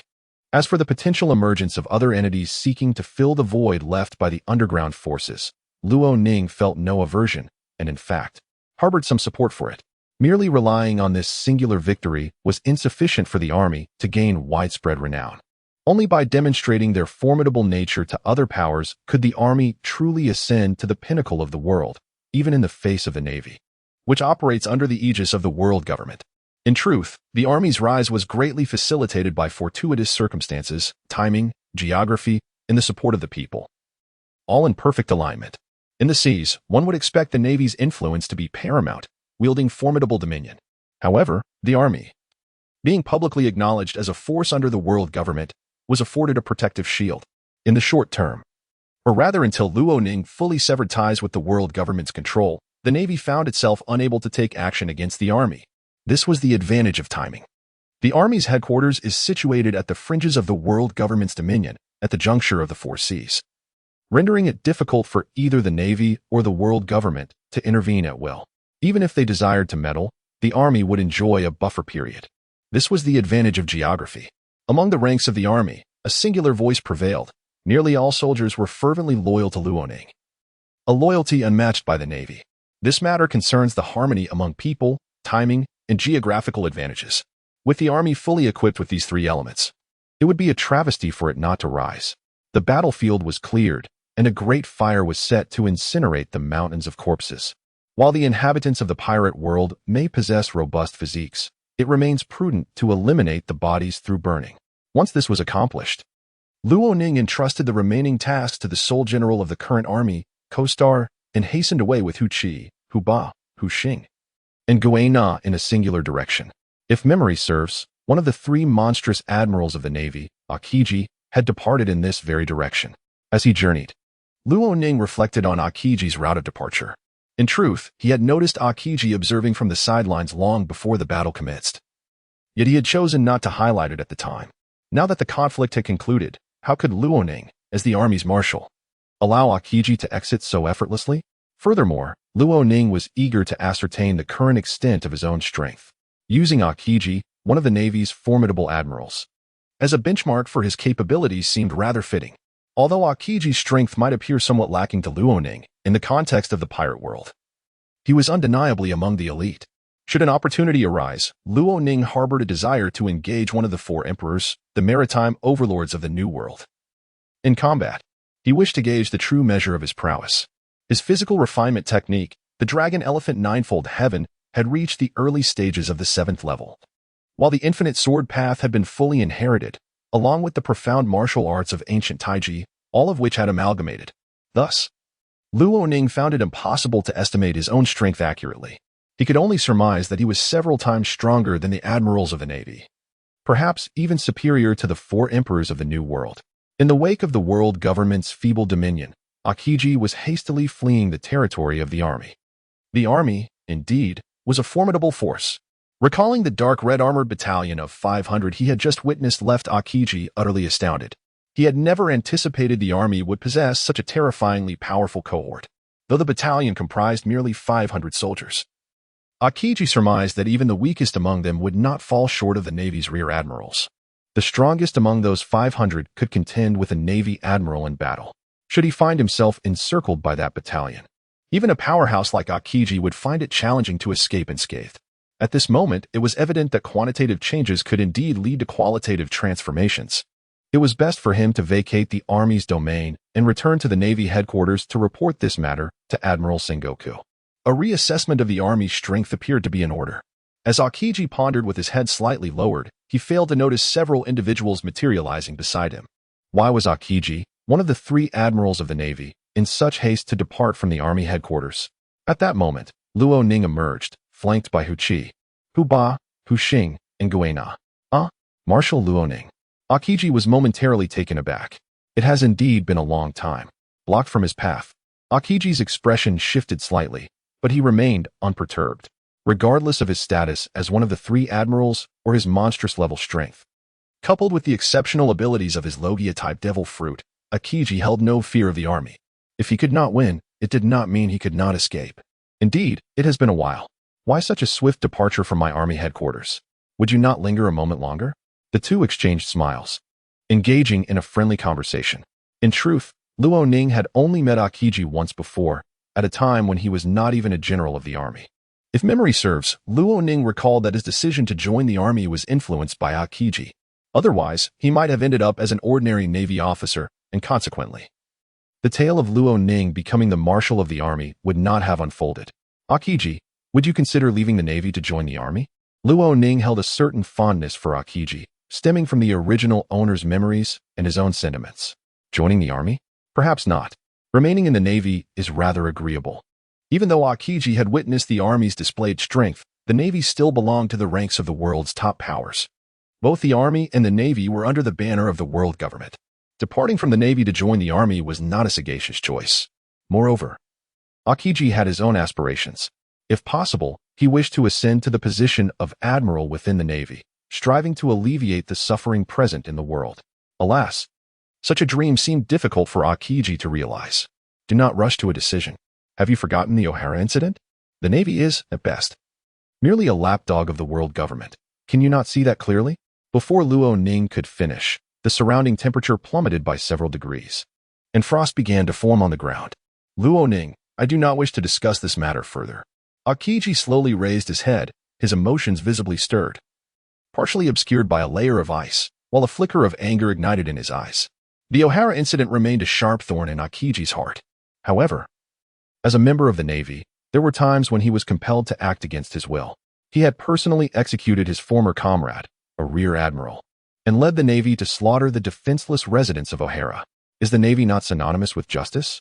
Yet, why was the extermination order issued? Why were all the inhabitants of O'Hara annihilated?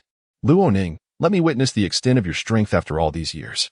The army was indeed formidable. The 500 elite soldiers Akiji had observed earlier were fearsome indeed, but that did not necessarily imply that Luo Ning's strength matched that level of terror. As one of the 3 admirals of the Navy, Akiji, a top-tier user of a Logia-type devil fruit, was among the elite in the world. The army? Akiji could not conceive of anyone within this battalion who could pose a threat to him. With a slight raise of his right arm, Akiji concentrated cold energy within and unleashed an ice bird, propelling it towards Luo Ning's position. The ice bird, swift and potent, would freeze everything in its path. Stepping forward, Huchi moved to intercept, but Luo Ning halted him. In this battle, he would personally take the field. Luo Ning intended to demonstrate to Akiji that, despite being one of the 3 admirals of the Navy, he could at most be regarded as a first-rate contender in this world governed by strength. The pinnacle of power was reserved solely for those of the Yonko caliber. With a single punch, he effortlessly obliterated Akiji's ice attack into mere powder, leaving not a single shard of ice intact.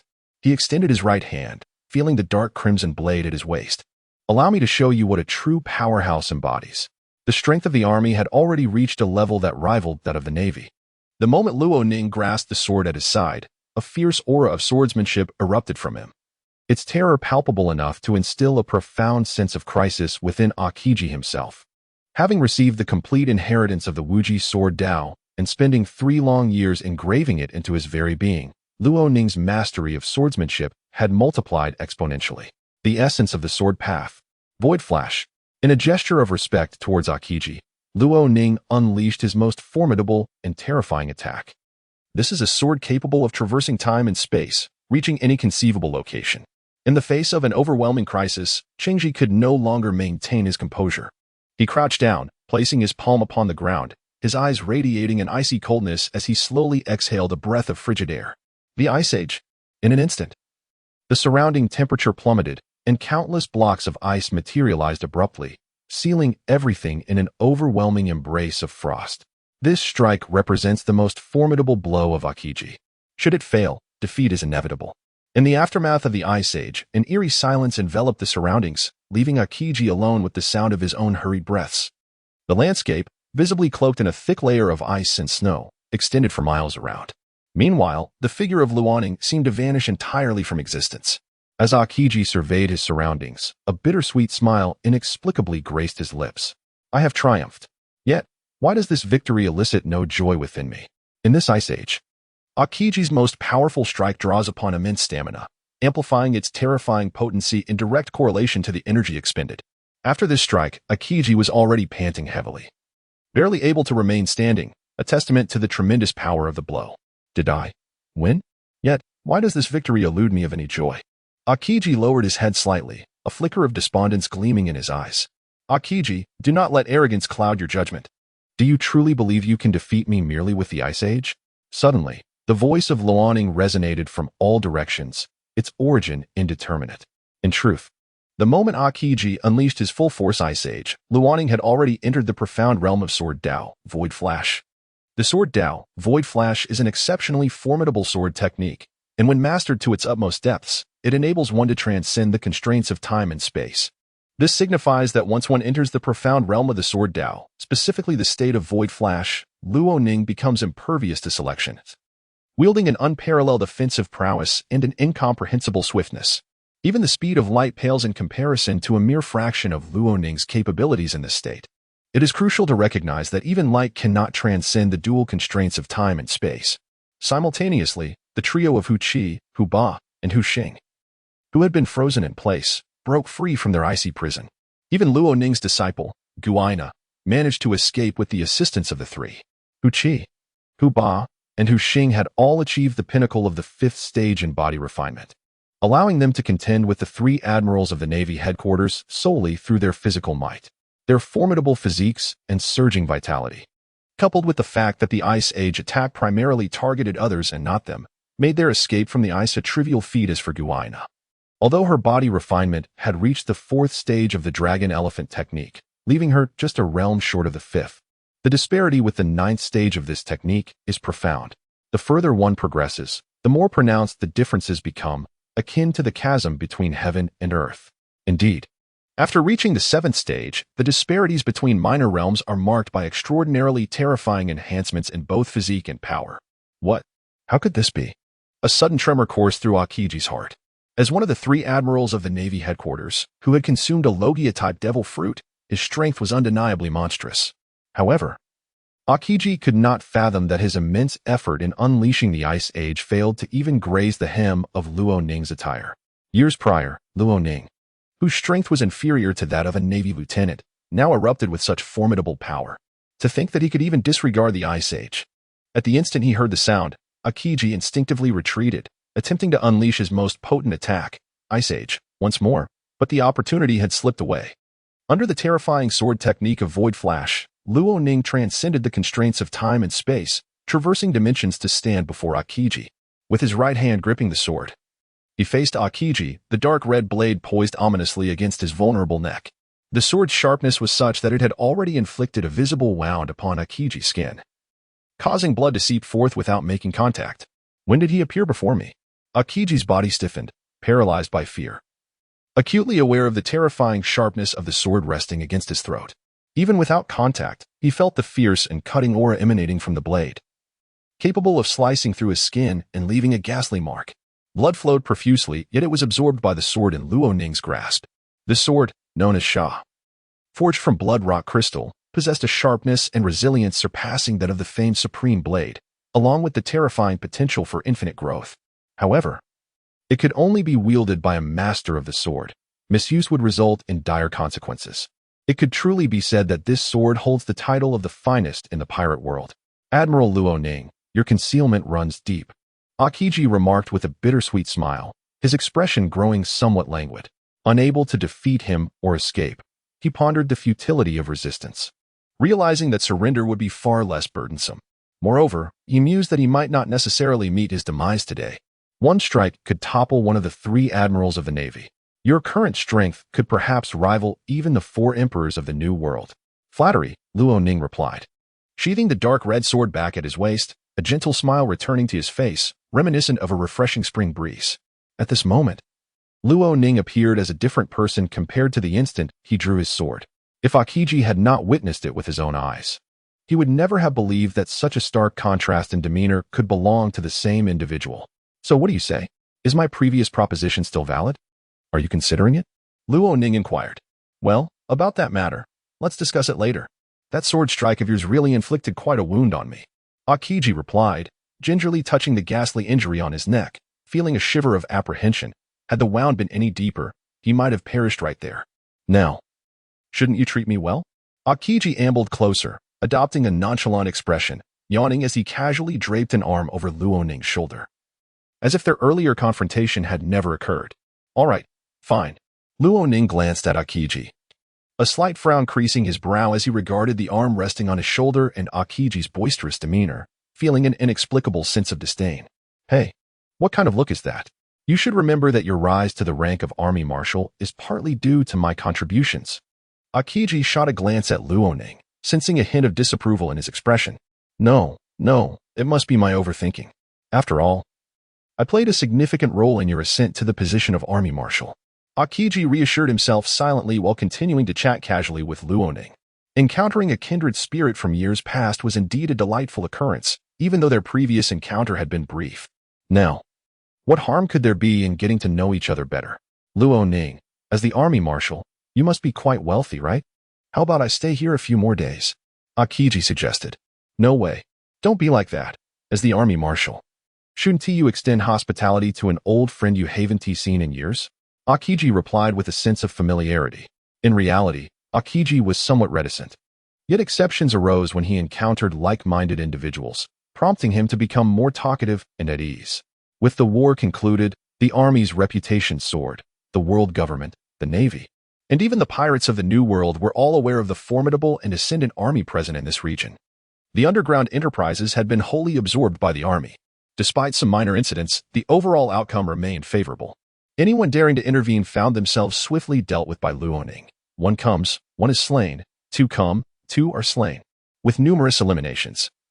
All who dared meddle in the underground affairs were instilled with fear, rendering them hesitant to act recklessly. Everything seemed to be progressing toward a brighter future. However, Akiji lingered on, refusing to depart. Hey, Akiji, you've been here for several days now. Shouldn't you return to the Navy? At the Navy headquarters, Akiji reclined in a soft chair, donning a thin white garment, basking in the sun with an expression of utter laziness. Observing Akiji in such a state, Luo Ning felt a wave of exasperation. This isn't how I remember you. But what had caused such a transformation? Akiji, have you perhaps reconsidered and decided to join the army? Joining the army isn't a bad option, even though the Navy may currently outshine the army. Who knows what the future holds? While engaging in casual conversation with Akiji, Luo Ning admired the azure sky. At this moment, the army's concealed strength was remarkably formidable. To outsiders, the army consisted solely of Luo Ning and his 5,000 elite troops, along with 500 imperial guards, oblivious to the existence of other terrifyingly powerful beings within their ranks. Unbeknownst to anyone, the army also housed individuals such as Tiger Chi, Tiger Ba, and Tiger Xing, who possessed the strength to overpower the 3 admirals of the Navy. Moreover, there was the current sole Grand Marshal of the army, Kostar, whose prowess surpassed that of the 3 admirals. Additionally, in Luo Ning's heart, a smile had already found its place within the army. It merely awaited the right moment to emerge. Joining the army? Perhaps not. I actually quite enjoy my time in the Navy. Besides, both forces serve under the world government. What difference does it make whether I'm in the Navy or the army? Akiji countered, tilting his head in inquiry. Serving under the world government? Upon hearing this, Luo Ning paused momentarily, his smile fading. It's not the same. The army and the Navy are fundamentally different. The Navy acts as the lapdog of the world government, whereas the army does not. If one day the army and the Navy find themselves at odds, which side will you choose? Will you continue as the world government's lapdog? Or will you come to my side? Akiji turned away, clearly uncomfortable with the topic. Let's speak of it later, if that day were to come. Perhaps I would indeed stand against you. Some matters leave me with no choice as a Navy officer. After nearly a week at the Army headquarters, Akiji finally departed, cycling slowly back to the Navy headquarters, Marineford, across the ocean. His pace was neither hurried nor slow. Why exert oneself when one could be leisurely? At times, the justice upheld by the Navy aligned 0% with Akiji's intrinsic sense of justice. In truth, the thought of joining the army seemed appealing. As he pedaled across the sea, Akiji reminisced about his time spent at the army headquarters. The ordinary folk within the army's territory appeared to lead quite content lives, their faces adorned with expressions of hope, far happier than those residing under the Navy's rule. Moreover, the justice championed by the army closely mirrored his own beliefs. After cycling for a whole week, Akiji finally returned to the Navy headquarters, Marineford. In the Marshal's office, the astonishment was palpable. What? Are you saying that Luo Ning, as the Army Marshal, possesses the terrifying swordsmanship capable of cleaving you in one stroke? How can that be? At this moment, the world-renowned Admiral Sengoku was utterly astounded. The fact that Akiji took a full 2 weeks to return to the world government was a matter he chose not to mention. Sengoku was well aware of Akiji's formidable strength. As one of the 3 admirals of the Navy, he possessed the powers of the Logia-type ice fruit, making him a force to be reckoned with on the seas. Otherwise, Akiji would not have held such a prestigious position. However, Sengoku did not anticipate that someone as powerful as Akiji could be vanquished by the Army Marshal, Ronin, with a single sword strike. It is worth noting that Sengoku had played a part in Ronin's ascension to the rank of Army Marshal. Thus he had conducted extensive research and held some understanding of Ronin. Sengoku was certain that years ago, before Ronin assumed the mantle of Army Marshal, he did not possess such terrifying strength, nor had he reached the level capable of slaying Akiji with a mere sword. Yet, within just a few years, who could have foreseen such a dramatic transformation in Ronin's power? One could only imagine the extent of Ronin's current might. Perhaps even the pirate emperors of the New World would face peril in combat against him. While there exists a notable disparity in strength between the 4 emperors and the 3 admirals, it does not reach the level where one could effortlessly slay all 3 admirals with a single strike. Moreover, the Marshal had already received information regarding the Army's elite force of 50,000 soldiers, as well as the 500 enigmatic warriors clad in dark red armor, wielding crimson long blades. The Army's strength, even when compared to the world's top-tier factions, is formidable. More significantly, the Army is a military force under the auspices of the world government. Thus, on the surface, it is aligned with the world government. Therefore, Sengoku, as the Admiral of the Navy, felt an overwhelming sense of impending crisis. Even before the Army had fully strengthened, it had been aggressively seizing territories, and now its power was laid bare for all to see. One could surmise that the Army's next course of action would likely involve ravenously claiming territory as if they were wolves. The seas, which are dominantly occupied by the Navy, exhibit a strong governance that other factions dare not challenge. However, the army would undoubtedly be audacious enough to do so. The army, born of the land and nurtured by it, is destined to govern the earth. Even if the army encroaches upon the Navy's interests, the Navy may find itself utterly powerless to resist or retaliate. After all, both are military entities under the world government. Could they truly come to blows? Sengoku chuckled at the absurdity of that notion. Akiji departed from the Admiral's office, leaving Sengoku in a contemplative silence. In the days to come, the army would likely become increasingly active in the seas that rightfully belong to the Navy. They might even surpass the Navy, assuming control over these waters. The army possesses such capability. The mere thought of this caused Sengoku immense distress. How did matters come to this? Although Sengoku is frequently referred to as a strategic genius, he felt an overwhelming headache when confronted with this situation, uncertain of how to navigate it. Had the army's strength remained feeble, Sengoku would not have felt such disquiet. However, the power the army has revealed has even instilled a sense of crisis in Sengoku, the top admiral of the world's mightiest force. This signifies that the matter at hand is far from straightforward. The tranquil waters of the four seas are on the brink of an impending upheaval. A small boat sways gently as it navigates the vast ocean. Upon this vessel stands a man, his gaze sharp and penetrating, crowned with short black hair and draped in a loose black trench coat. A small dagger, shaped like a cross, hangs at his chest, while on his back rests the formidable black blade, revered as the strongest in the world. Is he not the army marshal, Ronin?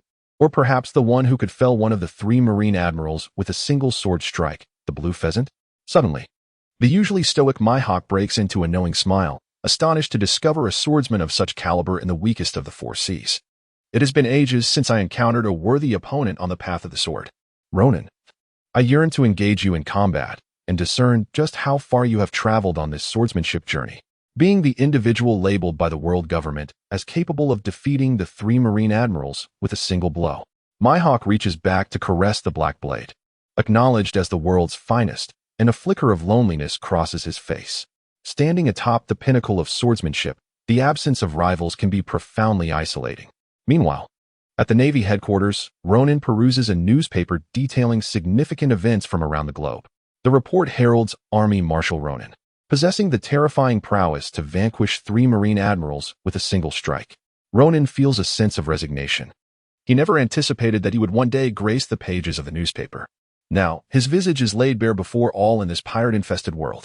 It seems that maintaining a low profile will not be a simple endeavor henceforth. Although his reputation within the army has surged, it also portends a plethora of forthcoming troubles.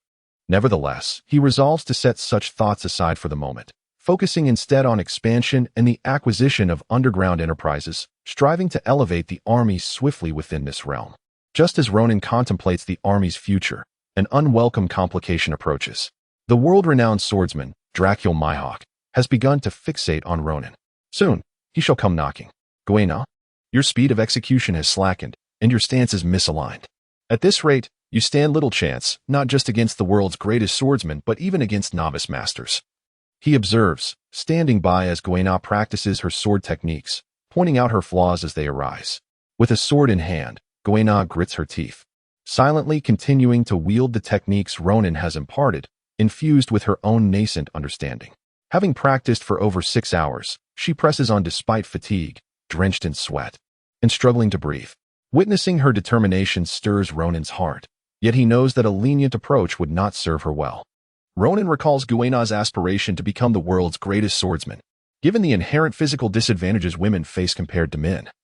Falling behind in effort would not only thwart her dream of supremacy but render her ambitions of becoming a top-tier swordsman unattainable. 1 hour passes. 2 hours. 3 hours. 4 hours. At last, Guina's sword droops, falling straight toward the ground. In a mere 24 hours, she has devoted 10 hours to honing her skills, her perseverance speaking volumes of her toil. Suddenly, Ronin opens his eyes, a flicker of compassion illuminating his gaze as he rushes to support Guina just before she collapses. At this moment, Guina's face had turned ashen, her hands a gruesome sight from the prolonged grip on her sword. Luo Ning picked up the longsword that had fallen to the ground, his gaze tinged with a hint of helplessness. The sword, a deep crimson hue, shimmered with an eerie brilliance under the moonlight. Was it too soon for Guina to wield such a weapon? Luo Ning's attention was drawn to the longsword, which was sharp and crafted from a material far superior to even the mightiest of blades. The sword possessed a spirit, meant only for those who had mastered the art of swordsmanship. Even a grand swordsman, should the sword not acknowledge them, would suffer a backlash from its energy while wielding it. Guina had reached the realm of grand swordsman, and the damage from the sword's backlash had become minimal. However, she could not endure its prolonged and intense use. Silly girl, why must you strive so hard? Becoming the world's greatest swordsman is no simple feat. Even if Luo Ning did not factor this in, there existed in this world of pirates the formidable warlords of the sea, led by the unparalleled swordsman Dracul Mihawk. The strength of Mihawk instilled a sense of trepidation even in the three admirals of the Navy. Given Mihawk's terrifying understanding of swordsmanship, Guina had a long and arduous path ahead if she sought to surpass him and claim the title of the world's greatest swordsman. Could it be that her childhood promise to Zoro fueled her determination? Cradling Guina in his arms, Luo Ning carried her back to her room, placing her on the soft pink bed adorned with youthful charm. After exiting the room and securing the door and windows, Luo Ning raised his head to gaze at the sky. It was now deep into the night, and the temperature had unwittingly dropped, the air carrying a hint of moisture that turned slightly chilly. Taking a deep breath, he exhaled a cloud of white mist, his eyes fixed on the crescent moon. Pure as snow. For reasons unknown, a dull ache tugged at Luo Ning's heart. Initially, his quest for Guina had been driven solely by a system task, a chance at a reward. However, as he became her mentor and spent more time with her, he discovered her indomitable spirit. No matter the challenge, she persevered. Her inner kindness and purity stirred a sense of compassion within Luo Ning, causing him to feel a twinge of pain for her struggles. Indeed, even he could not comprehend the source of this feeling. In his previous life, he had devoted himself to the army. Now, having traversed into the world of pirates, he was determined to elevate the army in this realm. The earth is the mother of humanity. The army ought to rise in this world. The army should stand atop the pinnacle of existence. In this moment, Luo Ning swore to the heavens that if he were to fail, he would rather meet his demise. As for the tender sentiments of love, it would be wiser to set them aside for the time being. Moreover, was it not true that Guina's heart belonged solely to Zoro? The bond between Luo Ning and her was merely that of master and disciple. In the army headquarters, within Guina's room, the atmosphere was immaculate and orderly, suffused with the essence of youth. Guina's complexion was pale, beads of sweat trickled from her forehead, and her delicate brows were slightly furrowed, rendering her irresistibly endearing. Master, I will surely succeed. I will keep pace with you. I am not a burden, and I refuse to be one. Guina's eyes were tightly shut, tears glistening as they slipped from the corners of her eyes. It was unclear when becoming the world's greatest swordsman ceased to be Guina's foremost dream. Deep within her heart, what she truly yearned for was to remain steadfastly by Luo Ning's side, even if it were just to catch a distant glimpse of him. Over the years, Luo Ning's prowess has escalated to a terrifying degree, instilling within Guina an immense sense of pressure. She must enhance her strength, and expeditiously at that. Only in this manner can she be deemed worthy to stand beside Luo Ning. Time passed quietly. Another week went by without significant movements from the army. Recruitment continued, and the encroachment upon nearby territories persisted. The army now possesses vast avenues for development. With control over the enterprises operated by underground forces, the army's funding has significantly increased, rendering the possibility of financial shortages virtually non-existent. As for troop strength, bolstered by substantial financial resources, it has yet to reach the limits the army can withstand. Even the territories recently acquired remain only partially under control, let alone the surrounding regions. Overall, the army is currently in a phase of rapid expansion. However, if this momentum continues, it is likely that Luo Ning will soon encounter the major forces of this world. The first faction to be confronted will undoubtedly be the Navy, a formidable power within the realm of pirates. Yet, both the Army and the Navy ostensibly fall under the banner of the world government, and the Army's territory is meant to reside above ground. Thus, should the Army inadvertently infringe upon the Navy's interests, Luo Ning perceives this as a natural consequence. When it comes to encroaching upon the interests of other factions, Luo Ning can only offer his apologies. The Army is destined to rise to the pinnacle of the world. Any obstacles encountered along the ascendant path will be eliminated one by one, without hesitation. The formidable soldiers of the Army's elite guard serve as the most effective agents of this removal. Upon the vast ocean, a small vessel glides forward. On board stands an individual, cold in demeanor yet tinged with a hint of solitude, exuding an air of proud isolation. This lone figure, bearing what appears to be an ordinary black sword, has arrived at the recently renowned headquarters of the Army. So, this is the Army's stronghold? This implies that the so-called Marshal of the army, Luaning, who is said to be capable of slaying one of the Navy's 3 admirals, Akiji, resides here. It has taken a full week for Hawkeye to traverse the boundless sea to this point.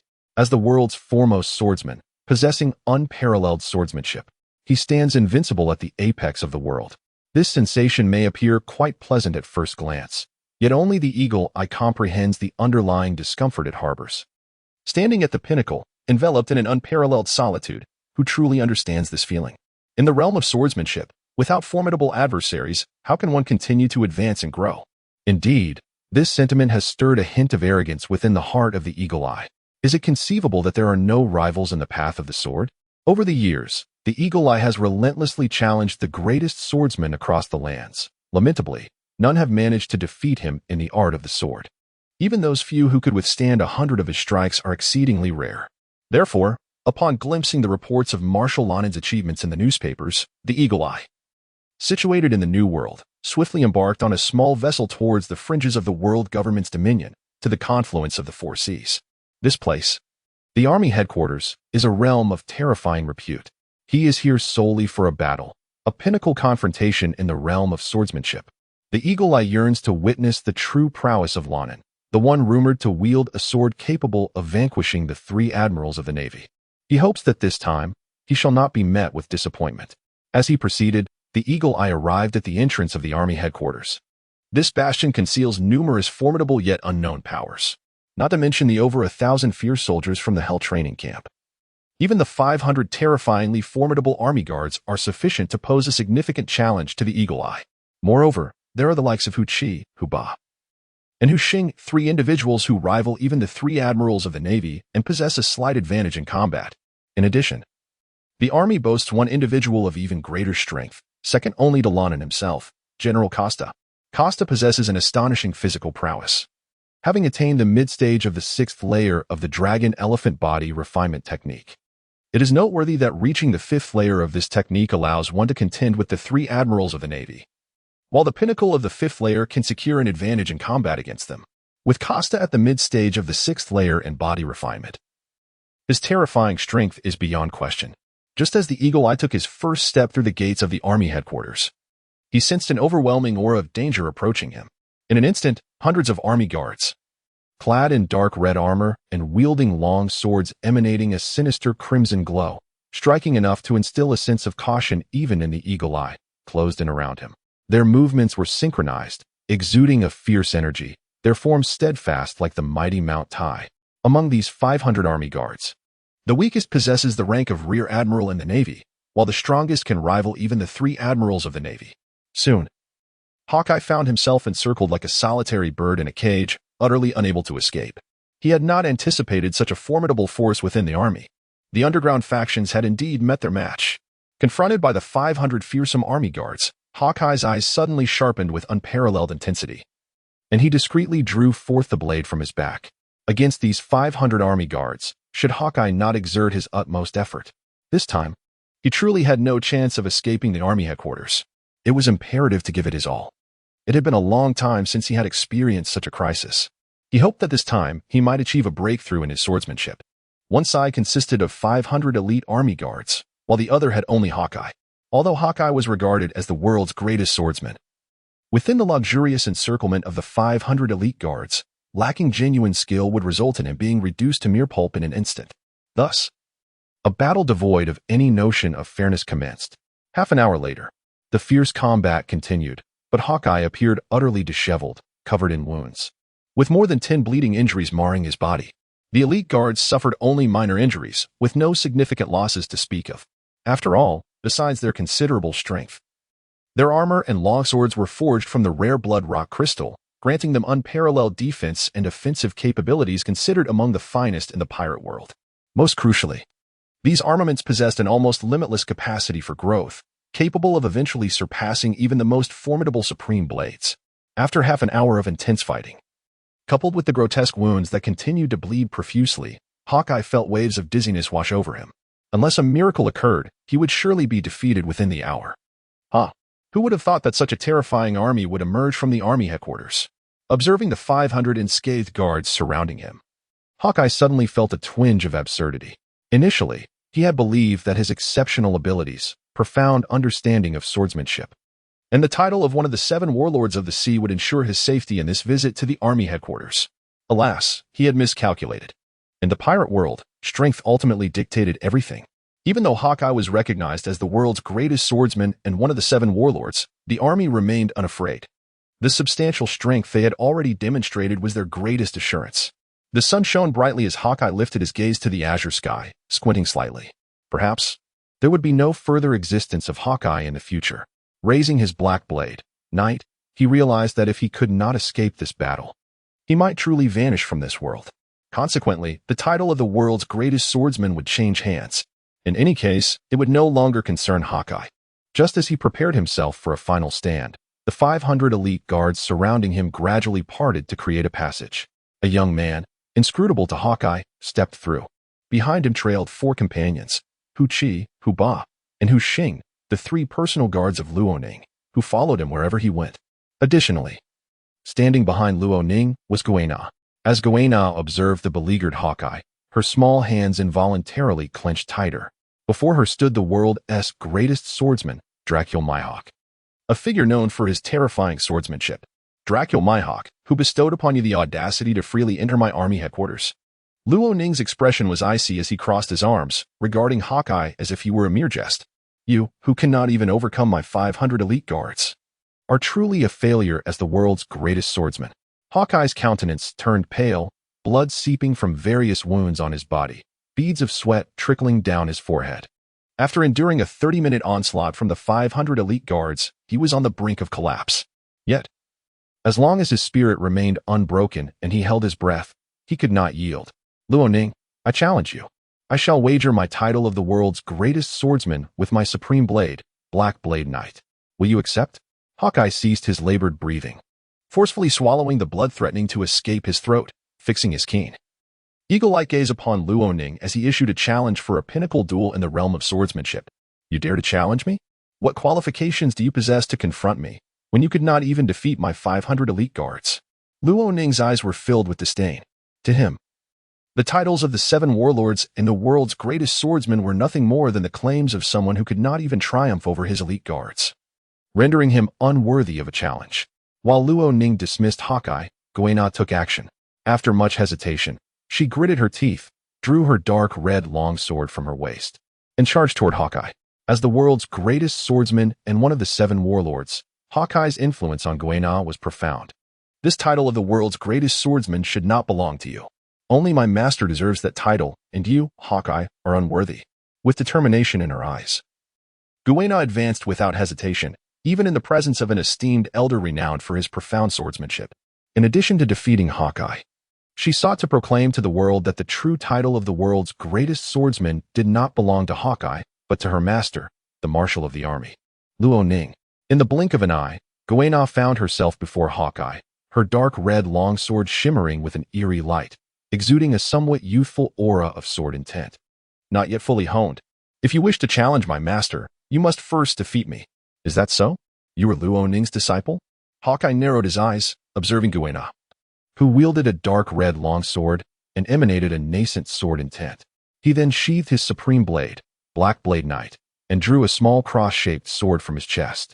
For you, this small sword will suffice. I need not draw my supreme blade. From Guina, Hawkeye sensed the immaturity of her sword intent.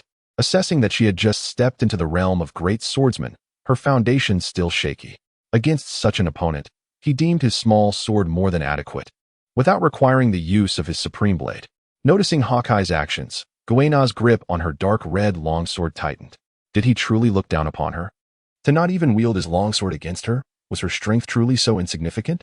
For reasons unknown, Guina felt a sudden pang in her nose, her eyes slightly reddening as she fought back the tears threatening to spill from her eyes. She tightened her grip on the sword in her hand, pouring even more strength into it. However, this effort seemed futile. No matter how hard Guina tried or what sword techniques she employed, Mihawk effortlessly countered her every move. Even though at that moment, Mihawk's mind was beginning to swirl with dizziness from the substantial loss of blood and the rapid depletion of his strength, he still found himself more than capable of dealing with Guina's advances. Soon, Mihawk discerned a flaw in Guina's technique, drawing upon his profound understanding of swordsmanship. He wielded his small cross-shaped sword with remarkable prowess, unleashing a terrifying wave of sword energy that surged toward Guina. Known as Dracul Mihawk, the world's greatest swordsman, he possessed an extraordinary comprehension of the sword and immense power. He remained unfazed even in the face of the 3 admirals of the Navy. Mihawk believed that if it weren't for the 500 monstrous army guards, he would not find himself in such a predicament, nor would he be reduced to this state. Unbeknownst to Mihawk, beyond the fearsome 500 army guards, there existed even more formidable warriors within the army. Without mentioning the strongest among them, Army Marshal Ronin. Just the presence of his fiercely loyal guards, Tiger Chi, Tiger Ba, and Tiger Xing, would suffice to easily overpower Mihawk with their sheer strength. Often, when power reaches a certain apex, even the most exquisite sword techniques and the deepest comprehension of swordsmanship will ultimately lead to defeat.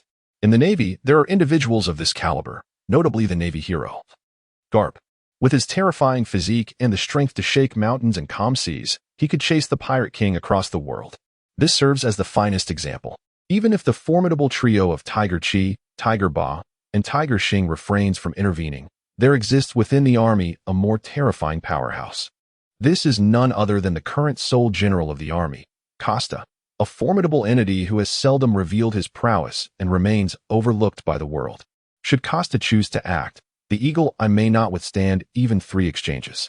His terrifying strength, cultivated to the mid-stage of the 6th level of the dragon elephant, combined with the exquisite and esoteric techniques of ancient martial Tai Chi, brings Costa's South power perilously close to that of the 4 emperors.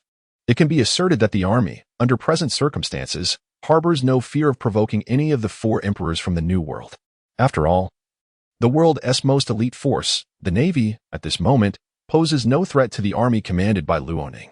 In the realm of pirates, both the army and the Navy ostensibly serve as military branches under the world government, functioning as its violent apparatus. Indeed, at this juncture, the world government finds it necessary to leverage the army's recent illustrious reputation to intimidate the impending era of great pirates. Merely relying on the Navy is insufficient to compel the fierce and brutal pirates roaming the seas to comply. Although the army ranks among the top forces in the world, the pirate factions in the New World are equally formidable. Ostensibly, the 4 emperors of the New World and their subordinate pirate crews stand as the mightiest. Beneath the surface, countless ambitious and fearsome pirates remain shrouded in obscurity. The New World has entered an era of rampant piracy. Without formidable strength or a military force capable of instilling fear in the hearts of pirates, the world government's ambition to control the pirate world will be exponentially more challenging. At the army headquarters, Kana stands her ground, clutching a dark red longsword, her gaze fixed on the terrifying sword energy, nearly 2 meters in height, hurtling towards her with alarming speed. She feels an overwhelming sense of peril. She desires to evade. Yet Guina senses that her body has been ensnared by the sharp sword energy, rendering her immobile. Is the disparity between me and the world's greatest swordsman truly this vast? Guina's eyes dim slightly, overwhelmed by the formidable sword energy before her.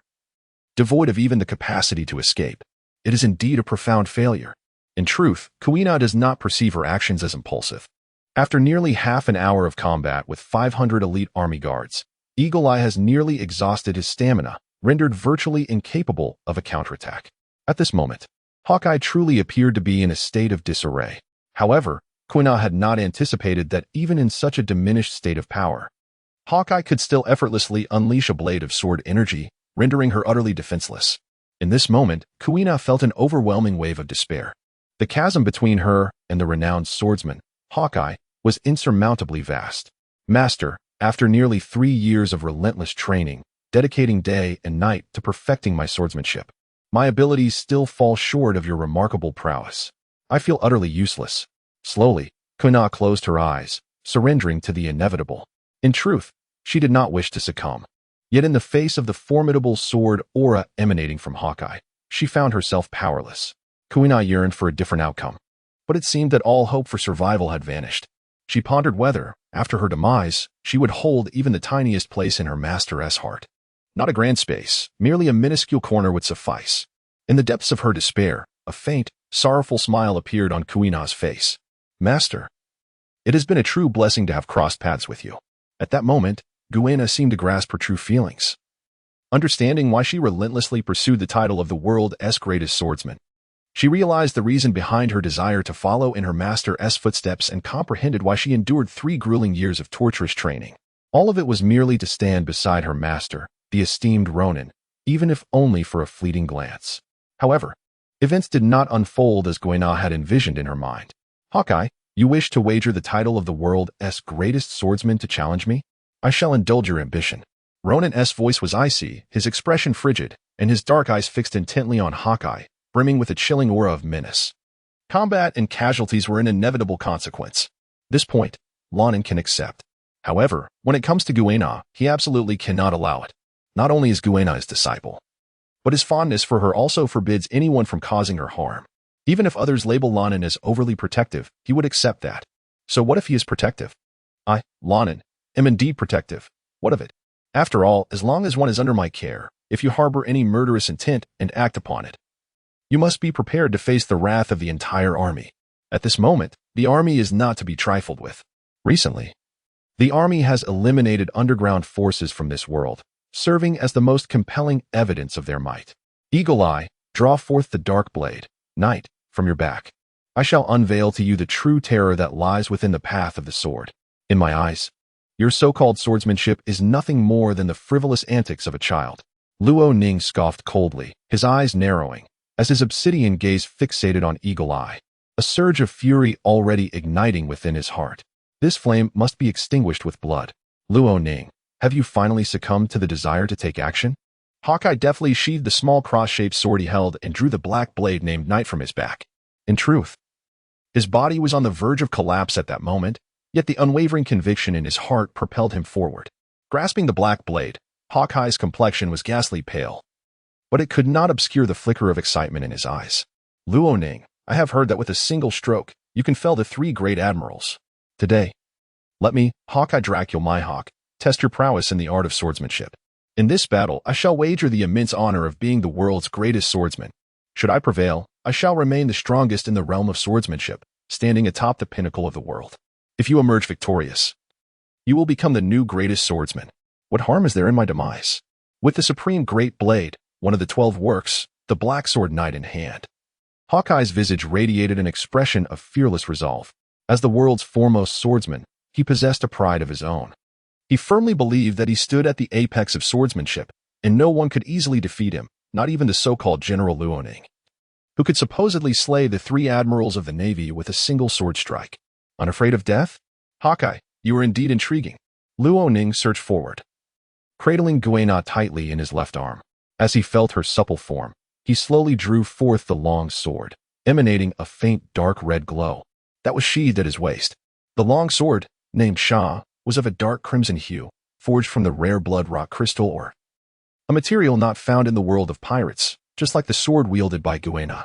These weapons, upon their inception, possess a formidable power that rivals the supreme great blade of the 12 crafts. They are even sharper and more resilient than the aforementioned blade.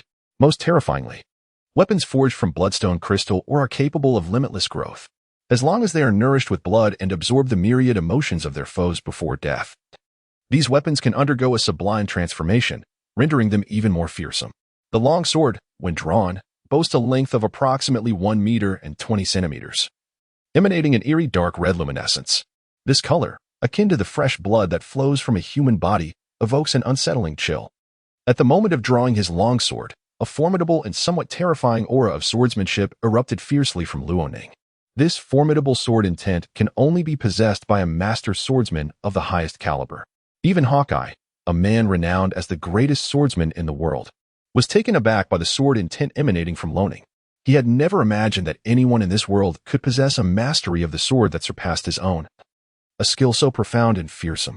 Previously, he had harbored doubts, but now he was convinced. Marshal Luo Ning of the army is a formidable rival. Perhaps he has traversed further along the path of the sword than I have. Hawkeye strained to open his eyes, refusing to wipe away the beads of sweat that trickled down his forehead and into his eyes. This battle is of paramount importance. He could not afford to fail, nor could he permit defeat. To lose would mean relinquishing the title of the world's greatest swordsman. In this regard, Hawkeye did not experience a profound sense of loss. However, to lose would equate to facing death itself.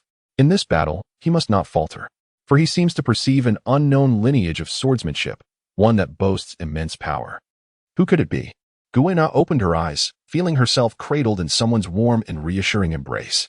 Master. As she lifted her gaze, Guina was met with the exceedingly familiar visage of Luoning.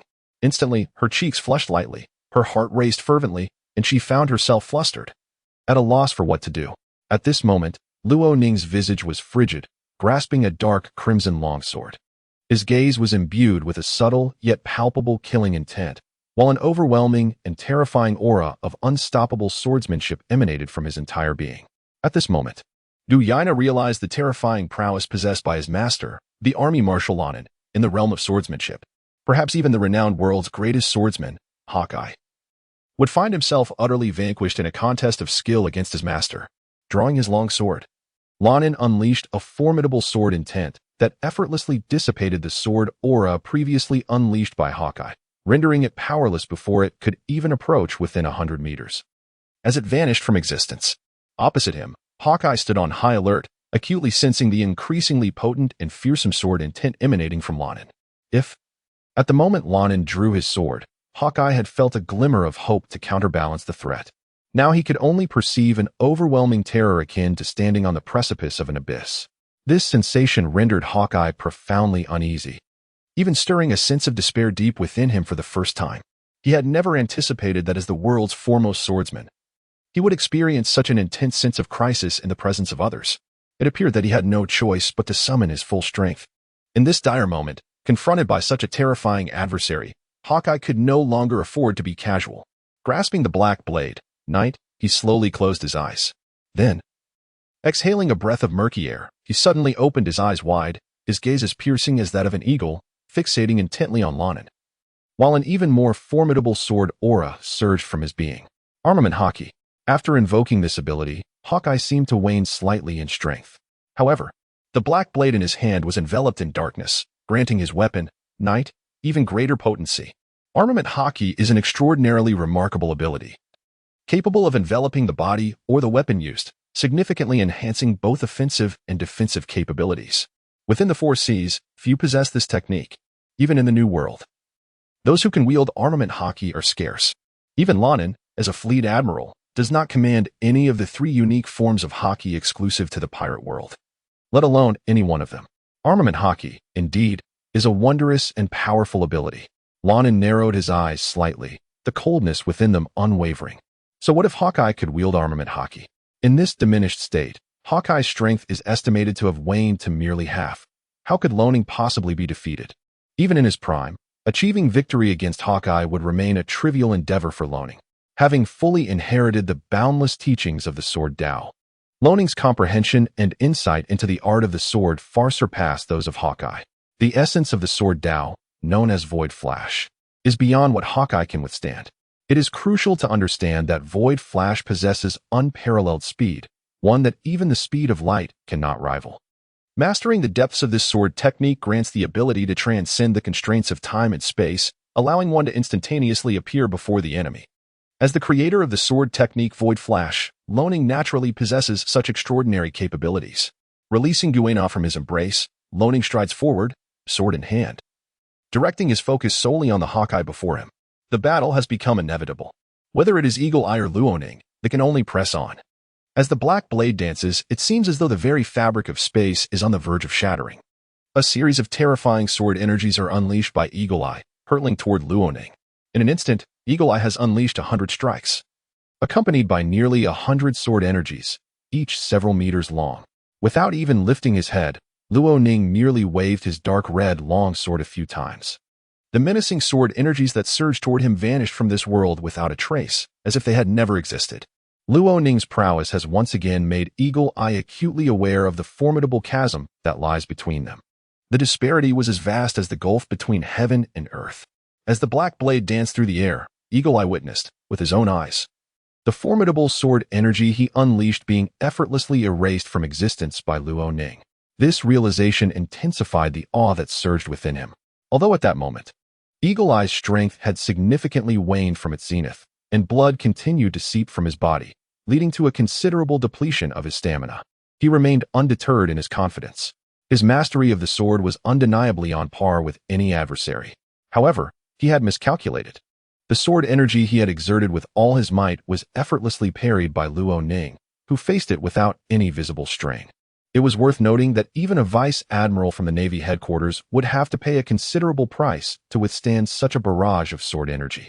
Yet, Luo Ning had managed to receive it with such remarkable ease and composure.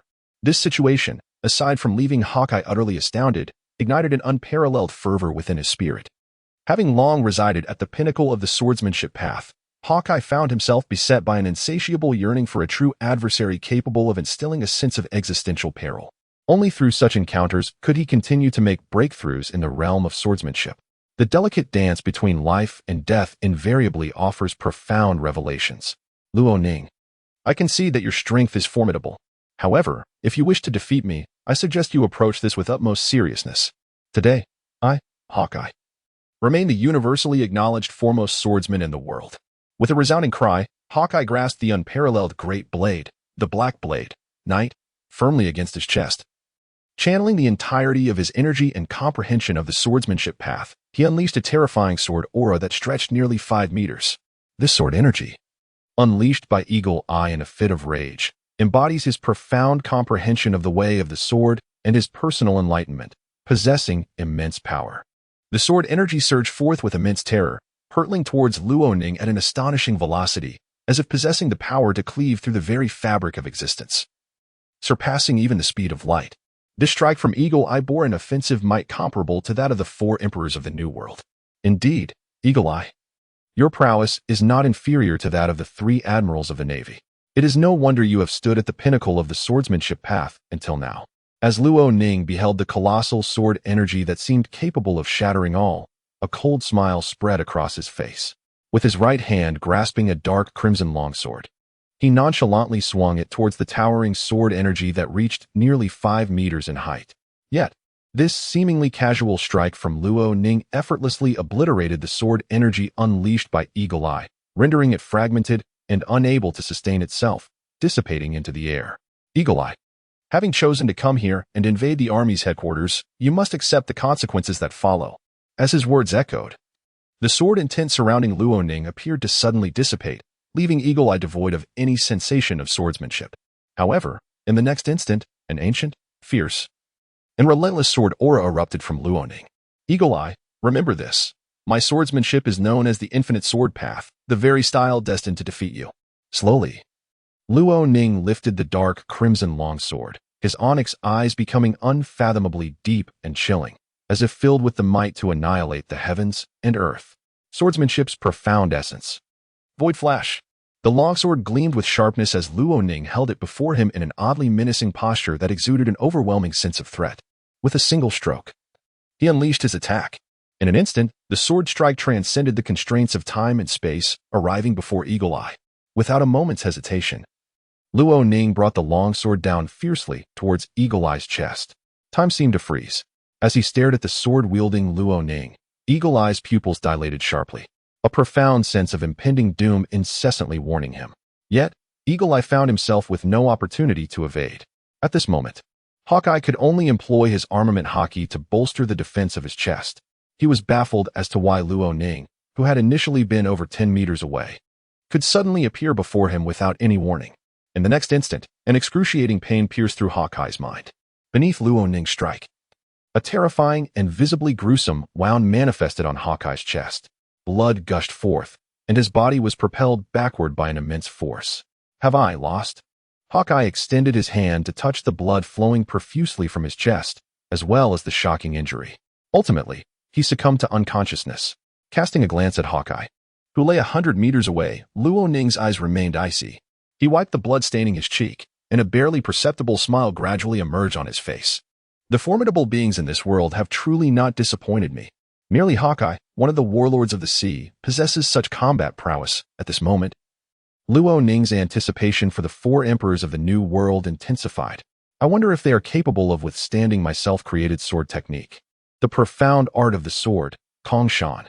Luo Ning felt that withstanding this sword technique would be an arduous task, surpassing the speed of light and transcending the constraints of time and space. Even individuals of the caliber of the 4 emperors of the New World might find it exceedingly challenging to endure. Furthermore, Luo Ning was eager to discover whether his fists were tougher or if Kaido, one of the four emperors, possessed the more resilient physique. Was it not said that Kaido possesses the strongest body in the world? If he were to cultivate the dragon elephant nine heavens to its utmost limit? Luo Ning was genuinely curious about how many punches it would take to reduce Kaido to mere pulp. The outcome of this battle culminated in the defeat of the renowned swordsman, Mihawk. The fall of the world's foremost swordsman has sparked countless discussions. The title of the world's greatest swordsman, once held by Mihawk, is now poised to change hands. The army's marshal has been hailed as the new champion of the sword. Concurrently, the assessment of the army's strength by various global factions has risen to a new echelon. Many who had been contemplating meddling in the underground enterprises have abandoned such notions. During this period, few factions dared to oppose the army, which operates under the aegis of the world government. Mihawk's challenge has once again elevated the army's prestige in this world. As for the consequences of Mihawk's intrusion into the army's headquarters, he has been sentenced to a year-long imprisonment by the Marshal, Ronin.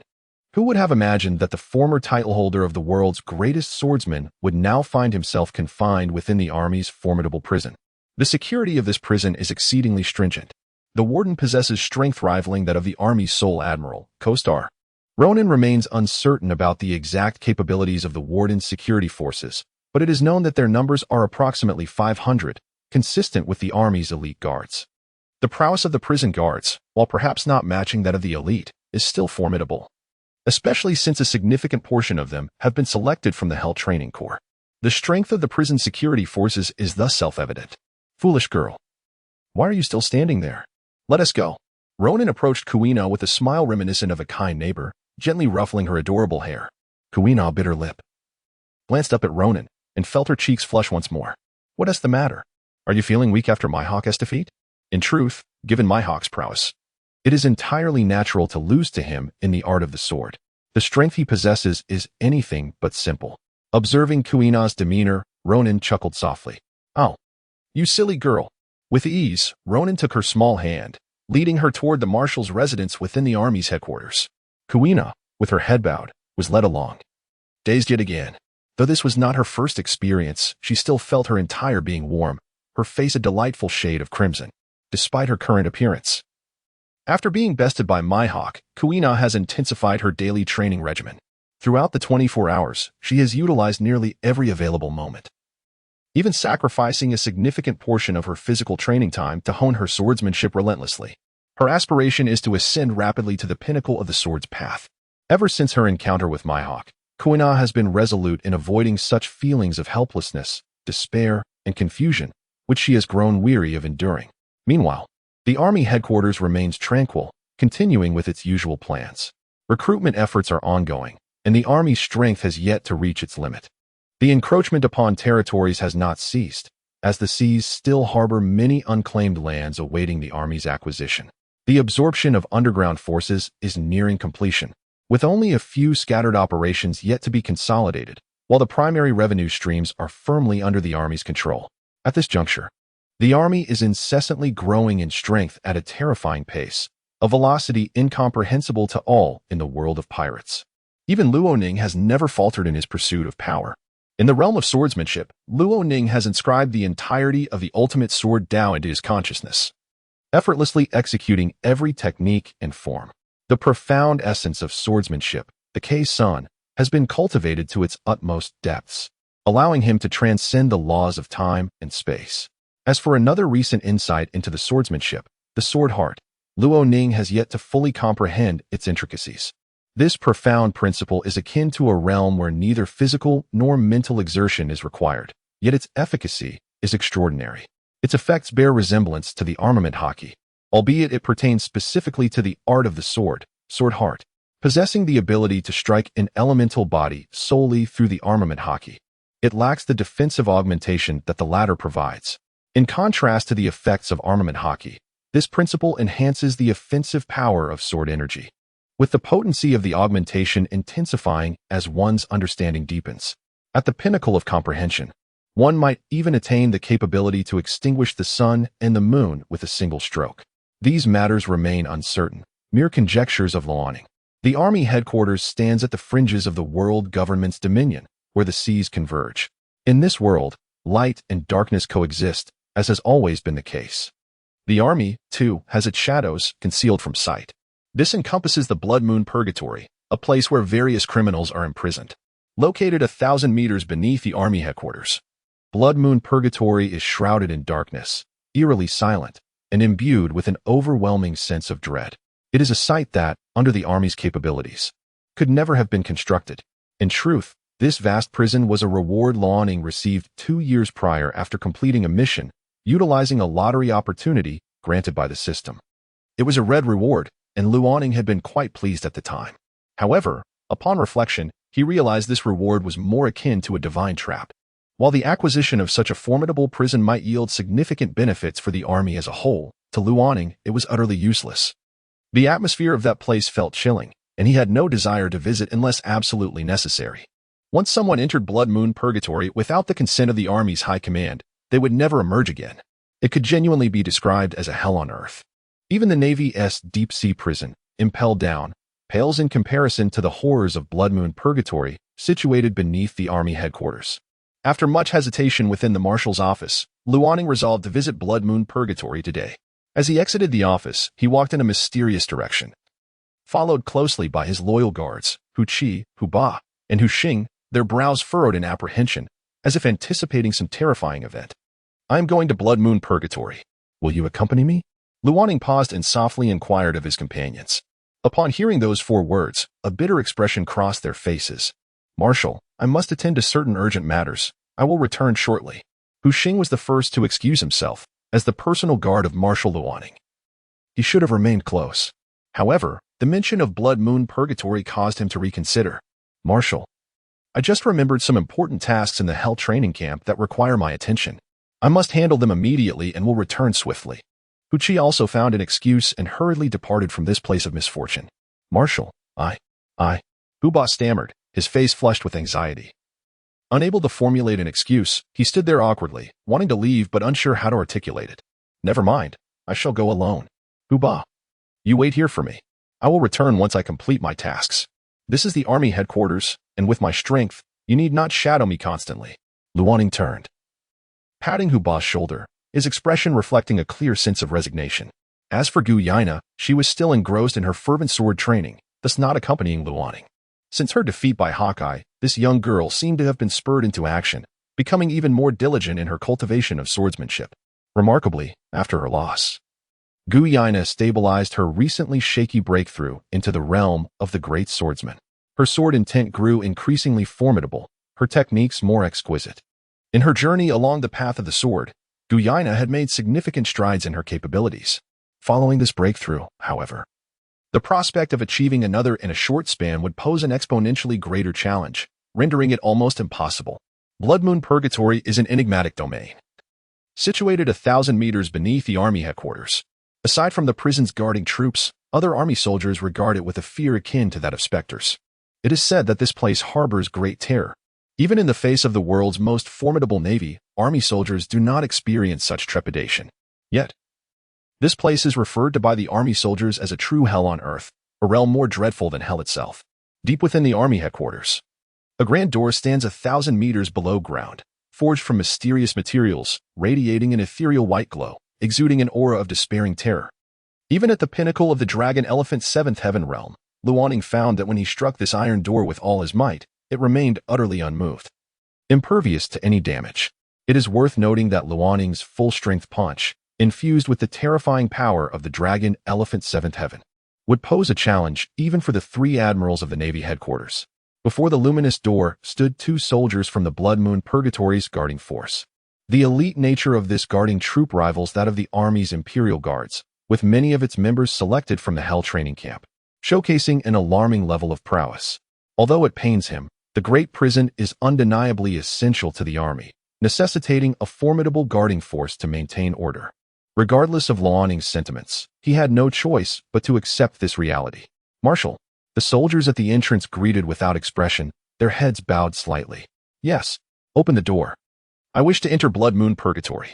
Luoning sighed, glancing at the soldiers with a look of regret. Alas, such fine soldiers, reduced to this fate. He silently mused. Upon receiving the Marshal's command, the soldiers swiftly opened the door leading to the Blood Moon Purgatory. With a creak, The radiant door swung open, and Luoning was immediately met with an ancient, oppressive aura. Additionally, he was confronted by an unpleasant atmosphere. Inside, the oxygen level was alarmingly low. For an ordinary person to survive in such conditions, they would need to gasp for air constantly. Otherwise, death by asphyxiation was the only outcome. Even Luoning felt a sense of discomfort as he stepped into this enigmatic army prison. This unsettling feeling had persistently followed Luoning, though it posed no tangible threat. It was exceedingly uncomfortable. As he stepped into the Blood Moon Hell, the grand entrance began to close slowly. Once this door, forged from mysterious materials, was shut, the vast prison transformed into a sealed space, rendering any escape impossible. It was akin to a caged bird, despite possessing wings. It would never have the chance to soar back into the sky. Inside the entrance, a nearly 100-meter-long bridge stretched forth, aptly named the Bridge of Repentance. Walking upon this bridge would cause one's inner transgressions to surface with striking clarity, impossible to resist. Below the bridge lay terrifying magma, distinct from ordinary lava. It shimmered a deep black, with flames that appeared even darker, radiating temperatures exceeding 10,000 degrees, seemingly capable of incinerating all things in existence.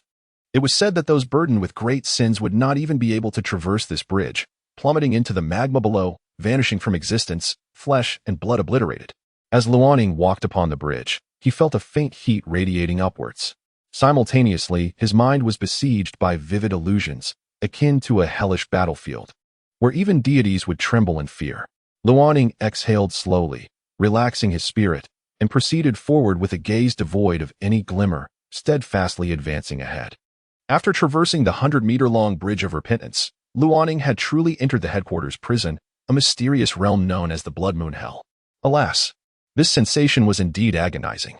The oppressive atmosphere evoked profound discomfort. Turning back, Luoning cast a glance at the extensive Bridge of Repentance, shaking his head in resignation. After walking several hundred meters, Luoning came to a halt. He shouted into the air, "Hey, Old Gray, come out quickly and take me to the deepest level of the Blood Moon Hell."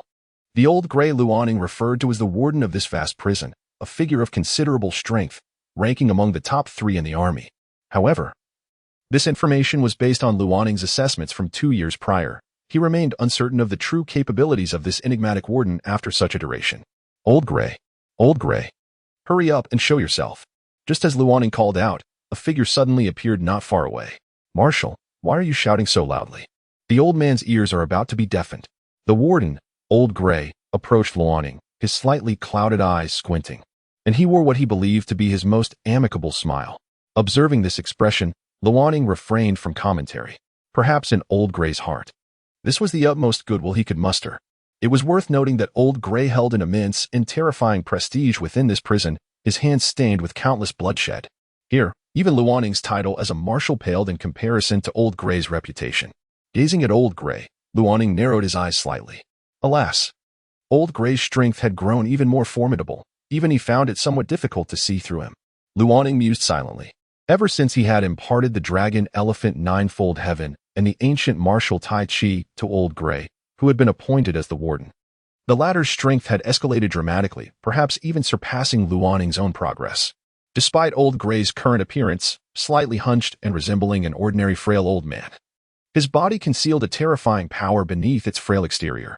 "Old Gray, take me to the deepest level of the Blood Moon Hell," Luoning stated seriously. Cough, cough. "Marshal, are you serious?" The warden, Old Gray, regarded Luoning with suspicion, a flicker of clarity passing through his murky eyes. "Very well. Let us proceed to the deepest level of the Blood Moon Hell. However, I seem to recall you never personally expressed a desire to go there before. Could it be that your visit is due to that swordsman? If memory serves, the weapon he wields is one of the 12 great blades, the Black Blade, Knight, correct? Are you perhaps going to see that little demon imprisoned in the depths of the prison?" Luoning. Hearing Old Gray's incessant chatter, Luoning's brows furrowed slightly, and he suddenly felt a wave of irritation. As they continued on their path, Old Gray guided Luoning through numerous perilous areas, finally arriving at the deepest level of the Blood Moon Hell. The prison was aptly named Blood Moon Hell, largely due to the fearsome nature of its lowest level. No one could fathom the terror that lay within the deepest recesses of this grand prison without having set foot inside. In the depths of the grand prison, the Blood Moon Purgatory, Luoning had visited but a handful of times. He only knew that the lowest level of this immense penitentiary resembled a miniature world, graced by a crescent moon of a dark crimson hue, reminiscent of blood, exuding an almost bewitching beauty. Yet, for those confined in the depths of this prison, none could appreciate the allure of the crescent moon. Here, the incarcerated criminals could only endure boundless suffering. The moment Luo Ning set foot in the Blood Moon Purgatory, he was immediately beset by an overwhelming pressure, nearly 100-fold, that bore down upon him. The sensation was akin to bearing the weight of a small mountain upon his back, coupled with the air, which contained a mere tenth of the oxygen found outside. Even though Luo Ning had mastered the body refinement technique to the 7th level of the Dragon Elephant realm, he still felt a slight pressure. Casting a glance at the elderly gray before him, Luo Ning observed that the expression on his face remained serene and unperturbed. His murky eyes seemed lost in thought, and a faint smile lingered at the corners of his mouth. In his assessment of the prison warden standing before him, Luo Ning held a higher regard for his capabilities. Furthermore, he sensed an oppressive force surging from the depths of his soul, which rendered him somewhat restless. It felt as though his blood were rushing to his brain, instilling within him an unsettling urge for violence. Luo Ning lifted his gaze to the crescent blood moon hanging in the sky, forcibly calming his mind. He closed his eyes, inhaled deeply, and then exhaled slowly. This is the abyssal layer of the army's grand prison, known as the Blood Moon Purgatory, a place steeped in profound terror. Old Gray, surely Eagle Eye has not perished yet? Luo Ning inquired, gazing at the crescent moon, bathed in a hue reminiscent of blood, while addressing the warden, Old Gray. Eagle Eye? Ah, that lad possesses a remarkable tenacity for life, managing to survive despite his grievous injuries. I must admit, I am somewhat taken aback, Old Gray remarked, nodding slightly as he spoke. At the very depths of this grand prison lurks the terrifying entity known as the Blood Demon, a creature whose power rivals that of a rear admiral to the 3 admirals of the Navy headquarters. The Blood Demon only emerges when the blood moon reaches its zenith in the sky, ferocious and insatiable, hunting for prey. It is only when the blood moon descends that these monstrosities vanish. However, at the lowest tier of this grand prison, the descent of the blood moon heralds a harrowing darkness that may last nearly 12 hours. In this shroud of darkness, sound becomes utterly muted, enveloping the space in an eerie silence, yet possessing a lethality that eclipses even that of the blood demon. In such conditions, one's consciousness spirals into chaos. Visibility is stripped away, auditory perception is silenced, and even the sense of touch dissipates. You may find yourself questioning the very essence of your existence. Should one's mind succumb to the brink of collapse, the only outcome is demise. The most terrifying aspect of this vast prison lies in its very foundation. The prospect of escape is not entirely devoid of hope. Old Gray established a rule in the depths of this great penitentiary: those who endure for a year shall be granted the opportunity to leave. However, this freedom comes at a price. One must serve in the army. Failure to comply results in eternal confinement within this blood-soaked inferno. To enhance the survival chances of the inmates in the lower tiers, Old Gray imparted the art of body refinement known as the Dragon Elephant 9 Heavens. Along with the ancient martial art of Tai Chi naturally, these teachings are but diluted versions. The Dragon Elephant 9 Heavens reaches only the 7th tier, while the Tai Chi has been simplified by Luo Ning. Those who wish to delve deeper into these arts must strive to survive in this dreadful realm. A year, a cycle, a year, a rebirth. This may well be a small delight for Warden Gray amidst the Blood Moon's inferno. While passing the time, he simultaneously enhances the overall might of the army. What could be more gratifying? At this moment, the Blood Moon hangs high in the sky. The grand prison of the army, the Blood Moon Inferno, a place steeped in terror, is on the verge of a massacre and a mass escape. With the Blood Moon illuminating the heavens, the creatures birthed beneath its ominous glow begin to emerge. The Blood Demon, nearly 2 meters tall, lacks discernible features, its form seemingly drenched in blood. This monstrous entity possesses neither reason nor intellect. Its singular pursuit is to devour every living creature within its field of vision. Upon sighting any being, it is relentless, driven by an insatiable hunger until the Blood Demon has consumed all life within its gaze. Luo Ning unsheathed the dark crimson longsword fastened at his waist and unleashed a formidable sword energy towards the front. The sword energy was terrifying, its speed rivaling that of light, and its sharpness seemed capable of cleaving space itself in twain. With a resounding bang, a plume of blood mist erupted forth. Just moments ago, under the eerie illumination of the blood moon, a blood demon had materialized before Luo Ning, a creature typically birthed only in the depths of the Blood Moon Purgatory within the Grand Prison. However, This particular blood demon was not overwhelmingly powerful, possessing merely the strength of a vice admiral from the naval headquarters. Luo Ning felt confident that he could vanquish it with minimal effort. After traversing nearly 100 kilometers, he encountered 100 more blood demons spawned beneath the blood moon. Each one met with his unwavering resolve as he dispatched them all without fail. Indeed, as long as the blood moon persisted, these demons would be inexhaustible, an eternal cycle of destruction and rebirth that could never be fully eradicated. At last, Eagle Eye came into his line of sight. At this moment, Hawkeye, his body drenched in blood, wielded the formidable black blade of the 12 artisan swords, known as Night. A weary expression adorned his face, while nearly 100 terrifying blood demons encircled him. The 100 blood demons possessed varying degrees of power. The weakest among them holds the strength of a vice admiral from the Navy headquarters, while the most formidable boasts the prowess equivalent to that of an admiral. In fact, there are no fewer than 10 blood demons at the level of the 3 admirals of the Navy headquarters. Surviving among these 100 blood demons, particularly in the depths of the Grand Prison's blood moon purgatory for an entire year, is akin to scaling the heavens. However, should one endure for that duration, a terrifying advancement in strength is inevitable. Even a meteoric rise is not beyond the realm of possibility. Hawkeye, I wonder how long you can withstand this year-long purgatorial existence? From a corner 100 meters away, Luo Ning gazed forward, a hint of a smile gracing his eyes.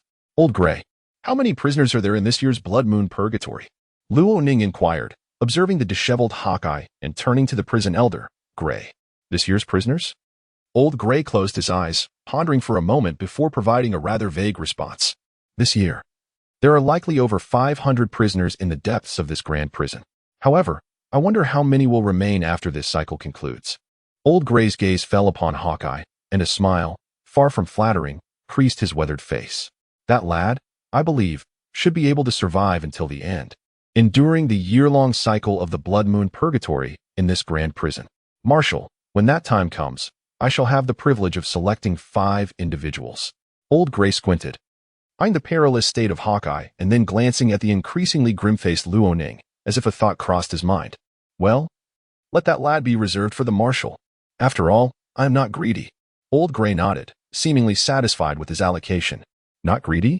Upon hearing Old Gray's words, Luo Ning couldn't help but twitch the corner of his mouth. Such unbridled greed is astonishing. For one must recognize that this is none other than the abyssal depths of the Army's central prison, a realm known as the Blood Moon Purgatory. Here, even if the number of prisoners reaches 500, after a year's passage, who can truly ascertain how many shall remain? Luo Ning surmises that by the end of the year, the count of inmates in this dismal Blood Moon Purgatory shall not exceed 20. In fact, even this figure is an optimistic estimation on his part. Yet, Old Gray audaciously claims he wishes to seize 5 slots. Truly, what a remarkable display of avarice. Meanwhile, Eagle Eye is engulfed in a profound sense of urgency. He cannot fathom why he awakened in such a bizarre locale. The oppressive weight of 100-fold pressure is exasperating. The air is stiflingly scarce in oxygen, and the ominous blood moon looms overhead, accompanied by grotesque creatures, stained in blood, that seem to emerge from the shadows. Most terrifying of all to Eagle Eye is the realization that these fiends appear inexhaustible, devoid of fatigue or pain, and utterly bereft of reason. Only driven by an insatiable frenzy to pounce upon him, their gaping maws roaring in a cacophony of madness. Under ordinary circumstances, Eagle Eye would remain unperturbed even in such dire straits. However, within this strange domain, the weakest of these monsters possess strength rivaling that of a rear admiral from the Navy headquarters, while the mightiest among them can contend with the formidable powers of the 3 admirals. This particular moment even stirred a flicker of despair within Hawkeye's heart. Upon witnessing Hawkeye, Luo Ning realized that he had achieved his goal of reaching the depths of the Blood Moon prison, and thus he did not linger any longer before returning to the Marshal's office at the Army headquarters. After all, Luo Ning had no desire to remain in that place. The overwhelming pressure, the terrifying oppression, and the endless darkness that followed the descent of the Blood Moon were experiences he did not wish to endure again. Such feelings were truly unforgettable. Moreover, Luo Ning was confident in Hawkeye's prowess. Believing that the man who had seized the title of the world's greatest swordsman from countless formidable swordsmen possessed remarkable strength, he eagerly anticipated the surprises Hawkeye would bring him a year from now. The upper echelons of the army were somewhat weaker compared to the Navy. In fact, if one disregarded Luo Ning, they were even inferior to the 4 emperors. With the army's current strength, ascending to the pinnacle of the world seemed rather unrealistic. Stepping out of the office, Loning gazed into the distance. When will you, Uncle Ishiao, finally join the army? The position of general has been reserved for you. I await the moment you arrive. In Loning's heart, the positions of the three generals in the army, apart from the loyal faction of Co-Star that had always accompanied him, had already been informally assigned to Ishiao, who had originally joined the Navy due to the global recruitment. As for the final general's position, Loning had initially intended to appoint Old Gray. However, Loning did not anticipate that Old Gray would become the warden of the Army headquarters prison, casting aside Loning's goodwill. This left him feeling quite helpless. After all, the Blood Moon prison held immense significance for the Army. A true prison must possess formidable defensive capabilities. And Old Gray's somewhat enigmatic strength was indeed suitable for guarding the vast underground prison of the Army headquarters. At the Army headquarters, in the Marshal's office, all administrative affairs of the Army were processed here. However, at this moment, it was not Loning who occupied the seat but a team of professionals he had summoned to handle the affairs. Naturally, they only possessed the right to manage, not to implement. To put plans into action, Loning's consent was still required. Since the arrival of these professionals, Loning's daily workload had become considerably lighter. Each day, he merely needed to glance at the process documents and affix his Marshal's seal to authenticate his identity. In truth, Loning did not even need to take such steps at this moment, as nearly everyone in the army belonged to his loyal faction, with no other influences present. With a mere word from him, any directive could be effortlessly executed within the army. Even if he were to stand against the entire world, the army would unconditionally support him. In the hearts of all within the army, the actions of Marshal Loning were synonymous with justice. Today marked the 7th day of Hawkeye's imprisonment, a full week. During this time, whether in the so-called weakest seas or the latter half of the Grand Line known as the New World, the news had spread far and wide. The oceans erupted in a frenzy. The world's greatest swordsman, Hawkeye, was imprisoned by the army under the command of the world government. The title of the world's greatest swordsman had shifted to Marshal Loning of the army. The army, a terrifying force with profound depth, was nearly on par with the Navy in strength. Almost all the information was linked to the world government. The moment Loning learned of this news, he found it somewhat amusing. It was evident that these events were orchestrated by the world government, aimed solely at solidifying their grip on global domination. Now that the era of great pirates had commenced, the world government, relying solely on the Navy, seemed somewhat overwhelmed in their efforts to suppress the ferocious pirates roaming the seas. However, with the army's sudden rise, the world government saw an opportunity to reinforce their authority once more. After all, on the surface, the army remained one of the military forces under the world government, alongside the Navy. This is an undeniable truth. Marshal, the military expenditure from the world government has been allocated. At the army headquarters, in the training grounds, Chi approached swiftly and addressed Luoning, who was engrossed in the profound practice of ancient martial arts and Tai Chi military expenditure from the world government.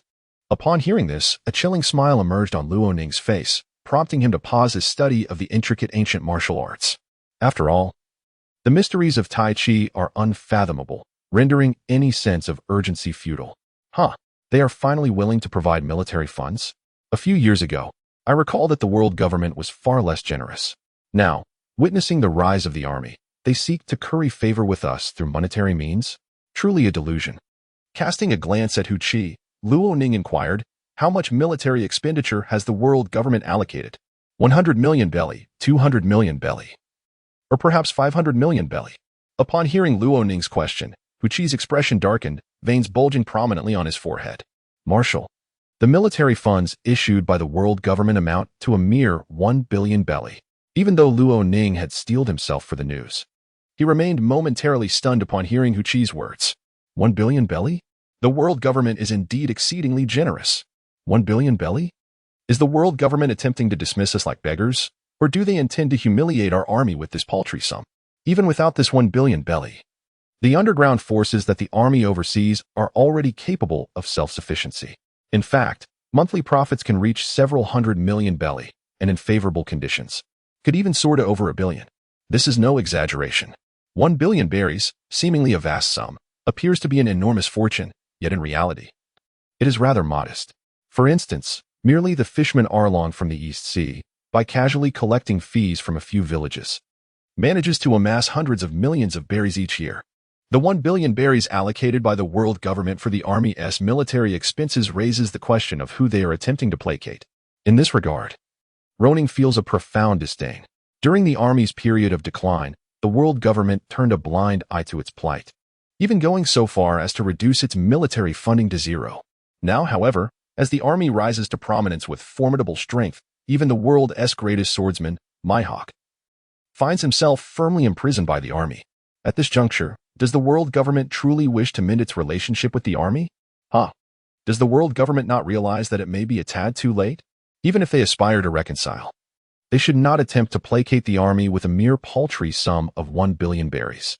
Could it be that those within the world government still believe, at this very moment, that the army remains under their dominion and ought to heed their commands? Strangely enough, Luo Ning finds this notion entirely plausible. Observing that group of swine-like celestial dragons, he is convinced that such a scenario is indeed within the realm of possibility. In this moment, the army, although ostensibly still under the command of the world government, has become impervious to any attempts by the world government to mobilize even a single soldier. As nearly a week passed, the world government finally took action. A week after the disbursement of a massive military budget amounting to 1 billion. Several uninvited guests arrived at the office of the Marshal at the army's headquarters. Marshal Loning, the 5 esteemed individuals wish to meet with you. So please accompany us at once. The cold voice echoed within the office of the army's Marshal. Upon hearing the voice, Loning lifted his gaze, his dark and profound eyes fixating on the source of the sound. At the entrance stood 3 figures, each distinct in form and peculiar in appearance, yet undeniably possessing formidable power. If Loning's instincts were correct, these 3 were likely members of the world government's direct subordinate forces, part of the CP. However, he was uncertain of their respective code names. Has the world government finally sent representatives? After a moment of contemplation, a faint smile began to grace Loning's lips. In truth, he had anticipated the world government's move ever since they allocated 1 billion berries to the army a week ago. The army's rising momentum was vigorous, and its alarming ascent even instilled a sense of trepidation in the world government. In this world, there exist too many forces capable of threatening the world government's dominion. Currently, the world government is neither willing nor able to permit the emergence of an uncontrollable force before their eyes. The army, after all, is fundamentally a faction under the aegis of the world government. Moreover, the army's power and influence have now solidified, having effortlessly obliterated even the underground forces. Such a military force must be firmly grasped by the world government, for it not only enhances its power but also suppresses the ferocious pirates that roam the seas, achieving a dual purpose. The current mission of the world government's direct troops serves 2 distinct objectives. Should the army marshal demonstrate wisdom and obedience to the world government, he shall retain his position. Conversely, if he proves obstinate, it is time for the world government to appoint a new army marshal, undoubtedly one of their own. Lo Ning, come along quietly. Otherwise, the wrath of the 5 esteemed officials will be far too great for a mere army marshal like you to bear. The trio spoke with palpable disdain, their eyes gleaming with an air of unwarranted arrogance. The world government and its direct troops, even when confronting a marshal of the army. What of it? In the end, the opponent would still have to yield. Creak, creak. Behind Lo Ning, his loyal guards, Hu Qi, Hu Ba, and Hu Xing, glared with fiery intensity, their fists clenched so tightly that they emitted a crisp sound from the strain. Is this how brazen the world government's agents are? Truly, they are oblivious to their own peril. Were it not for Lo Ning's arrangement, what right would these 3 have to venture into the innermost sanctum of the army headquarters? The Marshal's office? It is worth noting that the vicinity of the Marshal's office is protected by 500 elite army guards of formidable prowess. Even if all 3 admirals of the Navy were to combine their strength, breaching the defense of these 500 elite guards would prove exceedingly difficult. Should the 3 admirals choose not to flee, their very lives would be at stake. Let us not forget that the elite guards are equipped with weapons forged from the mysterious material known as blood rock crystal, far superior to sea prism stone. Inflicting harm upon those with natural devil fruit abilities is, therefore, exceedingly straightforward. Hu Qi, step in and teach these 3 a lesson, so they understand how the army has risen to prominence in recent years. Just remember, do not kill them. The rest is up to your discretion. Understood. At Lo Ning's command, Hu Qi stepped forward eagerly, a sinister smile curling at the corners of his mouth. Little pests, it seems time for you to experience true terror. P.S. I extend my gratitude to Xia Jiwei Ji for the generous reward of 500 Qidian coins, to Blue Sky White Clouds for the 100 book coins, and a Yinjio for the 200 book coins. Rest assured, I shall not allow this battle to conclude swiftly. I will ensure you feel what it truly means to endure a fate worse than death. With fists tightly clenched and a malevolent grin adorning his face, Pucci had long harbored the urge to unleash his wrath since the moment the trio arrived, yet had been restrained by Lo Ning's silence. Now, with the order given, his actions were justified. Executing the command while relieving his pent-up frustration brought him immense satisfaction. What are you doing? We are a direct unit under the world government. How dare you, army, lay a hand on us? The three displayed a fierce countenance, drawing their weapons to confront the advancing Huchi. However, they overestimated their own strength. Though the CP troops are indeed a special force under the world government, serving the celestial dragons, their opponents were far more formidable than they realized. Huchi, having attained the 6th level of the dragon elephant body refinement technique, could easily contend with even the 3 admirals of the Navy, capable of shaking them with his sheer force, if not outright overpowering them. In just a few swift moves, Huchi dispatched the 3 agents sent by the world government, leaving them sprawled on the ground. At this moment, the power of the tiger enthusiast has reached an extraordinarily terrifying level, shaking the heavens and the earth. Shattering mountains and rivers, these feats are no longer inconceivable. One cannot help but wonder, in comparison to the formidable strength of the Marines' 4 emperors, who among them, particularly Garp, might possess greater prowess. In the world of pirates, ultimately, strength reigns supreme. Observing the 3 individuals sprawled on the ground, still being relentlessly pummeled by the tiger enthusiast, Ronin could not help but shake his head. Did the world government truly believe that dispatching merely these 3 would suffice to retrieve me from the Marine headquarters? Surely, this is a display of arrogance. Or do they presume that I, Ronin, would acquiesce to their commands? Truly, what a jest.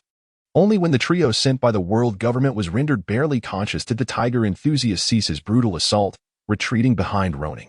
His bloodied fist trembled slightly, and in an instant, the blood evaporated, leaving no trace.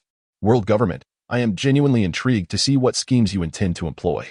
With icy, obsidian eyes, Ronin cast a glance at the fallen 3 before striding out of the Marshal's office.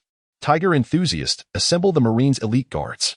Tiger Dominator, bring those 3 to me. Ronin commanded with a frigid tone. He had no intention of killing them just yet. The gathering of the Marines' elite was a prelude to his journey to the holy land of Marwa, to discern the true intentions of the 5 elders known as the 5 elders. The Marine Corps is not the soft touch they might imagine, easily manipulated. Even though, at this moment, the Marine Corps ostensibly remains a faction under the world government, in reality, it is solely under Ronin's control, with no ties to the world government whatsoever. Yes, understood. The 2 departed to fulfill Ronin's directives. As Ronin prepared to leave, the affairs of the Marine Corps would temporarily fall to Kostar. After all, Kostar, as the sole admiral of the Marine Corps and a staunch ally of Ronin, is immensely powerful, standing just a step away from the level of the 4 emperors. Who else among the ranks of the Marine Corps possesses such qualifications? However, for now, things seem manageable. All administrative matters within the Marine Corps are handled by designated individuals. As for Kostar, he merely needs to glance at the documents before affixing the seal that represents the authority of the Marine Marshal. With Ronin's departure, accompanied by 500 elite guards and the formidable trio of Tiger Enthusiast, Tiger Dominator, and Tiger Shing, one might ponder whether the Marine headquarters would face any peril. This aspect does not trouble Luoning in the slightest. The Army headquarters is strategically positioned on the periphery of the world government's dominion, at the confluence of the 4 seas. Thus, its geographical location inherently confers a significant advantage. Furthermore, the presence of the formidable Costa and nearly 200,000 elite soldiers fortifies this stronghold. It can be asserted that no faction could feasibly pose a threat to the army at this juncture. Even in the face of formidable adversaries, the situation remains manageable. It is noteworthy that a terrifying and formidable prison lies 1,000 meters beneath the army headquarters, housing 500 defenders whose prowess is second only to that of the army's elite guards. Additionally, the warden of this prison, Old Gray, possesses a fearsome strength that even Luoning, as a marshal of the army, finds somewhat inscrutable. Therefore, any notion of an invasion of the army headquarters at this moment is tantamount to a fool's errand, devoid of any chance of survival. The warden of the army's prison, Old Gray, revels in the art of killing as one of life's greatest pleasures, surpassing even Luoning, who is notoriously known for his bloodlust. 1,000 meters from the army headquarters, the elite guards have assembled, standing upon the land, These 500 army elite guards emanate an aura akin to blood-soaked azuras, instilling an overwhelming sense of dread akin to that of hell itself. The army elite guards, a direct force under the command of the Marshal, represent the most formidable among all soldiers. The principle of meritocracy governs them. The capable rise, while the inept fall. Among these 500 elite guards, each soldier possesses strength equivalent to that of a vice admiral in the Navy headquarters. The strongest among them could even rival the 3 admirals of the Navy headquarters. Accompanied by these 500 elite guards, as well as the formidable Tiger Chi, Tiger Ba, and Tiger Xing, along with Luoning's own prowess, he approaches the seat of the world government, a gathering place for the noble celestial dragons, with unwavering confidence. Even in the face of the world government and the 5 elders, along with the Navy, Luoning remains undaunted with the backing of these elite guards. After all, if the world government wishes to avoid severe losses and a potential fall from their position atop the world's mightiest powers, or even annihilation, then Luoning's journey to the world government will bear no semblance of danger. As the army rises in strength, the world government aspires to control all army soldiers and territories to bolster its power and stabilize its dominion over the world. Luoning believes that the world government is indeed indulging in a delusion. His purpose for visiting the world government's stronghold, Mariehua, is to awaken them from this daydream while simultaneously showcasing the true strength of the army, a power capable of instilling genuine fear in the world government. At this moment, the army has shed the need for concealment.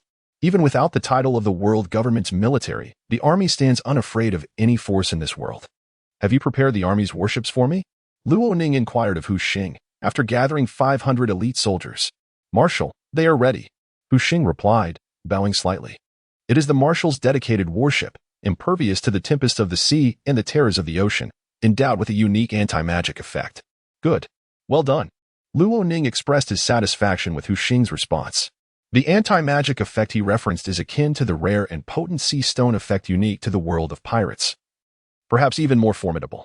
Any user of a devil fruit standing aboard the ship would feel utterly weakened, stripped of their combat prowess, reduced to the state of an ordinary citizen, bereft of any power. Accompanied by 500 elite soldiers and followed closely by Hu Qi, Hu Ba, and Hu Xing, they made their way to a nearby port, where Luoning's dedicated warship awaited. As the army flourished, its territory gradually expanded, leading to the burgeoning prosperity of the villages surrounding the army headquarters. The settlement had shed its humble title in favor of one befitting a thriving town. It became evident that the common folk under the army's domain were growing ever more content, their faces adorned with smiles, their eyes sparkling with hope and dreams for the future. Indeed, within the realm governed by the army, Luoning maintained a zero-tolerance policy towards crime. Any infringement upon his definition of justice would summon the army's fierce soldiers, and the great prison situated 1,000 meters beneath the headquarters would swing open its gates for the transgressors. Initially, Luoning faced considerable resistance when implementing this policy. However, one must remember that this is a pirate world where strength reigns supreme. In the army headquarters, Luoning's word is the ultimate authority. His commands are akin to divine edicts. For those who dare to resist, death is their only fate. In times of turmoil, strict measures must be enacted. Only then can the changes Luoning envisions come to fruition. Throughout history, reform has always demanded a blood price. Yet, this price is one that Luoning can afford and must pay. In hindsight, these decisions appear to be well-founded. The town near the army headquarters is virtually secure, with doors left unlocked through the night and crime rates plummeting to historic lows. There are no gambling houses, no human trafficking, and merchants are devoid of illicit goods. These are his accomplishments. In truth, it is not that no one dared to commit these acts, but rather that the army's soldiers, in their ruthless enforcement, instilled a fear that silenced any would-be offenders. At the port, the warship, adorned in dark crimson, seemed as though it had been drenched in blood. No matter how many times one gazes upon it, a chill inevitably courses through the heart. This enigmatic vessel was crafted by Lonin from the rare and precious material known as bloodstone crystal ore, which is absent in the world of pirates. It boasts an astonishing defensive capability. Even a full-force strike from Lonin would inflict no damage upon this warship. Furthermore, its ability to navigate the seas with an unbelievable smoothness allows it to sail steadily even in the face of tempests.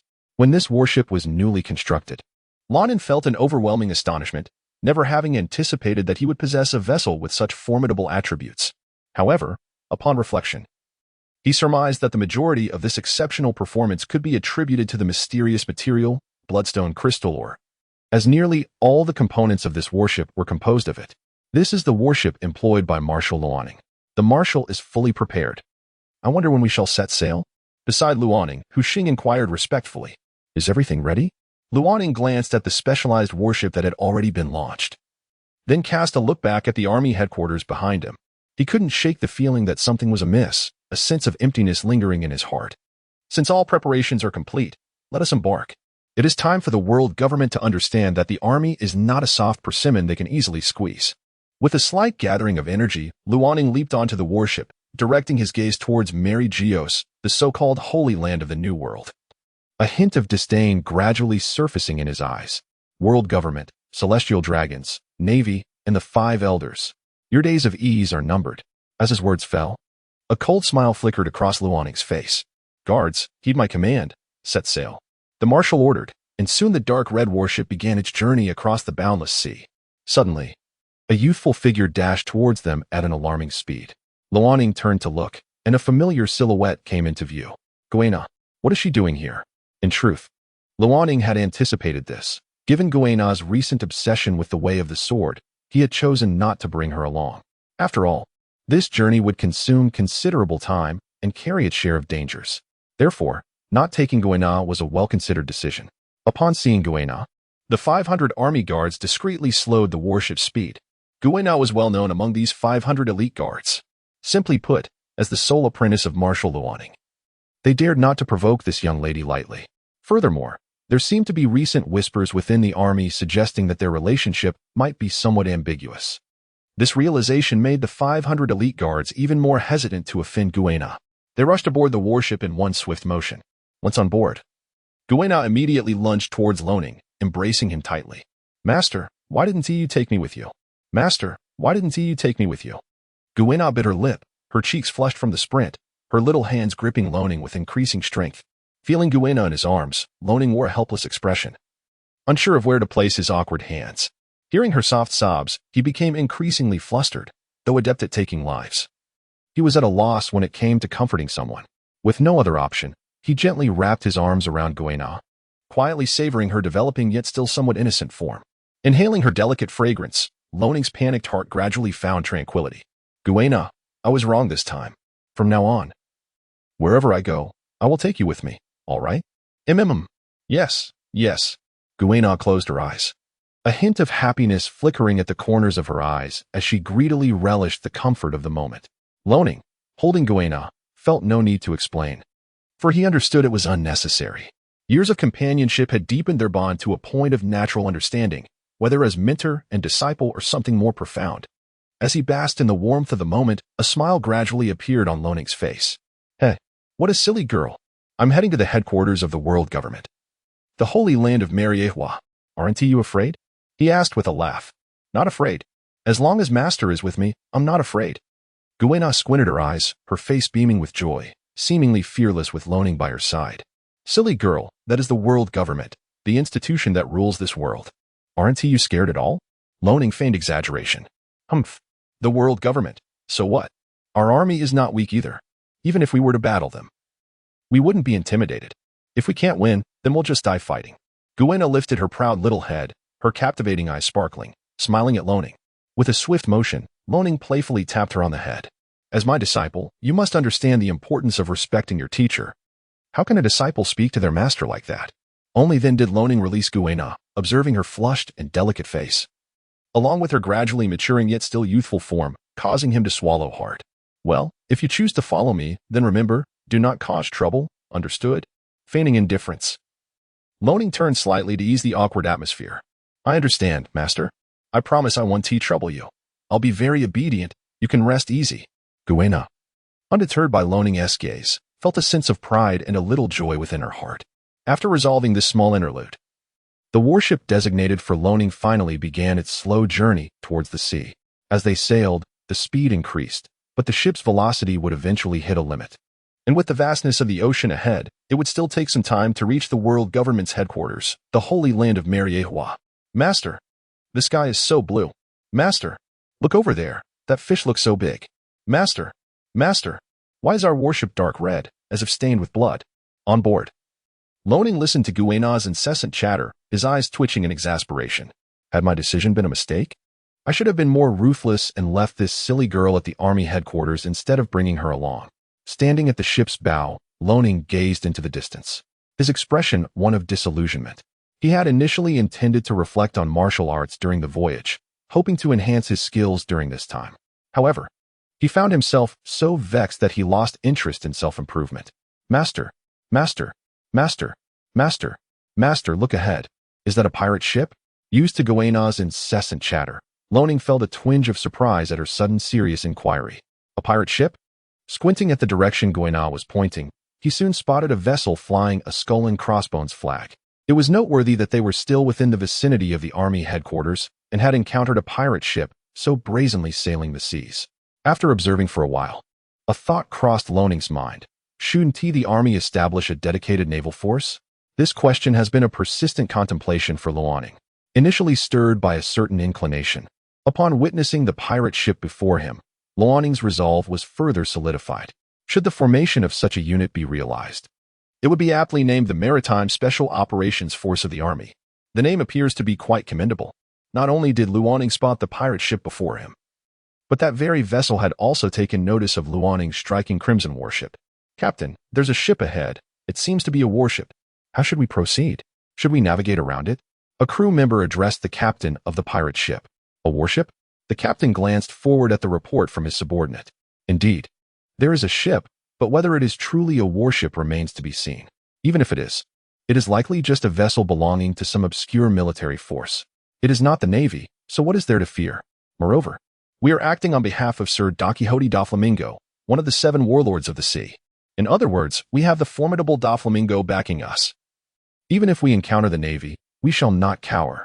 The pirate captain's gaze revealed a hint of disdain as he regarded the warship before him, followed by his declaration. Yet, one wonders if the seemingly fearless captain would truly remain unperturbed upon a genuine encounter with the Navy. However, Captain, we are near the territory of the army. Should we not exercise caution here? The captain's brow furrowed slightly at his subordinate's reminder, particularly at the mention of the army. The army's reputation has been soaring of late, and he had heard tales of their soldiers being akin to ruthless demons, slaying without a flicker of remorse, their strength monstrous. If those were indeed soldiers of the army. The pirate captain vigorously shook his head, squinting his shifty eyes as he scrutinized the scene before him. The warship, adorned in a deep crimson hue, bore the emblem of a dragon, while soldiers clad in matching dark red armor filled the deck. These characteristics unequivocally indicated that they were not part of the army. The pirate captain possessed a fair understanding of the military, knowing that their uniforms were traditionally black, devoid of any crimson attire. Thus, he bellowed to his crew, "Charge forth. My men, this is the vast sea, not the land. It is no place for the army to misbehave." Raising his steel blade high, he rallied the hundreds of ruthless pirates at his side. "Kill. Slay them. The sea belongs to us, the pirates. Let those cursed soldiers understand that we are the true masters of these waters." As the 2 vessels drew closer, an engagement was inevitable. Naturally, the battle was dominated by the 500 army guards, who possessed overwhelming strength. The pirate captain, however, refrained from charging into the fray. Instead, he remained aboard his ship, contemplating a hasty retreat as the situation turned dire. In a moment of reflection, the captain contemplated the formidable soldiers aboard the warship. Despite the ongoing skirmish, it was clear to any discerning observer that the army's elite forces held an insurmountable advantage. In fact, merely a handful of army personnel had already decimated the hundreds of savage pirates, rendering them utterly powerless. Realizing the urgency of his predicament, the captain felt beads of sweat form on his brow, panic overtaking him as he surveyed the impending conclusion of the battle. He swiftly made his way to a concealed escape vessel he had prepared for emergencies. A wise captain always has a plan for escape, and he had anticipated the need for such a craft, although he had never envisioned using it so soon. With the small boat in hand, the pirate captain hastily gathered some provisions and treasures, intent on fleeing this perilous locale. Just as he was about to board and make his escape, a glint of malice flickered in his eyes. "Wait, I serve one of the 7 warlords of the sea, Don Quixote da Flamingo. Your actions will lead to your demise. Soon, you will regret this fateful decision." Meanwhile, aboard the warship, Loaning stood at the bow, his gaze fixated not on the clash occurring on deck, but rather on the fleeing pirate vessel. So, you wish to escape? A sinister smile crept across Loning's face as he observed the pirate captain. Hutch, do you see him? Go forth and eliminate him. As for his remains, cast them into the endless abyss. Upon receiving the command, Hutch, a formidable warrior of the 6th tier in the Dragon Elephant 9 Heavens martial arts, nodded in acknowledgement. Understood. He then surged forward, gliding across the water toward the rapidly retreating vessel. The martial prowess of Hutch was extraordinary. His physical strength and control were unparalleled, allowing him to traverse the water as effortlessly as one walks upon land. By the Marshal's decree, your death is inevitable. Do not flee. I may grant you a swifter end. Hutch roared, propelling himself with newfound speed. Do not approach. I serve the esteemed Don Quixote da Flamingo. Should you slay me, he will not spare you. The pirate captain, gripped by fear, nearly toppled from his boat as Hutch closed the distance. It was evident that the captain, having risen to leadership among a legion of ruthless marauders, possessed exceptional strength or keen insight. For he recognized that the approaching Hutch was a force far beyond his own capabilities. This sensation was akin to the first encounter with Don Quixote da Flamingo, one of the 7 warlords of the sea, sending tremors of fear and trepidation through his very soul. Helpless and yearning for survival, the only glimmer of hope lay in a desperate flight. No other alternatives remained. It seemed you have a desire to cling to life. On the ocean, the ferocious tiger Chi waded through the water, a sudden, bloodthirsty grin illuminating his face. It had been quite some time since he had taken a life. Thus, today, you would serve as his target. He found the scenario of a cat playing with a mouse quite delightful. However, since the commander had issued an order, it was imperative to execute it swiftly and flawlessly. After toying for approximately 5 minutes, Tiger Chi finally dealt a lethal blow, ending the victim's life. Upon returning to the warship, the battle had concluded, and the deck was strewn with corpses, signaling the time for a resolution. Commander, I have fulfilled my duty, Tiger Chi announced, bowing respectfully as he returned to Loning's side. Excellent. Loning nodded, yet his gaze remained fixated on the pirate ship, scarcely wavering for even a moment. Why? At this juncture of the weakest seas, did such formidable pirates emerge? Had it not been for the appearance of 500 elite army guards, these pirates of such caliber could have roamed freely, unchallenged and unrestrained. Loning found himself perplexed by this anomaly. According to regional classifications, this area fell within the marginal territories ruled by the world government, specifically at the impoverished crossroads of the 4 seas. Thus, the presence of such powerful pirates was unexpected. Yet, reality contradicted Loning's assumptions. Nevertheless, the emergence of such formidable pirates must have been prompted by some underlying cause. Loning's gaze shifted towards the pirate ship. Convinced there must be something of value aboard, driven by curiosity, he approached the now motionless vessel. At a distance, nothing seemed amiss. However, as he drew nearer, he discerned subtle differences. He heard nearly imperceptible breaths emanating from various corners. At that moment, a smile graced Loning's face. No wonder such powerful pirates appeared at this crossroads of the 4 seas. The trade in human lives truly knows no bounds. Loning sighed softly, shaking his head and placing his right hand on his forehead. He could assure the crime rate beneath the Army's jurisdiction, along with the clandestine enterprises that thrive therein. Yet, in such a vast world, he could not guarantee that human trafficking would not transpire elsewhere. It was a reality that could not be entirely eradicated. Even if the Army ascended to become the foremost power in the world, the trade in human lives would remain an indelible stain. The shadowy depths beneath this world are beyond the imagination of anyone who has never witnessed them.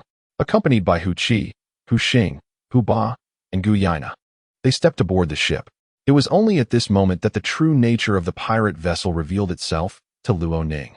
The dim light, the overpowering stench in the air, and the myriad of iron cages, both large and small, nearly filling the entire space of the ship, all served to heighten the emotions of the 4 companions behind him.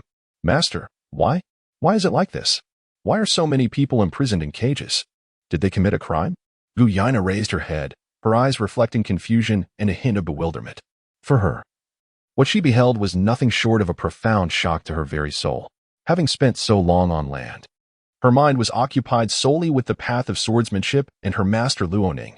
She had scarcely encountered the darker facets of this world, thus failing to comprehend it.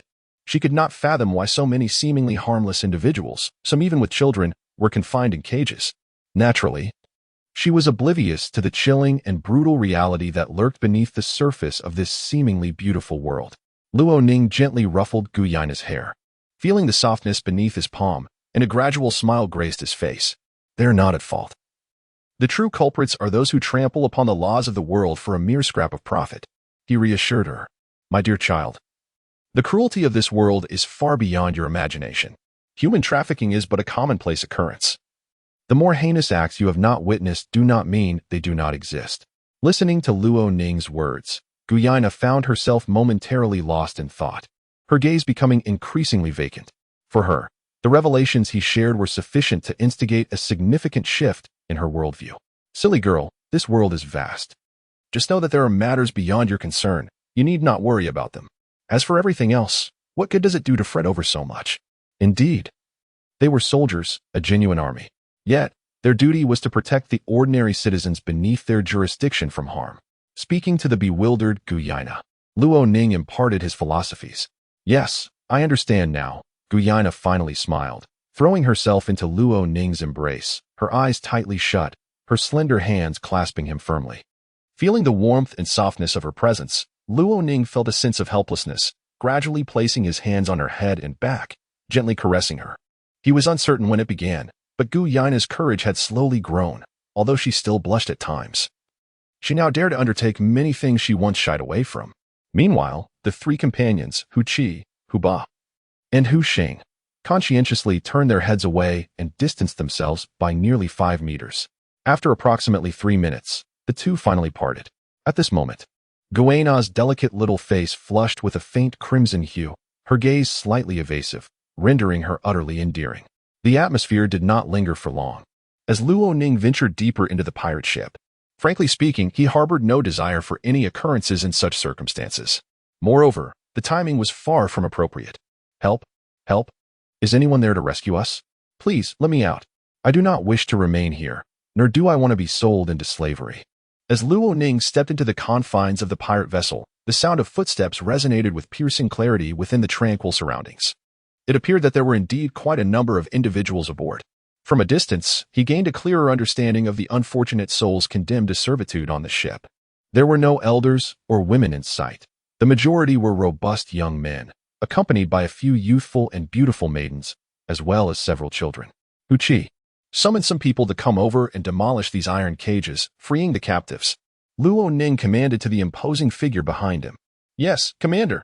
In Hu Qi's eyes, resembling large brass bells, veins of crimson appeared. While he held no aversion to slaughter, one might even say he derived a certain pleasure from it. He adhered to a personal code.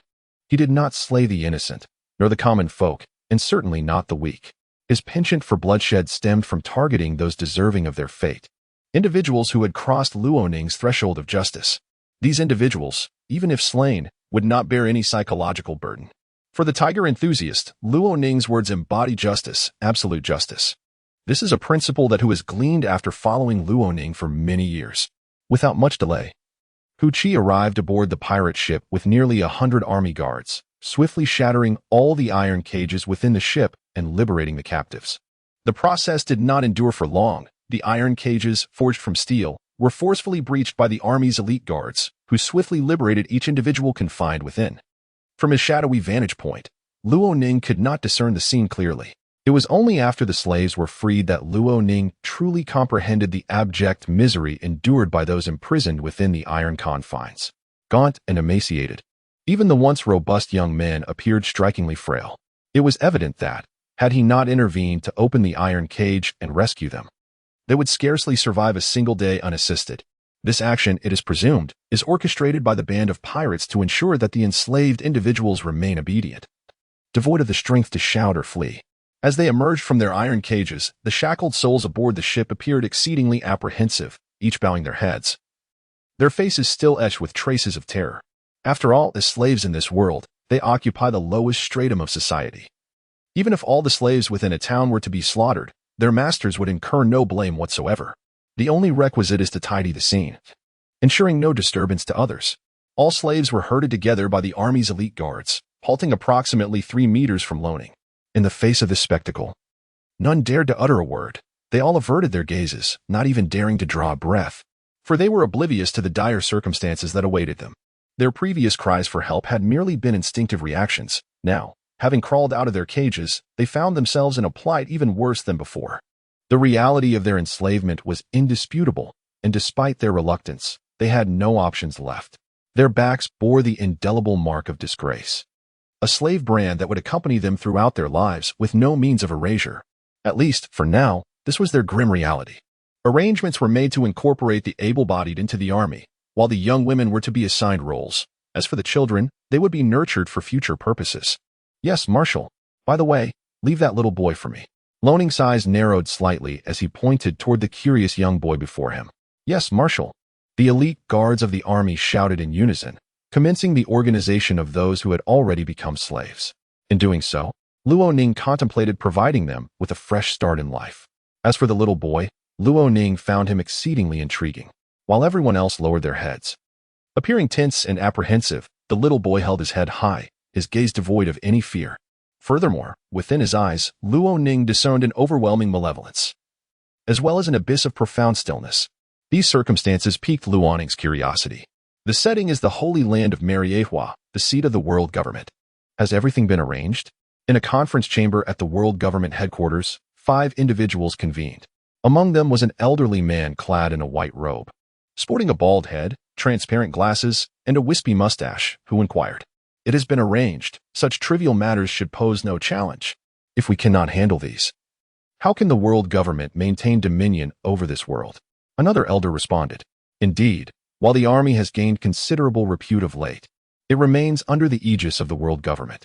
The notion of escaping our grasp is nothing short of a delusion." As he spoke, all present nodded in agreement, their eyes shimmering with a glint of confidence, their expressions tinged with disdain. These 5 individuals represent the overt rulers of the world government, the 5 elders. Endowed with immense authority, even the fleet admiral must show deference before them, let alone the recently ascendant army, which ostensibly falls under the purview of the world government. 4. Beyond their formidable power that instills fear, the elders possess an intimidating prowess. Most critically, they can confront the celestial dragons directly and communicate with those regarded as the children of God in this world. Albeit their standing among the celestial dragons is not particularly elevated. In the border regions governed by the world government, at the intersection of the 4 seas, an intriguing scene unfolded. Aboard a warship, Luo Ning gazed upon the lone boy who had been left behind, a smile creeping onto his face. Even at this moment, as he stood face to face with Luo Ning, the boy's gaze showed no signs of evasion. Rather, it bore an unsettling stillness, devoid of any vitality, encapsulating an abyss of desolation. This reflects a disregard for life, which can also be described as an indifference towards the boundary between existence and oblivion. Such individuals, even if slain now, would not exhibit any signs of resistance. After a considerable pause, Luo Ning suddenly spoke, "Do you desire to possess power?" Power? Upon hearing these 2 syllables, the boy's previously unperturbed gaze revealed a flicker of emotion. Power, how he longed to grasp it. Had he possessed power? He would not have been captured aboard this vessel, reduced to the status of a slave. Had he wielded power, his parents might still be alive. Had he commanded power, circumstances would not have unfolded in such a manner. Alas, at that time, he did not. "Can you bestow it upon me?" In an instant. The boy's eyes brimmed with tears, his small head held high, his gaze no longer steeped in the depths of despair. Ah, how intriguing. Truly fascinating. Observing the boy's reaction, Luo Ning felt an increasing interest. Initially, he had merely intended to scout promising candidates for the army, yet it seemed he had stumbled upon a remarkable prospect.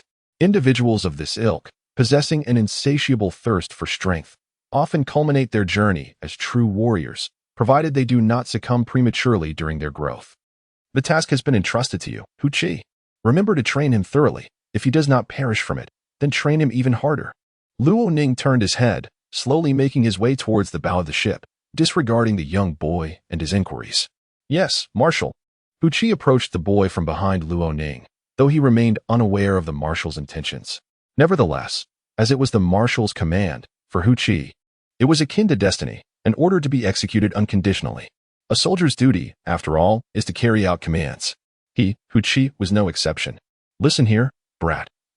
Since the Marshal has instructed me to train you, prepare to endure a pain unlike anything you've ever known. Remember, if you lack the resolve to face death, it would be wise to concede early and not waste my time. Though this is the Marshal's command, should you choose to surrender outright, I could save myself some effort. A smirk danced across Uchi's face as he regarded the boy before him. It was not a matter of underestimating him. Rather, if the rigorous training as described by Luoning were to be implemented, even adults would struggle to withstand it. Thus, Uchi was reluctant to squander time on this. I can do it, the boy retorted, diverting his gaze from Uchi to the receding figure of Luoning. His eyes shone with determination as he called out to Luoning, I can do it. I will prove it to you. Just wait. Hearing the boy's youthful voice, a subtle smile graced Luoning's lips. Everyone can boast, but it is prudent to focus on the present. Upon reaching the bow, Luoning gazed out over the boundless sea, a fleeting smile flickering in his eyes for reasons unknown. When your strength and efforts reach a level that I deem acceptable, I will grant you the opportunity to become a true warrior. Upon hearing Luoning's response, the boy's expression reflected even greater excitement. My name is Lotus, remember it. Lotus, you say? How fortuitous that we share a name, Luoning and Lotus. The gentle sea breeze caressed Luoning's face. Sailing upon the ocean, particularly in this region known as the weakest of the four seas, proved to be somewhat tedious. Most importantly, Luoning remained uncertain as to how long he would traverse these waters before reaching the world government. The first half of the Grand Line, separated from the latter half by the Red Line, culminates at the summit known as the Holy Land, Marwa. Moreover, there were the celestial dragons, whom Luoning had yet to encounter since arriving in the pirate world. He sensed that this journey would indeed prove to be quite intriguing. The world government, the celestial dragons, and the five elders. He might even catch a glimpse of Fleet Admiral Sengoku. Perhaps he would also encounter one of the military forces under the world government. The Marines. Just thinking about it was exhilarating. Master, how much longer until we reach the headquarters of the world government? I'm feeling rather bored. Guina stood beside Luoning, gazing at the endless expanse of the sea, quietly expressing her discontent. At this point, Guina had lost her sense of novelty. Previously, due to her prolonged stay on land, she had harbored an insatiable curiosity for the sea. However, as time passed, she began to experience the profound solitude that accompanies life adrift upon the vast ocean. This sentiment, Luoning found rather tedious as well. Silly girl. Who told you to follow me? Now, complaining about boredom? You deserve it. Luoning glanced at Guina beside him and couldn't resist tapping her little head. Humph. Hearing Luoning's words, Guina pouted, her fair face puffed up in indignation. Yet, in Luoning's eyes, this moment made Guina irresistibly endearing. I extend my gratitude for the generous contributions of 999 book coins from Story Life and 5,924 book coins from Ian Chin. This week there are no recommendations, and my mood has taken a hit. I'm struggling with writer's block. It's quite distressing. I need to seek inspiration. Observing Guina's expression, Luoning chuckled. Since you're feeling bored, how about I teach you a unique swordsmanship that only I possess? Swordsmanship? At the mere mention of those words, a spark ignited in Guina's eyes. For someone who has dreamed of becoming the world's greatest swordsman since childhood, the allure of learning various powerful and novel sword techniques was undeniably immense. Moreover, his master's swordsmanship had effortlessly defeated the previously acclaimed world's greatest swordsman, Hawkeye. With just one strike, he could vanquish Hawkeye. His master's swordsmanship was indeed terrifying. Why not learn? Not only do I wish to learn, but I aspire to surpass your mastery in the art of the sword. Guina raised her proud little head, a radiant smile illuminating her face, her large eyes narrowing into slits from her joy. My swordsmanship is not something just anyone can master. To truly learn it, one must invest considerable effort. Observing Guina's unwavering confidence, Luoning could not help but deliver a slight blow to her enthusiasm. Unfortunately, his attempts seemed to have little effect. Oh, master. Let us start quickly. Don't dawdle. Grasping Luoning's hand, Guina hurriedly led him toward the center of the warship. Since we are to learn swordsmanship, the central position of the ship would be more suitable, as the bow is too cramped. Sigh. Very well. Casting a glance at the guiding Guina and her tender, warm hand grasping his, he couldn't help but feel that this sensation was rather delightful. The warship was expansive, making it quite simple to find an unoccupied corner. In about a minute, Uchi discovered an ideal spot. He led Lotus toward it. Little brat, don't say I haven't given you a chance. If you choose to give up now, I'll accept it. However, if you quit once we start, I will let you truly experience what death feels like. Upon hearing Uchi's harsh words, Lotus lifted his head, his gaze unwavering as he replied, I am Lotus. Also, do not underestimate me. Though his voice was somewhat hoarse, his pitch-black eyes radiated unwavering determination. devoid of any signs of retreat or surrender. Very well, since you've said that, I shall hold nothing back. After scrutinizing Lotus for a while, a mischievous grin finally broke out on Huqi's face as he cracked his knuckles. Initially, he had worried whether this child, favored by the Marshal, could endure and not falter halfway through. However, it now appeared that such concerns were unfounded. For in Lotus's eyes, Huqi saw an unyielding resolve, a belief that he could persevere through any hardship. Although Huqi was unaware of the origins of this conviction, as long as he could fulfill the Marshal's task, that was sufficient, was it not? 3 days later, in the New World, the Kingdom of Dressrosa. Hey, I say. Doflamingo, did you hear? 3 days ago, the army snatched away our slaves. Inside a palace, Turpol donned a flowing blue and white coat that resembled liquid, his face grotesque, with long strands of mucus dangling from his nostrils, swaying in a most repulsive manner. In this moment, he was filled with indescribable excitement. Turpol, the user of the sticky fruit, held immense power and formidable strength as a high-ranking official of the Don Quixote family, regarded by Doflamingo as a member of his own family. Seated upon a chair crafted from pure gold, the world government recognized Doflamingo leaned back in repose.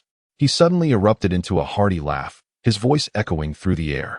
Then, he cast his gaze towards the horizon, where the seas known as paradise by the New World pirates lay. Turpol, do not be so agitated. They are merely slaves. If the Marines desire them, what difference does it make to simply hand them over? After all, the Marines are the military force under the world government. Even if their actions are excessive, there is little we can do about it. However, should the opportunity arise, we could indeed pay a visit to the recently renowned Marine Admiral, Ronan. Doflamingo extended his hand to stroke his chin, a flicker of crimson flashing beneath the red-tinted sunglasses that concealed his eyes. It seemed that such an opportunity might soon present itself. As he gazed ahead, a chilling smile gradually emerged at the corners of Doflamingo's mouth, as if he were contemplating something sinister. As night fell, the ocean took on an air of extraordinary tranquility. At this moment, Luaning and Guina have concluded their practice of swordsmanship, while the army's elite guards have also ceased their daily training, aside from their patrol duties. During the past 3 days, Luaning remained aboard the warship, and no significant events transpired. In fact, not even a single pirate was sighted. This revelation left Luaning both astonished and disheartened. Although this area was dubbed the weakest of the 4 seas, it seemed improbable that not a single pirate would cross his path. After all, the boundless ocean was teeming with pirates. Sighing, he resolved to utilize his spare time to delve into the profound intricacies of ancient martial arts and Tai Chi, striving to enhance his strength. For some inexplicable reason, Luaning had recently felt that his current prowess was insufficient to stir the vast world of piracy. Even though he had ascended to the level of the 4 emperors and surpassed many, an elusive sense of impending danger loomed over him. Stepping onto the deck, he gazed up at the magnificent starry sky. The world of pirates should not be confined to mere surface strengths. The longer he lingered in this realm, the more he sensed its extraordinary nature. Although he lacked concrete evidence, Luaning harbored an unshakable feeling that countless terrifying forces lay hidden in the shadows of this world. Perhaps, even factions more formidable than the Navy were not in short supply. He speculated that the world government must possess powers surpassing those of the Navy. Otherwise, what right did they have to control it? Similarly, what justification did they hold to dominate the pirate world for centuries? Beyond the world government, the endless seas were merely a fraction of the land, the cradle of humanity. The navies might suggested that the various nations on land could not be weak. Even those who turned to banditry out of desperation undoubtedly constituted a formidable force. Yet, these powers remained concealed in the dark, shrouded in uncertainty. Nevertheless, Luaning felt an overwhelming sense of crisis at this moment. The rise of the army seemed far more challenging than he had anticipated. As twilight descended upon the vast ocean, a dark red warship sailed steadily and slowly. A young boy aboard, drenched in sweat, bore a crimson visage, his body marred by bulging veins that contorted his features into a grotesque mask of pain. "I can endure a bit longer," he proclaimed, striking an unusual pose and forcing himself to withstand the agonizing sensations radiating from his body, continuing what he believed to be the most effective training. However, it was not long before he succumbed, collapsing onto the deck. "I can do this, I must." His eyes gradually reddened as he encouraged himself, gritting his teeth to persist in his training. Though the path of cultivation was fraught with suffering, akin to enduring the torments of hell, he chose not to yield, but to press onward. Truly, only those endowed with immense willpower could bear such agony. On the warship, Luaning stood in a corner. His gaze fixed intently on the boy, his eyes flickering with admiration. The dragon elephant's first level of body refinement. I did not anticipate your endurance. Lotus, was it? I shall remember your name, and I look forward to the day you prove yourself worthy of my recognition.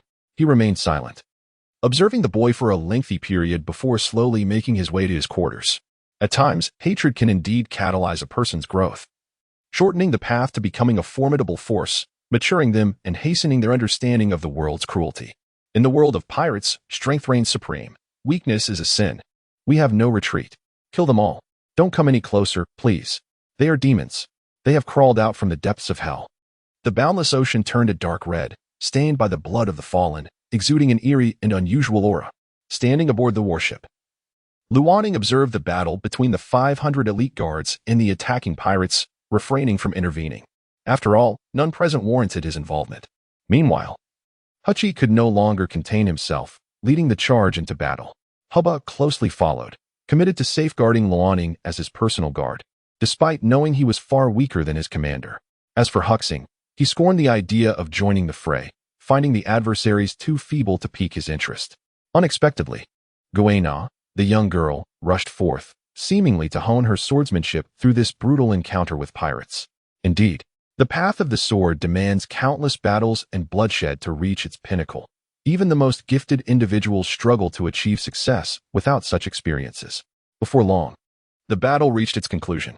They scoured the battlefield, emptying the pirate ships of their treasures, and cast the corpses into the abyss of the ocean, marking the end of a decisive victory for the army's elite guards. After vanquishing yet another pirate crew, Luaning noted that the overall strength of the pirates he had encountered recently appeared to be on the rise, likely due to their proximity to the latter half of the Grand Line's New World. However, for the 500 elite guards, as long as the pirate crews did not reach the level of the 4 emperors, the difference was negligible. Still, it was a positive sign, preventing Luaning from feeling utterly disinterested while navigating these waters.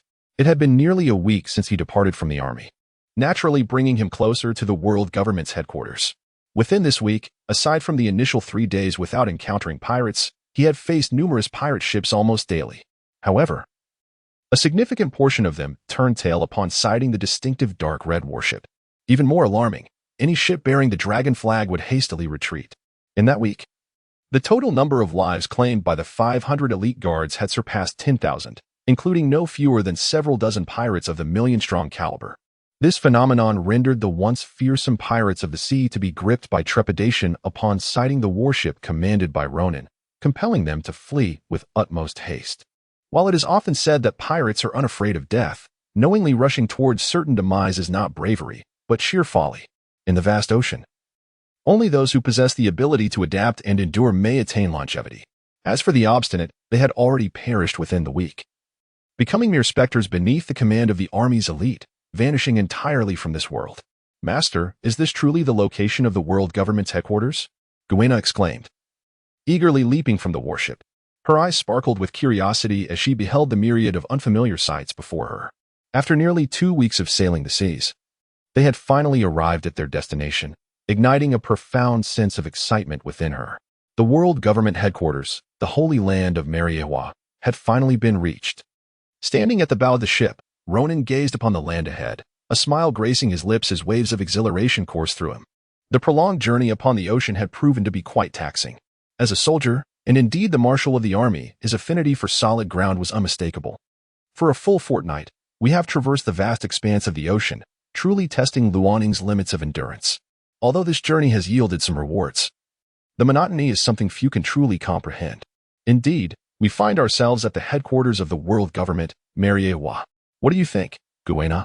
Shall we take a moment to enjoy ourselves here? Luaning chuckled, his eyes narrowing playfully as he spoke to Guina beside him. Yes. I have yet to behold the headquarters of the world government. A place chosen by such an esteemed entity must surely be remarkable. However, it was evident that the plans concocted by Luaning and Guina were swiftly unraveling. Marwa, the very seat of the world government, is fortified with formidable defenses, and its military presence is undoubtedly substantial. No sooner had Luaning set foot on land than he found himself surrounded by a multitude of sailors, armed with finely crafted firearms and steel blades.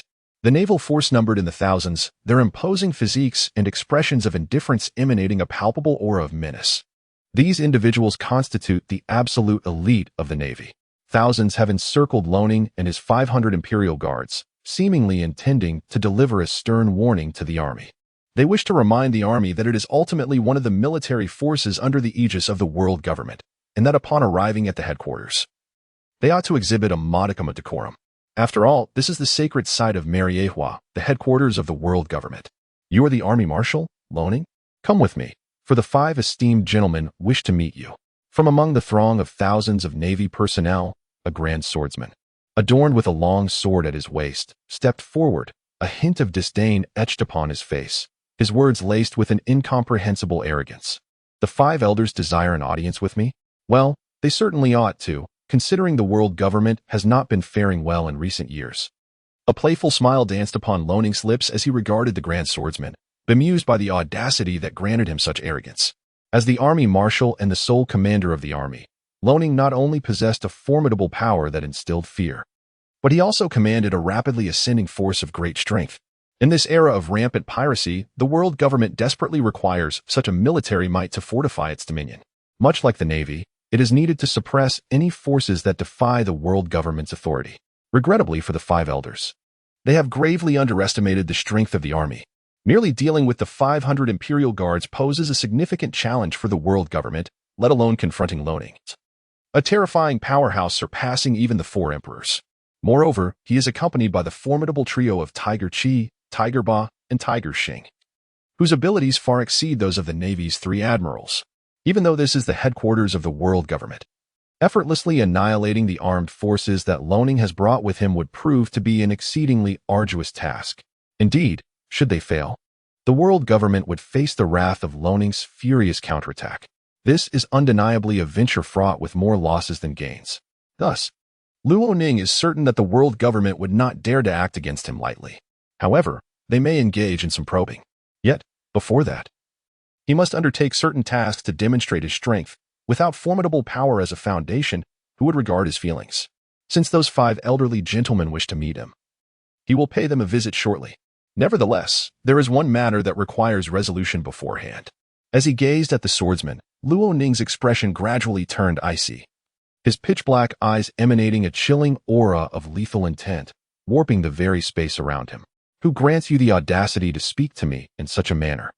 Is it merely your feeble strength, which is laughable in its weakness? Luoning's gaze hardened, and a surge of immense power erupted from him, directing itself towards the swordsman among the thousands of elite Navy troops ahead. Marshal Luoning, it is said that you have vanquished the world's greatest swordsman, Hawkeye? He mused. It is known that the world conceals many formidable warriors, unknown to the masses. Since you also claim to be a great swordsman, allow me to witness your prowess. While I remind you that this is the headquarters of the world government, where its rules must be observed. The swordsman stepped forward, unsheathing the long sword strapped to his waist, pointing it directly at Luoning. As one of the great swordsmen and a hidden asset of the world government, he possessed terrifying strength and remarkable achievements in the art of the sword. Although he had yet to face the so-called world's greatest swordsman, Hawkeye, he held a peculiar confidence, believing that defeating such a renowned figure would be a trivial endeavor. Here, we are to abide by the rules of the world government? Luoning scoffed coldly upon hearing those words. He was well aware that this was the headquarters of the world government, Marwa, the dwelling place of the celestial dragons, known as the Sons of God. Thus, this place undoubtedly harbored countless hidden strongmen. Even the emergence of individuals with the power of the 4 emperors would not surprise him. However, despite the presence of formidable warriors, the swordsman before Luoning was certainly not among them. Luoning could sense that while this swordsman belonged to the realm of great swordsmen and had achieved notable success in the way of the sword, his strength and the aura he emitted were markedly inferior to that of Hawkeye. This swordsman possesses combat prowess that barely reaches the level of the 3 admirals of the Navy. He cannot even best a mere fool, let alone contend with a terrifying powerhouse like Loning, who transcends the strength of the 4 emperors. In this world, might is the ultimate arbiter. The one with the mightiest fist dictates the rules. Come, let me witness the extent of your strength, you lackey of the world government, that grants you such audacity. Loning's eyes narrowed slightly as his right hand slowly reached for the dark red longsword sheathed at his waist. Suddenly, an incredibly sharp sword aura erupted from him, soaring into the heavens, exuding an overwhelming terror. I hope you can entertain me a while longer. Do not perish so swiftly. Drawing the longsword from his waist, Loning charged forward. The path of the sword embodies profound mysteries. The more he comprehended the sword's way, the more he recognized his own shortcomings. Even having inherited the boundless sword path, Loning would not dare claim to have reached the pinnacle of swordsmanship. He could only assert that, in the realm of pirates, he found it increasingly difficult to encounter a worthy adversary. Life is as solitary as snow, ever since he vanquished Hawkeye and claimed the title of the world's greatest swordsman. This feeling has only intensified. Though the swordsman before him possesses merely the combat power of an admiral in this world, aside from the strength of the four emperors, he is already considered a top-tier warrior. He has earned the right to challenge Loning. Use your full strength, or you shall never have another chance to strike. Addressing the swordsman, Loning coldly declared as he wielded the dark red longsword, creating a flurry of sword flowers that manifested illusions with each strike. Such speed is beyond the capacity of the ordinary human eye to perceive. However, for a master swordsman, it is an entirely different matter. Yet, even a swordsman of that caliber finds it somewhat arduous to counter such an extreme velocity, capable of cleaving the sun and moon. As he struggles to withstand it, the swordsman hears Luo Ning's slightly mocking words, igniting an instantaneous fury within him. You have forced my hand. Should you perish beneath my blade, do not hold it against me. The swordsman's eyes turn icy, clouded with a formidable killing intent. If the previous battle was fought for the sake of the world government, now he fights for himself. In regard to Luo Ning, the swordsman has unleashed his true fury, reaching a point of no return. Previously, the five elders had commanded him to capture the Marshal of the army, Luo Ning, alive, but he has resolved to abandon that directive. He seeks to kill. His blade must taste blood. The title of the world's greatest swordsman shall inevitably change hands. He is destined to become the new champion. The swordsman possesses unwavering faith in his own strength. With a swift motion, he removes his outer garment, revealing muscles as hard as tempered steel, adorned with striking scars from countless battles, each a testament to his terrifying prowess. Ha! He bellows, his eyes gradually turning crimson, veins of blood creeping across them. Gripping his longsword tightly, he thrusts it before him, and suddenly, an even more piercing aura of swordsmanship erupts from his being. His muscles begin to quiver, bulging slightly as veins protrude, writhing grotesquely, a sight both fearsome and awe-inspiring. At this moment, the swordsman has unleashed his most profound secret techniques, exerting himself to the utmost, resulting in a dramatic surge in his power. His physical strength has significantly intensified, his force has escalated, and his speed has equally experienced a notable enhancement. At this moment, he felt an exhilarating surge of excitement, grasping immense power and sensing the rapid flow of blood within him. The swordsman tightly clenched his fist and swung the long sword in his hand. It had been quite some time since he had experienced such a delightful thrill. Come now. I hope you can endure a little longer. After all, this sword in my possession is quite unmerciful. Should you fall by my hand, do not blame me. I assure you, I harbor no desire for such an outcome. A glint of mockery sparkled in the swordsman's eyes as he gently waved the long sword towards Luo Ning, a playful smile gradually forming at the corner of his lips. The sensation was akin to that of a cat toying with its prey, harboring an illusion of absolute certainty, which was profoundly disconcerting. Observing the swordsman, Luo Ning gradually opened his slightly squinted eyes, and in that instant, a myriad of entities flooded into his vision, even those in motion appearing to slow down several-fold. Before him, the swordsman's demeanor grew increasingly irksome to Luo Ning. As a grand swordsman, one could take pride and feel a sense of glory, but only under conditions of undeniable superiority. Yet, do you truly believe that I exerted my utmost just moments ago? Luo Ning's voice turned progressively frigid, his countenance darkening, a flicker of murderous intent rising within his gaze. Suddenly, the dark crimson long sword in his grasp seemed to resonate with its master's emotions, trembling slightly as an overwhelming sword aura began to radiate ominously. The sword in your hand is blind, and similarly, the long sword in mine is also devoid of sight. Should you perish and descend into the abyss, do not hold me accountable? With those words, Luo Ning, his expression icy, brandished the holy dark crimson longsword, his legs bending slightly, and in an instant, he stood before the swordsman. In a heartbeat, the longswords of both combatants clashed together. This level of combat has transcended the realm in which others may intervene at will. Upon employing the secret technique, the swordsman experienced a remarkable surge in power, ascending to the formidable strength of a half-step to the four emperors. Although a slight gap still remained from the true four emperors, His prowess far surpassed that of the three admirals of the Navy by several magnitudes. However, as the duel progressed, the swordsman increasingly sensed the precariousness of his situation. The consumption of energy from utilizing the secret technique was significantly heightened, leaving him ill-equipped for a prolonged confrontation with Luo Ning. Thus, a swift resolution was imperative. Otherwise, he harbored a foreboding sense that he might well meet his demise in this very place. After such contemplation, the swordsman resolved to act with utmost determination, willing to pay any small price necessary without hesitation. In that moment, the swordsman succumbed to utter madness, even if it meant exchanging injuries. He was resolute in his intent to conclude the battle swiftly. After all, the terrifying glimpse of power exhibited by Luo Ning had already instilled a sense of existential dread within the swordsman. As he moved with haste, he shouted at Luo Ning, "Die!" Instantly, the swordsman's speed surged, doubling in intensity, while the long sword he gripped emitted a piercing roar due to the violent friction with the air. To onlookers, it appeared as if the sword had transcended space itself, locking onto all of Luo Ning's potential escape routes with an aura of devastating lethality, seemingly capable of shattering reality itself as it advanced toward him. However, in Luo Ning's eyes, this strike was merely trivial. Is this all there is? He mused, observing the swordsman approach with an uncanny swiftness, cleaving through the air with an extraordinary sword aura, yet his expression remained tinged with disappointment. Indeed, the swordsman was formidable. After exhausting secret techniques, his prowess had reached the threshold of a half-step to the Four Emperors level, a level of strength that would instill boundless fear in most individuals of the pirate world. Yet, to Luo Ning, this swordsman fell short of the might possessed by Hawkeye. The swordsmanship of Hawkeye had imparted significant insights to Luo Ning, while this swordsman offered only tedium and a flicker of impatience, ostentatious yet insubstantial. Luo Ning pondered how such a great swordsman's prowess could have been attained. With his left hand resting behind him and his right hand grasping the sword, he gazed at the approaching swordsman and gently unleashed a wave of sword aura toward him. Initially, the speed of the sword aura was modest, but as time progressed, it accelerated exponentially, seemingly achieving a near hundredfold increase in power within the blink of an eye. By the time it reached the swordsman, the aura bore the potential to annihilate the very heavens and the earth. Break for me.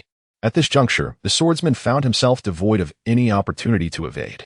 His only chance of survival lay in unleashing the full extent of his prowess to shatter the ominous sword aura that instilled trepidation deep within his heart. Yet, could that formidable aura truly be vanquished or intercepted by him? This notion filled the swordsman with profound doubt. Indeed, reality often proves to be exceedingly harsh, yet simultaneously within the realm of reason. The swordsman summoned every ounce of his strength. His arm, which gripped the long sword, swelled significantly, and the veins throughout his body throbbed dangerously, as if on the verge of rupture. However, in such dire circumstances, he could no longer afford to be overly cautious. In this moment, he had no choice but to fight with all his might. "Break for me." His eyes widened with desperation, crimson droplets of blood seeping from his skin. And in an instant, he was completely drenched in blood, a pungent scent of iron wafting from his form. Although the sword aura unleashed by Luo Ning had diminished somewhat, it remained undiminished and was rapidly closing the distance to the swordsman. He was unwilling to concede, nor could he afford to. Surrendering equated to death. Yet, his body was already operating beyond its limits, nearing the brink of collapse. His strength began to wane swiftly, his combat prowess plummeting from a half-step to the level of a vice admiral within the Navy. Such is the nature of secret arts. The acquisition of terrifying power is invariably accompanied by equally harrowing side effects. At this moment, the swordsman still possesses the combat prowess of a rear admiral, and the fact that he remains conscious without succumbing to a stifling daze is indeed a stroke of fortune. Yet, bereft of formidable strength, how could he possibly withstand the terrifying sword chi that approaches him with alarming speed? His body immobilized, the swordsman gazes at the menacing sword energy drawing nearer, his lips curling into a bitter smile. He never anticipated that the world's foremost swordsman would wield such astounding power, having transcended him in the realm of swordsmanship. Although the swordsman harbors no desire to perish, at this very moment, he finds himself utterly powerless, despite the presence of thousands of elite naval forces by his side. In a confrontation of this magnitude, not even tens of thousands could prove effective. More soldiers, in the face of such overwhelming destructive capability, would merely serve as inconsequential fodder. The defeat of the original world's greatest swordsman, Hawkeye, by Marshal, is indeed well-deserved. To ascend to the pinnacle of swordsmanship, one must possess not only strength but also a profound mindset. However, ever since aligning with the world government, the swordsman's heart for the path of the sword has been seemingly forsaken. The intoxicating allure of power has rendered him egotistical, arrogant, and tyrannical. A far cry from one who could attain the status of a grand swordsman. Amidst the looming specter of death, the swordsman appears to grasp a multitude of realizations, as if the heart of swordsmanship he had long misplaced has been rediscovered. Should he emerge from this ordeal unscathed, he yearns to dedicate his life to the pursuit of sword mastery, striving to elevate his skill and fortify his spirit, ultimately becoming a true grand swordsman. As for the world government, he holds no grievances. After all, he had willingly joined their ranks. However, it seems that opportunity has slipped through his fingers. The Grim Reaper beckons him closer. The swordsman casts one last glance at the world, his eyes revealing a profound sense of reluctance, before gently closing them to embrace the arrival of death. The thousands of elite naval forces, despite their intentions to aid the swordsman, lack the capacity to do so. Even the strongest among them must weigh their own capabilities against the formidable sword chi. It is evident that they are ill-equipped for such a challenge.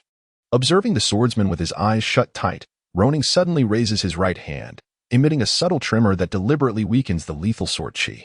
Ronin senses that the grand swordsman before him has undergone a transformation in this fleeting moment. In the face of impending demise, the human eye is incapable of deceit, and Ronin trusts his instincts. Moreover, this is the domain of the world government, and his actions are undoubtedly under the scrutiny of the five elders. Ultimately, the sword chi strikes the swordsman, yet after being tempered by Ronin, its once catastrophic potency is diminished several-fold. This alone is insufficient to claim the swordsman's life. In the next instant, the situation shifts dramatically as an influx of individuals emerges from all directions. Among them, 5 elderly figures stand out, each distinct in appearance yet exuding an intimidating aura, their strength formidable. In this world, they are referred to as the 5 elders. They stand above the Navy, possessing ultimate authority and terrifying power. Marshal, this is the headquarters of the world government. Is it not somewhat excessive for you to act here? The 5 elders gaze devoid of emotion at the swordsman lying on the ground, blood pooling around him, before encircling Lonin, this is indeed the world government's headquarters. What is your intention in taking action here? Among the 5 elders, the stoic Yuenbu Kiichi narrowed his eyes, scrutinizing Lonin while emanating an aura of formidable might. It must be remembered that the army is one of the military branches under the world government. Even as a marshal, you are still bound to heed its commands. Yet here you are, brazenly taking action. Do you seek rebellion? As his words fell, Yuenbu Kiichi subtly extended his right hand towards the fearsome weapon known as the first-generation demon cut, strapped at his waist. Simultaneously, an overwhelming aura of a grand swordsman emanated from him, far surpassing that of the fallen swordsman on the ground. The atmosphere grew tense in an instant. Observing the encirclement formed by the 5 elders, Lonin tightened his grip on his sword, his gaze sharpening with intensity. The 5 elders, the pinnacle leaders of the world government, are also its keystone, holding a status above that of the marshals of the 3 military branches. Ostensibly, Lonin, as a marshal of the army, must still obey the commands of the 5 elders, the highest authorities of the world government. Moreover, it is paramount to note that the 5 of them possess exceedingly terrifying prowess. As Lonin perceived the dread emanating from the 5 figures, he assessed that their strength undoubtedly exceeded the level of the 4 emperors. Confronting 5 individuals of such caliber, even with his strength surpassing that of the 4 emperors, Lonin felt an unprecedented twinge of pressure. This feeling was unprecedented for him. Luo Ning, relinquish your position as marshal of the army, and we shall ensure your safety. Otherwise, do not entertain thoughts of departing from the world government today.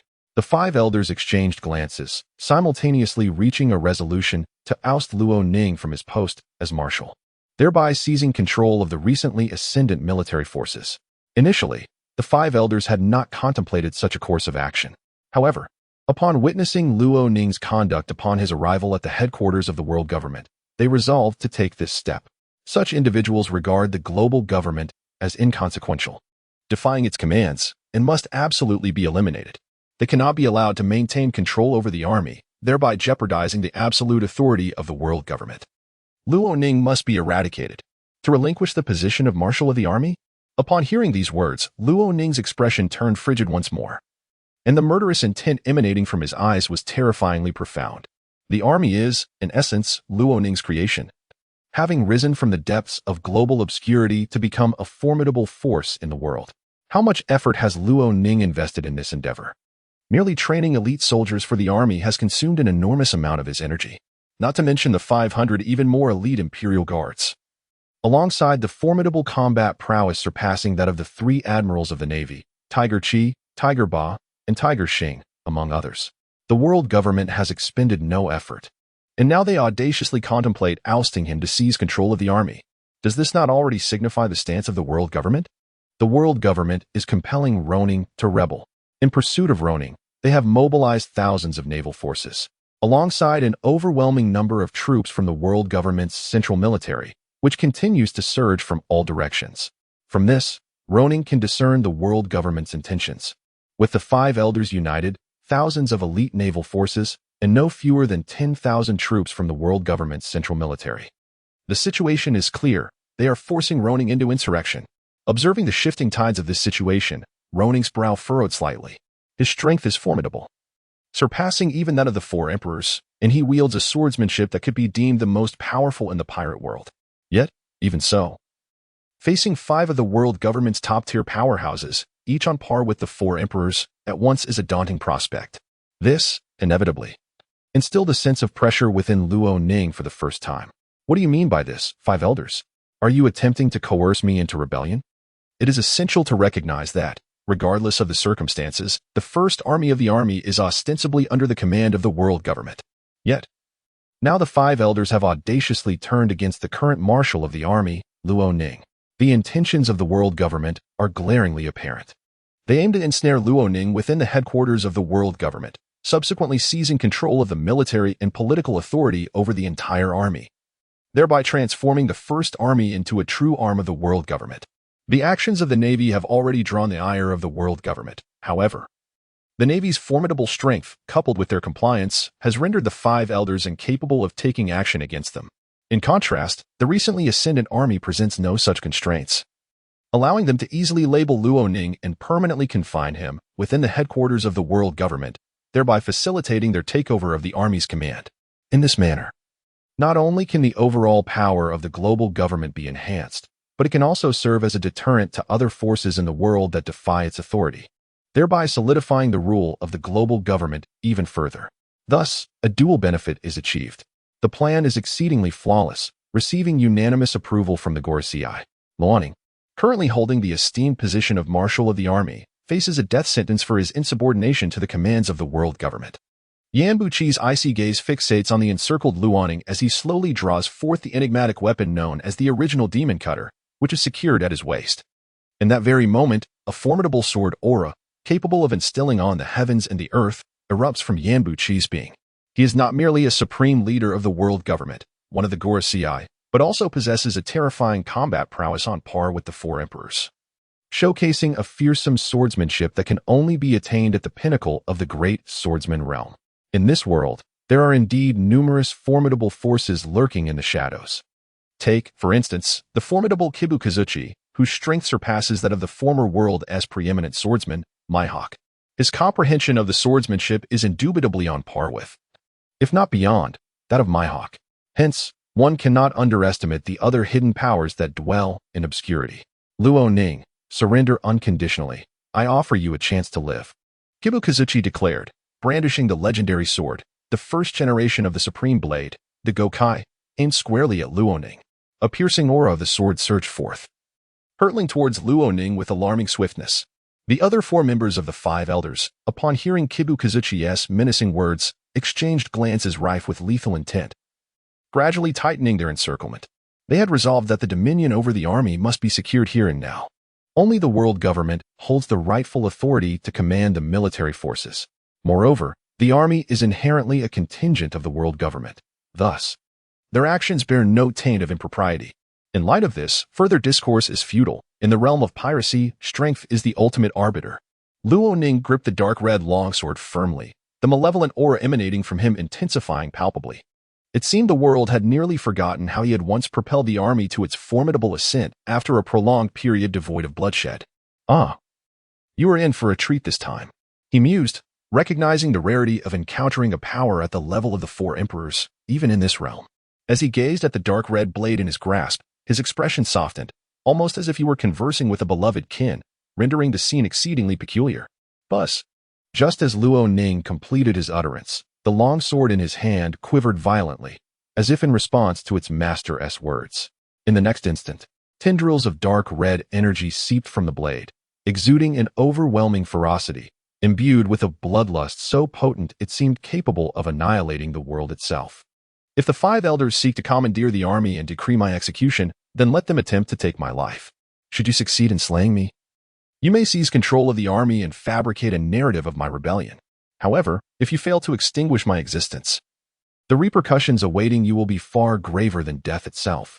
At this moment, Loning had irrevocably severed ties with the world government. Determined to firmly seize control of the army's power, the elimination of Loning had become an urgent necessity. The advent of the pirate era had instigated a subtle threat to the world government's absolute dominion over this world. The world government would never permit the emergence of a force beyond their control right beneath their noses. With the facade torn away, Loning no longer held back. Soldiers, stand with me against the world government. Are you afraid? Loning bellowed to the 500 elite soldiers behind him, his nerves taut and ready to face the impending assault from the elders. Without a moment's hesitation, the 500 elite soldiers responded in unison, not afraid, not afraid, not afraid. For these elite troops, even confronting the world government posed no fear. As the direct subordinates of Army Marshal Loning, their loyalty had reached an unwavering depth. Even if it meant perishing on the battlefield, so be it. Good. Loning glanced at the 500 elite soldiers, raised his hand high, and then brought it down emphatically. Army elite, engage the enemy. Yes. The resounding reply of the 500 elite soldiers echoed through the air as they unsheathed the weapons at their sides. Each gaze shimmered with resolute determination, devoid of any thought of retreat. Even in opposition to the world government, they would advance unflinchingly, refusing to back down. Even if it meant the death of all 500. This battle must be won. It is imperative. Among the 500 elite soldiers, there was not a single weakling. Even the least powerful among them possessed the combat strength equivalent to a rear admiral of the Navy headquarters. The strongest among them rivaled the might of the 3 admirals of the Navy headquarters. Ready to face thousands of elite Navy forces and nearly 10,000 troops guarding the sacred headquarters of the world government at Marwa. This time, the opponents of the Army's Imperial Guards are undoubtedly the most formidable adversaries they have encountered since their inception. Perhaps in this battle, the 500 Imperial Guards may suffer casualties. At the headquarters of the world government in Marwa, even before Loning engaged in combat with the 5 elders, the 500 Imperial Guards had already charged towards the thousands of elite Navy forces and nearly 10,000 Central Army troops of the world government. In such a grand scale of battle, the 500 Imperial Guards resembled a mere handful of cavalry in the presence of hundreds of tanks, seemingly insignificant. Yet their might should not be underestimated. The formation of the Imperial Guards remained steadfast, gripping their formidable weapons with unwavering resolve as they surged into the fray, fueled by Loning's wrath. Thus, a battle unfolded with sudden ferocity. On the other hand, as Loning observed the approaching 5 elders, the aura emanating from him grew increasingly terrifying. Confronted by 5 formidable adversaries at the level of the 4 emperors, Loning could not afford to be careless. Although his own power had transcended that of the 4 emperors, facing such titans necessitated the full display of his true strength.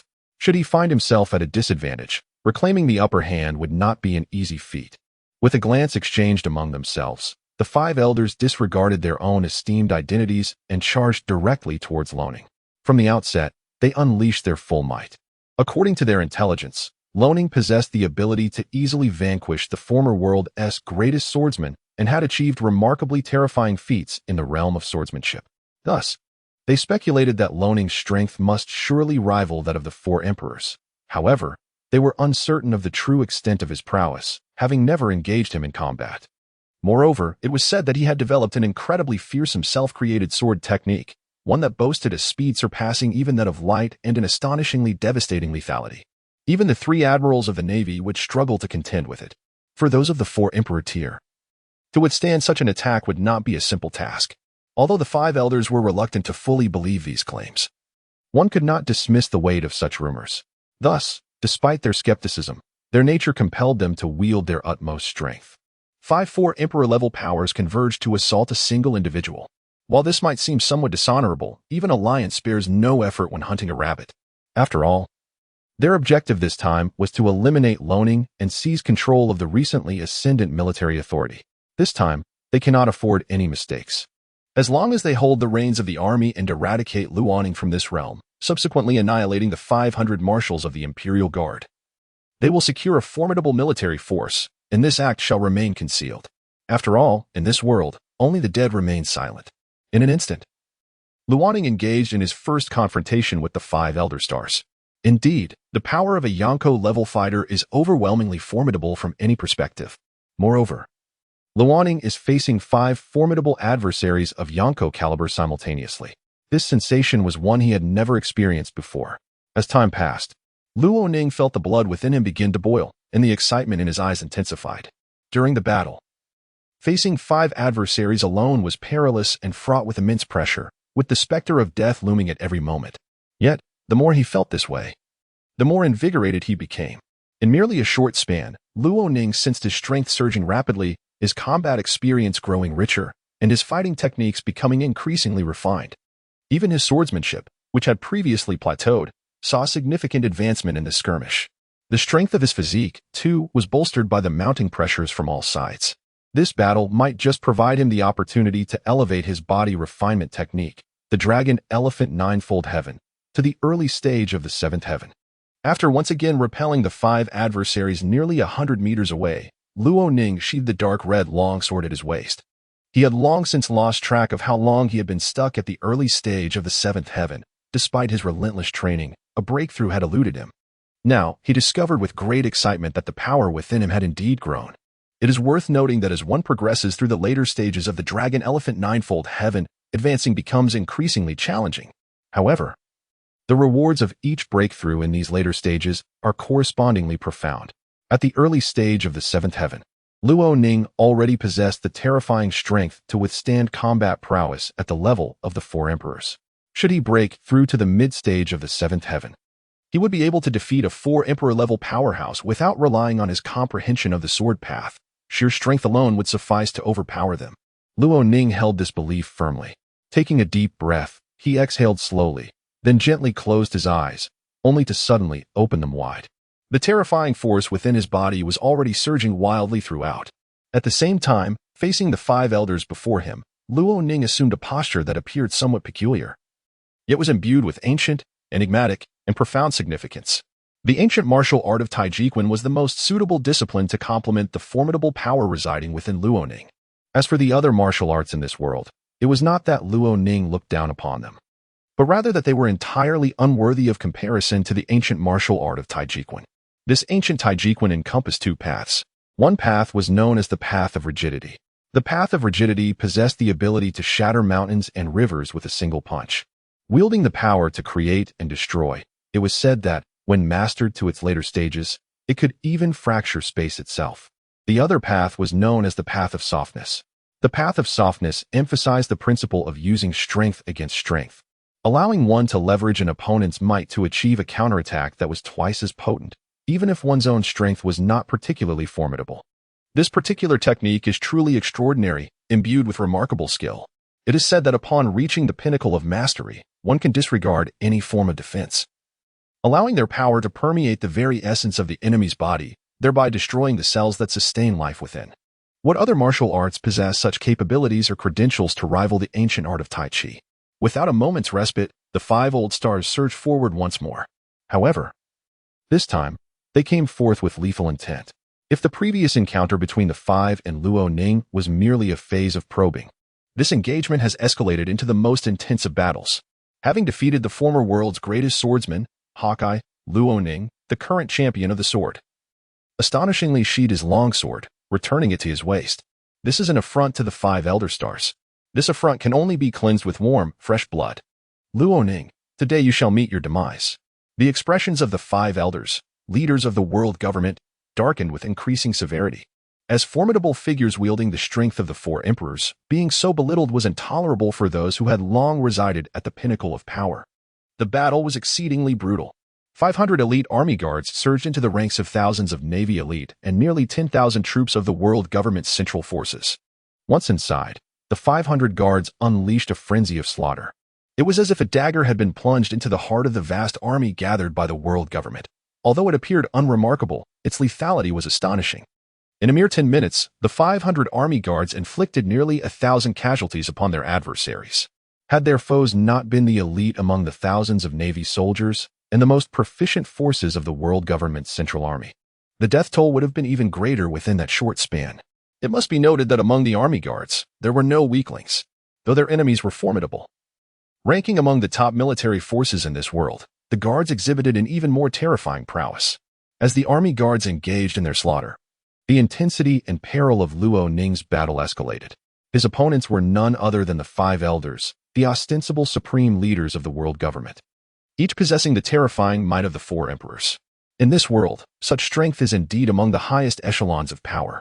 Yet, this time, Luo Ning faced 5 adversaries alone, and the difficulty of this confrontation was self-evident. With fists that were unyielding and imbued with formidable power, Luo Ning struck various peculiar postures, once again forcing the elders back. His fierce attacks not only enhanced his own terrifying strength but also amplified his destructive capability. Employing a soft technique, he leveraged his opponent's power against them, demonstrating an exquisite mastery of skill. The combination of rigidity and flexibility would unleash an even more horrifying force. Slowly closing his eyes, Luo Ning attuned himself to the myriad shifts around him, maximizing his perceptual awareness. In this moment, he compelled himself towards a profoundly challenging breakthrough. It is said that in the world of pirates, there exist 3 extraordinary abilities. The first is observation haki, which allows one to sense powerful presences in the surroundings and perceive enemies beyond the line of sight, akin to a form of telepathy or auditory perception. As long as one lives, the body emits unique sounds, which can be utilized to predict an opponent's next move and position, with training allowing for an increased range. Those possessing a higher level of observation haki can hear others' inner thoughts, thereby discerning their forthcoming actions. Naturally, advanced observation haki is exceedingly rare. The second is armament haki. This represents a capacity to enhance one's personal defense, functioning akin to an invisible armor. It can amplify one's offensive power and even contend with the abilities of those who wield the devil fruits, enabling the bearer to make contact with the corporeal forms of the enigmatic nature-type devil fruit users. This ability is regarded in the realm of pirates as the quintessential means to counter the powers of those who wield the natural-type devil fruits. Thirdly, there exists the Conqueror's Haki. This form of haki embodies the essence of a true ruler. Those endowed with it can intimidate and instill fear in their adversaries without lifting a finger, and can even render weaker foes unconscious. Unlike the observation haki and armament haki, Conqueror's Haki is an innate trait. Neither can it be acquired through study, nor can it be inherited by progeny. It is solely dictated by one's destiny. Thus, to possess this haki, one must possess the qualifications of a sovereign. In this instance, Luo Ning intends to endeavor to master one of these 3 forms of haki, specifically the observation haki. In such perilous circumstances, he aims to obscure his vision and rely solely on his auditory senses to forcibly grasp this ability. Throughout history, opportunities and crises have always coexisted. The magnitude of opportunity is often matched by the severity of the accompanying peril. The same principle applies to strength. To rapidly enhance one's capabilities, one must engage in high-intensity and high-risk battles to find the chance for a breakthrough. This moment represents an unparalleled opportunity. The 5 elders, the ostensible supreme leaders of the world government, must not let me down. Observing the 5 individuals surrounding him, Luo Ning's lips gradually curled into a sinister smile. Bang! Bang! Bang! The visceral combat ignited a fervor within Luo Ning, amplifying his fighting spirit. The battle raged on for an hour. The 5 elders, initially astonished, now felt a creeping numbness. The feat of one man confronting 5 formidable foes, each possessing the strength of a Yonko, seemed utterly implausible, yet it was unfolding before them. Moreover, within this hour, the 5 elders sensed something amiss. As warriors of Yonko caliber, they were expected to be among the pinnacle of strength in the world. Yet they felt an overwhelming pressure emanating from Luo Ning. The sheer force he exhibited was already imposing enough to instill a sense of dread. Not to mention his swordsmanship capable of effortlessly vanquishing the world's foremost swordsman.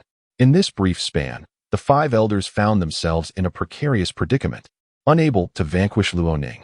Within this single hour, the thousands of elite Navy forces they had deployed, along with nearly 10,000 central troops guarding the headquarters of the world government in Marwa, had already suffered significant casualties, nearing half of their number. The casualty rate has reached the limits of what they can endure. The world government, in its quest for a more stable dominion over the globe, must expend vast amounts of manpower and elite forces. Thus, the life of each elite soldier is of paramount importance. Yet, at this juncture, elite soldiers from the Navy and the Central Army of the world government are dying almost incessantly. This outcome incessantly stirs their hearts, evoking profound emotions at every moment. What the five elders find most intolerable is that such immense casualties were inflicted upon thousands of elite naval forces, along with nearly 10,000 central troops of the world government, by a mere 500 adversaries. 500, clad in dark crimson armor and wielding sharp steel blades, form a seemingly inconspicuous yet remarkably cohesive battalion. Yet, it is precisely this modest force of 500 that has inflicted such staggering losses upon the world government. This left the five elders nearly inconceivable. Taking a few steps back, Luoning cast a glance at the army guards entrenched in the heart of the battle. Then at the Tiger King's 3 guards who plunged into the crowd, unleashing a frenzy of slaughter, and finally at Guina, who fought valiantly against the enemy.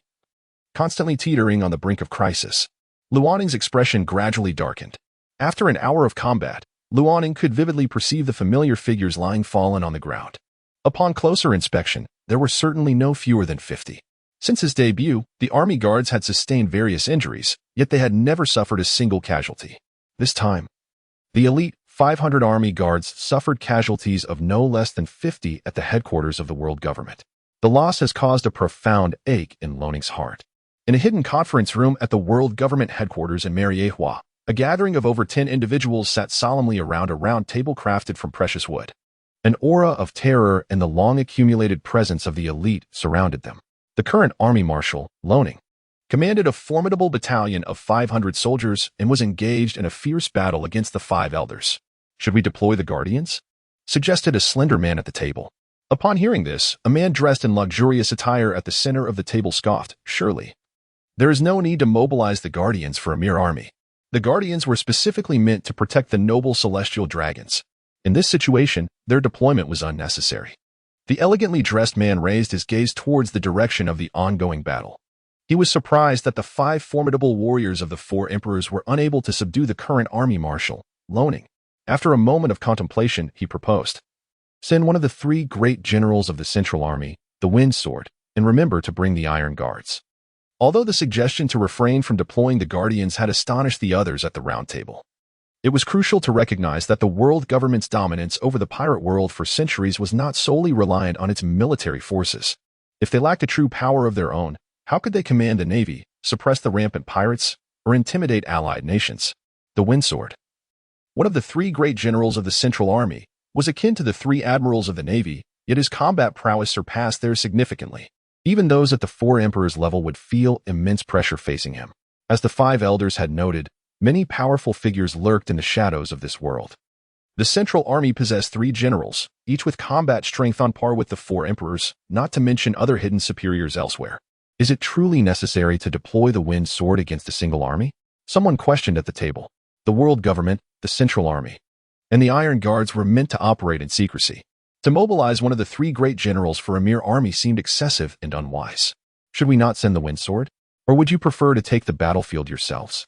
The man's gaze sharpened as he turned to the earlier dissenting voice, making the atmosphere tense and awkward. To send him into battle was tantamount to a death sentence, confronting a terrifying power that potentially surpassed that of the 4 emperors. After scanning the table and finding no further opposition, he nodded slowly. With unanimous consent, they would proceed according to plan, deploying the Wind Sword along with 1,000 Iron Guards from the Central Army. His decisiveness left no room for reaction from the others. "Luoning, you shall meet your end here today. The command of the army will return to the world government." After being repelled once more, the 5 elders exchanged glances, their eyes flickering with menace as they uttered these words. The morale of the elite Navy and Central Army soldiers, having suffered considerable losses, surged upon hearing this, as if victory over the rebellious army marshal was within their grasp. However, unbeknownst to the valiant soldiers fighting desperately, the 5 elders harbored deep uncertainty, questioning their own strength. Despite being recognized as formidable beings at the level of the 4 emperors, they found it perplexing that after an hour of besieging a single individual, they had failed to gain any advantage and were subtly falling into a disadvantageous position. This situation has driven the 5 elders to the brink of madness. However, Having reached this critical juncture, it is not an easy task to withdraw. Thus, the 5 elders must resolutely persevere. They hope to delay a little longer, anticipating that those in higher authority will dispatch some of the world's government's true elite. Among the 5 elders, Sora Kubo quietly turned his head, his gaze drawn to a gathering of celestial dragons. They fervently hope for a swift resolution, otherwise, it seems they may not endure much longer. At this moment, after enduring an arduous hour of combat, the 5 elders bore significant injuries, with even the formidable Yamamoto Kazuchi experiencing a sense of numbness in his hands, and a hint of blood seeping from the cracks in his palms. Throughout the battle, Ronin's fist proved to be astonishingly hard, wielding a terrifying power that instilled fear. Yamamoto speculated that even the legendary Admiral Garp, known for pursuing the Pirate King across the seas, would likely be no match for Ronin's might. Upon surveying the remnants of what was once a formidable force of several thousand Navy soldiers and nearly 10,000 elite troops from the world government's Central Army, it became evident that after an hour, approximately half had fallen. Of the remaining soldiers, nearly all bore injuries and could not endure much longer. In stark contrast, Ronin's elite army, initially comprising 500 men, appeared to sustain no fewer than 400 survivors, a staggering casualty rate that filled the 5 elders with profound trepidation.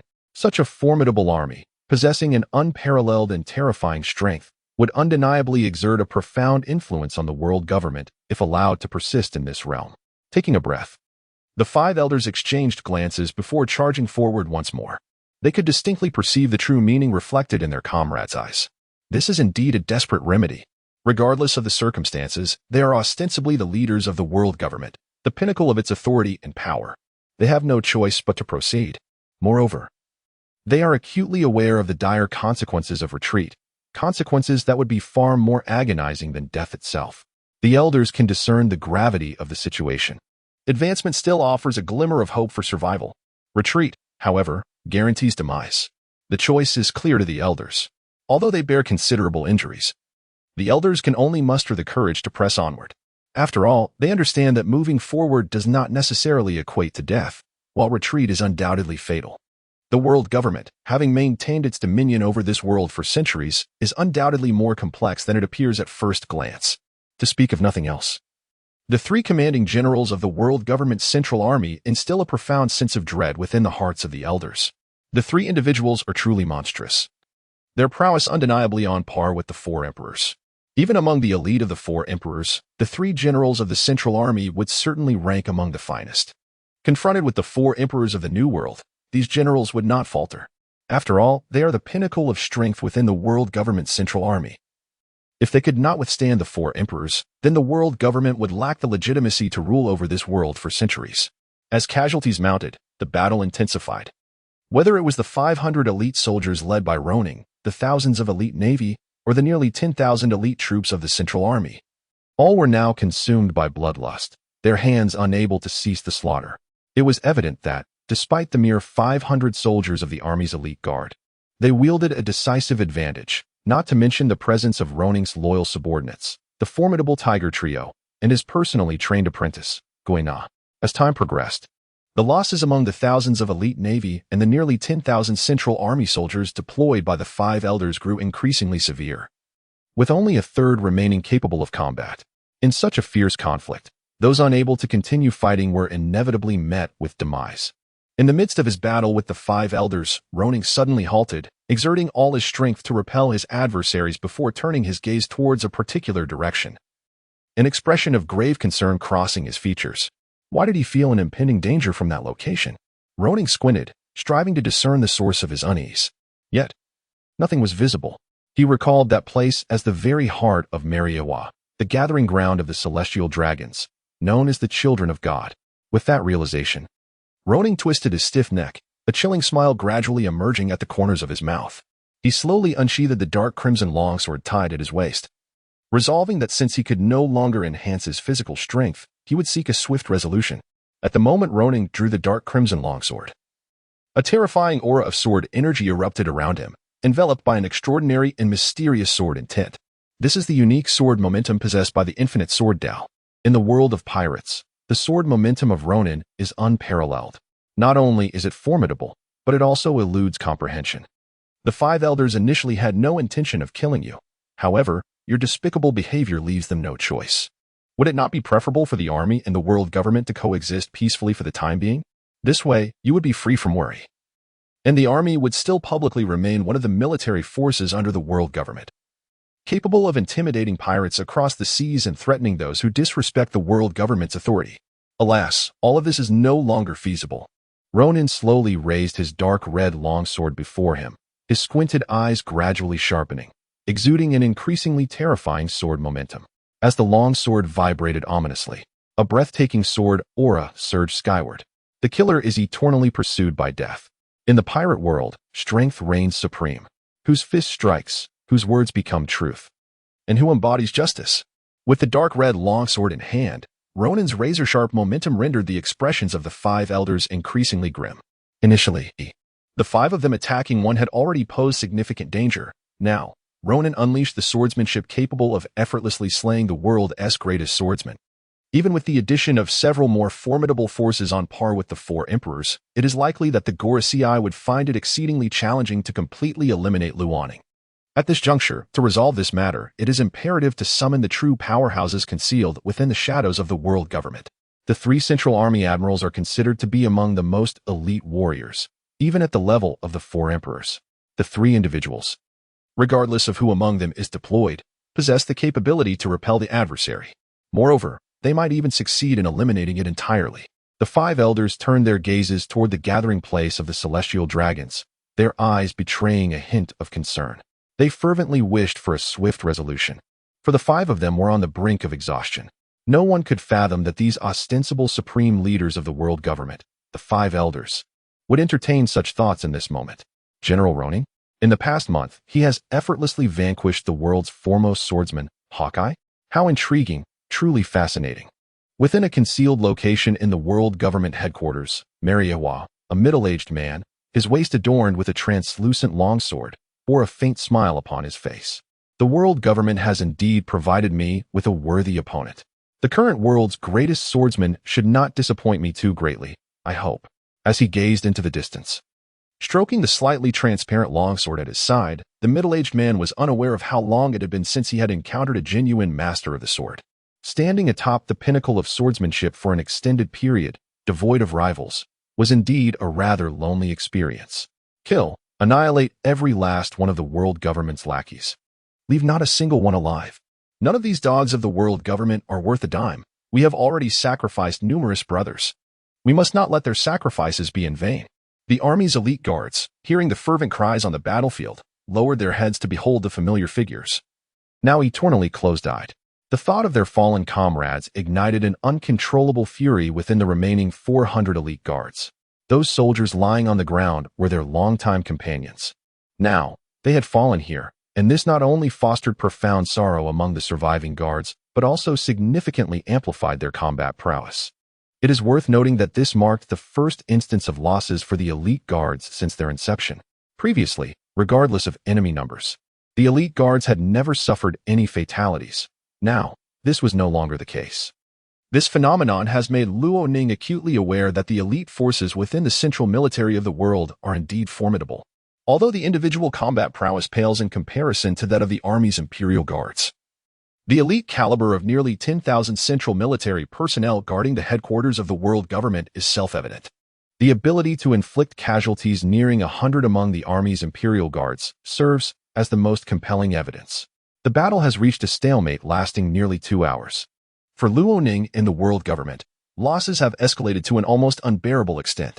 On the battlefield, the thousands of elite Navy personnel originally deployed by the five elders, along with nearly 10,000 elite central military troops, have dwindled to approximately one-third of their initial strength. As time passes, casualties among the central military and Navy forces of the world government continue to mount with each passing moment. As for the 500 Army Imperial Guards led by Luoning, after nearly 2 hours of combat, their losses have approached 100. While their numbers still exceed 400, should the conflict persist, it is certain that fewer than 400 will emerge unscathed. Luoning's offensive is almost frenzied, as he relentlessly unleashes exquisitely crafted sword formations upon the five elders. In a short span, the five elders have acquired numerous sword wounds, visibly deep and bleeding profusely.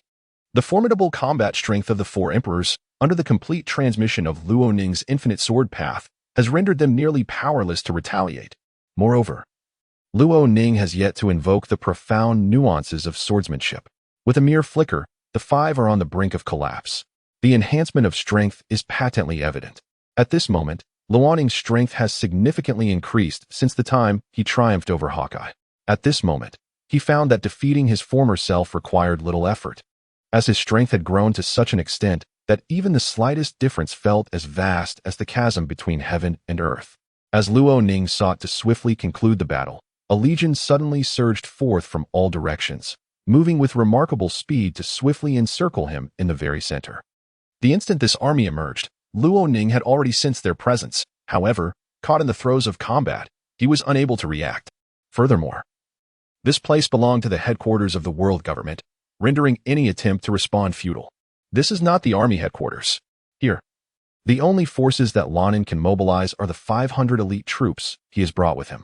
Luo Ning, I have heard that you effortlessly defeated the former world's greatest swordsman, Hawkeye, and thus ascended to the title of the new world's greatest swordsman. However, I wonder if you could replicate such a feat should we engage in combat. Suddenly, from among the ranks of the world government's elite forces, a middle-aged man emerged, wielding a slightly translucent longsword and draped in a pale white cloak. He is one of the three great generals of the Central Army of the world government, K. The Swordmaster of the Wind. By order of the Marshal, you are to be eliminated here to reclaim the authority of the army. Therefore, I truly apologize. The middle-aged man slowly removed his pale white cloak, brandishing his sharp, slightly translucent sword, his gaze towards Luo Ning growing increasingly ominous. This is a terrifying aura that can only be manifested by the most elite swordsman, gazing at the formidable figure known as Lyoka ahead. The eyes of Luo Ning flickered with a hint of wariness. Indeed, the world government is not as straightforward as it appears on the surface. Just this Lyoka alone possesses a terrifying combat prowess on par with the top four emperors, along with swordsmanship that is undoubtedly as sharp as that of Hawkeye. As for the other three generals of the Central Army, Luo Ning dared not even imagine their capabilities. The overall strength of the world government has far surpassed Luo Ning's expectations. Undoubtedly, in the world of pirates, power reigns supreme. The one with the mightiest fist embodies justice. The world government has ruled this realm for centuries, and they certainly possess the means to do so. Stepping back a few paces, Luo Ning leaned against the remaining 400 soldiers of the army guards, his gaze shimmering with an indescribable light. Initially, he believed that the army had developed to a point where they could contend with the world government. Yet the reality seemed to diverge significantly from his assumptions. Even without exerting their full strength, the world government already wielded sufficient power to obliterate the army. Should the hidden forces of the world government be fully mobilized, it would likely trigger a seismic upheaval in this world. Before him stood Lyoka, one of the three generals of the Central Army, a formidable force even among the top tier of the four emperors. Luo Ning glanced back at the army of over 10,000 behind him, and a sense of retreat gradually arose within him. Though reluctant and unwilling, if he remained here, he might be able to escape the battlefield with relative ease, but it would be nearly impossible for the 500 army guards he brought along to withdraw. Luo Ning could sense that Lyoka, one of the three generals, was flanked by an army of 10,000. While their sharpness might not yet compare to that of the elite army guards, they were undoubtedly tenfold stronger than the soldiers deployed by the five elders. If the battle were to continue, it seemed likely that even the most elite 500 guards of the army would suffer losses here. This was absolutely intolerable for Luo Ning. Thus, despite his reluctance, he found himself with no other choice. Retreat had become the sole option available to him. Huchu, Hubai Huxing, prepare yourselves and lead the Imperial Guards through the encirclement. Luo Ning spoke softly to the three individuals trailing behind him, without turning his gaze. Break through the encirclement? Does that not amount to fleeing? Upon hearing Luo Ning's words, the three appeared momentarily stunned. They had never contemplated that the Imperial Guards of the army would ever find themselves in a position of retreat. In their eyes, the Imperial Guards were considered the elite among the elite within all factions of this world. And even the weakest among them possessed strength that rivaled that of a rear admiral in the Navy headquarters. The most formidable among them were even comparable to the three admirals of the Navy headquarters. How could such a valiant warrior have reached the point of retreat? Huchi hesitated, glancing at his fallen comrades who could no longer rise, and then surveying the multitude of fierce adversaries ahead. His fists, harder than tempered steel, were clenched tightly, and he gritted his teeth, producing a series of resonant sounds. Indeed, this word was almost forced out from the lips of the tiger fool. Though he was reluctant, he was a true soldier, and thus had to regard orders as his utmost duty. The commands of the Marshal must be executed unconditionally. Furthermore, despite the tiger fool's penchant for slaughter and impulsiveness, often charging into the fray to mercilessly slay enemies, this does not imply he lacked intelligence. He perceived the current situation more clearly than anyone, not to mention the terrifyingly powerful adversaries, one of the 3 generals of the Central Army, Windsword Flokex. The sheer number of nearly 10,000 elite Iron Guards from the Central Army alone had already placed immense pressure on the army. Even if the Imperial Guards were to annihilate all those elite troops, what would that achieve? In the end, how many of the Imperial Guards would remain? Should the Imperial Guards, as the most elite force directly under the Marshal, suffer significant losses here, it would be an outcome intolerable for the army. And for Luoning as well. It must be acknowledged that the era of great pirates has arrived. If the army lacks a formidable force, the aspiration to rise in this world, to become a top-tier power surpassing the Navy or the world government, becomes nearly impossible. Therefore, such losses are unacceptable to Luoning. Today has been rather busy, so I shall take a day off to rest, organize my thoughts, and meticulously arrange the plot of the Marshal's story moving forward. Indeed, mountain bandits will emerge, and the major powers will also rise. Naturally, the army will ascend as well. The headquarters of the world government, Marwa. At this moment, Luoning and his 500 elite army guards were encircled by nearly 10,000 elite troops of the world government. Observing the well-equipped and highly skilled soldiers before him, a sense of unease gradually emerged within Luoning's heart. With a force of nearly 10,000 vigorous soldiers, bolstered by one of the 3 great generals of the world government's Central Army, whose combat prowess rivaled that of the top-tier 4 emperors, escaping from the world government would not be an easy feat for Luoning and his direct army guards. After all, at this moment, Luoning had irreversibly severed ties with the world government, rendering any pretense of indifference unnecessary. The world government, a colossal entity that has dominated the world for nearly centuries, would undoubtedly not permit a powerful force to rise beneath its very nose. Now, as the era of pirates had dawned, the New World was already occupied by the formidable 4 emperors. The Navy found it difficult to intervene in the affairs of the New World. Forces like the 4 emperors had exerted immense pressure on the world government, leading them to reject and forbid the emergence of another powerful faction. The army, both overtly and covertly, could only be controlled by the world government, which alone held the authority to command the army. One of the 3 great generals of the world government's Central Army, Windsword Mastercrack. Luoning narrowed his eyes slightly, the suffocating sword intent emanating from him showing no signs of diminishing. The nearly 10,000 elite soldiers of the world government, combined with this powerful figure whose strength surpassed even that of the elders, rendered Luoning's calculations utterly flawed. Originally, he had intended to showcase the army's might to the world government, to demonstrate that the army was not to be trifled with. However, it seemed that events had taken an unexpected turn. The situation was spiraling out of control. At the center of the battlefield, Luoning gripped a dark red longsword. The terrifying sword pressure he exuded becoming increasingly concentrated, creating a stifling atmosphere. Until this moment, if Luoning wished to lead his elite army guards to safety, it might only be achievable through a bloody massacre. Surveying the encircling forces, Luoning's mind raced. One of the 3 great generals of the world government's Central Army, Windsword Mastercrack. He possessed formidable combat strength capable of contending with the 4 emperors of the New World, making it nearly impossible to find a breakthrough against him. As for the elders, it seemed that they might present an opportunity for escape. Luoning's gaze locked onto the elders as he fell into contemplation. Although the elders were formidable figures at the level of the 4 emperors, their strength could only be considered upper middle among their ranks, especially given their previous exhaustion and significant injuries, which had weakened them by 3 to 5 levels. If Luoning unleashed a thunderous strike, it would undoubtedly result in a fatal blow. However, it could only be used once. In the pirate world, to achieve the status of a 4 emperor-level powerhouse and survive in this realm, one must possess no weaknesses.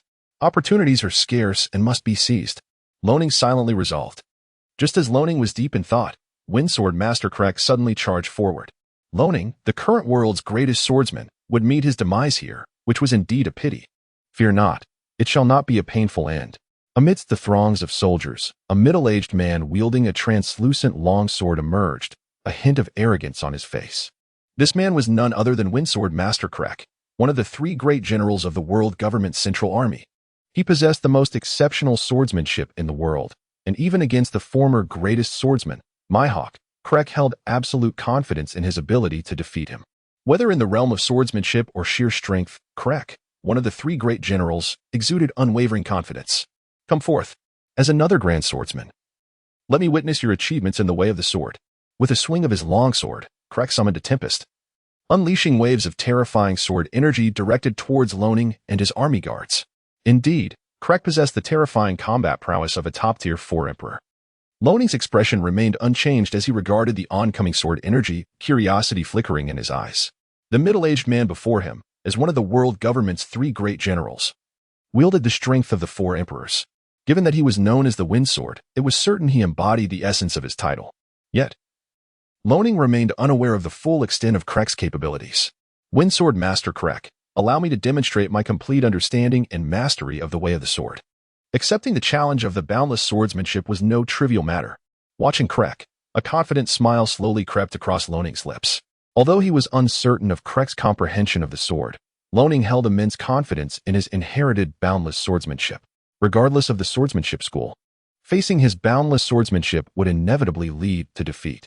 With a sudden burst of energy, Loning charged towards Krek, casually unleashing several formidable sword strikes. To think he could slay me with such strength here, that would be far from easy. Surely, you must think too highly of yourself. In an instant, the two clashed, a tremendous sound resonating around them, the force of their collision causing the ground within a 100-meter radius to fracture, as if the very fabric of space had warped. In the pirate world, the 4 emperors represented the pinnacle of combat power, and the sheer destructive force they wielded was self-evident. The unrestrained battle between 2 top-tier 4 emperors unleashed waves of devastation upon the surrounding environment. It was understood that when power reached a certain magnitude, the world itself would tremble. Unexpectedly, he could contend with one of the 3 great generals of the Central Army, Wind Sword Master Krek. Indeed, it was astonishing that even Krek, one of the world government's Central Army generals, who was not inferior to the 4 emperors of the New World, was now evenly matched with Loning. Let us attack together. The higher-ups have commanded that Loning must die today. Only with his demise can the army's power return under the world government's control. As the fierce battle raged between Loning and Lyoka, the 5 elders reached a consensus. The army, in and of itself, is not to be feared. It is the current Marshal Luoning who commands true terror. Luoning possesses a formidable combat prowess that rivals even the 4 emperors of the New World. Should such a powerful individual manage to escape this place, even an entity as formidable as the world government would find itself in a precarious situation. After all, a top-tier combatant in the pirate world, if determined to disrupt the world government's grasp over this realm, could easily wreak havoc. This world is indeed vast. It is dominated by the 4 emperors of the New World, alongside the expansive seas controlled by the Navy. Furthermore, there exists the Red Line, which bisects the world, and the Grand Line. As long as Loning remains hidden, creating turmoil for the world government would be effortlessly achievable. Naturally, the world government would never permit such a circumstance to unfold. Thus, the 5 elders cannot withdraw from this battle. 6 formidable beings of the Emperor level besiege a single individual. Even if Loning were to perish today, he could take pride in such a confrontation. In this world, few possess the capability to engage the 5 elders alongside one of the 3 admirals of the world government's Central Army, known as the Sword of Wind. Today, Luoning is destined to perish. The army shall inevitably return to the dominion of the world government. With this thought in mind, the 5 elders surged forward. Regardless of their ostensible role as the leaders of the world government, the 5 individuals represent its highest combat prowess. However, the reality diverges significantly from this facade. Within the structure of the world government, they are merely 5 watchdogs, specifically those belonging to the celestial dragons. Many formidable individuals, hidden in the shadows, surpass the strength of these 5. Merely among the 3 admirals of the Central Army, these 5 are not their equals. Even a top-tier vice admiral within the Central Army could contend with the 5 elders, enduring prolonged battles without succumbing. Indeed, the possibility of vanquishing the 5 elders exists. At last, is action unavoidable? As he beheld the 5 elders advancing towards him, a subtle smile danced upon Luoning's lips, his eyes glimmering with a hint of delight. He had awaited this moment for quite some time. It is worth noting that the current situation has gradually become increasingly adverse for Luoning. Though he possesses the capability to defeat and slay one of the 3 admirals, the Sword of Wind, This endeavor demands time. 10 minutes, half an hour, an hour. Any of these could suffice. As a fellow emperor-level powerhouse, Luoning might possess a slight edge, surpassing the combat strength typical of an emperor. Nonetheless, eliminating an adversary of such caliber is not as straightforward as one might imagine. Furthermore, considering the 10,000 vigorous and elite soldiers of the world government's Iron Guard, Luoning could hardly fathom how many would remain after the army's final stand. For the army to rise, it undoubtedly requires a force of unparalleled elite caliber. Moreover, with the onset of the pirate era, vast numbers of pirates emerge upon the seas each year. The ocean is fraught with chaos, teeming with numerous unclaimed territories. In this battle, the army's elite must not suffer significant losses. Otherwise, the army's ambition to rise will face exponentially greater challenges. As Luoning engaged in combat with Windsword Luke, he remained vigilant of the movements of the 5 elders of the world government, slowly initiating a lethal plan in his mind. 10 minutes elapsed. The confrontation between Luoning and Windsword Luke remained evenly matched. At this moment, Luoning was nearly exerting his full strength, having withheld only the profound sword techniques he grasped from the Woodgesword path. Indeed, the strength of Windsword Luke, one of the 3 generals of the world government's central army, was that of a top-tier emperor, and his mastery of the sword path left Luoning somewhat astonished. He had not anticipated encountering someone in the pirate world who could comprehend the sword path to such an extent. Luke, known as the Windsword, bore a name of significance. During the battle, Luoning gradually began to understand the true essence of the title. The sword moves with the wind. The body moves with the heart, and the heart channels the sword's momentum. Thus, the power of Luke's wind sword was fully revealed. Luoning, I did not expect you to be capable of fighting me to this extent. I admit, I underestimated you before, and your strength has earned my respect. Defeating the former world's greatest swordsman, Hawkeye, you are indeed the current greatest swordsman. Windsword Luke tightly gripped his transparent long sword, performing a series of elegant sword flourishes in the air, a faint smile gracing his lips as he spoke to Luoning. If we were to set aside our allegiances, Luoning would indeed be a worthy opponent, one that Luke would cherish. After all, the higher one stands upon the pinnacle of the sword path, the more one senses the solitude and loneliness that accompany such heights. Discovering a worthy opponent now was something he valued immensely. Yet, as one of the 3 generals of the world government's central army, Luke was bound by a command from the world government's Marshal. Luoning must die today, and the power of the army must remain in the hands of the world government. Thus, Luke could only fight with all his might today, though reluctant. His position dictated his actions. Today, in the headquarters of the world government, Marwa, Luoning could only meet his demise. The battle intensified, and Luoning's gaze grew increasingly cold. Previously, he had managed to hold his ground against the 5 elders with ease. However, facing a top-tier emperor-level swordsman, coupled with the interference from 5 mid-tier emperor-level fighters nearby, Luoning felt a slight sense of pressure and impending danger. The stalemate could not continue. Observing the clash between the 500 elite soldiers of the army and the nearly 10,000 elite forces of the world government, the losses among the army's elite were mounting by the moment. By this point, nearly every elite soldier bore injuries, with no exceptions. Furthermore, the pace of fatalities among the elite soldiers began to accelerate, although the army's kill rate remained relatively unchanged. With nearly 100 of the world government's elite soldiers falling each minute, the army's losses were undoubtedly increasing, witnessing the number of elite soldiers dwindle to under 400. Luoning's eyes burned with fury, and the power of the dark red long sword in his hand became increasingly formidable. He had to break through the encirclement quickly, otherwise. With one last glance at the bloodied elite soldiers of the army, Luoning held the dark red long sword before him, adopting a stance that appeared peculiar yet exuded an aura of profound mystery, alongside a sword intent that could shatter the void itself. Step back. Suddenly, Windsword Luke's expression darkened, for in Luoning, he felt a sword intent that instilled a sense of dread and alarm, along with a terrifying surge of sword energy. As he observed Luoning's rising sword intent and increasingly fearsome sword energy, Luke's eyes reflected a grave concern. It seemed that someone was about to perish.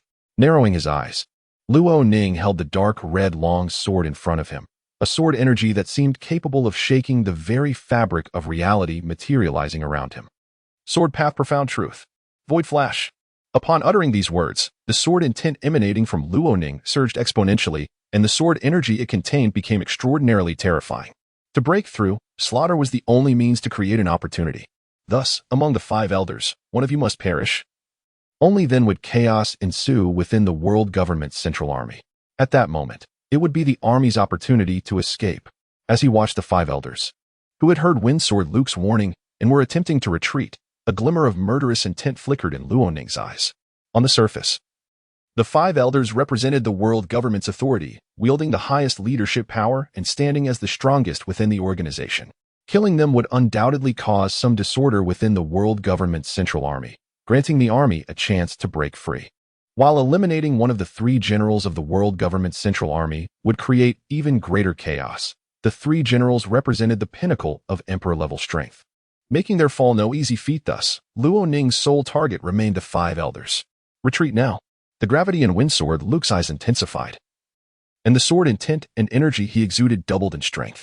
For reasons unknown, Luke sensed a looming danger in Luoning, a feeling that could threaten his very life. Consequently, he urged the 5 elders to withdraw. Even the world government regarded emperor-level combatants as treasures. Moreover, the 5 elders represented the face of the world government. Losing any one of them was simply unacceptable. As he faced Luoning, Luke slightly raised his sword-bearing arm, and his aura underwent a remarkable transformation. In the pirate world, Luke was known as the Wind Sword, a title signifying the presence of the wind within his sword techniques. When the wind path is mastered to its fullest, the sword energy unleashed can sever the very elements of wind within the void, its power undiminished by the winds. And it can harness the wind's momentum to amplify the sword energy strength significantly. Within the sword path, the wind sword stands as a top-tier force. Suddenly, Luke's eyes widened, and his arms, gripping the sword, swelled with newfound strength. Under such a level of combat, the Wind Sword Master Luke could no longer afford to hold back. Absolute Void Slash. As the words fell, a mysterious power manifested in Luke's hands, enveloping the somewhat translucent longsword, and he swung it towards the position of Luoning. Luoning, let us see if you can withstand this strike. After delivering the blow, Luke's complexion suddenly paled, as if the force of the sword aura had drained a considerable amount of his energy. Absolute Void Slash. At last, he is unleashing his ultimate technique? Observing Luke. A glimmer of light shone in Luoning's eyes. As the world's greatest swordsman, Luoning had not encountered a true rival capable of competing with him in swordsmanship since defeating Eagle Eye. Now it seemed, he had found such an opponent in the world government. Wind Sword Master Luke, Absolute Void Slash. How intriguing, truly intriguing. As the sword aura drew ever closer, admiration and a barely perceptible excitement flickered in Luoning's gaze. The Absolute Void Slash, true to its name, could sever all elements of wind in the void and harness the momentum of the wind, inflicting terrifying damage upon his adversaries. This sword, even if Luoning wished to receive it, would not be so easily grasped without employing true skill. The essence of swordsmanship, the heart of the sword. Luoning slowly closed his eyes, attuning himself to his surroundings. He turned his gaze inward, sensing the aura of the dark red long sword in his hand, as well as the governing laws of time and space that permeated the void.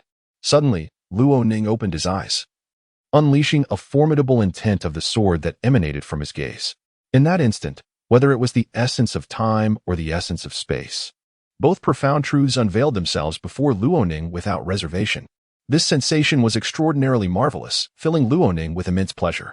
After comprehending the profound essence of the sword heart, from the boundless swordsmanship, the terrifying nature of both his being and the dark red longsword he wielded became even more pronounced. With the understanding of what it truly meant for the sword to possess a heart, the power of Luoning's swordsmanship surged, more than doubling in potency, enabling him to strike at the very essence of his foes, nearly disregarding any form of defense, and all without expending any energy. As time flowed, in the eyes of the Wind Sword Master, Luoning's figure gradually became ethereal, as if he were a mere figment of imagination. In the next moment, to the Master's astonishment, Luoning completely vanished from sight, his whereabouts unknown. With a thunderous crash, the devastating strike he unleashed was obliterated, its energy dissipating into the ether. Simultaneously, 2 of the 5 elders were felled by Luoning, casting an eerie atmosphere over the battlefield. The prowess of the Windsword's ultimate strike was indeed astonishing. Returning to the army's elite camp, Luoning forcefully suppressed the boiling blood within him. He had thwarted the mightiest attack from one of the top 4 emperors and simultaneously eliminated 2 formidable adversaries of the upper echelon. Yet, this exertion exacted a toll. His blood churned violently, and the metallic taste of iron lingered in his throat, a testament to his efforts. Tiger Crazy, Tiger Domineer, Tiger Xian, return. We shall break through from there. His voice was low yet resolute, as he clenched his teeth, swallowing back the blood that threatened to escape. Marshal, in an instant, Tiger Crazy, Tiger Domineer, and Tiger Xian rushed back to his side, their eyes aflame and hands stained with blood. The aura of malevolence emanating from them causing Luo Ning to furrow his brow. There, the central army of the world government is weakest. We shall breach through from that point. Luo Ning slowly extended his right hand, pointing to the least fortified position within the central army. A trace of self-mockery shimmering in his gaze. Initially, Luo Ning had believed his strength would allow him to stride confidently even in the pirate world. Alas, reality had delivered a harsh blow, leaving his confidence bruised.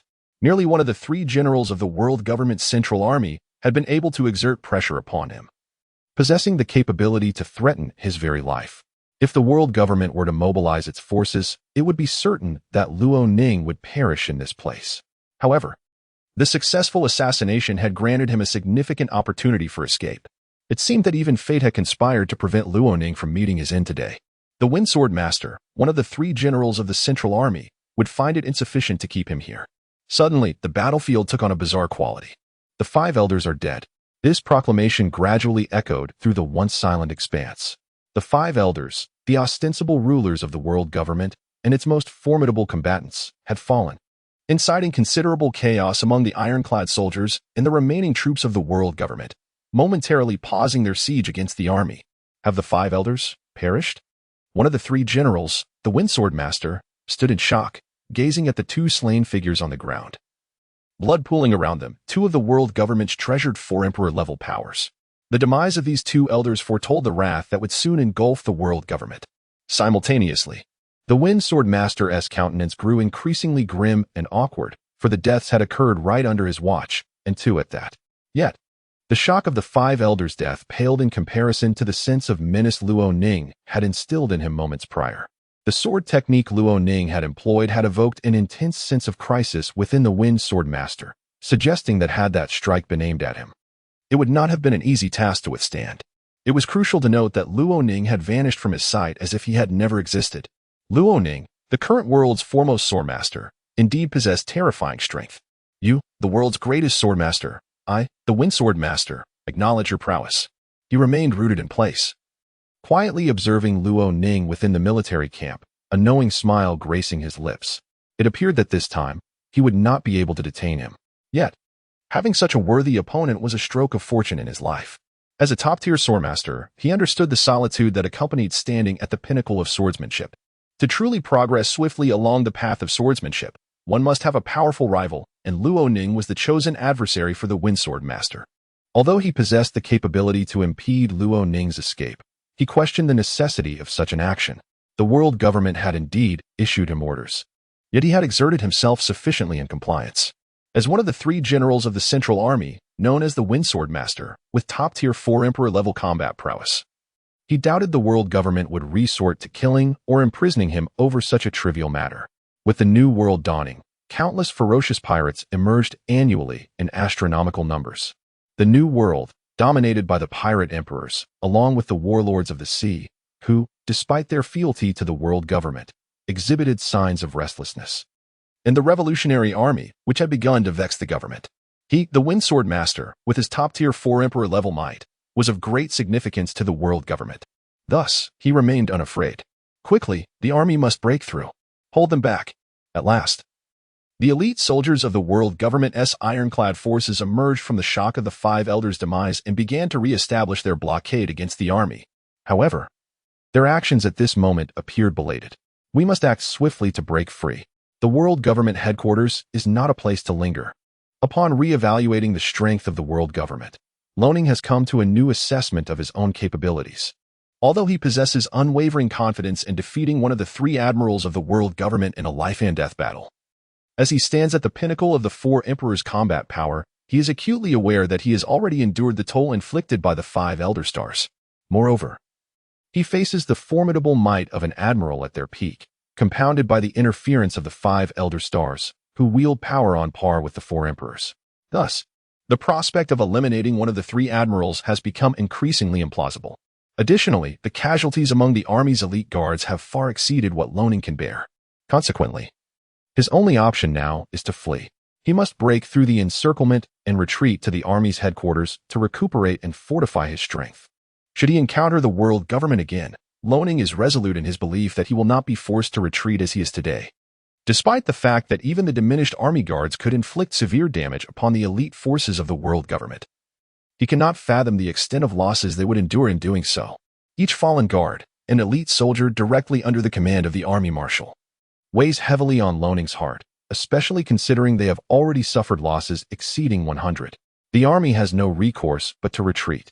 Engaging in a bloody confrontation with the world government is not worth the cost. Kill. Break through the encirclement. They will steadfastly follow the marshal's lead, even if it means perishing on the battlefield. The rallying cries of the army guards resonate loudly, momentarily dulling the resolve of the elite soldiers of the world government. United in step and identical in equipment, their unwavering determination shines through.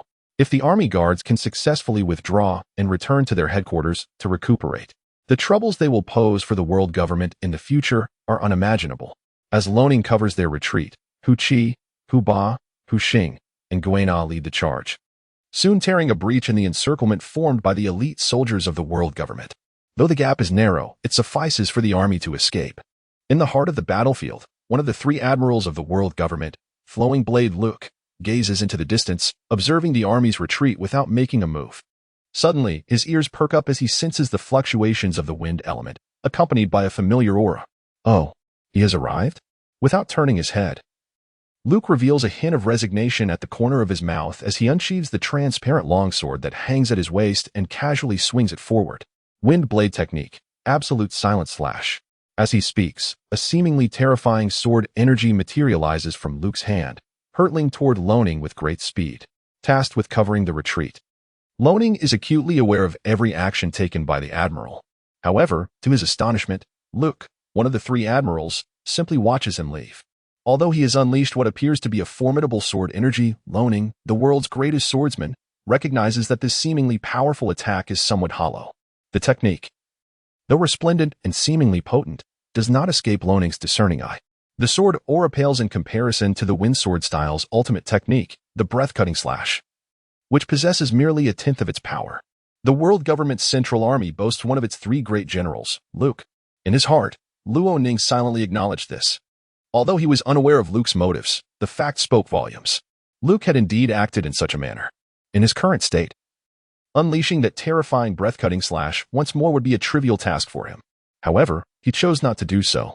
At the heart of the battlefield, Luke observed the retreating army with a faint smile gracing his lips. Marshal Luo Ning, I shall remember you. In the future, you will be my sole rival on the path of the sword. At the pinnacle of the swordsmanship journey, Luke felt fortunate to possess a true adversary. Luke, do you recall the marshal's orders? A towering figure approached from behind Luke, standing nearly 3 meters tall, muscles rippling ominously, with a slightly darkened complexion. The man exuded a mysterious aura, his presence radiating a chilling power that underscored his strength. Monsieur, how could I forget the marshal's command?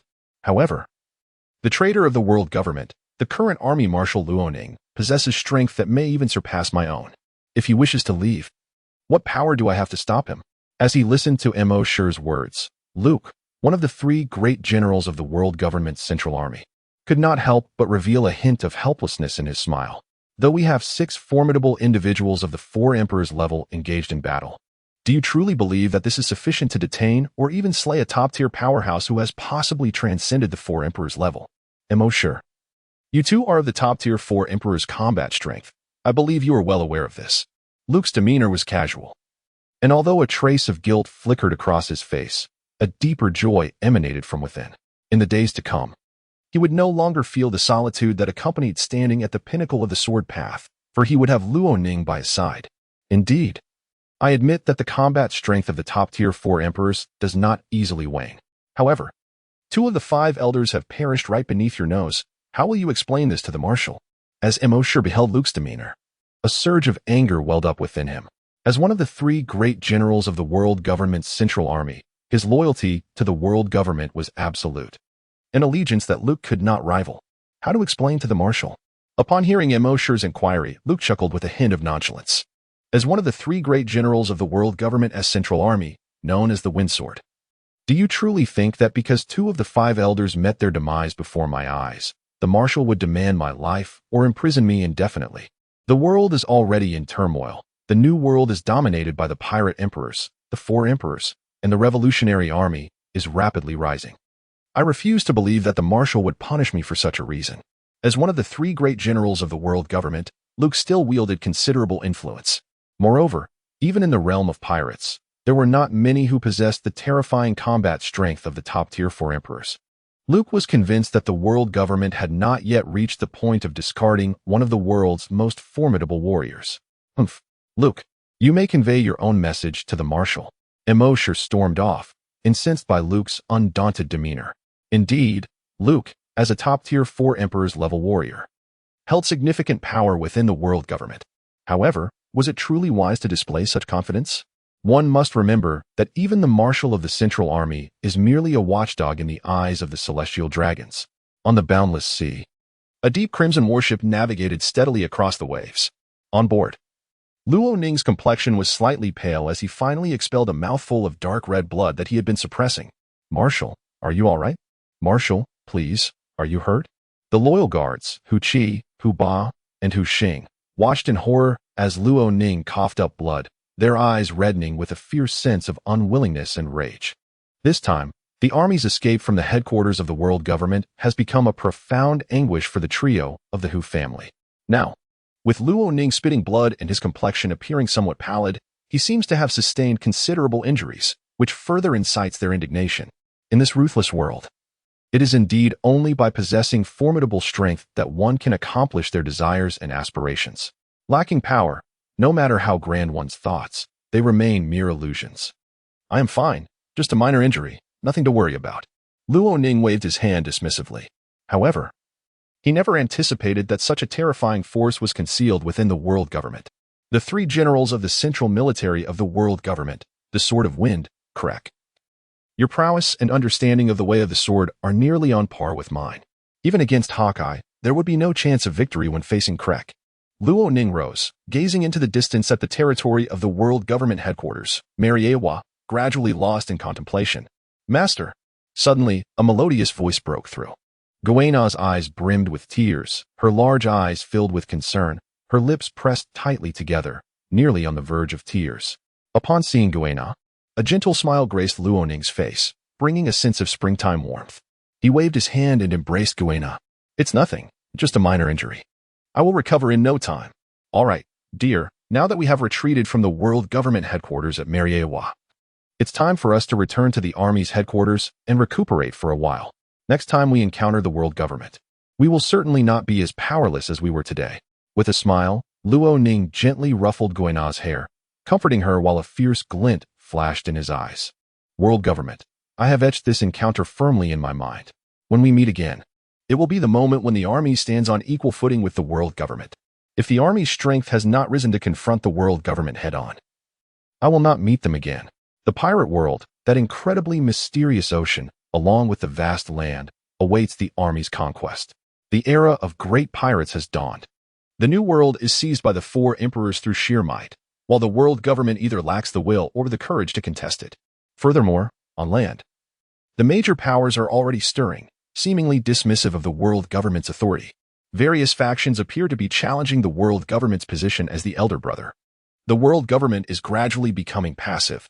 Thus, as long as the army refrains from provoking the world government, the latter lacks the energy to focus on an army that originally belonged to them. Naturally, the army will have the time necessary for development. The rise of the army is thus an inevitable event. Luo Ning, now aboard the warship, could no longer ascertain the situation at the world government headquarters in Marwa. As for how the world government would handle this incident and deal with Krek, one of their 3 generals, he was unaware.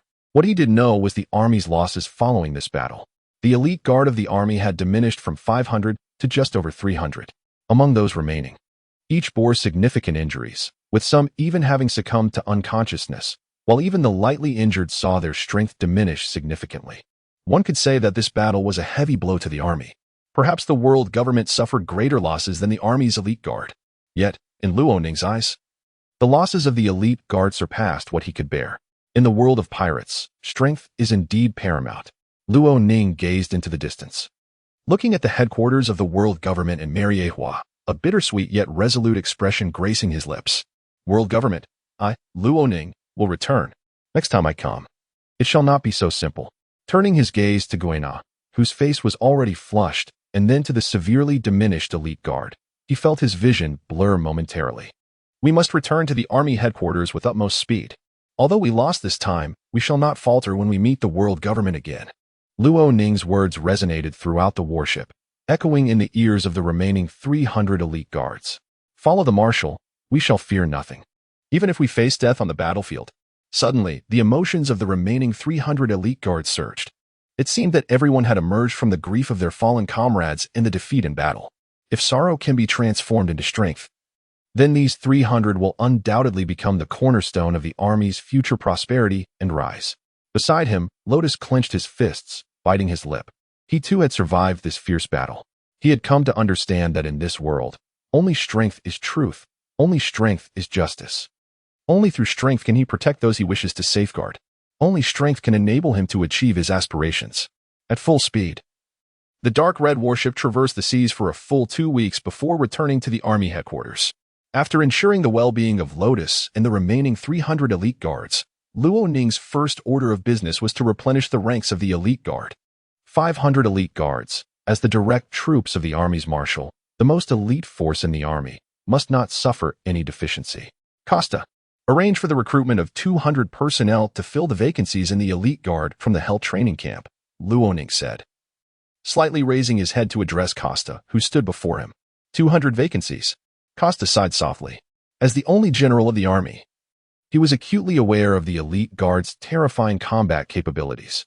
However, the fact that such a formidable force had sustained a shortfall of 200 personnel underscores the gravity of the crisis Luo Ning faced against the world government.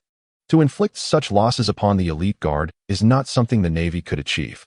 It could only be the hidden force that has ruled the world for centuries, the world government. Yes, Marshal. Costa slightly bowed his head and took his leave. The Army's Imperial Guard, being the sole direct force under the command of the Marshal of the Army, now faced an unexpected vacancy of 200 personnel, suggesting that tranquility within the Army might be elusive for some time. Costa gradually distanced himself from the Marshal's office and arrived at the training grounds of the Hell Training Battalion to deliver this news. Instantly, the over 2,000 individuals within the Hell Training Battalion were stirred. The Army's Imperial Guard is a unit that every soldier aspires to join, as it is directly affiliated with the Marshal, allowing for prolonged proximity to his side. Nearly all soldiers yearn for this esteemed battalion. However, opportunities are scarce. After all, the Imperial Guard has a strict cap of 500 members, meaning not everyone can simply join at will. Now, with the sudden availability of 200 positions, excitement surged among the 2,000 trainees. It is vital to note that the purpose of the Hell Training Battalion is to replenish the gaps within the Army's Imperial Guard, as well as to fill vacancies in the Army's major prisons and senior echelons. Although there are now over 200 vacancies in the Imperial Guard, it undoubtedly heralds a fierce competition, 2,000 candidates vying for merely 200 coveted positions within the Army's Imperial Guard. This occasion undoubtedly heralds a grand event for the Army. After all, the only path to joining the elite Army Guards is through the harrowing trials of the hellish training camp. In this new world, the newspapers are rife with sensational news, as a momentous event has transpired, shaking the very foundations of existence. 2 of the 5 elders, the ostensible rulers and supreme authorities of the world government, have fallen, while the remaining 3 are grievously wounded. The perpetrators of this audacious act are none other than the Army, a formidable presence before the eyes of the world's great powers. What astonishes these powers is that the Army, which was once firmly under the dominion of the world government, appears to have severed its ties, evolving into an independent force. Indeed, the current Army Marshal has slain one of the foremost controllers of the world government, a member of the 5 elders. Should one assert that the Army still belongs to the world government, it is likely that few would be inclined to believe such a claim. It is essential to recognize that the combat prowess equivalent to that of the 4 emperors is regarded as a treasure, even by the world government, which has maintained its dominance over the pirate world for centuries. If a faction reaches a point where it can cavalierly discard such formidable power, it is only a matter of time before that faction faces its inevitable decline.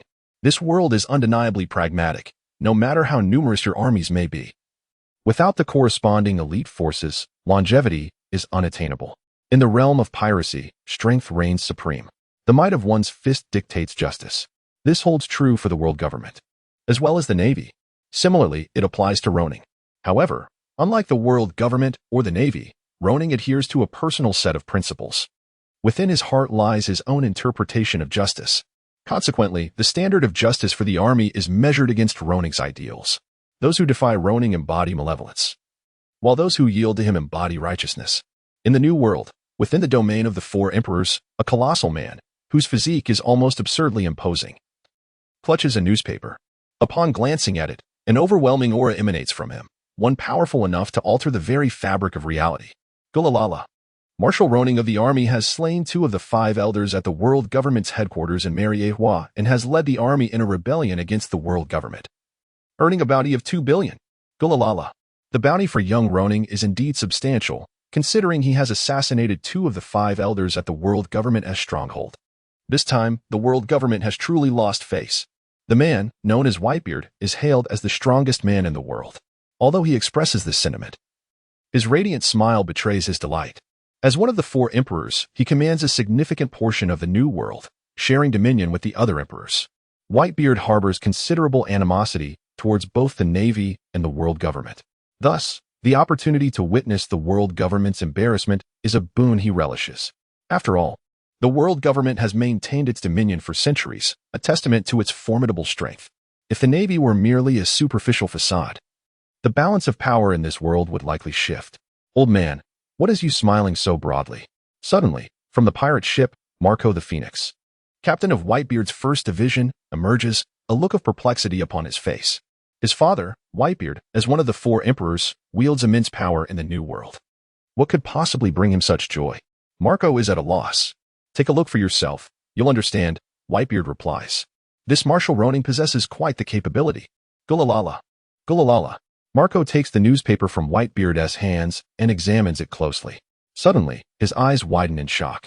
He seems to have stumbled upon something monumental. 2 of the 5 elders, the ostensible rulers and supreme authorities of the world government, have fallen to a single adversary, Marshal Ronin of the army. Upon seeing this name, Marco, captain of the 1st Division of the Whitebeard pirates, falls into deep contemplation, rendered speechless. The name Ronin is destined to resonate throughout the world. After all, this is the world government, a terrifying entity that has ruled for centuries. Not a mere kitten or puppy to be trifled with. After a prolonged silence, Marco suddenly raises his head, a smirk of derision gracing his lips. Old man. The world government has truly embarrassed itself. They have been slapped in the face by a former commander of their own army. Moreover, the army has now severed ties with the world government, emerging as an independent force. Recently, the army has garnered considerable renown, and its overall strength is undoubtedly formidable. Now, the world government not only bears the bruise of this humiliation but has also lost a powerful military faction. What a disaster! Observing Whitebeard, Marco laughs heartily and freely. There are few who can critique the world government so openly in this world, and the Whitebeard pirates are among that select group. Likewise, the other 4 emperors have also caught wind of this news, sharing in the raucous laughter. After all, opportunities to witness the world government's misfortunes are rare. As for Marshal Ronin, he too captures their attention. Anyone capable of causing such embarrassment to the world government and successfully leading soldiers away from the stronghold of Marwa is undoubtedly extraordinary. When the moment arises, it may be prudent to forge an alliance. If that proves unattainable, it is wise to refrain from provoking him. The world has begun to experience a certain unrest. Even the representatives of piracy, the 4 emperors, who dominate vast expanses of the New World, have started to sense that a crisis is gradually approaching. Although the situation remains unclear, this does not hinder their awareness of the impending peril. The world is on the brink of turmoil. In the border regions governed by the world government, at the confluence of the 4 seas, lies the headquarters of the army. Recently, a significant event has transpired within the army. The Imperial Guard, the most elite division directly under the command of the Marshal of the army, now finds itself with an alarming 200 vacancies. This event has ignited immense excitement among the more than 2,000 individuals in the Hell training camp. The 200 vacancies, however, signify the tragic demise of 200 members of the Army's Imperial Guard. The loss inflicted upon the elite army has been substantial. However, the Hell training camp remains indifferent to this matter. From the very first day of their military service, they have understood the solemn duty of a soldier. In battle, sacrifice and death are inevitable. Yet, they do not cower, as long as they can stand beside Marshal Loning of the army, even with the specter of death looming. The soldiers experience an overwhelming thrill and a fervor that rises from the depths of their souls. Marshal Loning is a prodigy who has led the army from obscurity to prominence. His actions have not gone unnoticed by the entire military. Under Loning's command, the lives of the citizens in the territories occupied by the army have gradually improved. The populace no longer harbors fear towards the military and has begun to embrace hope for a new day. A notable aspect is that the citizens under his command are becoming increasingly prosperous. Although many still cannot afford meat or new clothes, their current situation is infinitely better than the past, a time marked by poverty, exploitation by unscrupulous merchants, plundering by mountain bandits, and the oppression of noble families. The citizens now feel a profound sense of contentment with their lives. Compared to the days when they were treated as lesser beings, although hardships remain, they have enough to feel a sense of happiness. To ordinary folk, happiness is indeed that simple. Otherwise, it would not be so easy for Loning to recruit soldiers from the Navy and the world government. A good reputation is crucial for any army or faction. In the Marshal's office, Loning gazes into the distance, his expression suddenly turning pensive. With a smile, he acknowledges that the army has risen in the world of pirates and has severed ties with the world government, establishing itself as an independent force.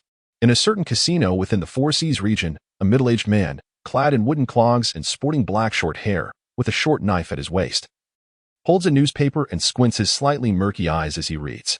Suddenly, he bursts into laughter within the small casino. That rascal Loning, the current marshal of the army, has betrayed the world government and is now worth a bounty of 20 billion berries. Incredible, absolutely incredible. This era belongs to the youth. The older generation is no longer capable. Gently setting down the newspaper, the man strides to the entrance, straining to peer into the distance. Precisely where the army's headquarters is located. Although this era may indeed favor the young, this old man still yearns to do something for those ordinary individuals suffering in dire circumstances. The world government has ruled this world for far too long. It is high time for a change in leadership. With a hint of a smile lingering on his lips and a glimmer of light in his eyes, he is known as Yixiao, a wielder of the gravity fruit and one of the world's foremost swordsmen. The current Marshal Loning refers to him affectionately as Uncle Yixiao.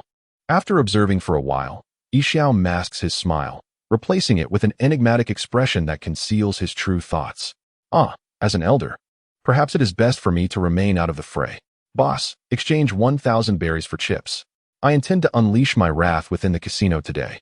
With a grin, he approaches the casino owner and exchanges his money for exclusive chips, indulging in his peculiar passion. At the edge of the world government's domain, where the Four Seas converge, the army's headquarters stands resolutely. Hey, have you all heard? The army is embarking on a grand recruitment drive. Yes, I know. This time, their goal is to enlist 50,000 soldiers before they cease operations. What do you say, shall we join the army and become true soldiers of justice? Outside the headquarters, in a small town named Rogu, a group of youths gathers, fervently discussing joining the military. Rogu is a town recently upgraded from a village, situated within 100 miles of the army's headquarters. Such towns, or villages, are not lacking in passionate youth. The army, a force representing justice and capable of protecting its citizens while improving their lives, is immensely appealing to these young individuals. Among the group of youths, a boy of about 10 quietly observes, his face betraying a clear sense of envy. The army is recruiting? I would love to join, but can someone like me really go? After much contemplation, he gazes at his peers and, with resolve, makes a decision. Qianlong, hurry home. It's time for dinner. Suddenly calls a woman from behind him. The boy, named Qianlong, comes from a poor family and is somewhat withdrawn, having little interaction with others his age. With the army's recruitment underway, Qianlong has heard that joining the military as a formal soldier would secure a substantial resettlement fee, along with a generous monthly salary and excellent benefits. For Qianlong, the prospect of becoming a formal soldier in the army, coupled with its promises, is immensely appealing. This predicament has rendered Chang Ran unable to resist the allure of enlisting in the military, although he envisions soldiers as perpetually confronted with formidable crises. The benefits offered have left the young man with no alternative. Moreover, upon returning home, he finds the dwelling stark and barren, furnished only with a single table, 2 beds. For stools, and a few chip bowls. Sitting on the stool, he silently consumes his meal. Indeed, the rice has taken on a slight yellow hue, a remnant of the previous day, and as it enters his mouth, it evokes a wave of nausea. Yet, he feigns enjoyment for a singular purpose, to assuage any worry from the woman seated across from him, his mother. After finishing his meal, Chongran approaches a somewhat dilapidated wooden bed, gazing at the man lying upon it, his vision blurring with emotion. The middle-aged man is Chongran's father, who, following a brutal encounter with bandits years prior that left his legs shattered and permanently confined him to this bed, can no longer stand. Thus, the family's pillar, the head of the household, has fallen. This family, enduring to this day, bears testament to the profound difficulties they face. A pang of sorrow gripped the middle-aged man, who clenched his teeth, stifling the urge to weep, as a bittersweet smile flickered in his eyes. "Father, the army is recruiting. I intend to enlist," he declared. "Once I become a formal soldier, I will receive a substantial relocation allowance, along with a generous salary and excellent benefits. With this, there is hope for your leg to heal." As he listened to his son, the middle-aged man's eyes gradually reddened, and he remained silent. As the head of the family, he felt like a burden. Who could fathom the immense pressure he had borne over the years? He had contemplated death, however. Such an escape seemed too easy. What would become of his son if he were to perish? What fate awaited this family? Thus, he dared not entertain the thought. Now, his son had chosen to enlist for the sake of his legs. Indeed, the army is known for its strict discipline and holds great prestige within its territories. Yet, as a soldier, life is inherently precarious. Death lurks ever close. Allowing his son to enlist, the father, though reluctant, felt powerless. He could only suppress his sorrow and present what he believed to be his most radiant smile, offering his support. "Go, but remember, do not die. I do not wish to become a white-haired man sending off a black-haired one." The middle-aged man laughed with abandon. Yet a careful observer would discern the underlying bitterness in his smile, even though he had not yet grown gray. Hearing his father's words, his son's eyes glistened with unshed tears, and he found it increasingly difficult to contain his emotions. "I am leaving, father. I will become a formal soldier in the army, and I will heal your leg." As the youth reached the door, he paused momentarily. "Father, when we next meet, I shall be a significant figure within the army. I promise. I do not wish for you to endure such hardship any longer." Watching his son depart, the middle-aged man finally shed the tears he had long suppressed. He understood all too well that this parting might be their last. Soldiers are born to protect their homeland and perish on the battlefield. This is the true essence of a soldier. In the office of the Marshal at the army headquarters, the Marshal stated that recruitment matters had been addressed and would not cease until the target of 500,000 was reached. Costa, standing nearby with a slightly bowed head, conveyed various military affairs to Loning. "Indeed, 500,000 is quite sufficient. By the way, is the military budget still adequate?" Loning inquired. "Marshal, there is no need for concern regarding the military budget. The underground forces in the seas have been entirely taken over by the army, yielding nearly 100 billion Bailey in pure profit each month. Even expanding the military to 1 million would be quite manageable," Costa replied. Upon hearing Costa's response, Loning nodded in satisfaction. His initial aim in eradicating the underground forces was to enhance the army's reputation, to ensure it gained recognition among other powers and emerged as a formidable force in the world. However, the more significant motivation was, undeniably, financial gain. It is well known that the underground forces are among the most lucrative entities. Their annihilation would alleviate future financial burdens for the army. Presently, the underground forces generate a monthly net profit exceeding 100 billion Bailey, a fact that greatly pleases Loning. Was not this the very reason he sought to eradicate them? By the way, Costa, are preparations underway? This world, though unclaimed, still harbors many opportunities. Suddenly, Loning rose and gazed towards the boundless ocean and the vast land. The cradle of humanity. These will undoubtedly belong to the army in the future. Although the process may prove to be somewhat arduous, the eventual outcome is certain. The Marshal is prepared, awaiting but a command. Once we have secured the unclaimed territories, our next primary target will likely be the Navy. After all, the maritime domains occupied by the Navy are not far from our Army's headquarters. As he spoke, Kostar felt a surge of excitement. He had witnessed the Army's evolution from humble beginnings to formidable strength. Furthermore, as a staunch supporter of Loning, Kostar harbored a unique sentiment towards the Army, sharing in its triumphs and tribulations. Understood. By the way, Kostar, we must establish a military academy if the Army is to rise. It is time to commence preparations. Loning murmured softly. Yes.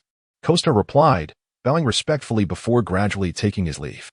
This journey to the headquarters of the world government in Mariehua has unveiled the true power that lurks in the shadows of this world to Lanin. The Navy is merely a subordinate force under the world government. The true trump card lies within the central army of the world government. Without such formidable strength, the world government would lack the authority to dominate this world for centuries. However, this immensely powerful central army is, in the eyes of the celestial dragons, the so-called children of God, nothing more than a mere watchdog. After all, as descendants of the Creator, the celestial dragons undoubtedly possess a terrifying and hidden force that compels even the central army to bow in submission. Under Lanin's directive, the establishment of the Army Academy has commenced. The initial phase will consist of 100 academies, scattered across the territories governed by the Army, while a singular main academy will be established at the Army headquarters. Admission to this main academy is reserved for the most talented individuals from the various regional academies.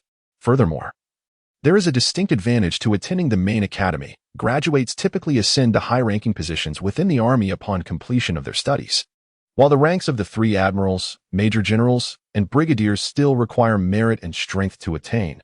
The lower positions are sufficiently enticing. The selection process for the 200 vacancies in the Army Guards has also commenced. However, it is unlikely that these positions can be filled in the short term, given that over 2,000 elite soldiers from the Hell training program have long set their sights on these openings. The Army Guards, being the direct force of the Army Marshal, accompany him into battle and are regarded as the most elite division of the Army. Joining this unit not only signifies immense strength but also represents a prestigious honor that all soldiers covet. Additionally, the already established 50,000-strong army has begun mobilizing. Seizing territory is not a mere matter of words. As the saying goes, before the army moves, provisions must be prepared. Adequate supplies, military salaries, and pensions must all be arranged, although these concerns are relatively trivial for the army at present. At the army headquarters, in one of the military camps, the sole Grand General of the army, Kostar, stands clad in a black military uniform, his face etched with a grave expression. Before him stands a vast, spirited force, an army of 10,000, unmistakably elite in appearance. As the current sole Grand General, Kostar has finally awaited his moment to command an army. Indeed, the army is now vibrant and brimming with ambition, filled with insatiable desire for the unclaimed lands that surround them. This world operates on the principle of strength. Without formidable power, one cannot safeguard what they possess. However, for others, this battle may seem akin to plunder, a forceful occupation achieved through overwhelming might. Yet, for the army, this phase represents a liberation of the surrounding territories. The army seeks to rise within this world, and this stage is indispensable. By consolidating unclaimed lands and seizing territories on the periphery of the world government, as well as the borders of the vast seas, they aim to expand to the utmost limits. At that juncture, a confrontation will ensue between the army and the world's foremost power, the Navy. At this moment, the army lacks the capability to engage in full-scale warfare against the Navy, although it is said that the elite troops of the army surpass all in the pirate world. The essence of war does not solely rely on the strength of a military force to secure victory. It is crucial to understand that the overall strength plays a significant role in determining the outcome of a battle. 100,000 troops, March 4th. Costa gazed upon the 10,000 elite soldiers under his command, a surge of pride swelling within him. The rise of the army begins at this very moment. Let the rabble await the arrival of our formidable forces. It will not be long before this region echoes with but one sound. That sound is the army. This time, Luo Ning has made comprehensive preparations. As the sole current general of the army, Costa commands an army of 10,000, expanding the territory southward towards the army headquarters. Huchi, one of Luo Ning's personal guards, similarly leads a force of 10,000 to launch an offensive northward, aiming to extend their dominion. Hu Ba, also a personal guard of Luo Ning, commands another 10,000, advancing eastward to expand the army's territory. Hu Xing, the most intelligent among Luo Ning's guards, leads a contingent of 10,000 to attack the unclaimed lands to the west of the army headquarters, furthering the expansion. Meanwhile, Luo Ning himself commands the remaining 10,000 troops, suppressing the army headquarters and providing assistance to the fore in times of peril, ensuring a steady supply of reinforcements. Serving as auxiliary forces, they also represent the greatest deterrent to the Navy, the closest ally of the army headquarters. Although the army headquarters can muster only around 50,000 soldiers, consolidating the surrounding unclaimed territories or weaker factions poses no significant challenge. Provisions and supplies have been meticulously prepared in advance. To initiate a true war, regardless of the opponent's weaknesses, these essentials cannot be overlooked. After all, this world is rife with unpredictability, and no one can foretell what the next moment may bring. At the army headquarters, Luo Ning stands at the helm of 10,000 troops, observing the impending onslaught with an air of anticipation. He turns his gaze to the distance, his eyes reflecting a depth of experience that belies his youthful visage. At this moment, no one can discern the thoughts swirling in his mind. Kill. Let us conclude this swiftly, leaving not a single one alive. In the southern region of the army headquarters, this land falls under the jurisdiction of Costa, the army's current sole general. A glance reveals an expanse of territory largely unclaimed, all destined to be under army control in the future. However, what is deemed unclaimed by the army is merely a fade for the nobles, merchants, and powerful families inhabiting these lands. It is nothing short of a blatant act of plunder and conquest. Wielding formidable power and a vast army, they have brazenly instigated this war. The army, now possessing a formidable force of 50,000 elite soldiers, will no longer tolerate the presence of any other factions within a 10,000-mile radius. Should any arise, Luo Ning will undoubtedly command a sweeping force that will lay claim to all that falls within their path. Indeed, another town has been added to the army's dominion. After concluding a battle of unequal strength, a satisfied smile graces Costa's lips.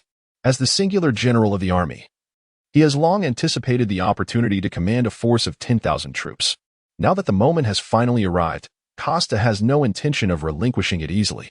In his eyes, every place the army reaches is a territory belonging to them, and he is determined to realize this vision.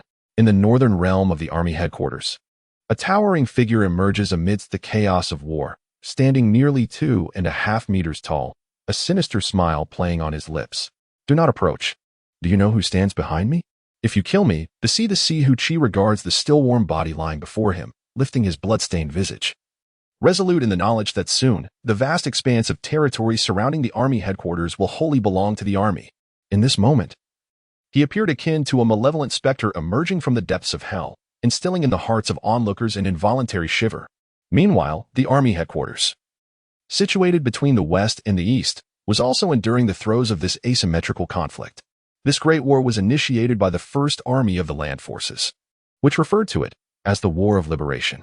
Time passed swiftly, and a week vanished in the blink of an eye. Naturally, this significant movement by the army attracted the attention of many top powers in the world, particularly the Navy under the world government. After all, it is crucial to note that the Army's headquarters is situated closest to the Navy's dominion over the seas. Once the Army reaches the limits of territorial expansion, the potential for conflict between the Army and the Navy may inevitably arise. In the Navy's headquarters at Marineford, the three admirals convened in the office of the Fleet Admiral to discuss the recent momentous events, specifically the rapid territorial expansion of the Army. A week prior, the Army declared war on a land expanse of 10,000 miles and has been achieving victory after victory, causing its territory to swell at an astonishing rate, nearly unopposed within that vast area. After a prolonged silence, Akainu could no longer contain himself and expressed the sentiments he had long harbored towards the current Fleet Admiral, Sengoku. Hearing Akainu's words, Sengoku felt an inexplicable irritation. The army, as one of the military branches under the world government, owed its ascendance to the rank of Marshal to Sengoku's contributions. It could be said that Sengoku had witnessed the army's rise from obscurity to prominence. After all, the location of the army's headquarters is not far from the Navy's territories.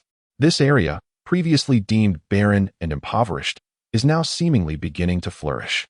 Everything appeared to diverge starkly from Sengoku's expectations. Akainu, I am aware of all that you speak of. I have been observing it closely. But what can we do? Sengoku replied, a look of helplessness crossing his face. The New World is dominated by the four emperors of the pirates, and the seas are fraught with unrest. Moreover, the army's strength is formidable. What power do we possess to impede them? Although Sengoku was reluctant to admit it, the reality was undeniable. The Navy must rely on sheer strength to establish its presence in the New World. The seas, being the Navy's most solidly held territory, cannot be easily relinquished. The edge of the world government's domain, where it meets the vast seas, is indeed becoming increasingly difficult for the Navy to manage.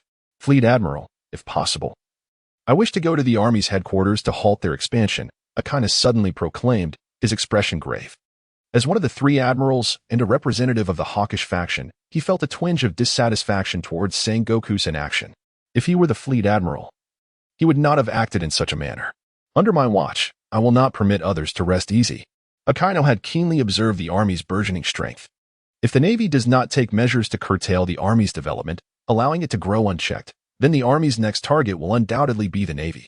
It is essential to recognize that once the army's territorial expansion reaches its limits, the Navy will stand as the sole obstacle in their path.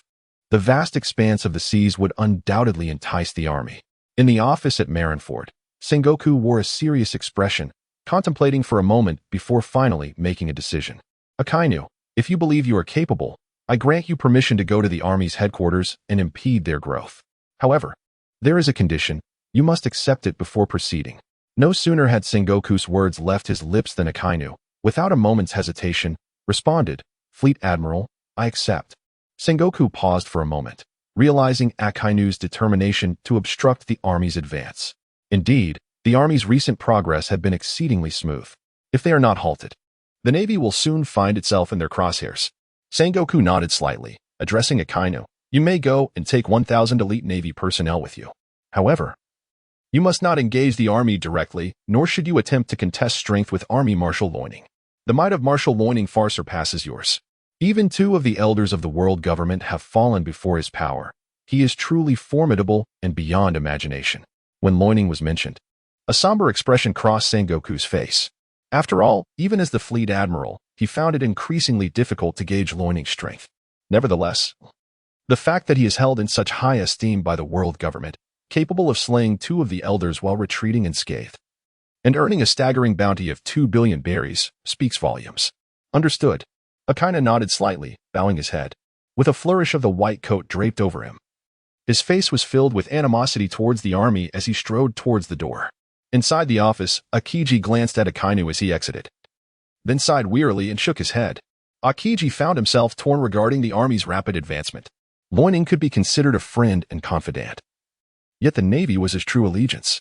Akiji truly wished to avoid a confrontation between the two factions. Alas, he understood that such hopes were naive. The world is indeed such, where the strong are revered, and the law of survival of the fittest prevails. He who possesses the mightiest fist embodies justice. Although the Navy has begun to succumb to gradual corruption, Akiji remains resolute, believing that once he ascends to the rank of admiral, the Navy will undoubtedly undergo transformation. The Navy shall embody the very essence of justice it upholds, emerging as a force dedicated to serving the people and administering righteousness. Akiji's conviction has never wavered. He envisions a promising future for the Navy, one that will evolve towards greatness. Ultimately, Akainu departed with the Navy's most elite contingent of 10,000 soldiers, along with the formidable vice-admirals, Gecko Moria and Doberman, who share the same faction within the Navy, dividing into 3 warships as they set sail towards the Army's location. This formation is indeed rather formidable. The Navy's monstrous Admiral Akainu, the elite Vice-Admiral Doberman from the Naval Headquarters, along with the ghastly Spider, and the most elite contingent of 10,000 soldiers from the Navy. The transformation is sufficient to send ripples throughout the world. However, for the Army and its Marshal, Loining, it is merely a contingent of 10,000 soldiers. To eliminate this force does not necessitate the full mobilization of the Army. Even the deployment of merely 500 elite guards would suffice. The Army's elite guards, having endured the battle at the headquarters of the world government and undergone a period of consolidation, have become even more formidable. The strength of those at the level of the 3 admirals in the Navy now boasts no fewer than 10 within the ranks of the Army's elite guards. Even among the vice-admirals, their numbers exceed 50. If the 10,000 soldiers led by Akainu were to confront the Army directly, they would soon learn the true meaning of brutality. Even Akainu himself, with a moment of carelessness, could find himself obliterated within the confines of the Army's headquarters, erased from existence. On the naval front, actions have already been set in motion. Conversely, the world government remains ensconced in silence. Following their skirmish with the Army, the world government has come to a profound understanding of the Army's terrifying might. To label the Army as fearsome is perhaps an understatement. It is more accurately described as a singular force, augmented by an exceptional individual. The elite guards of the Army possess an unparalleled level of prowess, astonishing even the world government. Furthermore, the strength of Marshal Loining instills a sense of unease within the world government.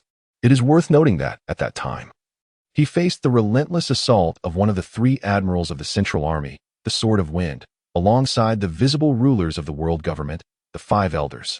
Remarkably, Lonin not only withstood their onslaught, but also succeeded in eliminating two of the Five Elders in a single confrontation. This action instilled a sense of urgency within the global government regarding the prowess of Ronin. In this world, countless formidable beings lurk in the shadows. Even the world government, which has ruled for centuries, finds itself with limited time to contend with the armies positioned at the fringes of this realm, where the seas converge. The era of great pirates, the four emperors of the sea, and the revolutionary army, which poses a persistent nuisance to the world government, have all become the primary targets of current global politics. Additionally, there exists a formidable bandit force concealed within the vast expanse of the continent.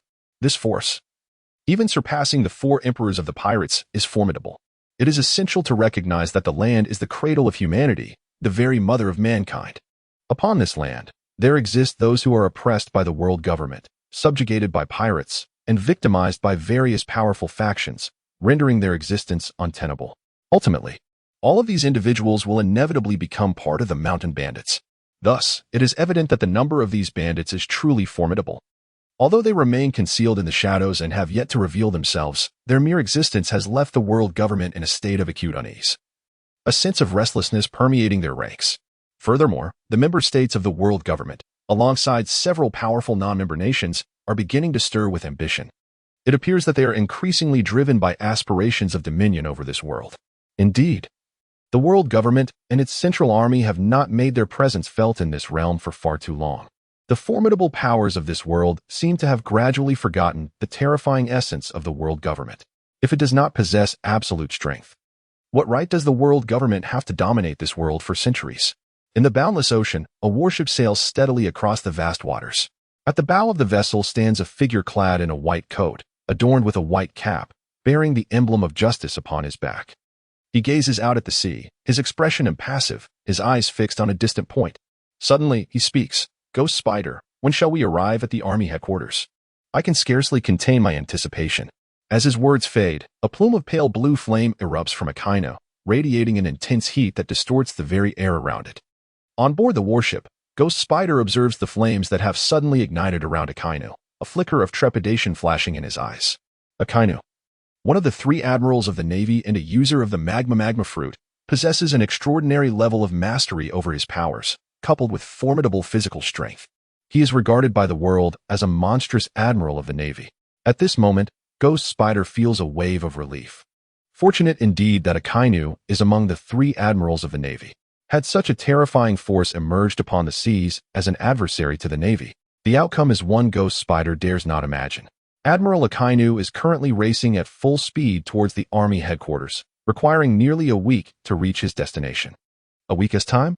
Upon hearing Ghost Spider's response, Akainu's typically impassive countenance suddenly reveals a cruel smile. Very well then. Let us grant your army an additional week of existence.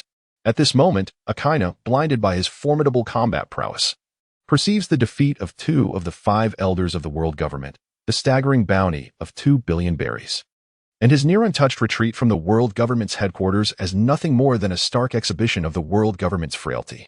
Had that fateful day featured a confrontation between himself and Ronin, he is certain that such an array of events would not have unfolded. Standing at the bow of the ship, Akainu gazes into the distance, a hint of yearning etched upon his face. I, Akainu, shall undoubtedly bring an end to this era of piracy.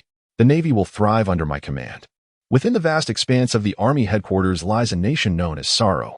The Kingdom of Sorrow boasts 5 small cities and countless villages, commanding an army of nearly 100,000 soldiers. Without the presence of the army, Sorrow would reign supreme in the surrounding 10,000 miles, a true bastion of strength.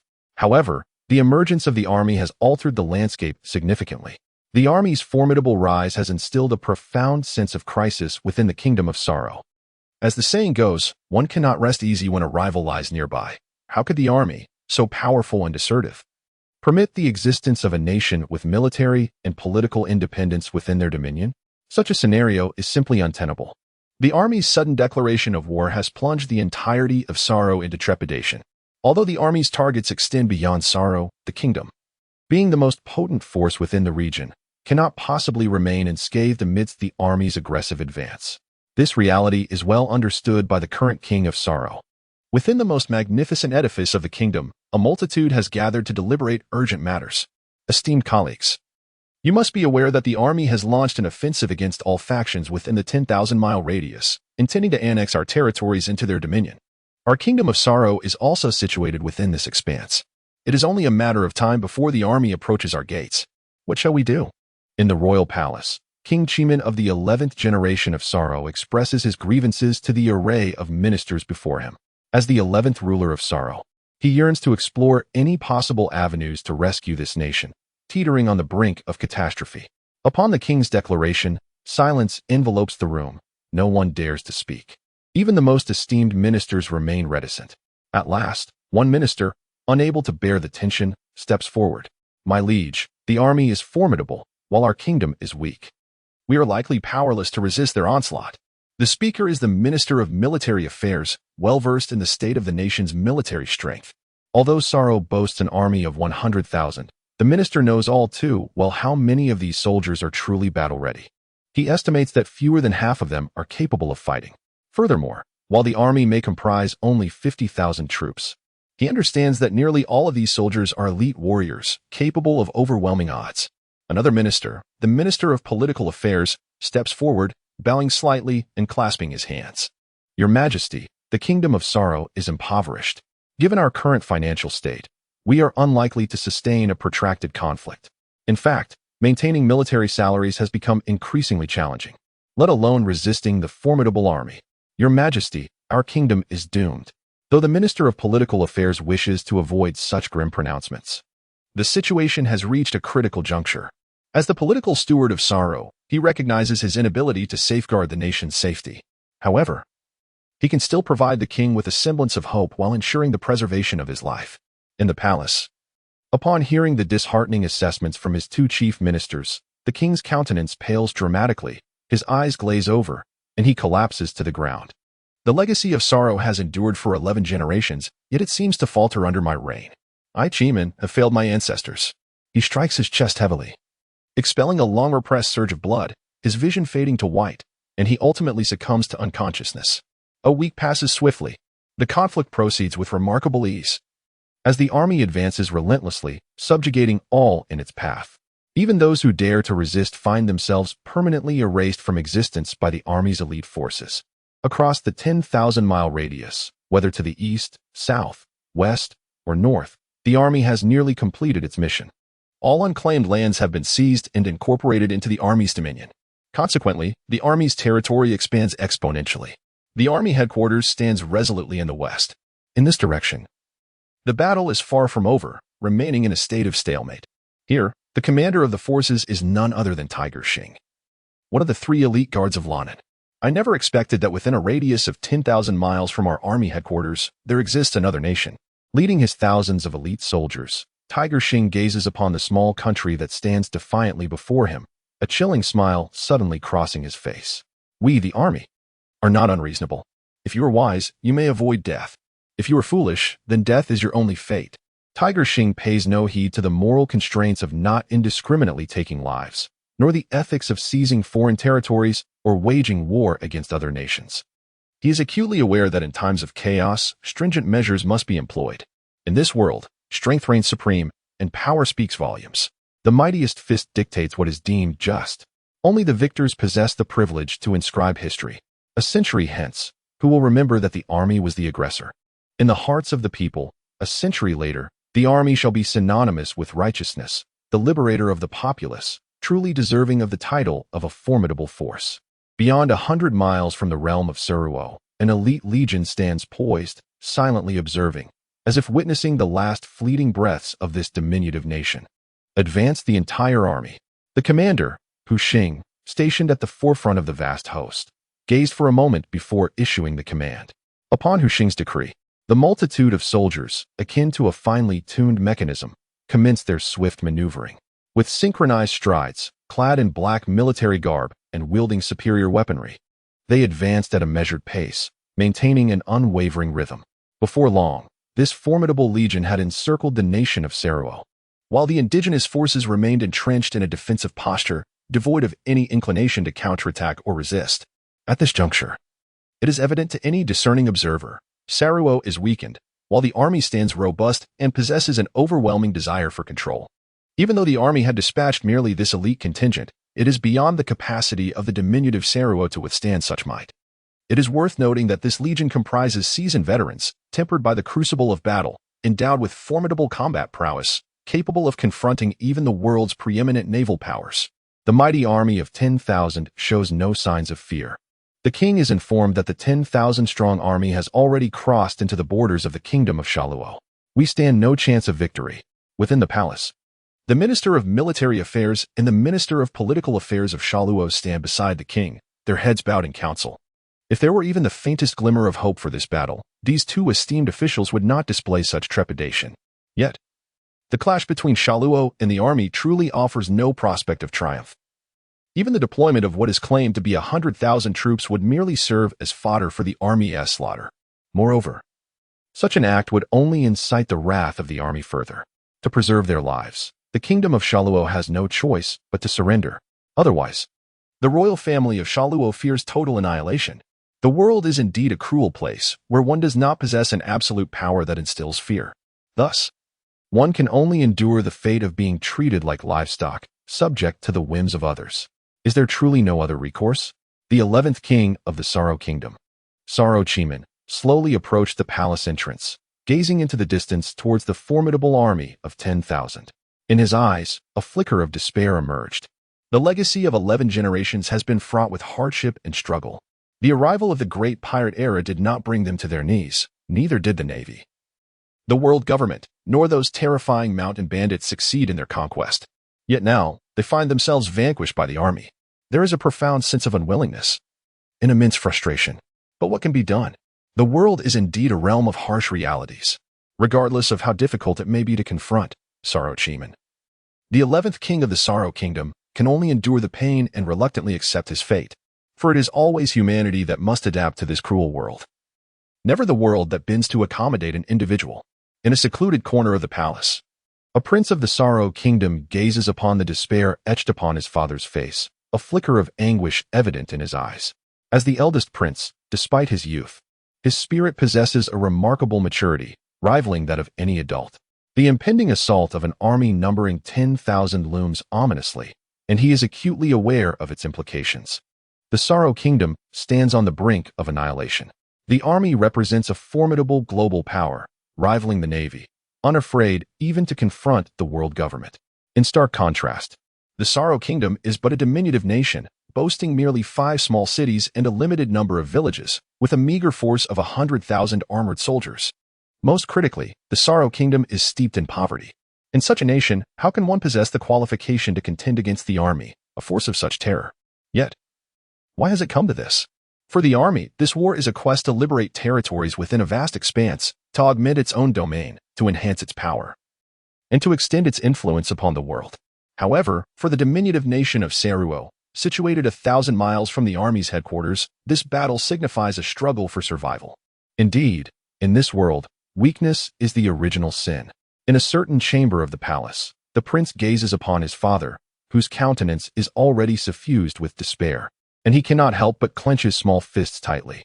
At this moment, the desire of the crown prince of Saruo for strength reaches a pinnacle. If only he possessed power, he could safeguard his homeland. If only he wielded strength, the army would dare not trespass upon the borders of Saruo. If only he were endowed with might, Saruo would undoubtedly ascend to the ranks of the world's great powers. Yet, he is powerless. The world is indeed a harsh and frigid place. The youth's eyes gradually became veined with crimson. His jaw clenched tightly as a single tear cascaded from the corner of his eye. Today, the army has led to the downfall of my Saruo kingdom. In the future, I shall ensure the complete annihilation of your forces. I, Saruo Ningyu, the 11th prince of the Saruo kingdom, vow that should I fail in this endeavor, I shall descend to the 18th level of hell and meet a wretched fate, just as Ningyu made the solemn vow in his heart. A distortion in the void beside him heralded the emergence of a shadow. Young master, one of the 3 loyal guards of the army Marshal, Hu Xing, has arrived with thousands of elite soldiers. The Saruo kingdom is doomed. It has long been foreseen that our proximity to the army's headquarters would spell our demise. Yet you did not heed the warning. Now, may I escort you back to report to the master? The enigmatic figure stood beside Saruo Ningyu. his expression devoid of emotion as he urged him. "Can I take my father with me?" Ningyu inquired, his affection for his father, Saruo Chimin, deeply rooted.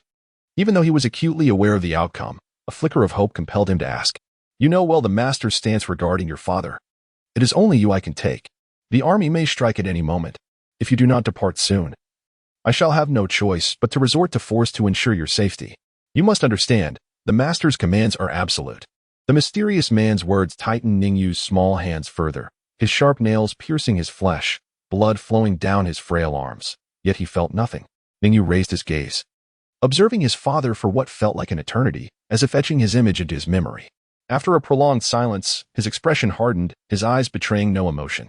"Very well, I shall leave. However, the catastrophe that befalls the Saruo kingdom shall be repaid tenfold. Army, in this lifetime, I, Saruo Ningyu, will not rest until we are at odds." The youth's acquiescence finally brought a sigh of relief from the mysterious figure. Recently, the army had risen with formidable strength, capable of vanquishing two of the world government's prominent leaders, the Five Elders, and successfully withdrawing from the headquarters at Marwa. This is a testament to absolute strength. The imminent demise of the Saruo kingdom is at hand. The commander of the army, one of the three elite guards under the Marshal, is the formidable Hu Xing. Hu Xing is a powerhouse whose strength is undoubtedly on par with the three great generals. It is said that since the successful withdrawal of the world government after the Great War, he has once again surpassed his limits, achieving the formidable status of a half-step emperor.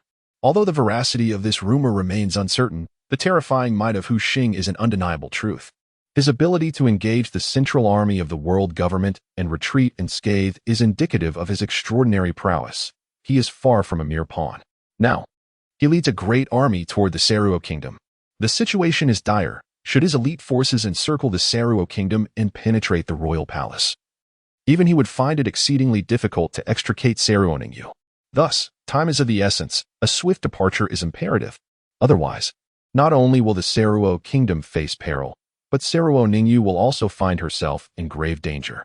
The Saruo kingdom is the sole diminutive nation within a 1,000-mile radius of the army's headquarters.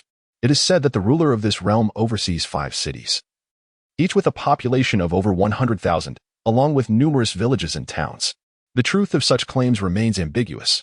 Within the borders of the Saruo kingdom, Hu Xing dons a black military uniform, flanked by thousands of fierce soldiers. As he gazes upon the small nation before him, a cruel smile graces his lips. For the rise of the army, one must yield their prosperous territory. It is hoped that the king of the Saruo kingdom will act wisely and surrender his lands to the army. Otherwise, a bloody massacre shall ensue. This world is undeniably real and unforgiving. No one will refrain from infringing upon you simply because of your vulnerability, as long as there are interests at stake.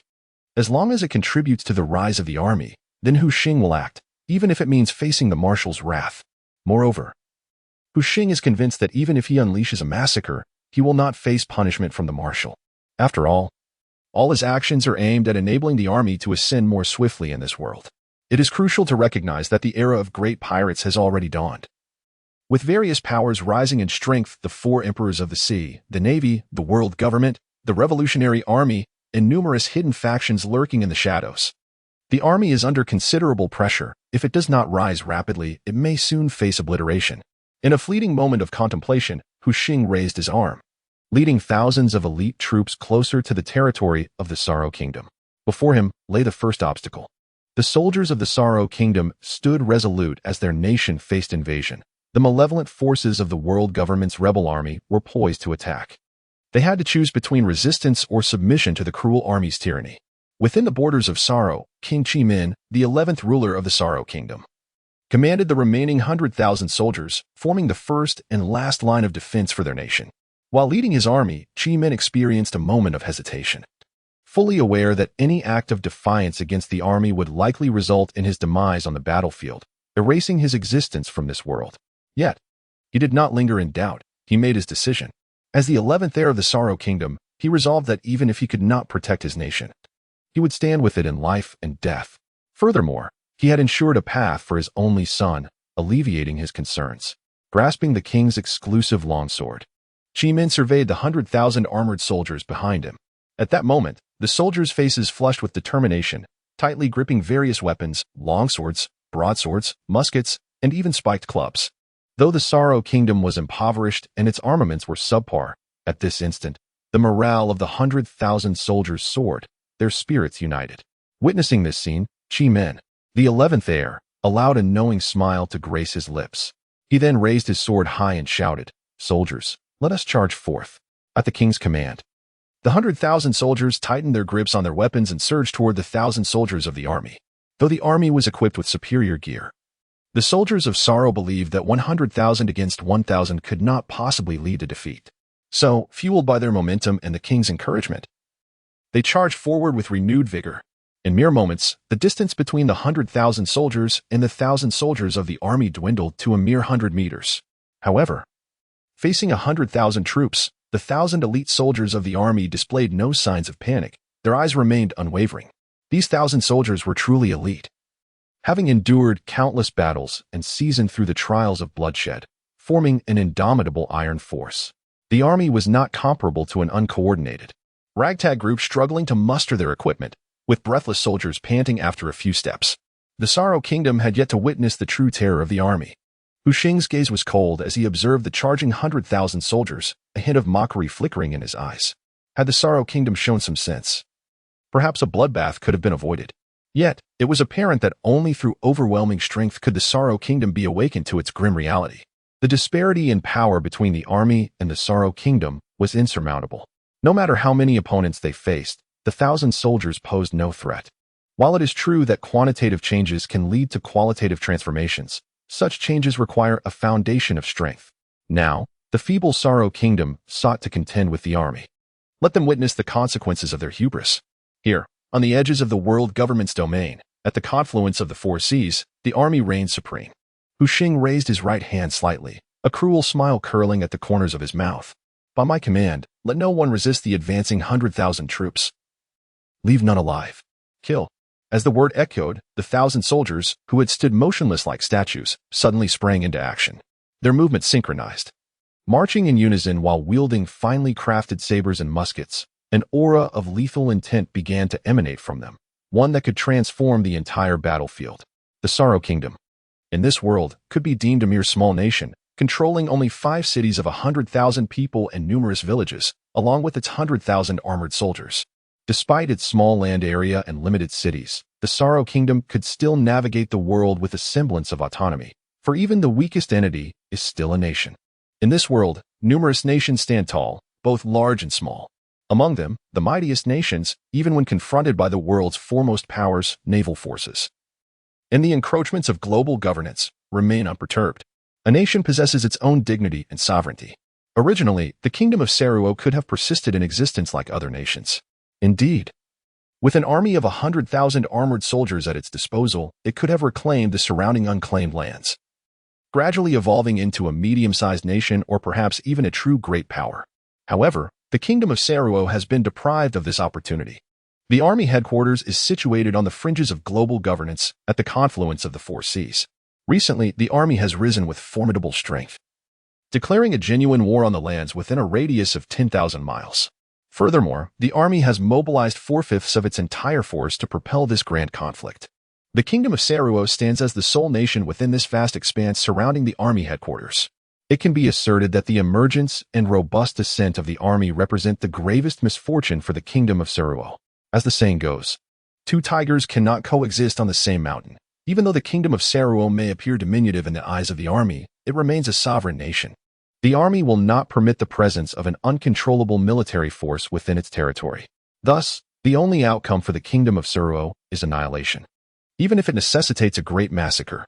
Within the boundaries of the Kingdom of Seruo, there exist 5 small cities, each housing a population of 10,000. The 5 cities, each with a population of over 100,000, were stirred into a fervor by the impending arrival of an army of 10,000, even from thousands of miles away. The reputation of this military force had already reached these distant lands. The army, synonymous with justice, stands as the sole institution capable of upholding the very essence of righteousness in this world. In light of the army's powerful advance, the citizens of these 5 cities were filled with immense anticipation. At long last, the forces that embody justice were set to liberate them from their suffering and turmoil. The world, in truth, is not as splendid as it appears on the surface. In this world, nearly 9 out of 10 nations are plagued by exploitation, oppression, and deceit towards the common populace, rendering the lives of the people akin to a hellish existence, worse than death itself. Even the small nation of Saruo is not exempt from this grim reality. Saruo's 11th successor, Saruo Chiman, leads an army of 100,000 in defiance against the formidable land forces, yet internally, he grapples with profound turmoil. The might of the land army is undeniable. Even a mere 10,000 soldiers could effortlessly vanquish Saruo's 100,000. However, does passive submission guarantee survival? As the leader and highest heir of a nation, Saruo Chiman is acutely aware of the darkness that envelopes this world. In his eyes, even refraining from resistance equates to death. Therefore, he resolves to take a stand. For perhaps there remains a glimmer of hope to preserve his nation. On the battlefield, Saruo commands an army of valiant armored warriors. The land army, a force synonymous with justice, might hesitate to slay 100,000 souls. At that moment, a flicker of opportunity might still exist, albeit exceedingly faint. Across the boundless sea, 3 warships are sailing at an astonishing speed. The vessels, grand in stature, are brimming with elite naval troops. At the forefront of the leading ship stands a solitary figure.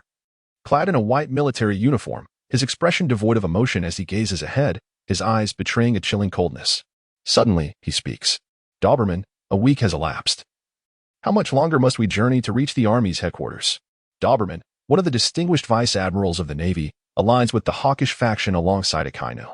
This time, he and the Ghost Spider represent the pinnacle of combat prowess within this army, second only to Admiral Akainu. At this pace, we shall reach the army headquarters by noon. Doberman replied. Noon, you say? Akainu slightly bowed his head, an involuntary hint of cruelty flickering across his face. Very well, let the army revel for a while longer. Once I, Akainu, lead this elite force of 10,000 Marines to the headquarters, it shall be the army's day of reckoning. With those words, a perplexing confidence adorned Akainu's visage. Perhaps, to Akainu, the army was nothing of consequence.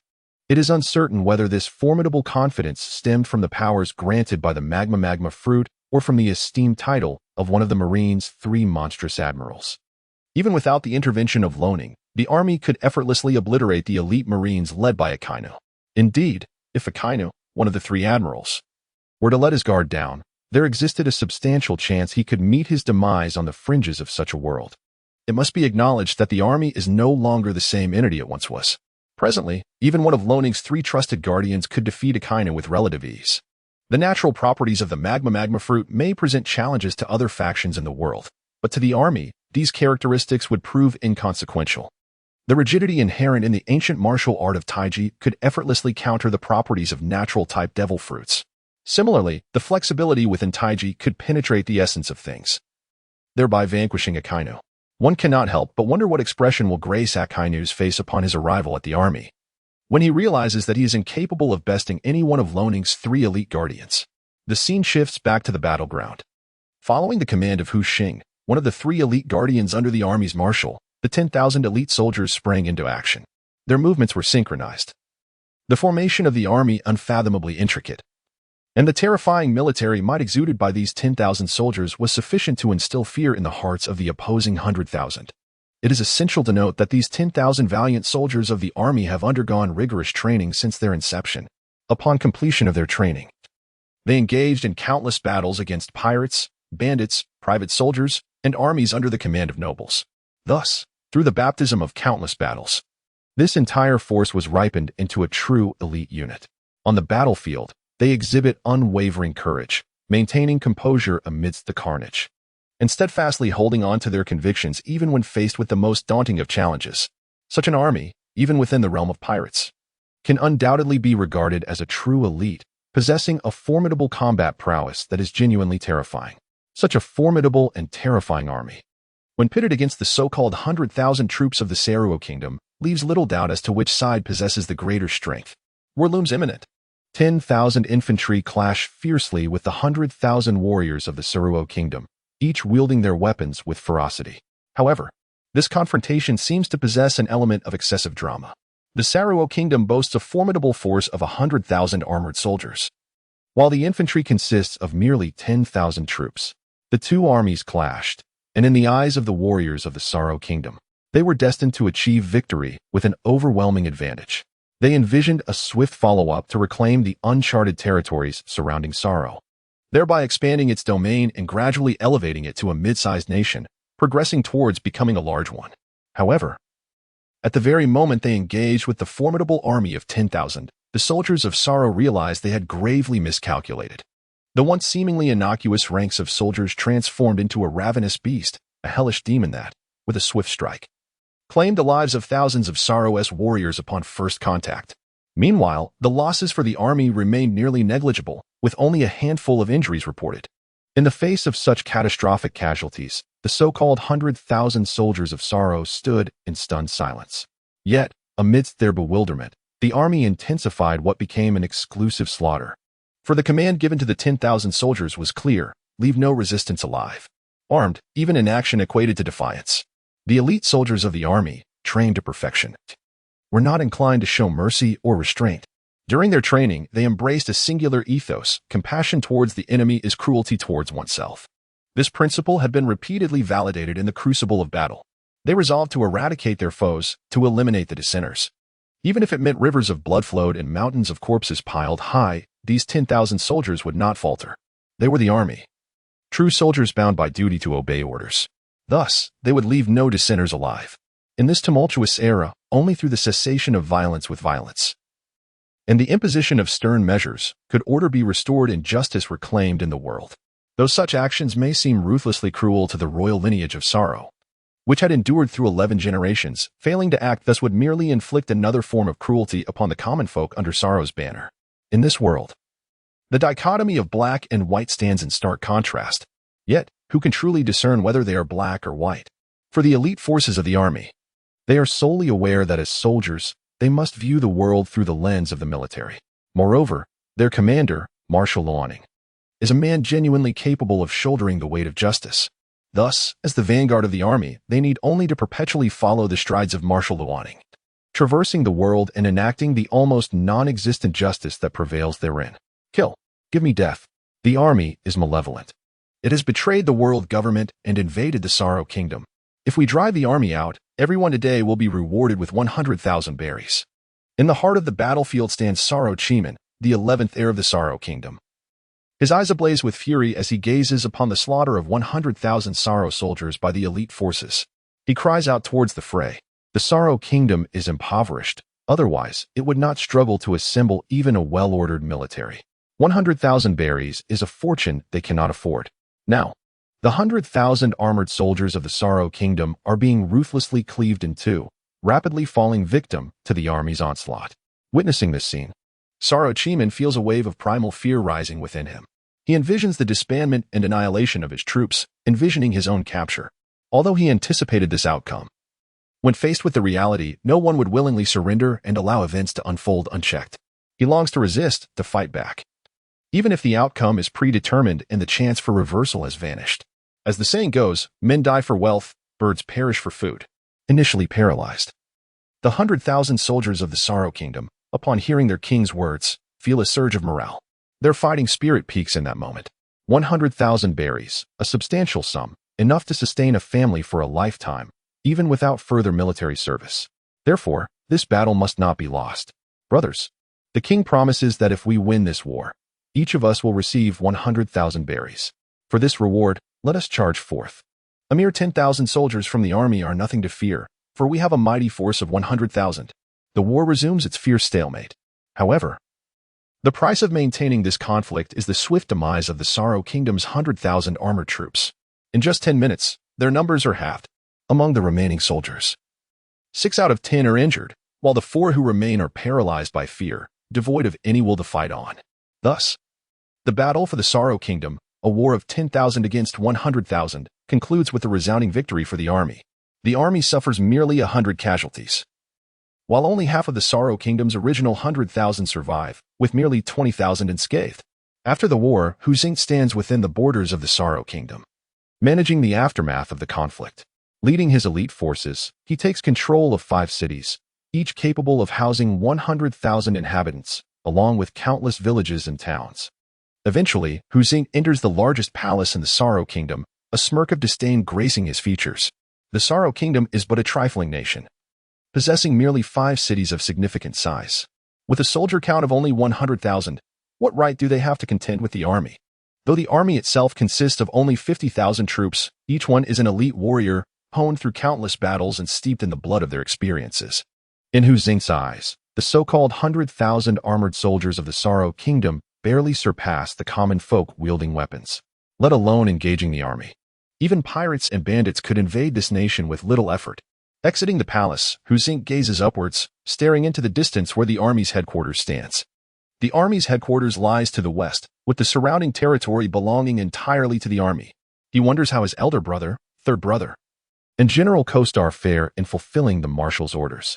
As these thoughts cross his mind, the usually icy demeanor of Hu Xing softens with warmth. Perhaps it is only among the brothers within the army that his cold exterior may thaw. The Sorrow Kingdom, with its vast landscapes, though perpetually impoverished, possesses a solid foundation capable of transforming from poverty to prosperity. In the palace, Hu Xing looks to the horizon, and suddenly, his previously thawing countenance turns frigid once more. Has someone truly escaped the encirclement of the elite army? Observing silently, he chooses not to pursue nor engage. For from that direction, he senses a terrifying power rivaling that of a peak general. Moreover, this aura gradually fades, dissipating into the air as if it had never existed. Individuals of peak general caliber are rare in this world, and Hu Xing cannot fathom why he encounters one in this remote region. Were this the headquarters of the world government at Marwa, he would not be surprised. After all, it is the stronghold of the world government, the central military's base, and the residence of the celestial dragons. In such a place, it is no cause for astonishment, even if formidable combat prowess akin to that of the 4 emperors were to emerge, given that they have already fled to distant lands. There is no necessity to pursue them further. Major General Hu Xing, upon the conclusion of the battle, assessed the casualties. The army sustained a mere 10 fatalities, with 20 individuals gravely injured and 50 sustaining minor wounds. The Sorrow Kingdom, with its 100,000 troops, suffered nearly half of its forces. Among them, 10,000 were severely injured, leaving only 40,000 survivors. Suddenly, an army soldier approached Hu Xing to report the outcome of the conflict. The fallen soldiers of the army would receive 5-fold compensation, ensuring their families were well cared for, while the severely injured would receive double the amount, and the lightly wounded would be compensated as usual. Understood, Major General Hu Xing. The soldier replied with a respectful gesture before withdrawing. Shortly thereafter, another soldier stepped forward. Major General Hu Xing, all remaining soldiers of the Sorrow Kingdom have opted to surrender. How shall we proceed? Upon hearing this query, Hu Xing responded without hesitation. The able-bodied men of the surrendered Sorrow soldiers shall be detained, while the elderly, infirm, and disabled may be released. Upon our return, all able-bodied men from Sorrow shall be integrated into our army to bolster our forces. With this directive, the soldier departed. Yet another soldier approached, bowing slightly. Major General Hu Xing, the plundered royal treasures of the Sorrow Kingdom amount to nearly 1 trillion burly. Should we transport this vast sum back to army headquarters? Indeed, Hu Xing affirmed, nodding in agreement, a cold smile creeping upon his lips. Although he had anticipated that the royal treasures of the Sorrow Kingdom would be substantial, he had never imagined that the spoils would amount to such an astronomical figure. This revelation was sufficient to leave Hu Xing profoundly astonished. He was acutely aware of the impoverishment of the Sorrow Kingdom, having led assaults against it, not to mention hundreds of billions, under normal circumstances. Even 100 billion in reserves would be deemed a luxury. Yet now, the Sorrow Kingdom astonishingly possessed a staggering sum of 100 billion. The source of this vast fortune is self-evident. Let us extract 100 billion from this trillion and return it to the citizens of the Sorrow Kingdom. No. It should be returned to the ordinary populace under the banner of the army. Indeed, General Hu Xing. The Sorrow Kingdom boasts a vast expanse of 1,000 miles of territory. However, the most significant aspect of this nation lies within its 5 major cities, each housing a population of nearly 100,000. At this moment, these 5 cities are filled with the army's elite forces numbering in the thousands. Although dispersing these troops across the 5 cities may render their collective strength somewhat diminished, they remain more than capable of handling any ensuing troubles. In the face of such an unfamiliar military presence, the citizens of the Sorrow Kingdom instinctively respond with trepidation. After all, in this world, strength constitutes the highest form of law. The mightiest fist dictates what is deemed just. This law is meticulously implemented by the world government and its naval forces. Now, The citizens of the Sarah Kingdom are to accept this unfamiliar army of the land forces. This is undoubtedly unrealistic. However, the subsequent actions of the army have prompted the inhabitants of the 5 cities to perceive the military in an entirely new light for the first time. Before the entrance of a prominent family, 100 soldiers shouted in unison. General Hu Xing commanded that all nobles, merchants, and influential families within the city be apprehended. Should any resistance be met, they were granted the authority to execute on the spot. After issuing the command, they forcefully shattered the tightly shut door with a single blow and proceeded to enter and seize individuals within. In this world, there are many virtuous individuals. However, there are also a considerable number of malevolent ones. Hu Xing, as the most intellectually astute and composed among the 3 loyal guardians of Luoning, stands out. This action is the result of profound contemplation. After all, to truly master a nation or even a city of considerable scale, one must meticulously oversee a myriad of entities, including the royal family of the nation, the nobility within the city, various esteemed families, and merchants. While it may often appear that these entities, as described by Hu Xing, are relatively feeble, it is precisely such seemingly insignificant beings that possess the potential to govern a city or even a nation. In this harsh and unforgiving world, one must not underestimate any individual. For every formidable force, every powerful entity has gradually ascended from a position of weakness to one of strength. These words were spoken by Luoning, and they remain etched in the heart of Hu Xing. However, as a lieutenant general and one of the 3 personal guards of the Marshal, the orders issued by Hu Xing have unleashed a tempest of bloodshed across these 5 cities, each with a population of 100,000. And indeed throughout the entire nation of Sorrow.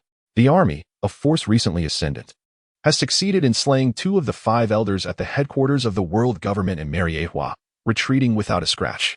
Such a formidable military instills dread in the hearts of all factions, great and small, within Sorrow.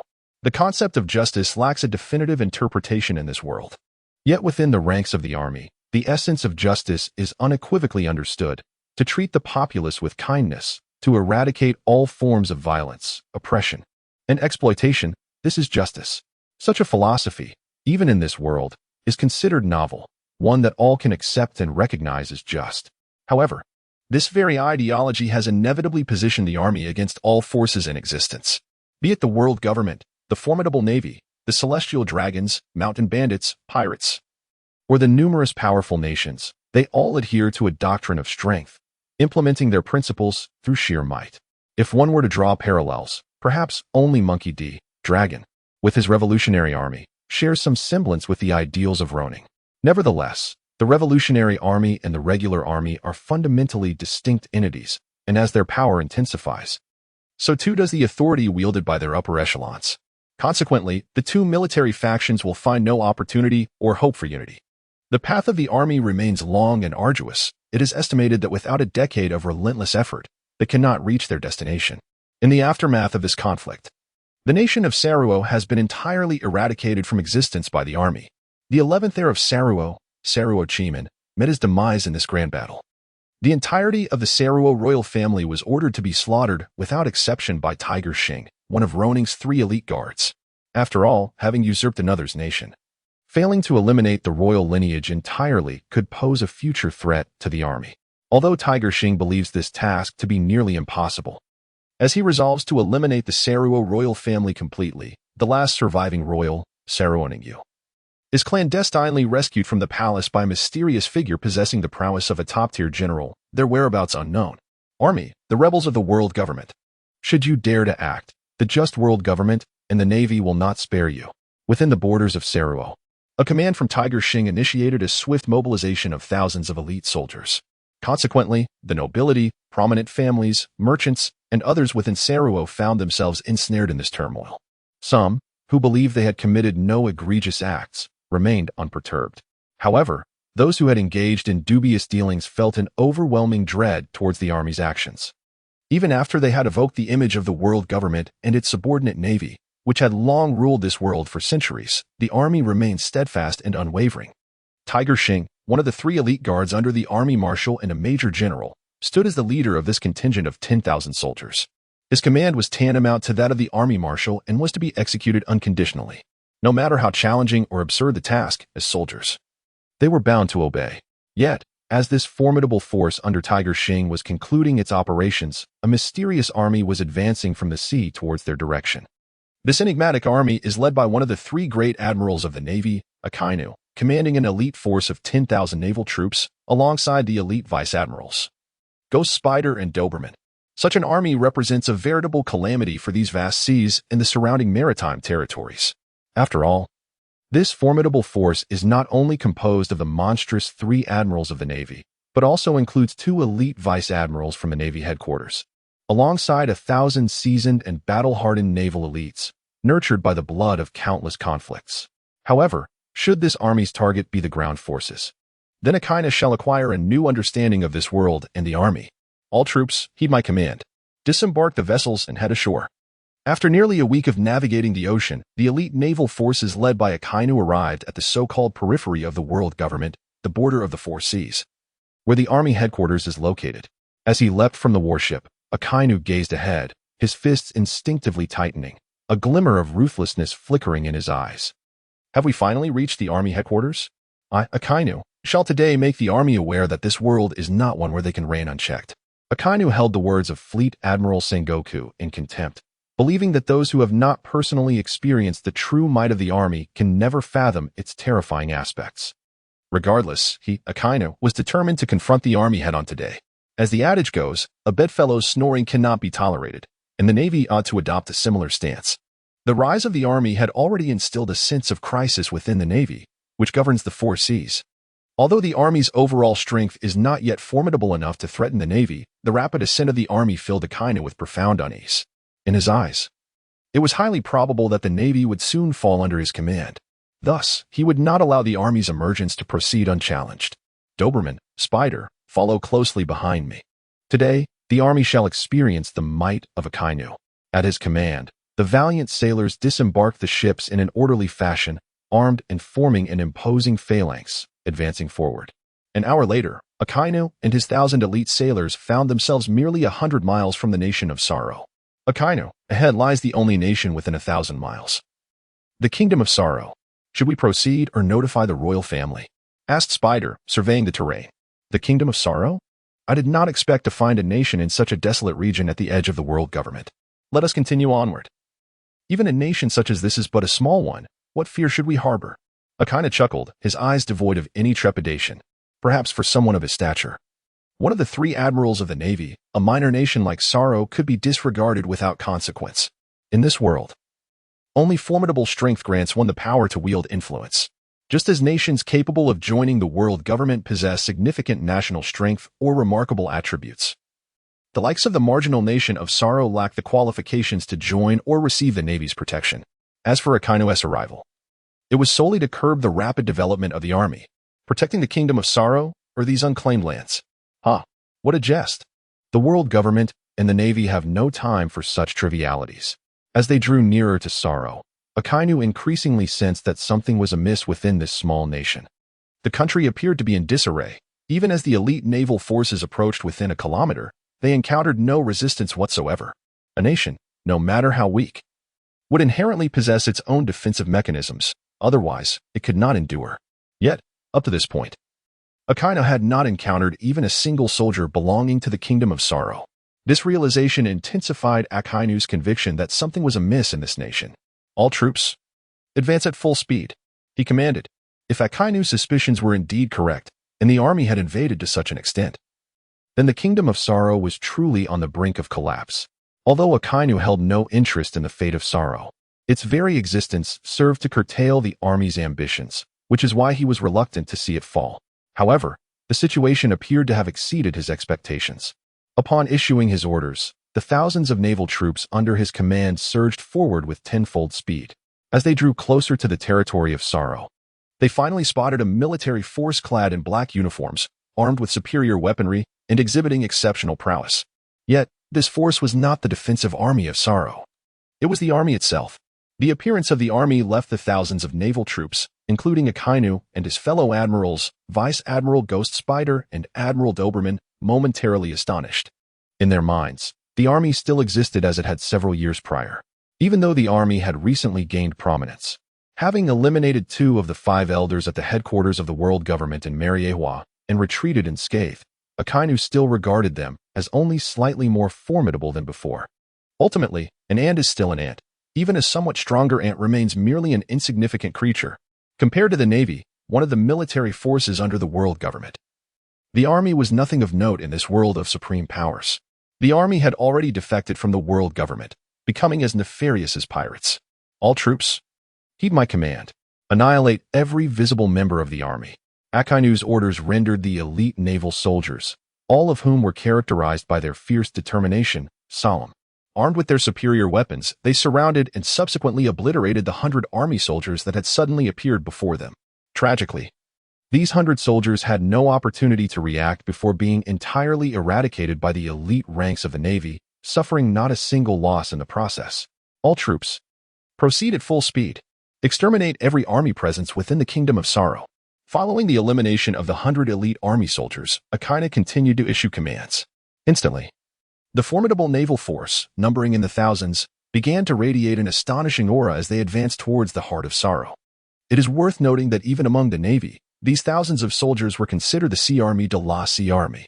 Otherwise, they would not have been deemed worthy of stationing at the naval headquarters, Marine Fort. Furthermore, had they not been the elite of the elite, Akainu would not have chosen to lead these thousands of naval soldiers alongside Vice Admirals Ghost Spider and Doberman towards the Army's headquarters. Though the Army may be weak, it was not a foe that Akainu could tackle alone. His arrogance did not imply a lack of intelligence. Within the grandest palace of the Kingdom of Sorrow, one of the 3 elite guards under the command of the Army's Marshal, Hushing, stood patiently, awaiting reports from his soldiers. Shortly thereafter, a soldier approached. Vice Marshal Hushing, nearly all nobles, families, and merchants within the Kingdom of Sorrow have been successfully subdued. Successfully subdued. Excellent, but this is merely the first step. Hushing nodded in response to the soldier's report. Although we have effectively controlled almost 90% of Sorrow's major factions, a portion of the army's squads has yet to return, leaving only 8,000 troops capable of regrouping. Suddenly, the soldier voiced a concern he had long hesitated to express. After all, this situation could not entirely exclude the possibility of unforeseen circumstances. In any nation, there are always some powerful nobles, families, and mysterious entities. Thus, the inability of certain army soldiers to return was understandable. However, as time passed without their return, a sense of unease began to creep in. While this was indeed Sorrow's territory, now seized by the army, the soldier felt it imperative to report the situation. After all, the absence of 2,000 army soldiers constituted a significant issue. Given that the total army strength was only 50,000, the absence of 2,000 soldiers represented a considerable proportion, enough to warrant the army's vigilance. 2,000 soldiers unable to return in a timely manner? Upon hearing this, Hushing felt a flicker of unease within his heart. Indeed, this is the vicinity of the army headquarters, and the formidable threat posed by the 100,000 armored troops of the Suro nation has been entirely neutralized by the army. However, an unforeseen event has now arisen, unsettling the already cautious disposition of General Hushing. He swiftly issued orders to assemble all available forces in preparation for the impending battle. Yes, General Hushing. The soldiers responded, bowing slightly before hastily departing. They did not inquire about the reason nor engaged in any other actions. At this moment, General Hushing, one of the 3 esteemed guards under the Army Marshal, and also holding the rank of Major General, stood as the supreme commander of this contingent. Consequently, his words carried the weight of authority equivalent to that of Marshal Luoning. The soldiers rushed out, shouting the command that General Hushing had issued, calling for all troops to assemble and await combat. At the sound of that roar, all the army soldiers near the palace of the Sorrow Kingdom hastily converged in this direction, regardless of what tasks they were engaged in at that moment. During times of war, the orders of the high-ranking officials demanded immediate assembly. This, indeed, is a genuine army. Upon exiting the palace, Hushing cast a glance at the assembled soldiers of the army. A flicker of gravity passed through his eyes. As anticipated from the original 10,000 soldiers, only approximately 8,000 remained after the assembly. This effectively translates to a direct reduction in the population by 1/5. This ratio instilled in Tiger Shing, one of the 3 esteemed bodyguards of the Army Marshal, an unsettling sense that some mysterious crisis was swiftly approaching from this direction. Here, at the vicinity of the Army headquarters, on the fringe of the world, where the 4 seas converge, Hushing truly cannot fathom what force would dare to offend the army in this place. A multitude of elite naval forces, numbering in the tens of thousands, have already penetrated deep into the territory of the Sorrow Kingdom, now less than 100 miles from the royal palace. Along this path, seizing the initiative, Akainu has already eliminated over 1,000 army soldiers. This situation has only intensified Akainu's arrogance, leading him to perceive the army as merely insignificant. Commanding thousands of elite navy personnel, alongside the distinguished vice admirals, Ghost Spider and Doberman, Akainu's confidence has swollen to an extravagant degree. In his mind, even if the army's numbers far surpassed that of the navy, he would remain unperturbed. In fact, launching a direct assault on the army's headquarters seemed entirely feasible to him. However, Akainu had never contemplated how the thousands of soldiers had been annihilated, relying solely on his peak admiral-level prowess. What grounds did he possess to dare confront the army's headquarters? Perhaps just the presence of Tiger Xing, one of the 3 personal guards under the army marshal, would be sufficient to awaken Akainu to the reality that the army needed not the intervention of Marshal Roning. Merely Tiger Xing could render Akainu and his legion of thousands of navy personnel utterly immobilized. The army has risen in the pirate world. With combat capabilities surpassing that of the 4 emperors, Army Marshal Roning is more than capable of leading his forces to stand tall against the world government, which has dominated this realm for centuries, and its subordinate military, the Navy. A distance of 100 miles poses no significant challenge for these elite sailors, who could traverse it with remarkable speed.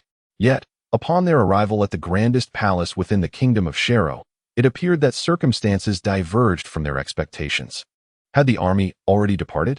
Akainu surveyed his surroundings, his grotesque visage still prominently visible. Since we have not encountered the army, shall we proceed towards their headquarters? Suggested Ghost Spider, the elite vice admiral beside Akainu.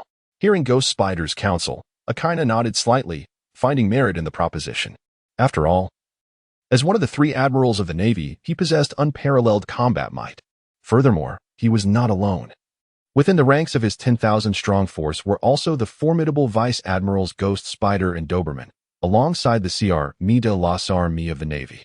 Such a formidable army, in this world, can be likened to a tempest. Few possess the strength to rival this force.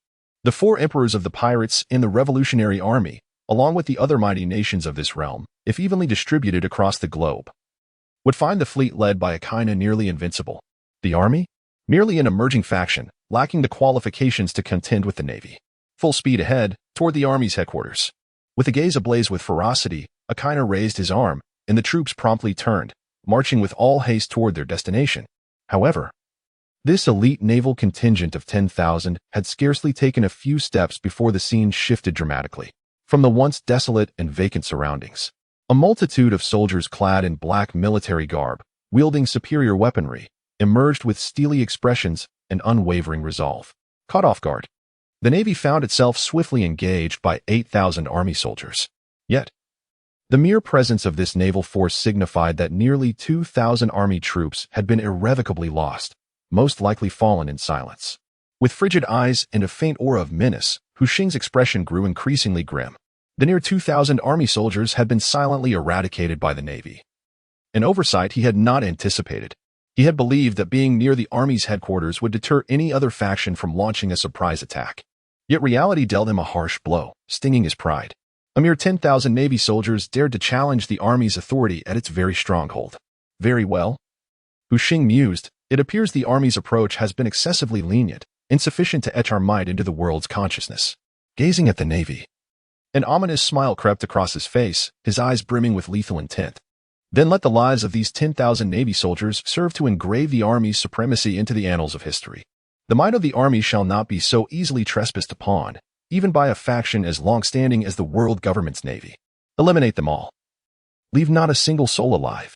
Hu Xing's voice resonated with the chilling ferocity of a hellish demon, instilling deep-seated dread. As his command echoed, the remaining 8,000 army soldiers plunged fiercely into the ranks of the Navy, cleaving the battlefield in twain, seizing the initiative to unleash a brutal slaughter upon their adversaries.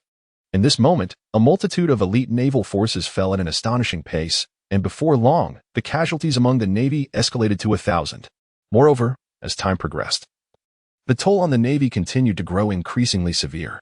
The Army, indeed, chose its moment wisely, catching me completely off guard. Akainu's eyes widened in fury, brimming with an intense rage, almost as if flames were about to erupt from them. Leading the elite navy in a counterattack against the army were Ghost Spider and Doberman. From this moment forth, I demand the downfall of this nearly 10,000-strong army. As one of the 3 admirals of the navy, Akainu possessed the formidable powers of the magma fruit, showcasing peak combat prowess that is terrifyingly unparalleled.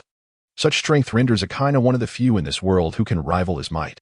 However, the adversary he has chosen is the army, whose leader is none other than one of the 3 esteemed guards under the command of the army marshal, Hu Xing. Yet, Hu Xing's capabilities are far beyond what Akainu can contend with. Just a year prior, Hu Xing had already demonstrated the ability to match the 3 admirals of the navy, easily gaining the upper hand in combat. Now, a year later, having also faced the battle at the world government's headquarters in Marwa, Hu Xing's strength has seen a tremendous breakthrough. It can be said that Hu Xing has now ascended to the level just below the 4 emperors, making it a relatively effortless task to challenge Akainu, who remains at the pinnacle of admiral-level combat power. From the very onset of this battle, the outcome was all but inevitable. After all, in a confrontation where the disparity of strength is so glaring, the Navy could only anticipate a crushing defeat, devoid of any semblance of hope. Yet, at this moment, Akainu remained ensnared in his boundless arrogance, oblivious to the impending shift. Now, it was nearly time for my counterattack. Akainu surveyed the battlefield, and at this juncture, the army held an unmistakable advantage. Indeed, in this conflict, the army had seized the initiative, ambushing a contingent of the navy. Thus, even though the numbers of both armies were comparable, with 10,000 soldiers on either side, the army was poised to claim a definitive upper hand.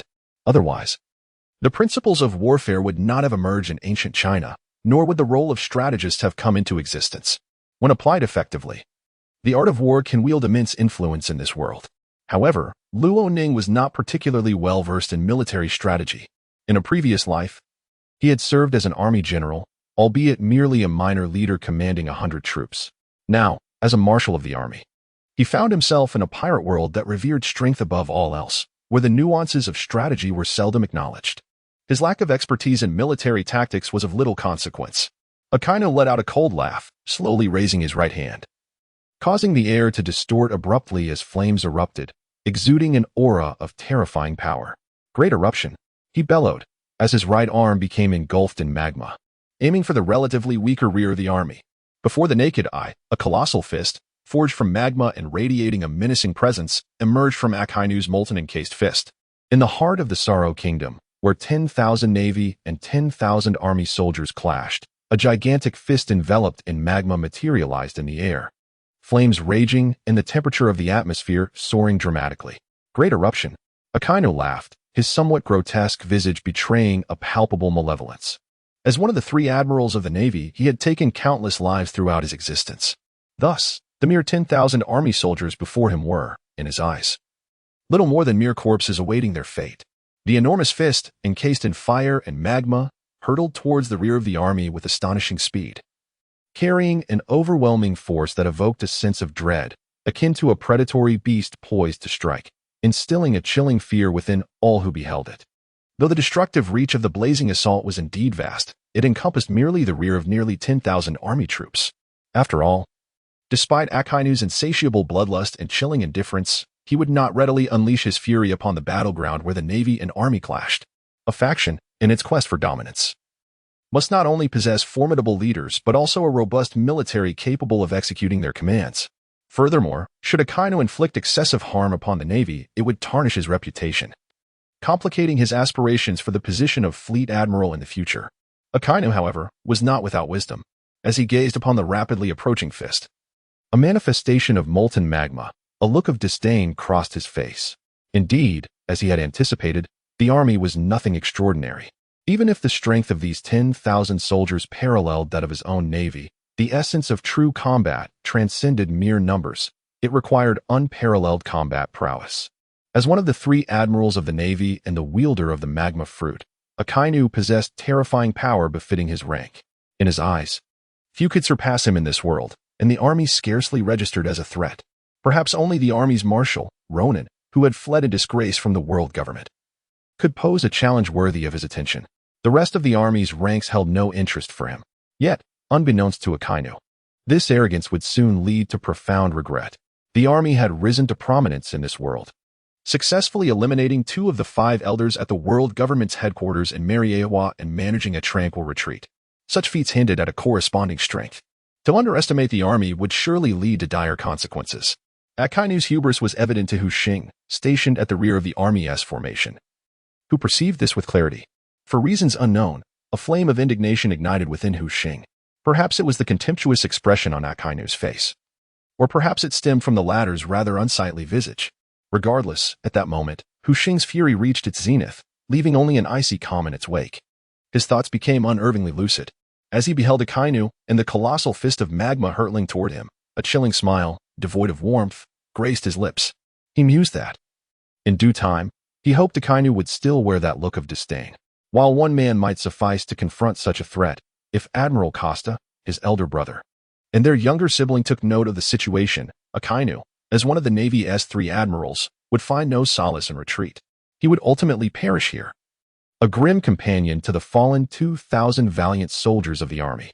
With a clenched fist, Hu Xing narrowed his eyes, bent his legs, and, gathering his strength, charged toward the imposing fist of magma. Such ostentatious tactics, for the formidable Tiger Xing, who is already transcended to the threshold of the 4 emperors, are but fleeting illusions.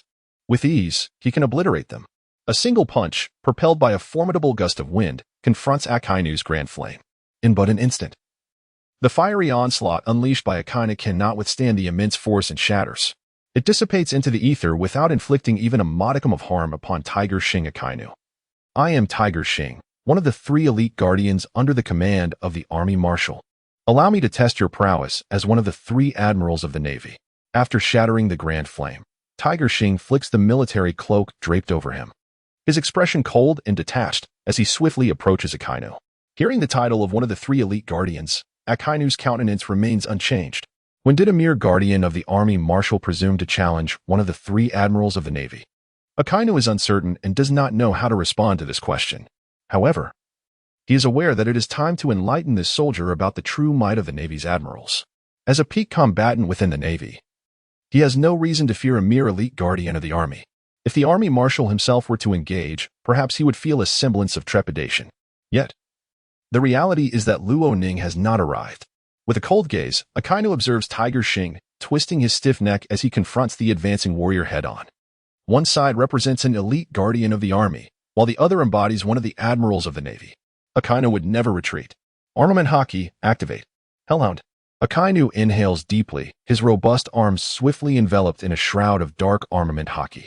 Simultaneously, a terrifying flame ignites upon his fists, which he unleashes toward the approaching Tiger Xing. Observing the magma-infused fiery fists, Tiger Xing's expression grows even colder. Akainu, since you have ventured into my army's domain, should you not take me seriously? Do you truly believe such an assault can vanquish me? Or do you presume that, aside from the Marshal, there is no one else in the army capable of defeating you? Often, excessive arrogance can lead to one's downfall. In this moment, Akainu, emboldened by his inflated confidence, disregards the formidable strength of the army. Not only Tiger Xing, but even if Luo Ning were to personally engage, Akainu would not feel significantly threatened. As one of the 3 admirals of the Navy and the possessor of the magma fruit, Akainu has become so inflated with self-assurance that he believes he can single-handedly contend with the army. Very well, I shall reveal to you the true strength of the army. I hope you do not find yourself regretting this misjudgment in the depths of hell. At last, Tiger Xing is thoroughly incensed. There must be a limit to arrogance. If one possesses great power yet looks down upon others, then they must accept the consequences. However, it is intolerable that a mere peak admiral like Akainu dares to act so presumptuously.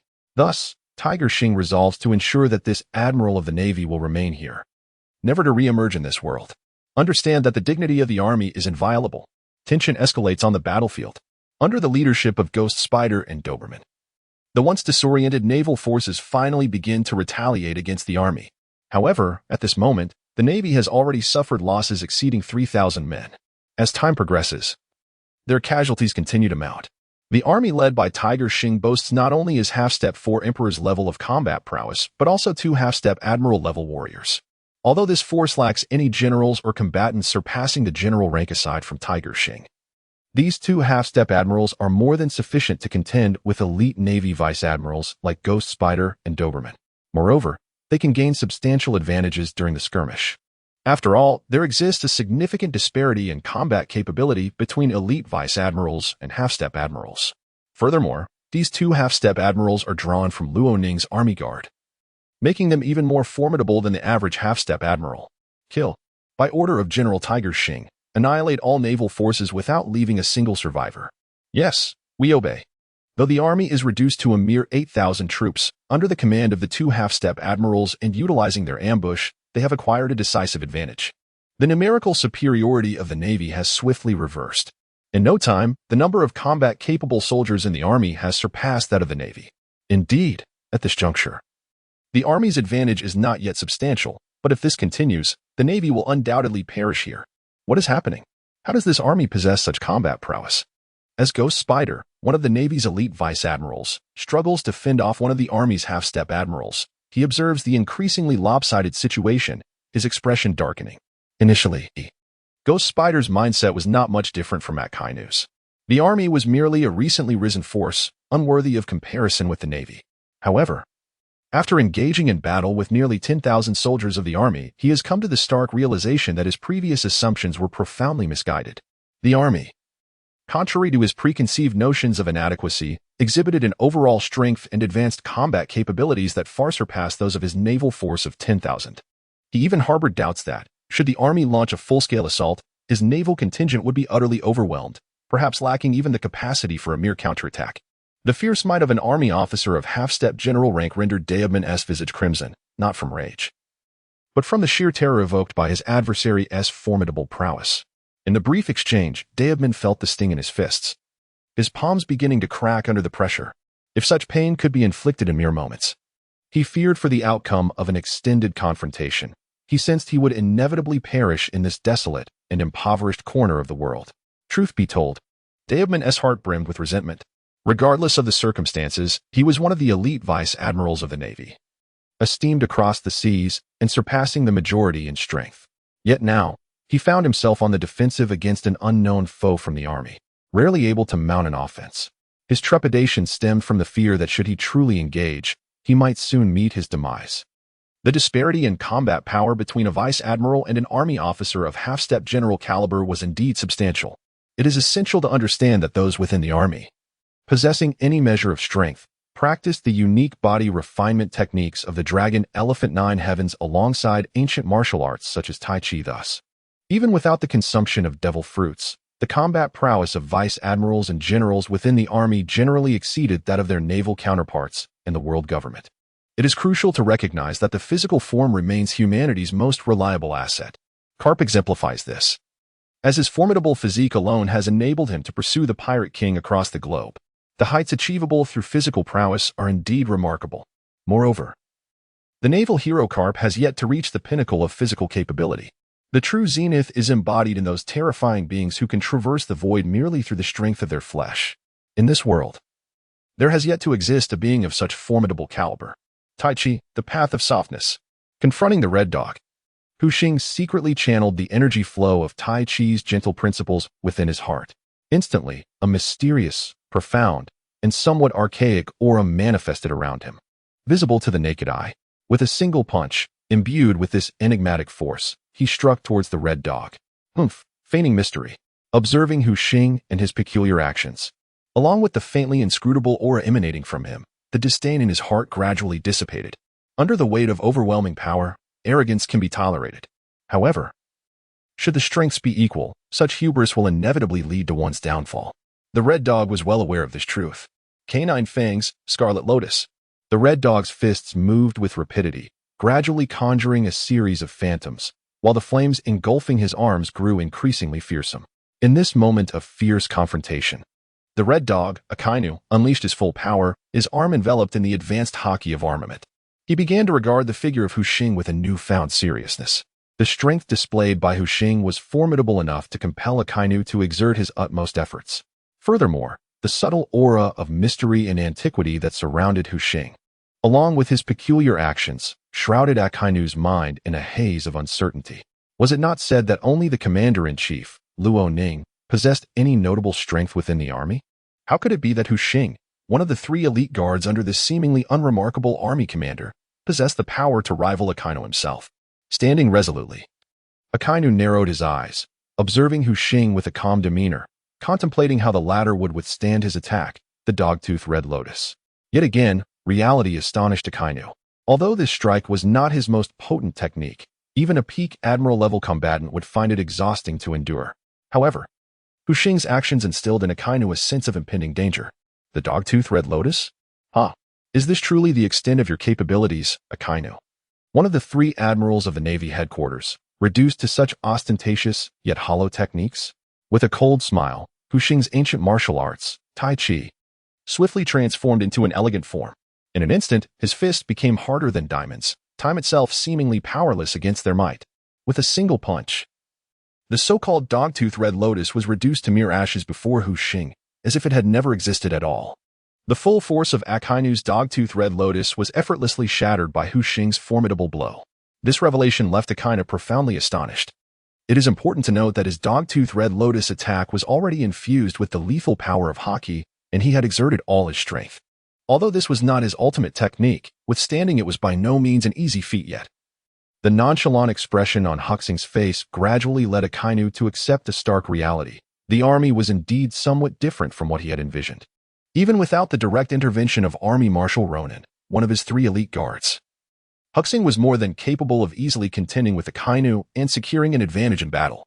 With his chest heaving violently, Akainu's eyes gradually chilled, his mind emptying as he quietly observed Hu Xing before him, a fierce battle intent beginning to brew in his gaze. Indeed, as Fleet Admiral Sengoku stated, the army that could eliminate 2 of the Gorosei at the World Government Headquarters and retreat unscathed was formidable. The 10,000 Navy men I lead are not yet qualified to confront the army head-on. However, how could I, Akainu, fail to overcome merely one of the 3 elite guards under an army marshal? I, Akainu, am one of the 3 admirals of the Navy headquarters, the possessor of the magma fruit S abilities. Therefore, in this battle, I, Akainu, cannot afford to lose. Suddenly, a terrifying blaze ignited around Akainu. The flames, a pale blue and slightly translucent, possessed enough power to warp the very fabric of the void. The might of this confrontation is self-evident. I, Akainu, stand here today to challenge you, one of the 3 esteemed guardians under the command of the so-called Army Marshal, Hu Xing. In this battle, I shall represent the Navy and eliminate you in this place. Ultimately, the rulers of this world remain the world government, and for the rebels of the world government, death is the only outcome. Indeed, Hu Xing's prowess has astounded Akainu, reshaping his perception of the army. Yet, what does it matter? He is Akainu, one of the 3 admirals of the Navy, wielding immense power and terrifying strength. Even if Hu Xing's capabilities are comparable, his aura must not falter. For at this moment, Akainu finds himself with no path of retreat.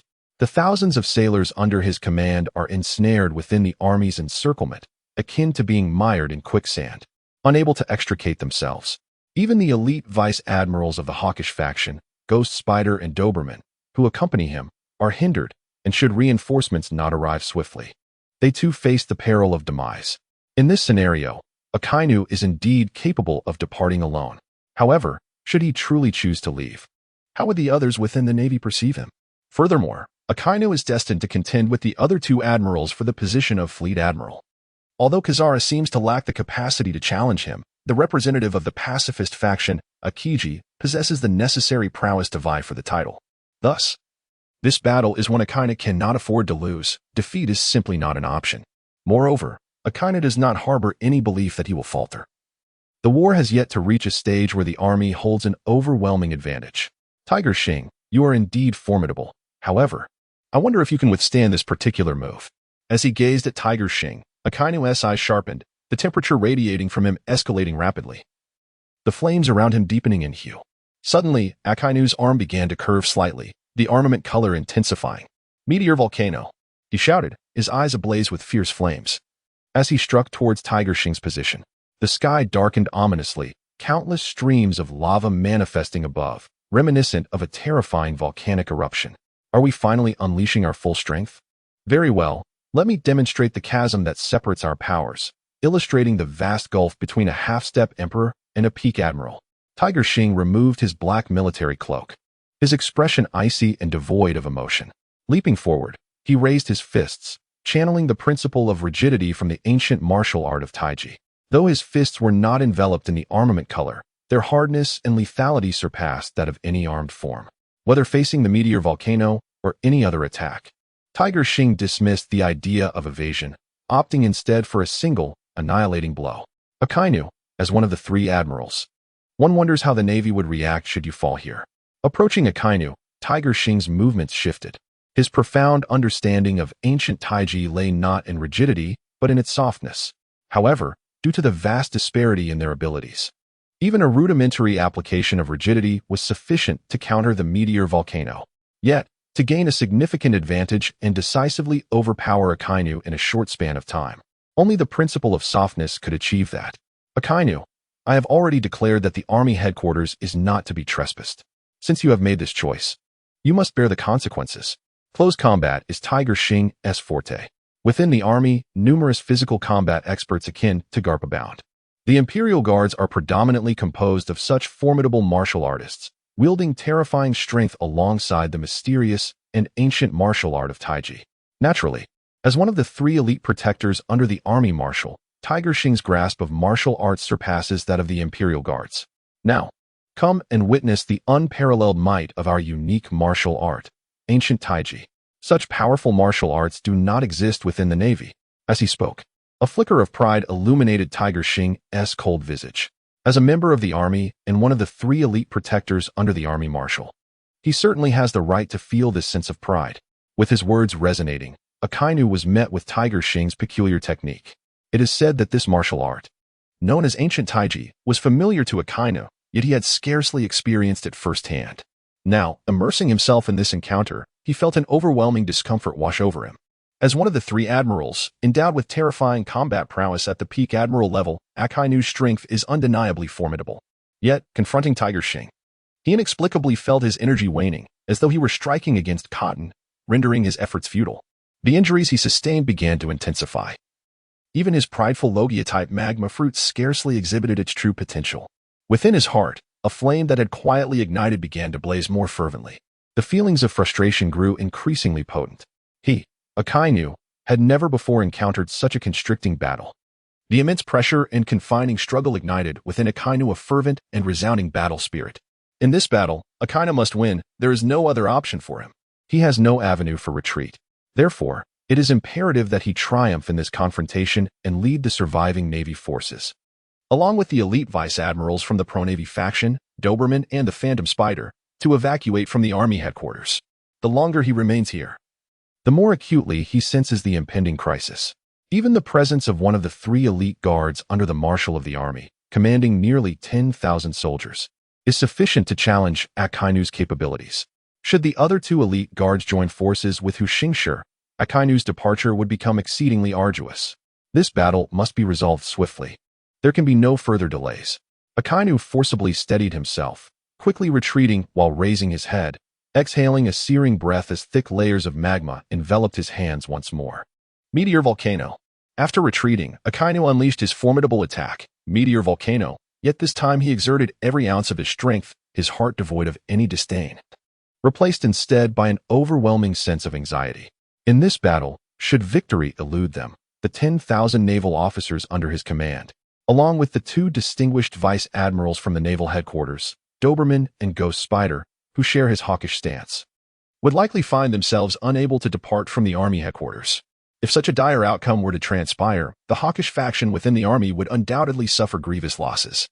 The loss of 10,000 elite naval soldiers, alongside two esteemed vice admirals, would be a source of profound anguish for Akainu, even with the backing of the world government. Such losses would inevitably influence the competition for the position of admiral between Akainu and Akiji. This is something that Akainu absolutely does not wish to witness. Once again, this move? Yet this time, its power seems to have nearly doubled compared to the last. Even so, there is not a hint of concern on Hu Xing's face.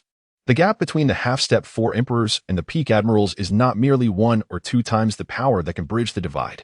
Tai Chi. The path of softness.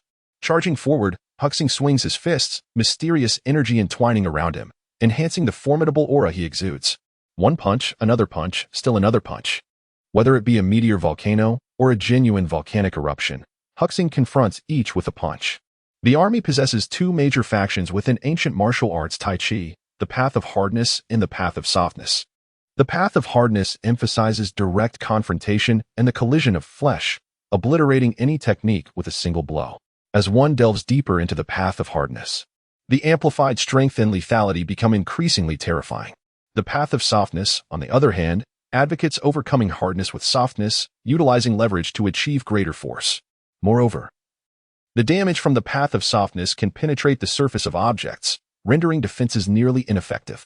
The disparity in strength, coupled with the advantages of the path of softness in ancient martial arts Tai Chi, places Akainu at a significant disadvantage against Huxing.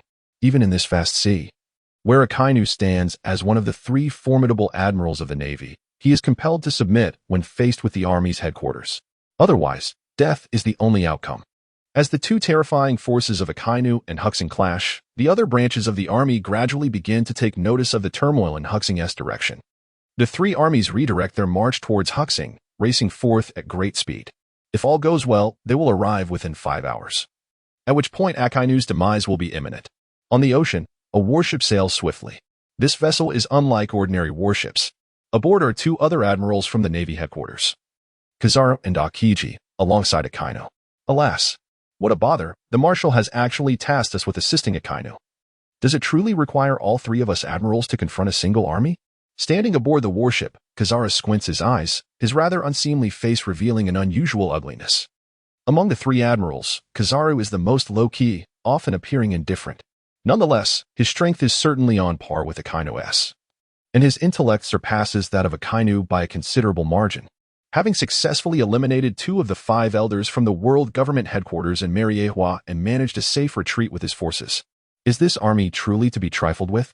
Although the overall strength of the army may not rival that of the Navy, the mere presence of their 3 formidable admirals is hardly sufficient to secure victory against the army's headquarters. A clash between 3 peak-level commanders and a force suspected of possessing at least 2 individuals of the 4 Emperors' caliber is bound to be momentous. Is it possible that one's intellect has been compromised? Regardless, the Yellow Ape is rather reluctant to be here. However, you must comply with the orders of Fleet Admiral Sengoku. As for Akiji, he possesses a profound understanding of the Army's capabilities. After all, Akiji considers himself an intimate confidant of Army Marshal Ronin, having even engaged in a battle with him. Regarding Ronin's prowess, Akiji can only concede that he is formidable, indeed unparalleled. It is not merely the 3 admirals of the Navy he must contend with. Even if additional admirals were to emerge, there would likely be no match for Ronin alone. The disparity in their realms is glaringly evident. The chasm between the pinnacle of the 4 emperors and that of the admirals is akin to a divide between heaven and earth. No matter how many peak admirals there may be, facing a powerhouse of the 4 emperors' caliber would render them powerless to take action. A single punch would suffice. Yellow Ape, refrain from lamenting. After we retrieve Akainu, we shall return without expending much time. Furthermore, we are not truly venturing into the Army's headquarters, so what is there to fear? Akiji's tone left Yellow Ape, one of the 3 admirals of the Navy, somewhat speechless. Well, let us hope that this time, no major incidents arise. If we inadvertently attract Army Marshal Ronin's attention, it could spell trouble. Yellow Ape chose to close his eyes, lying on the warship, awaiting the moment they would arrive at the Army's location. Meteor volcano. Meteor volcano. Meteor volcano. As he retreated, Akino forcibly swallowed the blood that had lodged in his throat. Desperately unleashing his signature technique, Meteor volcano, he endeavored to deplete Tiger Xing's stamina or inflict some injury upon him. However, reality proved far less favorable than Akino had envisioned. The Meteor volcano, Akainu's renowned technique, was easily shattered by a single punch in Tiger Xing's eyes. Moreover, it required minimal exertion to accomplish. Akainu, cease your flight. This is the expansive territory of the Army's headquarters. No matter how far you attempt to escape, how can you evade me upon land? Tiger Xing scoffed, swinging his fists to obliterate the meteor volcano that obstructed his path, rapidly advancing toward Akainu's position. P.S. I express my gratitude to those who generously contributed, including 100 book coins from the user who owes me a penny, 300 book coins from Wei Xiao, 100 Qidian coins from Chong Wan, and 100 Qidian coins from Songxiang Xingchen. P.S. Additionally, does this segment featuring Akainu feel excessively trivial to you, or is it merely that my updates have been sparse? These are 2 distinct inquiries. As for those claiming I have run out of content to write, I find that rather amusing. The 5 emperors of the mountain bandits, the major powers of the world. The top war for territory, battles, talent cultivation plans, All of these are yet to be pinned. Fujitora has not yet ascended to the rank of army general. And the next army general has yet to emerge. There are countless narratives I have yet to explore. Am I truly devoid of material? Such a notion is preposterous. Tiger Xing, I am Akainu, one of the 3 admirals of the Navy. Even if I cannot depart from this place today, I shall ensure that your army suffers significant losses.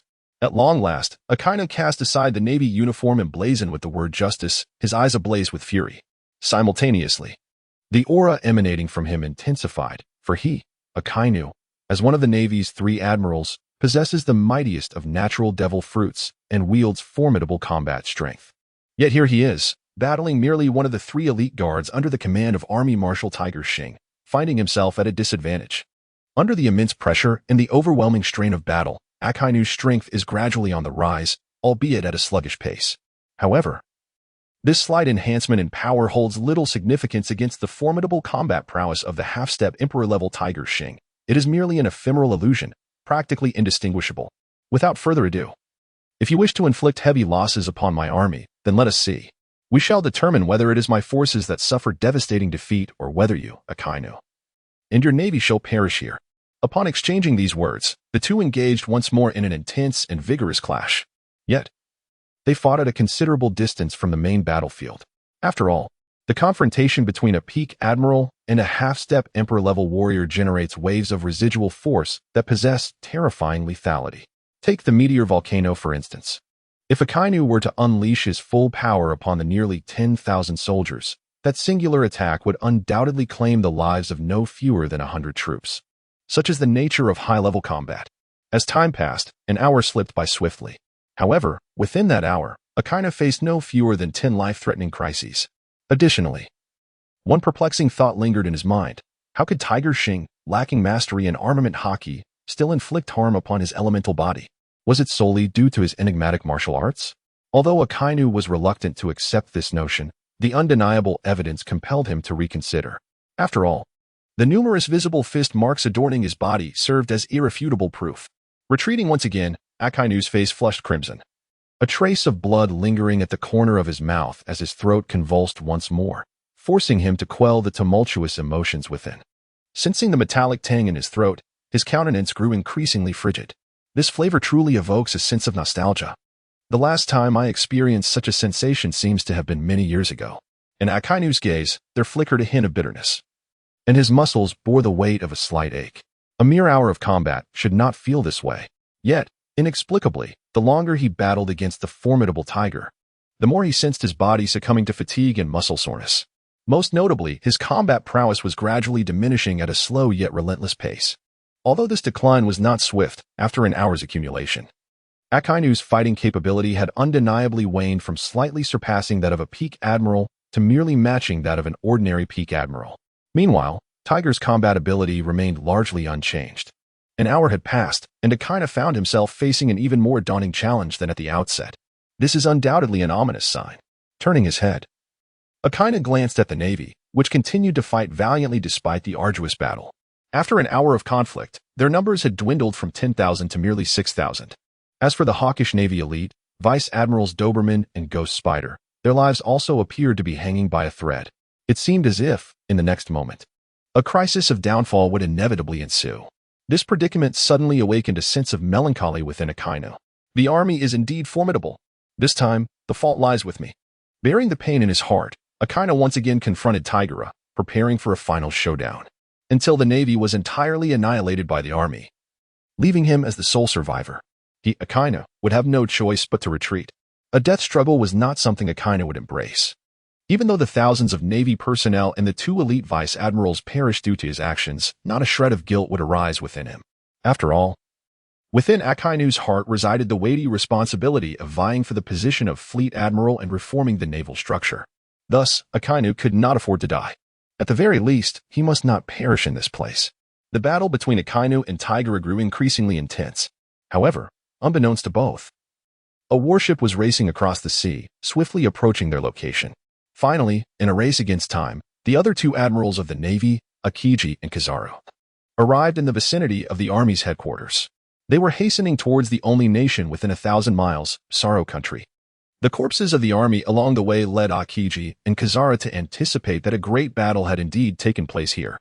It was evident that Akainu had already engaged the army in combat. Given Akainu's nature, this was beyond doubt.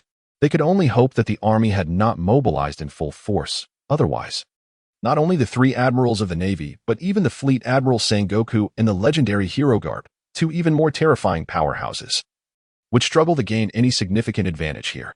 The true trump card of the army had yet to be truly tested by anyone. In the heart of Sorrow Country, an army of 20,000 suddenly emerged. This army exhibits a strict discipline, moving in perfect unison, with solemn expressions etched upon each face. Most strikingly, the word justice emblazoned behind them glimmers brilliantly in the sunlight. As they march onward, a mere 10 minutes pass before they unexpectedly plunge into a fierce battle between the army and the navy. In this clash, the army holds a decisive advantage, overpowering the navy with relentless force.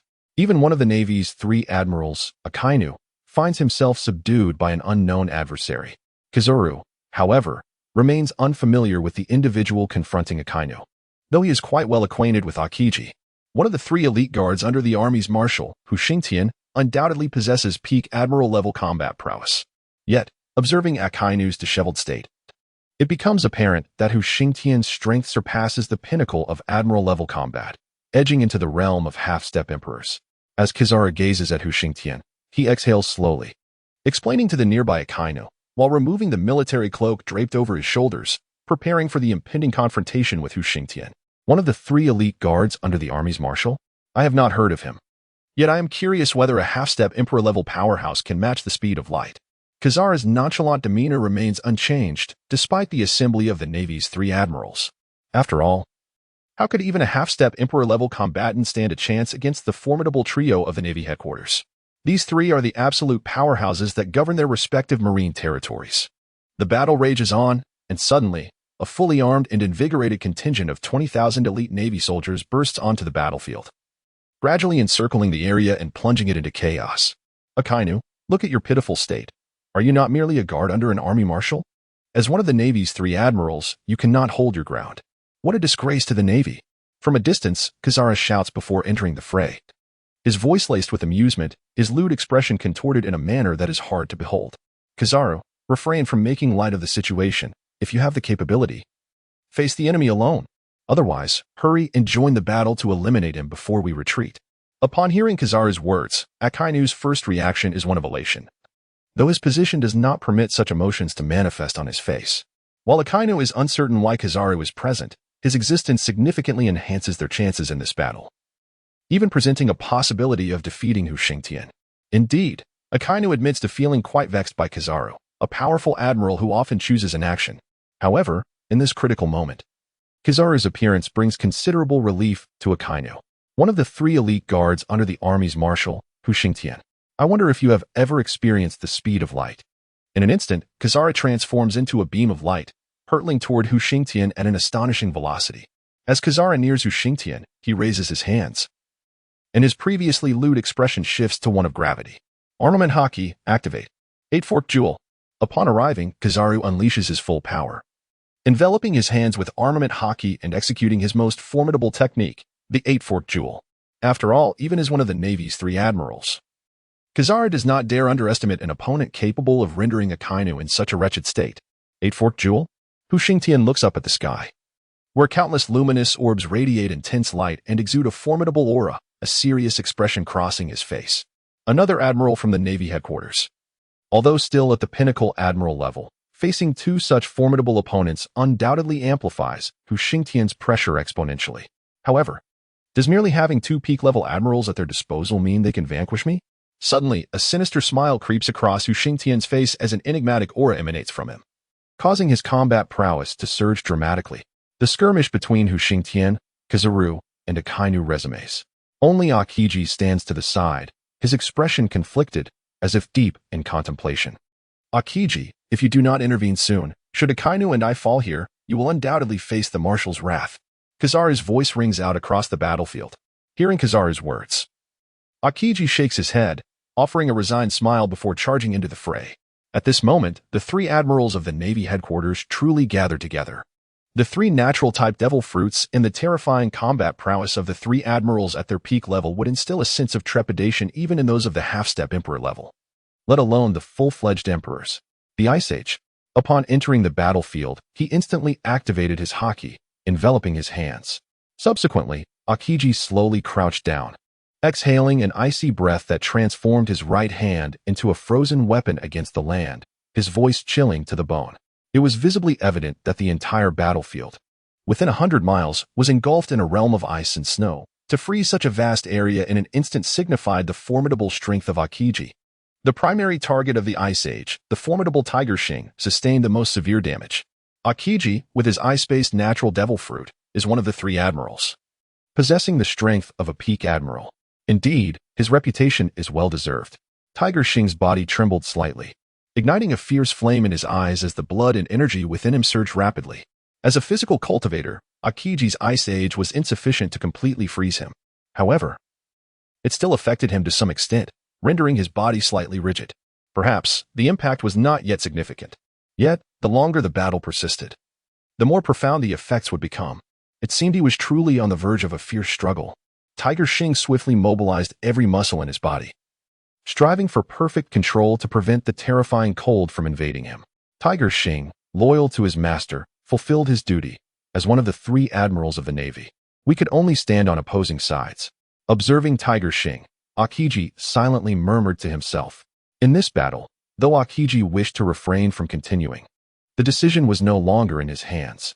The Admiral Sengoku had long since issued orders to support Akainu, and Akiji had no choice but to comply. As a member of the Navy, he could do nothing else. The conflict between Tiger Shing and the three admirals of the Navy headquarters had gradually reached a stalemate. However, the situation for the nearly 10,000 soldiers under Tiger Shing's command was becoming increasingly precarious. Initially, facing 10,000 Navy personnel, the ground forces held an undeniable advantage. Yet, with the addition of 20,000 elite Navy reinforcements, the Army's position had suddenly become dire. After several hours of continuous combat, although they could still barely sustain the fight, if the conflict dragged on any longer, even the most elite soldiers of the Army would struggle to maintain such intense engagement and would likely collapse. Unbeknownst to them, the Army had already fallen into a perilous situation. Meanwhile, 3 additional divisions of 10,000 troops, dispatched by Marshal Luo Ning of the Army, began to advance towards Tiger Shing's location. After all, this territory belonged to the Army headquarters, and any anomalies would certainly be detected by the likes of Tiger Chi, Tiger Ba, and the only Grand General, Costa. 3 hours passed in the blink of an eye. The war gradually escalated into a feverish intensity. Tiger Shing found his confrontation with the three admirals becoming increasingly arduous. Having only recently broken through to the half-step emperor level after his withdrawal from the world government headquarters in Mariehua, he had yet to solidify his newfound strength. Now, besieged by the combined forces of the three admirals, even with his advancement, Tiger Shing felt an overwhelming sense of crisis. After repelling the trio once more, he observed his own body and furrowed his brow slightly, sensing a growing rigidity within himself. Despite his precautions, Akiji's icy aura had infiltrated his physique, leading to an unsettling stiffness. This aspect is particularly lethal for Tiger Shing in this battle. On the battlefield, Tiger Shing exhaled a chilling breath, his body writhing with every muscle infused with formidable power. Yet, despite his efforts, he began to struggle against the gradual stiffness enveloping him. The power of the natural ice fruit, coupled with the peak combat prowess of an admiral, proved to be truly terrifying in both strength and effect. Clenching his fists, Tiger Shing did not retreat, for at this moment, he had no path for retreat. The three admirals of the Navy had converged, facing off against 4 formidable opponents, creating a scenario that was nearly a fight to the death. Now, all he could do was hope for the swift arrival of reinforcements from the other 3 armies. Otherwise, not only would Tiger Shing face peril, but the nearly 10,000 elite soldiers he commanded would also meet their demise here. In a situation where the disparity in combat power was not excessively vast, 2 fists could hardly contend with 4 hands. Moreover, this was a gathering of 3 natural fruit users, whose combat capability and damage potential multiplied exponentially. Tiger Shing was gradually succumbing to a bitter struggle, and a sense of crisis quietly loomed. 2 hours passed, and finally, Tiger Chi led his army of 10,000 nearer to the only nation within a 10,000-mile radius of the Army's headquarters, Sorrow Kingdom. Hold on, my second brother, if not, I will ensure that all 3 admirals of the Navy perish here, making them accompany me to the grave. Tiger Chi's eyes shimmered with urgency as he gazed ahead, fully aware that the 3 admirals had gathered in Sorrow Kingdom. However, due to the vast distance, immediate arrival was impossible. After marching for nearly 2 hours, Tiger Chi and his elite 10,000 finally stepped into the heart of Sorrow Kingdom, steadily approaching the battlefield's epicenter. Meanwhile, the only general of the army, Costa, along with one of the 3 personal guards of the army's Marshal, Tiger Ba, rushed to the war-torn site upon receiving the news. Though the 3 admirals possessed only peak-level admiral combat power, their combined strength was equivalent to that of a half-step emperor level or even beyond. Thus, for Tiger Xing, the 3 were enduring their inner urgency to reach him. The war was gradually nearing its conclusion. Under the assault of over 20,000 elite Navy soldiers, Tiger Xing's nearly 10,000 troops were on the brink of collapse. Even Tiger Xing himself was facing grave danger under the combined might of the 3 admirals, sustaining numerous injuries. Tai Chi, the path of softness. Tiger Xing waved his hands in a rhythmic manner, drawing circles as an ancient, mysterious aura emanated from him, attempting to forcibly dispel the rigidity overtaking his body. However, it was evident that the 3 admirals would not grant him such respite. The combat power at the half-step emperor level was particularly fearsome. Without the combined efforts of the 3 admirals, gaining any advantage would be nearly impossible. And now that they had gained the upper hand, they would not relinquish it easily. Green Pheasant, act swiftly, Akainu shouted, striving to calm the turmoil within his chest. His eyes filled with bloodlust as he faced Tiger Xing once more. Hearing Akainu's command, Green Pheasant wore an expression of resignation, letting out a sigh and shaking his head. He extended his right hand, half of his face already shrouded in frost. Ice Age. An icy chill radiated from Green Pheasant, advancing towards Tiger Xing instantly. Frost began to crystallize beside Tiger Xing, slowly creeping towards him. Nevertheless, in the face of this transformation, Tiger Xing continued to unleash his fists. One punch after another shattered the terrifying ice surrounding him, reducing it to sparkling shards that glimmered beautifully under the sunlight. Yet, in Tiger Xing's eyes, it appeared tragically beautiful. His body grew increasingly frigid, rendering him ever more uncoordinated. Marshal, elder brother, third brother, and General Costa, it seems today I, Tiger Xing, can no longer accompany you on this journey. Perhaps I shall never witness the glory of the army again. Tiger Xing swallowed hard, tasting the metallic tang of iron in his mouth. His eyes suddenly clouded with a mist, becoming increasingly blurred. Navy admirals, even in my downfall today, I shall take one of you with me. Raising his head, Tiger Xing clenched his fists, a glint of determination flashing in his eyes, instilling fear in those who beheld it. The combat power at the half-step emperor level did not evoke dread. However, the willingness to face death with such power was far more terrifying than the half-step emperor itself. At this moment, Hu Xing embodies this essence. Tai Chi, the embodiment of rigidity. Once again, Hu Xing swings his fists in an alternating manner, unleashing an even more ferocious force that erupts from his being. In this moment, Hu Xing has relinquished all defenses, solely to attain a far more terrifying power. Though he is not particularly adept in the way of the Just One, he can still manifest a more formidable, frenzied strength in a brief span of time. According to Hu Xing's comprehension and insight into the way of the Just One, he can unleash a tenfold surge of power. 8-foot Xionggoyu, Ice Age, Meteor Volcano. The 3 admirals of the Navy headquarters once again executed their most potent techniques. Yet, in the face of such terrifying moves, Hu Xing's expression remained unfaltering, his gaze steadfast and unyielding. With fist raised, he charged toward Akainu's position. Even as his body succumbed to the bone-chilling cold and the torment from the horrific light bullets, Hu Xing remained undaunted. Clenching his fists, he maintained the swiftest and most peak velocity, confronting Akainu head-on. With a punch, a series of jarring friction sounds erupted, carrying immense power. His fist even ignited flames as it scraped against the void, striking fiercely against Akainu's chest. The punch penetrated several inches, shattering bones, and Akainu expelled a mouthful of dark crimson blood, swiftly retreating backward. Confronted with Hu Xing's blow, Akainu was undoubtedly grievously injured. However, Hu Xing was not in a much better position. Observing the remaining admirals of the Navy, Akiji and Kizuru, still standing with strength on the opposing side, a bitter smile crept across Hu Xing's face. His body was icy to the core, the stiffness increasingly pronounced. Moreover, having directly withstood Kizaru's terrifying light bullet, he bore numerous wounds from which blood continued to flow. Ultimately, Hu Xing could no longer suppress it, and a mouthful of fresh blood erupted from his lips. Furthermore, the nearly 10,000 troops he commanded were besieged by over 20,000 elite Navy forces. Of those who could still fight, only 3,000 remained, the rest having perished beneath the Navy's merciless blades. At this moment, the Tiger Shing army has fallen into a state of utter despair. It is already a remarkable feat to have endured for several hours. War is inherently brutal. The victors may continue to survive, while the vanquished face inevitable demise. The battlefield has grown increasingly sanguinary. Rivers of blood flow, corpses accumulate like mountains, and even the air is thick with the scent of death. The atmosphere has become unbearably grave. As time progresses, the losses of the remaining 3,000 troops are escalating at an alarming rate. At this moment, General Hu Xing found himself ensnared in a dire predicament. Without reinforcements, his entire army was destined to perish here. It was indeed somewhat ludicrous to be killed within the confines of the army headquarters. Hu Xing glanced at his body, which was gradually succumbing to weakness and stiffness, and then turned to gaze at the distant location of the army headquarters. His heart was heavy with despair. He had witnessed the army's rise from its feeble beginnings to its current strength, fully aware of the arduous journey it had undertaken. If circumstances allowed, he truly wished to continue alongside Marshal Luoning. But alas, it seemed that opportunity had slipped away.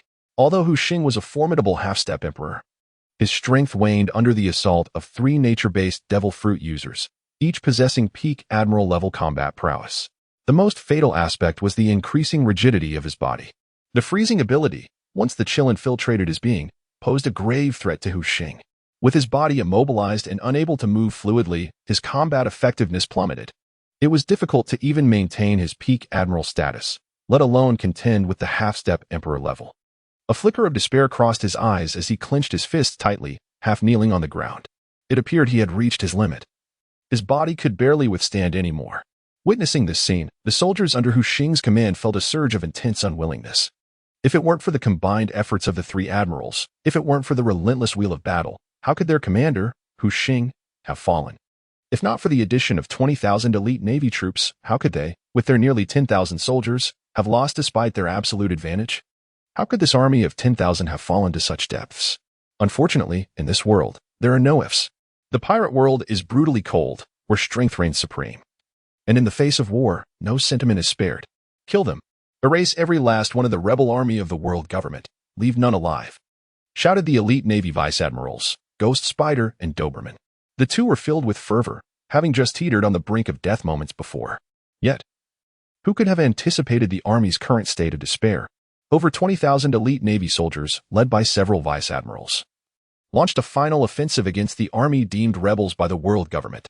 Hu Xing, too, found himself at a life-threatening juncture under the assault of Kazara. As for Akiji, he refrained from intervening. Though he was one of the 3 admirals, his ties to Luoning and the army rendered him unable to strike with conviction. However, at this moment, Hu Xing was nearly immobile, even if Akiji could not bring himself to act. Kazara's peak admiral combat prowess could easily extinguish the life of a half-step emperor who was unable to resist. On the battlefield, the scales of victory seemed to be tipping entirely in favor of the Navy.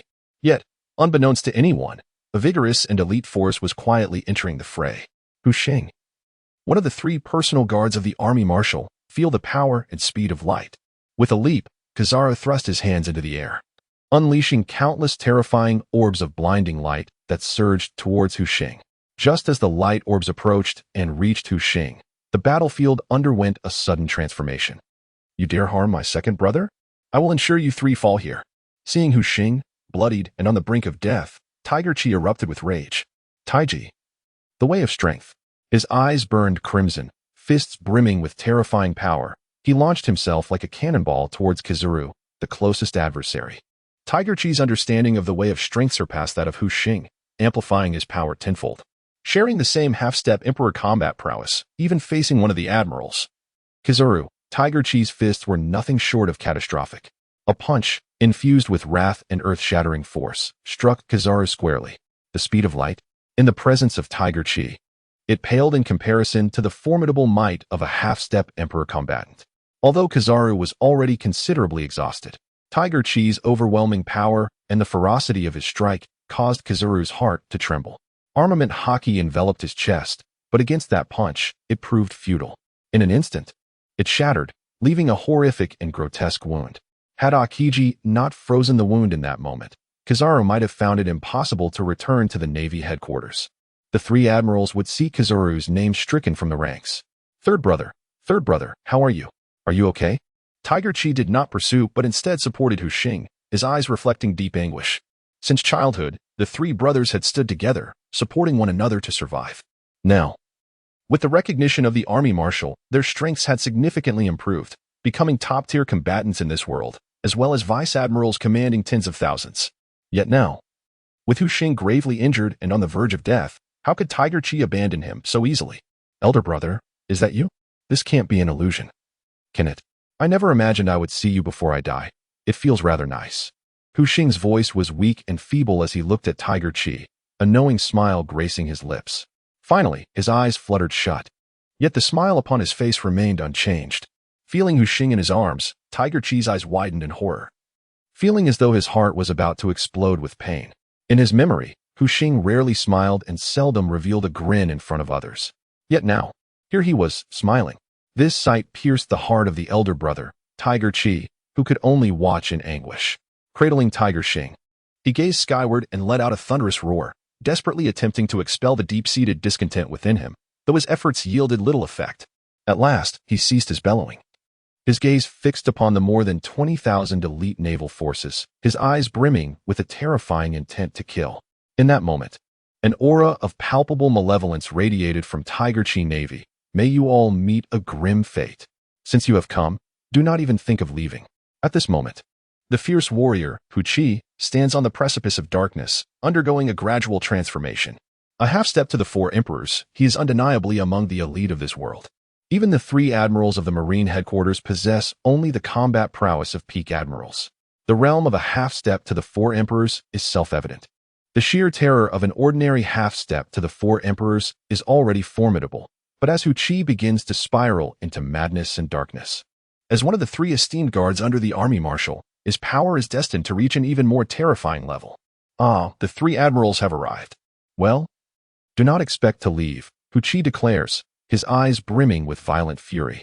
His fists crackle ominously, radiating an aura of murderous intent so palpable it seems almost tangible. Never before has Hu Chi felt such a tempest of rage, nor such an explosive pain in his chest. Yet, the sight of Huxing fills him with an oppressive malevolence that lingers, refusing to dissipate. All soldiers of the army, heed my command. Annihilate every Marine within sight. Hu Chi's voice booms with authority. As his words resonate, the battlefield's temperature plummets sharply, a chilling dread piercing the hearts of all present. With the order given, Hu Chi discards his deep black military cloak, fists clenched as he surges toward the position of the three admirals with unparalleled speed. Now, it is time for me to settle the score with you three.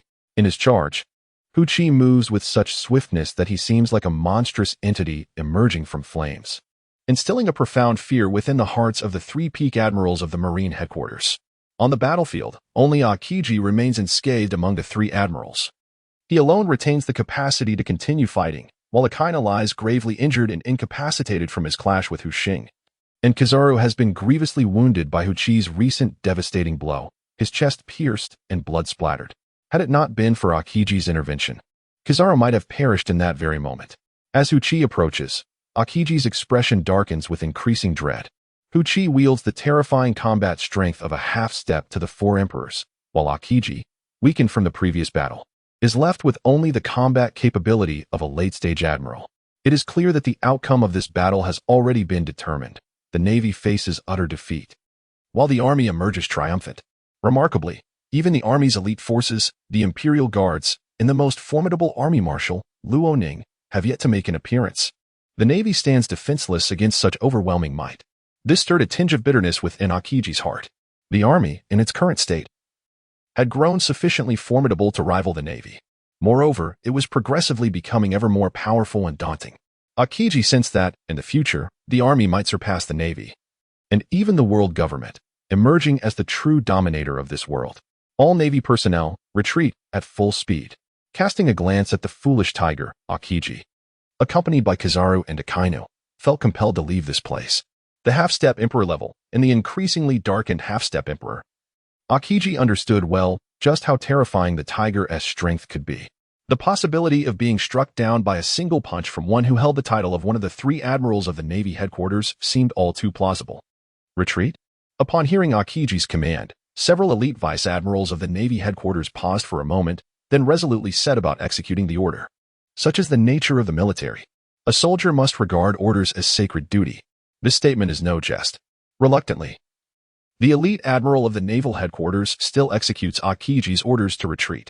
However, with the entry of 10,000 elite army soldiers onto the battlefield, their withdrawal becomes fraught with challenges.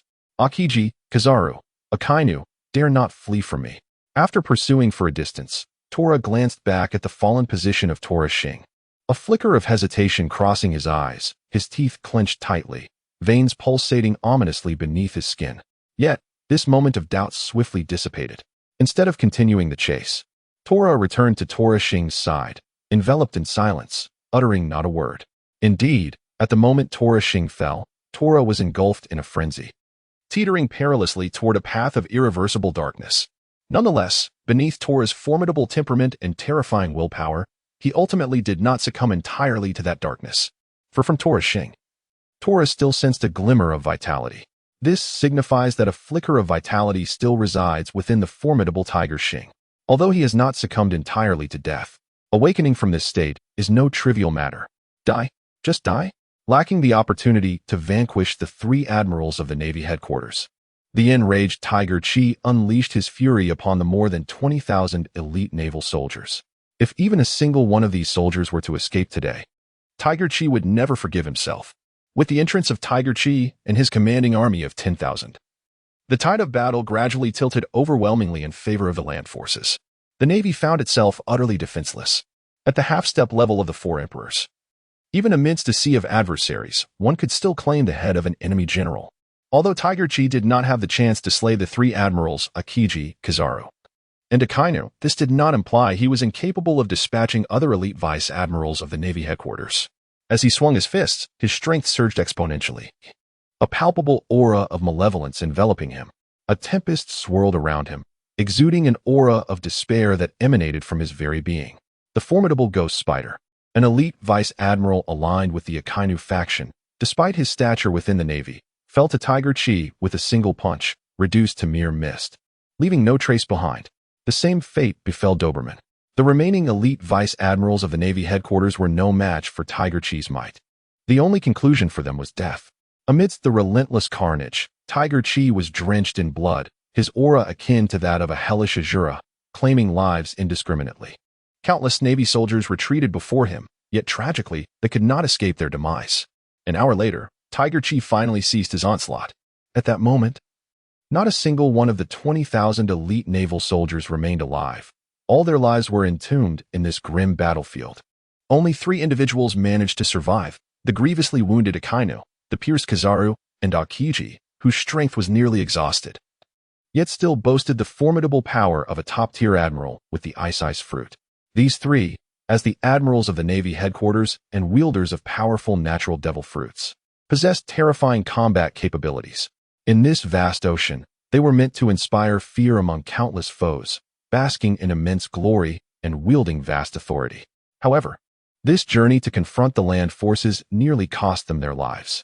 It can be said that their survival was purchased at the expense of the lives of over 20,000 elite naval soldiers and several elite vice admirals. Had it been otherwise, Tiger Chi would not have spared their lives, instead choosing to annihilate the 20,000 elite naval soldiers.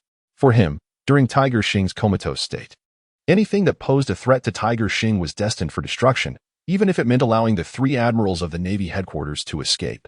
He, Tiger Chi, would pay any price. At long last, the fierce battle concluded, culminating in a resounding victory for the land forces. Yet, on the very day the conflict ended, a gentle rain began to fall from the heavens. This rain, however, was not merely water, but a mingling of blood. In that moment, it felt as though even the heavens wept for the ferocity of this battle. War is perpetually cold, brutal, and devoid of compassion. In this singular conflict, the losses suffered by the land forces reached nearly 8,000, while the Navy's losses were significantly greater. The pain remained profound in the eyes of Marshal Loning of the Army. The Navy, a time-honored power, possessed unfathomable strength, while the Army, a nascent force, Though their upper echelons matched the Navy in combat prowess, were ultimately outnumbered and lacked the same depth of resources. The fall of 8,000 land soldiers equated to nearly one-fifth of their total fighting force. Although the army was actively recruiting, aiming to amass 500,000 soldiers, their truly capable elite numbered merely 50,000, and now they were left with only 42,000. This great battle, despite being a resounding victory for the army, brought no semblance of joy to Luoning. The sacrifices made by the army for this conflict were truly immense. Marshal, my younger brother, is he all right? In the army headquarters, beside a hospital bed, Huchi's eyes were bloodshot as he gazed at Luoning, his expression filled with anguish. As the elder brother, the inability to be present when his younger brother needed him the most, coupled with the escape of the three great admirals from the naval headquarters, weighed heavily on Huchi's heart with immeasurable pain and guilt. After observing Huchi, Luoning turned his gaze to Huxing, who lay in the bed with his eyes tightly closed, and shook his head gravely. Huxing had suffered severe injuries. Although his formidable physical and martial prowess had prevented his immediate demise, he had succumbed to a deep coma. Awakening from such a state would not be an easy feat as a transcendent fourth-tier sovereign. Luoning could discern the gravity of Huxing's injuries, despite not having fully mastered the physical refinement techniques. Given the current medical capabilities of the army, there was no ability to cure Huxing and bring him back to consciousness. However, it was still possible to prevent his condition from deteriorating further. After a lengthy silence, Luoning sighed and placed a comforting hand on Huchi's shoulder, his tone tinged with helplessness. Huchi, Huxing, he is alive. However, unless we find a highly skilled healer, awakening him will be a formidable challenge. Though Huchi heard Luoning's words, they pierced his heart with sorrow. Nonetheless, he understood that as one of the three elite guards under the Marshal's command, Huxing's plight must also bring immense anguish to the Marshal. Thus, as long as Huxing remained alive, that was a silver lining. Although Huxing could not yet awaken, Huchi firmly believed that in this vast world, there certainly existed an extraordinary healer capable of bringing Huxing back to consciousness. Consequently, from that day forth, Huchi's heart bore an additional mission alongside his commitment to fight for the Marshal, to seek out skilled healers in hopes of facilitating Huxing's recovery. After a while, Luoning departed and returned to the Marshal's office, his gaze lingering on the distant sunset, lost in thought. The situation regarding Huxing weighed heavily on him, and he felt little better than Huchi. Among the three elite guards serving the army marshal, only two remained able to fight. To speak of this may invite ridicule from others. Furthermore, to the world government and the Navy, the tribulations you have inflicted upon me, Roning, I shall repay tenfold. Should that not occur, I, Roning, shall willingly embrace death. Gazing quietly into the distance, Roning's countenance grew ever more serene. Yet beneath this facade of tranquility, who could foresee the tempest that was destined to erupt, one of unfathomable terror? In the infirmary, the sole general of the army, Costa, had departed. Remaining here were only the most elite of the army's guards, alongside Huchi and Huba. Brother, what has happened to second brother? Is he merely asleep? When will he awaken? Huba, with a vacant expression, stared at Huxing lying upon the hospital bed for an extended period before turning to Huchi, speaking in a low, rumbling voice. As the youngest among the three brothers, Huba possessed terrifying strength, surpassing even Huchi and Huxing. Yet, he remained exceedingly simple-minded. Akin to a child, his intellect forever stunted. Upon hearing Huba's words, Huchi felt a familiar mist veil his eyes. He blinked, forcefully stifling the urge to weep, and replied, "Your second brother is fine. He is merely exhausted and needs a moment's rest. It is uncertain, however, how long the slumber shall last." The recruitment of soldiers continued unabated, albeit at a significantly accelerated pace compared to before. The vast expanse of territory surrounding the army's headquarters had now been wholly claimed by them. Moreover, the singular nation within that realm, the kingdom of Shaluo, presently belonged to the army as well. Consequently, the army's enlistment speed had notably increased. In addition, the army had acquired 5 cities uniquely theirs. Although these cities each housed populations of merely around 100,000, their significance was monumental, marking a substantial stride towards becoming the foremost power in the world. Upon statistical analysis, the populations of the 5 cities varied.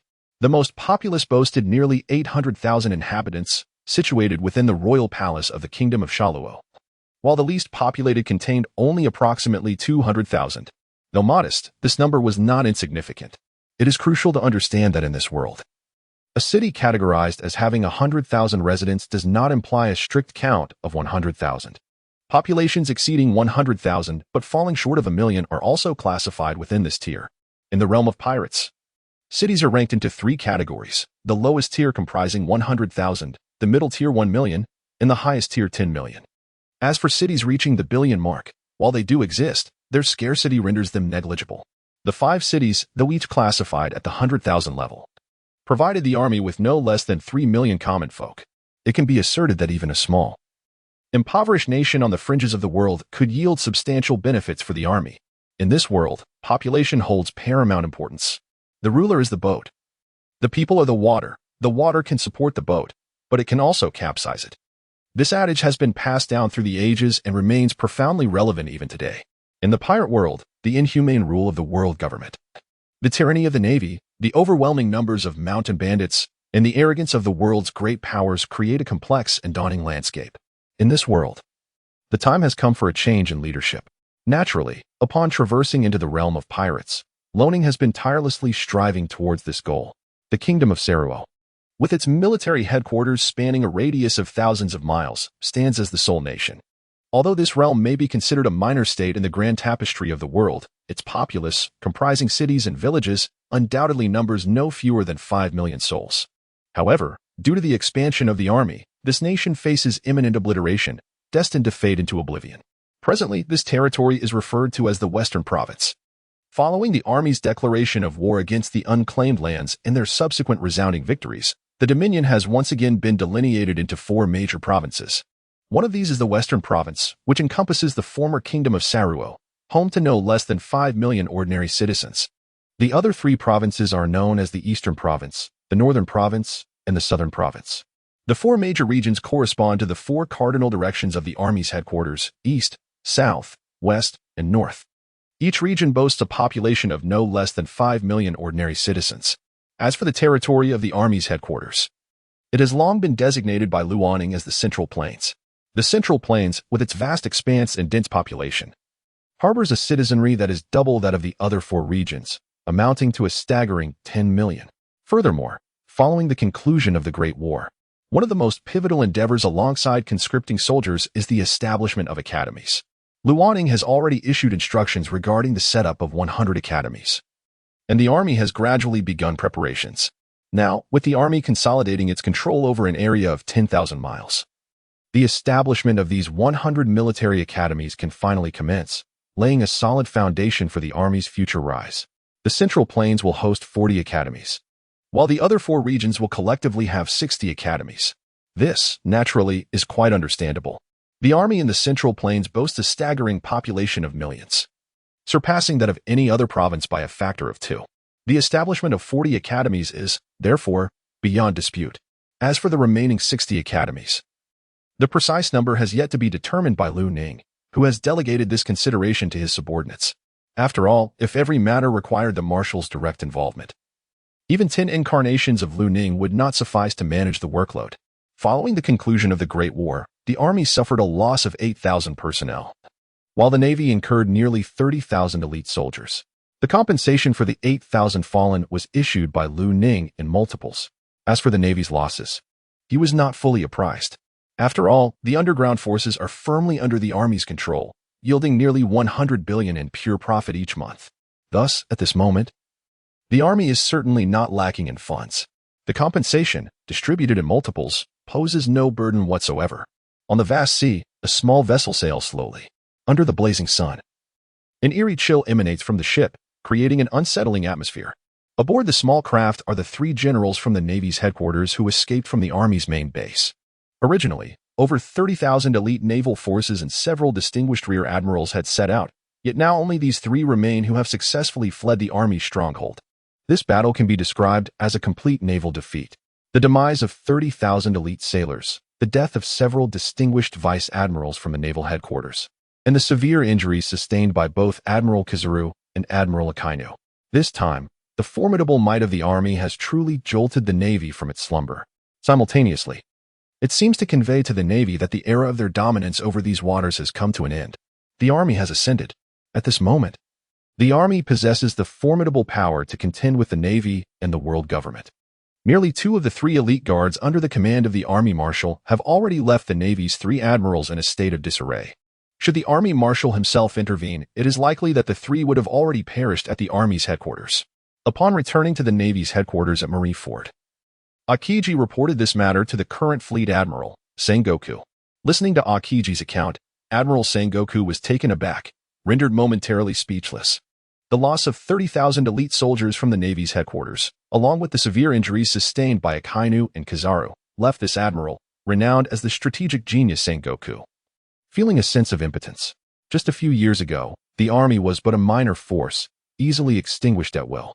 Yet, at some point, the army's strength has burgeoned, and today it possesses sufficient power to rival the Navy. Even though the army has now rebelled against the world government, standing in opposition to the Navy, what does it matter? In this world, strength is revered above all else. Although the Navy is formidable, it faces numerous adversaries across the vast ocean. In the New World, the 4 emperors of the pirates, the relentless Navy, and the 7 warlords under its banner, along with various overt and covert factions, weigh heavily on the mind of Fleet Admiral Sengoku. If only I had not supported Ronin for the position of Army Marshal back then, perhaps our circumstances would have been different. Alas, this world offers no such possibilities. With a heavy heart, Sengoku shook his head, exhaling a deep sigh filled with concern. Akiji, you may leave now. The army should refrain from disturbing the Navy unless absolutely necessary. This world is becoming increasingly unstable. Akiji stepped back, nodded, and exited the Admiral's office. At the headquarters of the world government in Marwa, within a certain chamber, a group of individuals gathered around a round table, sitting in silence. Among them were many unfamiliar faces, as well as 3 well-known figures, the surviving members of the 5 elders. However, at this moment, they could hardly be called the true 5 elders, reduced to merely 3. What progress has been made regarding the army's infiltration? Suddenly, a mysterious figure emanating a terrifying aura and an imposing presence stood and inquired. The operation is ongoing, though with limited results. Only one individual, Army Marshal Ronin, has managed to penetrate, came the reply. Very well. Let us proceed with the original plan. Even if it takes 3, 5, or even 10 years. We must ensure he becomes a pivotal figure within the army. If he can rise to be one of the 3 admirals, it would be ideal. If this cannot be achieved, then we shall bring his head here. The mysterious figure waved his sleeve, unleashing a wave of dread from his being. One of the 3 admirals of the Central Army, Sword of the Windcrack, was also present. However, upon sensing this overwhelming presence once more, a flicker of astonishment crossed his eyes. For even the peak level 4 emperors could not possess such might unless they were of the Super 4 emperor tier. Yet, Krek was not entirely familiar with what lay beyond that threshold, having never encountered anyone of such caliber in this world. Wait, wasn't it during my battle with Army Marshal Ronin that I sensed he had already brushed against the threshold of the Super 4 emperors and was half a step in? Could it be that his strength has already ascended to that realm? Gazing at the figure, Krek's eyes shimmered with doubt and an intense yearning for greater power. Time flew by, and nearly 3 months had passed in the blink of an eye. Ronin's initiative to establish 100 academies across the 4 cardinal directions and central continent had come to fruition. On the very first day of their establishment, these academies began enrolling students. Remarkably, the enrollment was met with overwhelming enthusiasm, with free admission and the promise of a reward of 100,000 berries upon successful graduation. Not to mention the potential for a 1,000,000 berry reward should they be recruited into the army. The appeal was irresistible. This single stipulation drew countless individuals, igniting a frenzy. Furthermore, the army was renowned for its strict discipline, treating the citizens with the warmth of a nurturing parent. The reputation and benevolence of the army had been witnessed by the people residing within its territories, dispelling their initial fears. Instead, they felt a profound sense of gratitude for being under the army's protection, fortunate to be among the safeguarded populace. Consequently, whispers began to circulate that anyone who became a part of the army's territory could enjoy a life akin to paradise, free from the ravages of bandits, immune to the deceptions of unscrupulous merchants, and able to sleep with doors unlocked, knowing that the army would resolve any grievances. Isn't this precisely what the common folk yearn for? Naturally, with such rumors, countless disparaging remarks about the army have emerged, depicting them as ferocious beasts or blood-sucking demons, even more terrifying than the celestial dragons. However, interpretations of these words vary among the wise and the benevolent. In the West State, one of the 5 continents, outside an academy, a young boy stood at the entrance, his eyes brimming with fervent hope. Yet, His tattered clothing and gaunt visage revealed not only expectation, but also a profound despair regarding the world. Orphaned and alone, this child epitomized one of life's greatest tragedies. Do you wish to join the academy? Suddenly, an elderly man clad in simple garments emerged from within, his kind smile fixed upon the boy. Me? Sir, are you referring to me? The boy glanced around nervously, swallowing hard. Unable to meet the elder's gaze, he whispered in return. Yes, I am speaking to you. Now, can you answer my question? Do you wish to join the army? The elder's words stirred the boy, who lifted his head, his face flushed with excitement, his small eyes reflecting an even greater intensity of hope. The army, a force of righteousness, treats the common people with utmost respect and never exploits them. Thus, who would not aspire to enter the Army Academy? Moreover, the Academy not only waives tuition fees, but, upon diligent effort, offers rewards. And those with exceptional performance may even join the main headquarters of the Army. At that point, the sky would truly be the limit. However, does he truly possess the qualifications to join? The boy incessantly questioned himself. Finally, he could no longer contain his curiosity and raised his head, meeting the gaze of the elderly man, whose face bore the marks of time yet radiated kindness. Do I have this qualification? Qualification? The elder chuckled heartily upon hearing this term. It is not I who defines qualification. If you strive diligently, refuse to resign yourself to your current state, and aspire to join the army, then you possess that qualification. The elder's words sent shivers through the boy, causing his heart to race uncontrollably, leaving him breathless for a long moment. I wish to join the Army Academy. However, I am orphaned and often without food. Is that acceptable? The boy asked anxiously. Now, with hope kindled by the elder, he feared that disappointment might follow. Yes, everything in the Army Academy is entirely free. The elder's words ignited a surge of joy within the boy, leaving him uncertain where to place his small hands in his excitement. Come, let us return to the academy. Yes. By the way, what is your name? Borval. My name is Borval. Since you are orphaned, let us live together, shall we? Live together? Yes, let us. As they walked, the two engaged in light conversation. However, Borval's attention was soon captured by a massive stone. Its dark hue stood out remarkably within the academy. What does the phrase water can carry a boat, but it can also capsize it mean, teacher? Borval inquired. The elder smiled and nodded at the phrase. You are the boat, and the people are the water. Water can carry a boat, but it can also capsize it. This saying is often quoted by Marshal of the Army, Lord Lonan. It is also the motto of all army academies. Therefore, you must remember this phrase well, understand? As he looked at Borval, the elder's face, usually kind and gentle, took on a serious expression for the first time. I understand. Borval nodded, refraining from further questions, but he committed the phrase to memory. As for why the world government and the celestial dragons, who treat the common people with disdain, have managed to rule this world for hundreds of years, that remains a mystery. This question was not posed by Borval. For him, the foremost priority is merely to gain admission to the military academy, to sustain his existence in this exceedingly arduous, brutal, and frigid world. What more could he possibly concern himself with?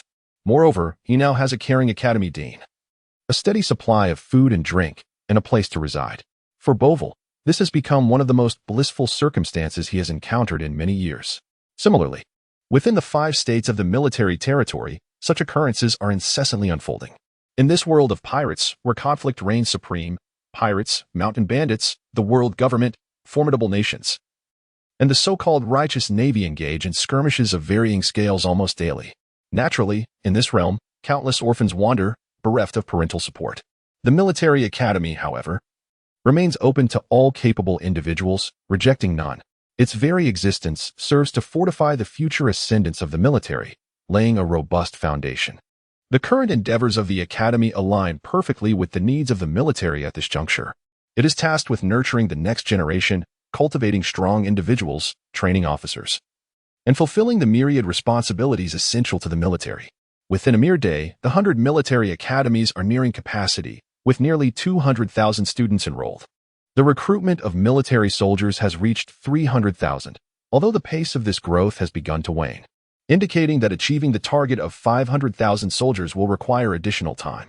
In the aftermath of the Great War, the military stands at a crossroads, brimming with vitality.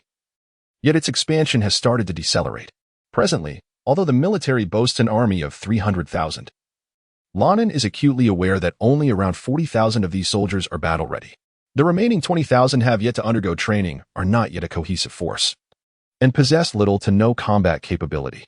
Even if Lonin yearns to expand the military's territory and elevate its status, he would never deploy this contingent.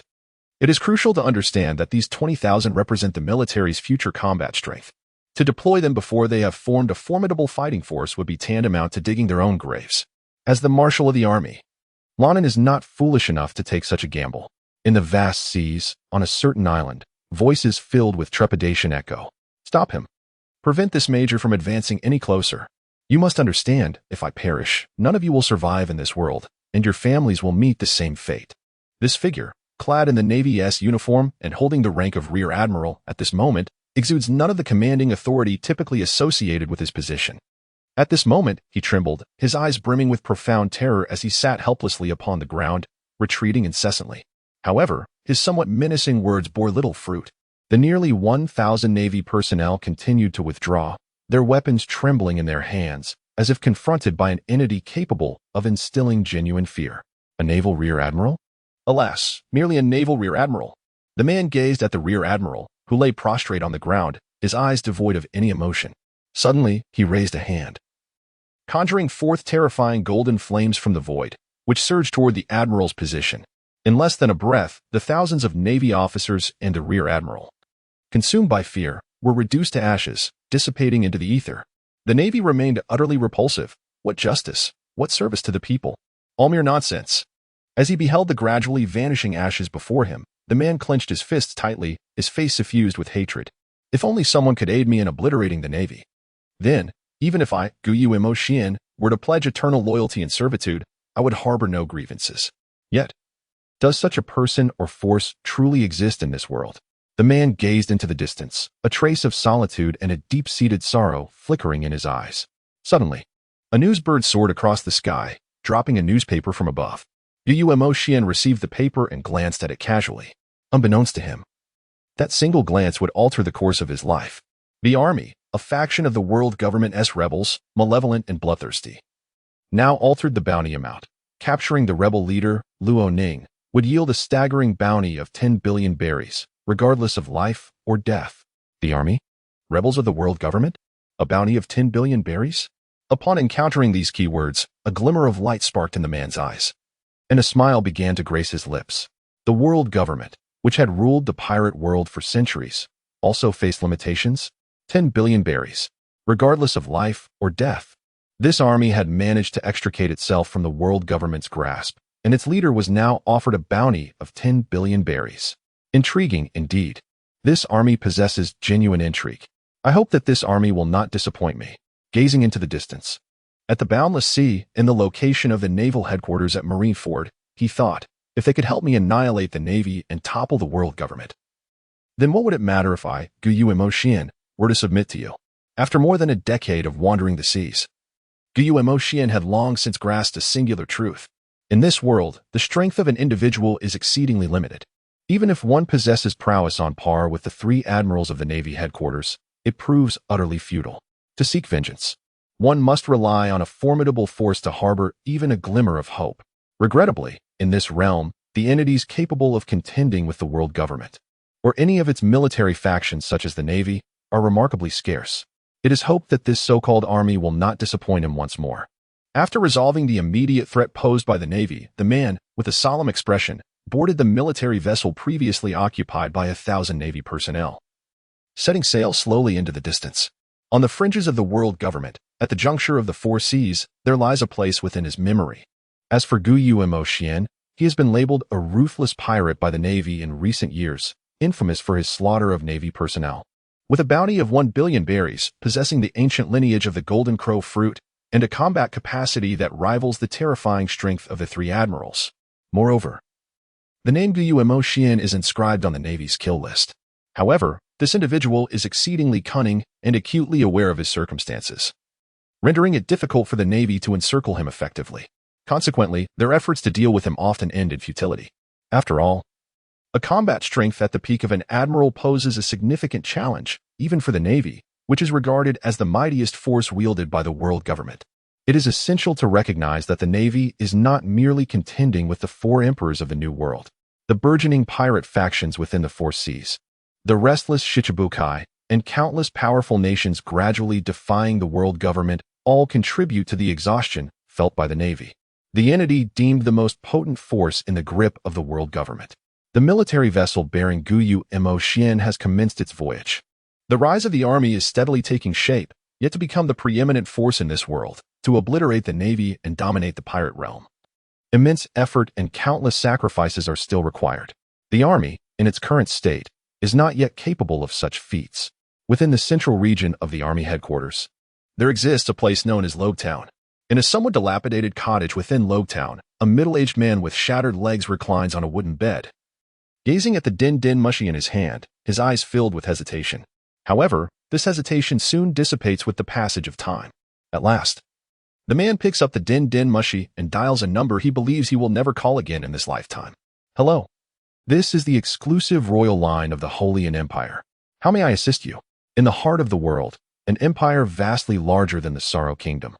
A professional attendant serving the imperial family answered the call. The Holy Empire is one of the oldest empires in this world, possessing immense national strength, albeit concealed from the public eye. Nevertheless, the might of this empire and its terrifying influence instill profound fear even in the world government and its military arm, the Navy. After all, no empire that endures in the pirate world is to be trifled with. Even the celestial dragons, the so-called sons of God, must approach the royal family of the Holy Empire with utmost reverence, even if only for appearances. Should they fail to do so, the wrath of this venerable empire could bring turmoil to the world. The world government has dominated the pirate world for centuries, and there are countless forces eyeing its position. Not to mention the Revolutionary Army, which has become a constant thorn in the side of the world government. In addition, the recently rising army, which has emerged at a terrifying pace, belongs to this list as well. Indeed, as the army seeks to rise, the Navy and the world government will inevitably stand in opposition. If the Holy Empire, as a long-standing power, were to support the army's regime, the stability of the world government, which has ruled the pirate world for centuries, would be jeopardized. While it is true that the world government must possess certain trump cards to maintain its rule, and the celestial dragons are not without their own formidable forces, the emergence of a terrifying entity like the Holy Empire could indeed alter the balance of power should it withdraw its support from the world government's dominion over the pirate world. The world is indeed on the brink of utter chaos. The emergence of the four emperors of the New World, the ever-increasing number of pirates in the four seas, and the terrifying presence of the warlords of the sea, alongside the alarming multitude of bandits on land and the ambitions of various empires, all threaten to unleash a formidable crisis upon the world government's dominion over the pirate realm. In a slightly dilapidated cabin in Rogue Town, a middle-aged man took a deep breath. Gazing at his shattered legs, his eyes filled with unwavering resolve. At that moment, an aura of terrifying might emanated from him. This imposing presence emanates not merely from the strength of the individual, but rather from the inherent aura of a true sovereign. I, Prince Sainton of the Sainton Empire, express my desire to return to the empire. As he uttered these words, the middle-aged man clenched his fist slightly, only to gradually relax them thereafter.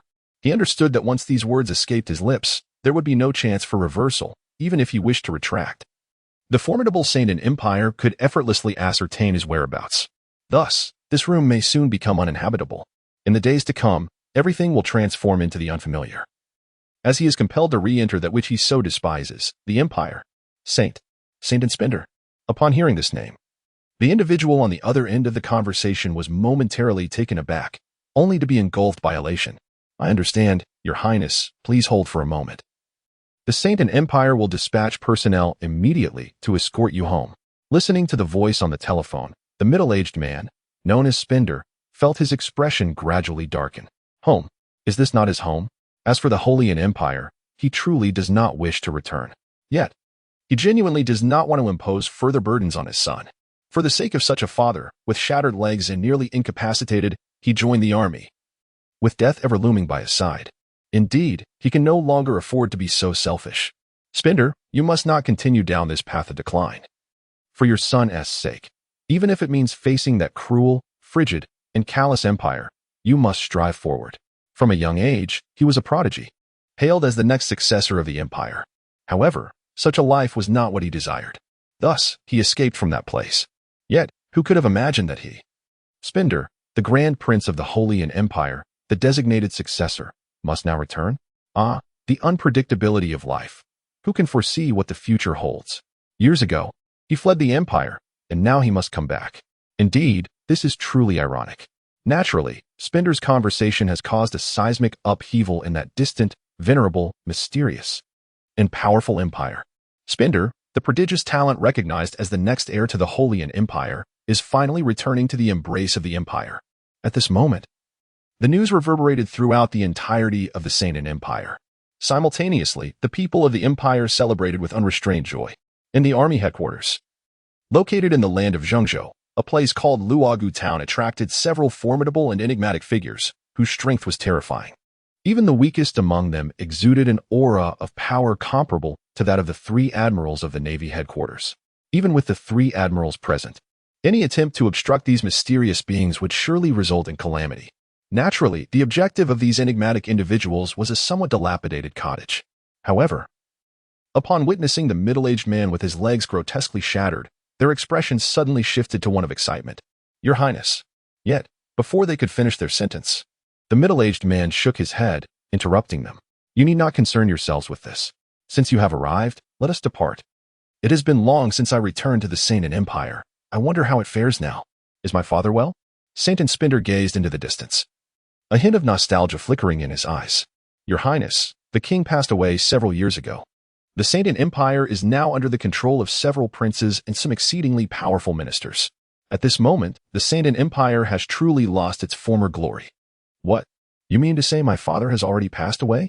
And the Saiyan Empire has fragmented into several factions, dominated by various princes and ministers?" Upon hearing this news, Saint and Spender felt as if struck by a thunderbolt, utterly shocked. Once a mighty empire, unafraid even in the face of the world government, now found itself in a state of disunity and fragmentation.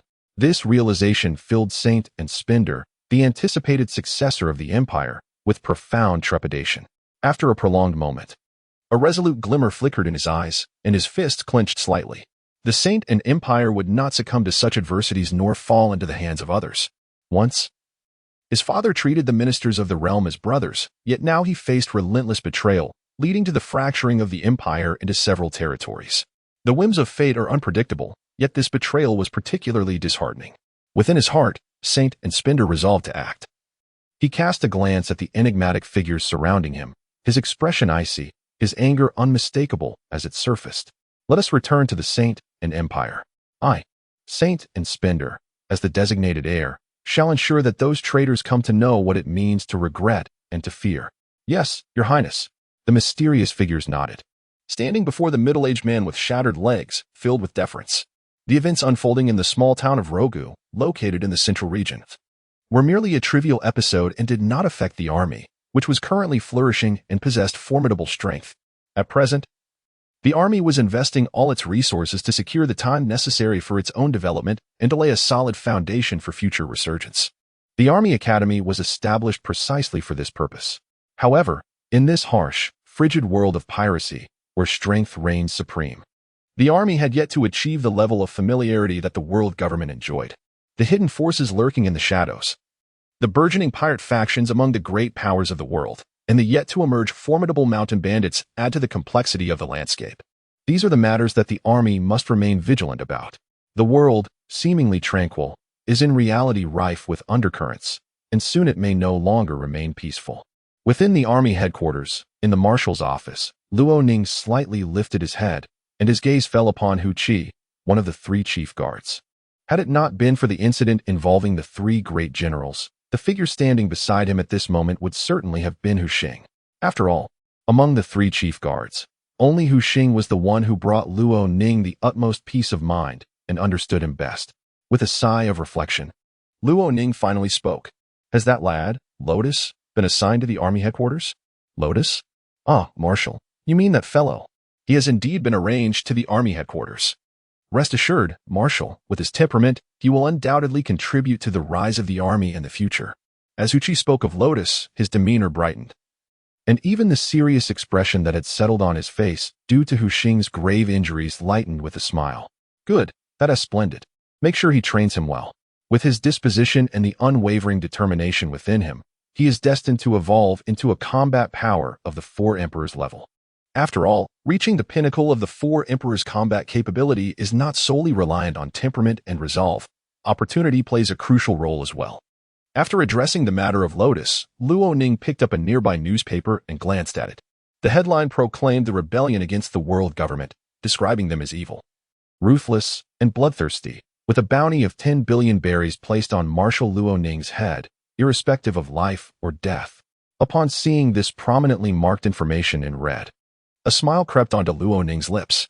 10 billion berries was indeed a substantial sum. Yet, in this world, who truly possesses the qualification to claim that bounty? A year has swiftly passed, during which the army has concealed its sharp edges, remaining on the fringes of the world government's domain.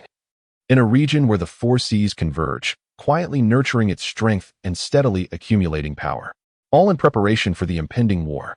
In the course of this year, the number of pirates upon the seas has continued to rise, with both the world government and the navy, the paramount forces of the realm, maintaining their dominance over the world and its waters. However, this is merely a superficial observation for Roning. The tranquility of this world over the past year has indeed felt rather uncanny. It is as if, akin to the calm before a tempest, an unsettling tranquility envelopes the atmosphere. Over the course of this year, Hu Xing has largely recovered from his physical injuries. Yet, there remains not a hint of awakening from him, leaving Luo Ning, the army marshal who has spent years in his company, in a state of profound helplessness.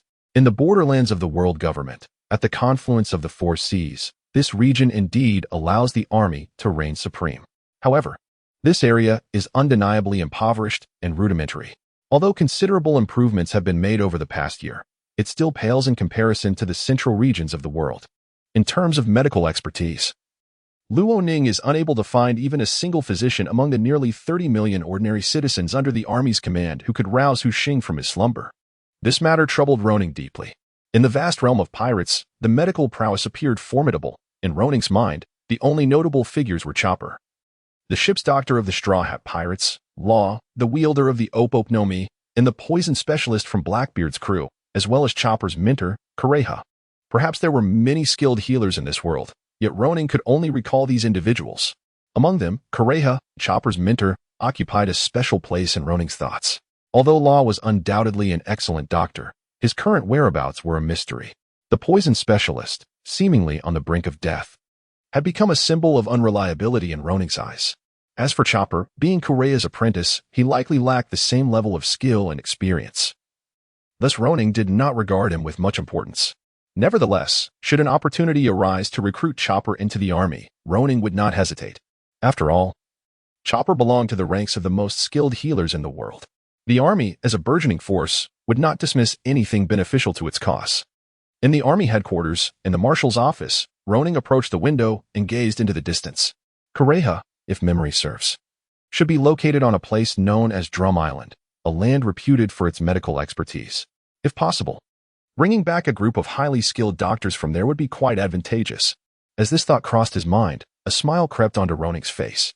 Tiger, gather 500 elite guards. I am preparing to venture to a place known as Drum Island. Upon hearing the name of the island, Tiger appeared momentarily stunned. The pirate world was vast, and islands were countless. Moreover, Tiger was primarily interested in combat and training, knowing little about various matters of the world, even basic knowledge. Naturally, he had never heard of Drum Island. Drum Island, they say it is renowned for its medical expertise. Thus, it is possible that there exists a doctor capable of awakening Tiger. Roning's words caused Tiger's face to flush with excitement, his emotions surging uncontrollably. Yes, Marshal. I will make the arrangements immediately. With that, he hurried towards the area where the elite guards were stationed. It must be noted that during the year Tiger had spent in a coma, he had been consumed with thoughts of awakening him. Yet, he had never succeeded. Now that Roning had offered him hope, one could easily imagine how elated Tiger, the eldest of the three brothers, would be. This was indeed a desperate measure for Roning. Had there been skilled healers in the vicinity, he would not have wished to leave the army headquarters. The headquarters, in this world, already had the world government and the navy as overt enemies. Although the hidden foes remained unknown, they certainly existed. Therefore, the army headquarters needed to be fortified with powerful individuals. However, a year had passed, and the army's strength had once again surged at a terrifying pace. Tiger and Ba, the two elite guards, had successfully broken through to the level of the four emperors, and even Kostar, the army's current only admiral, had achieved the pinnacle of that level. Thus, Roning felt secure in leaving the army headquarters. It was worth noting that at this moment, the army headquarters had become a formidable force of 500,000 troops. Neither the world government nor the navy, who ruled the seas, could intimidate the army. Not to mention, within the army, aside from the peak-level Admiral co-star, there was also the unknown but formidable strength of Gray, who commanded the army's great prison, Blood Moon Purgatory. Outside the army headquarters, within 100 miles, the elite guards had assembled, with Tiger and Ba already present, awaiting Roning's command to set forth towards the mysterious Drum Island. Naturally, Guina had also prepared herself, steadfastly following Roning the moment he left the headquarters, as if determined never to lose sight of him. Once all was ready, Roning and his entourage boarded a crimson military vessel and sailed towards the depths of the ocean, to the place known as Drum Island. This movement by the army had alerted many powerful factions in the world. The army's strength had become sufficient to instill a sense of urgency in both the overt and covert forces of the world. Consequently, many were keenly observing the army's actions. In the Navy headquarters, within the Marshal's office, Sengoku sat in silence, his brow furrowed in contemplation. Roning, the Army Marshal, what scheme are you devising now? The last time, Roning's actions had left even the Navy's Admiral Sengoku astonished. He had defected from the world government, slain 2 of the elders, and had withdrawn from the world government's headquarters in Mariewa, unscathed. This incident has significantly impacted the world government, which has dominated the pirate world for centuries. Now, faced with the formidable and terrifying forces of the army, the navy, and the world government, the 2 top powers of this world are compelled to take the situation seriously. In a certain part of the world, upon a towering mountain, a young boy gazes into the distance, towards the periphery of the world government. At the junction of the 4 seas, the location of the army's headquarters.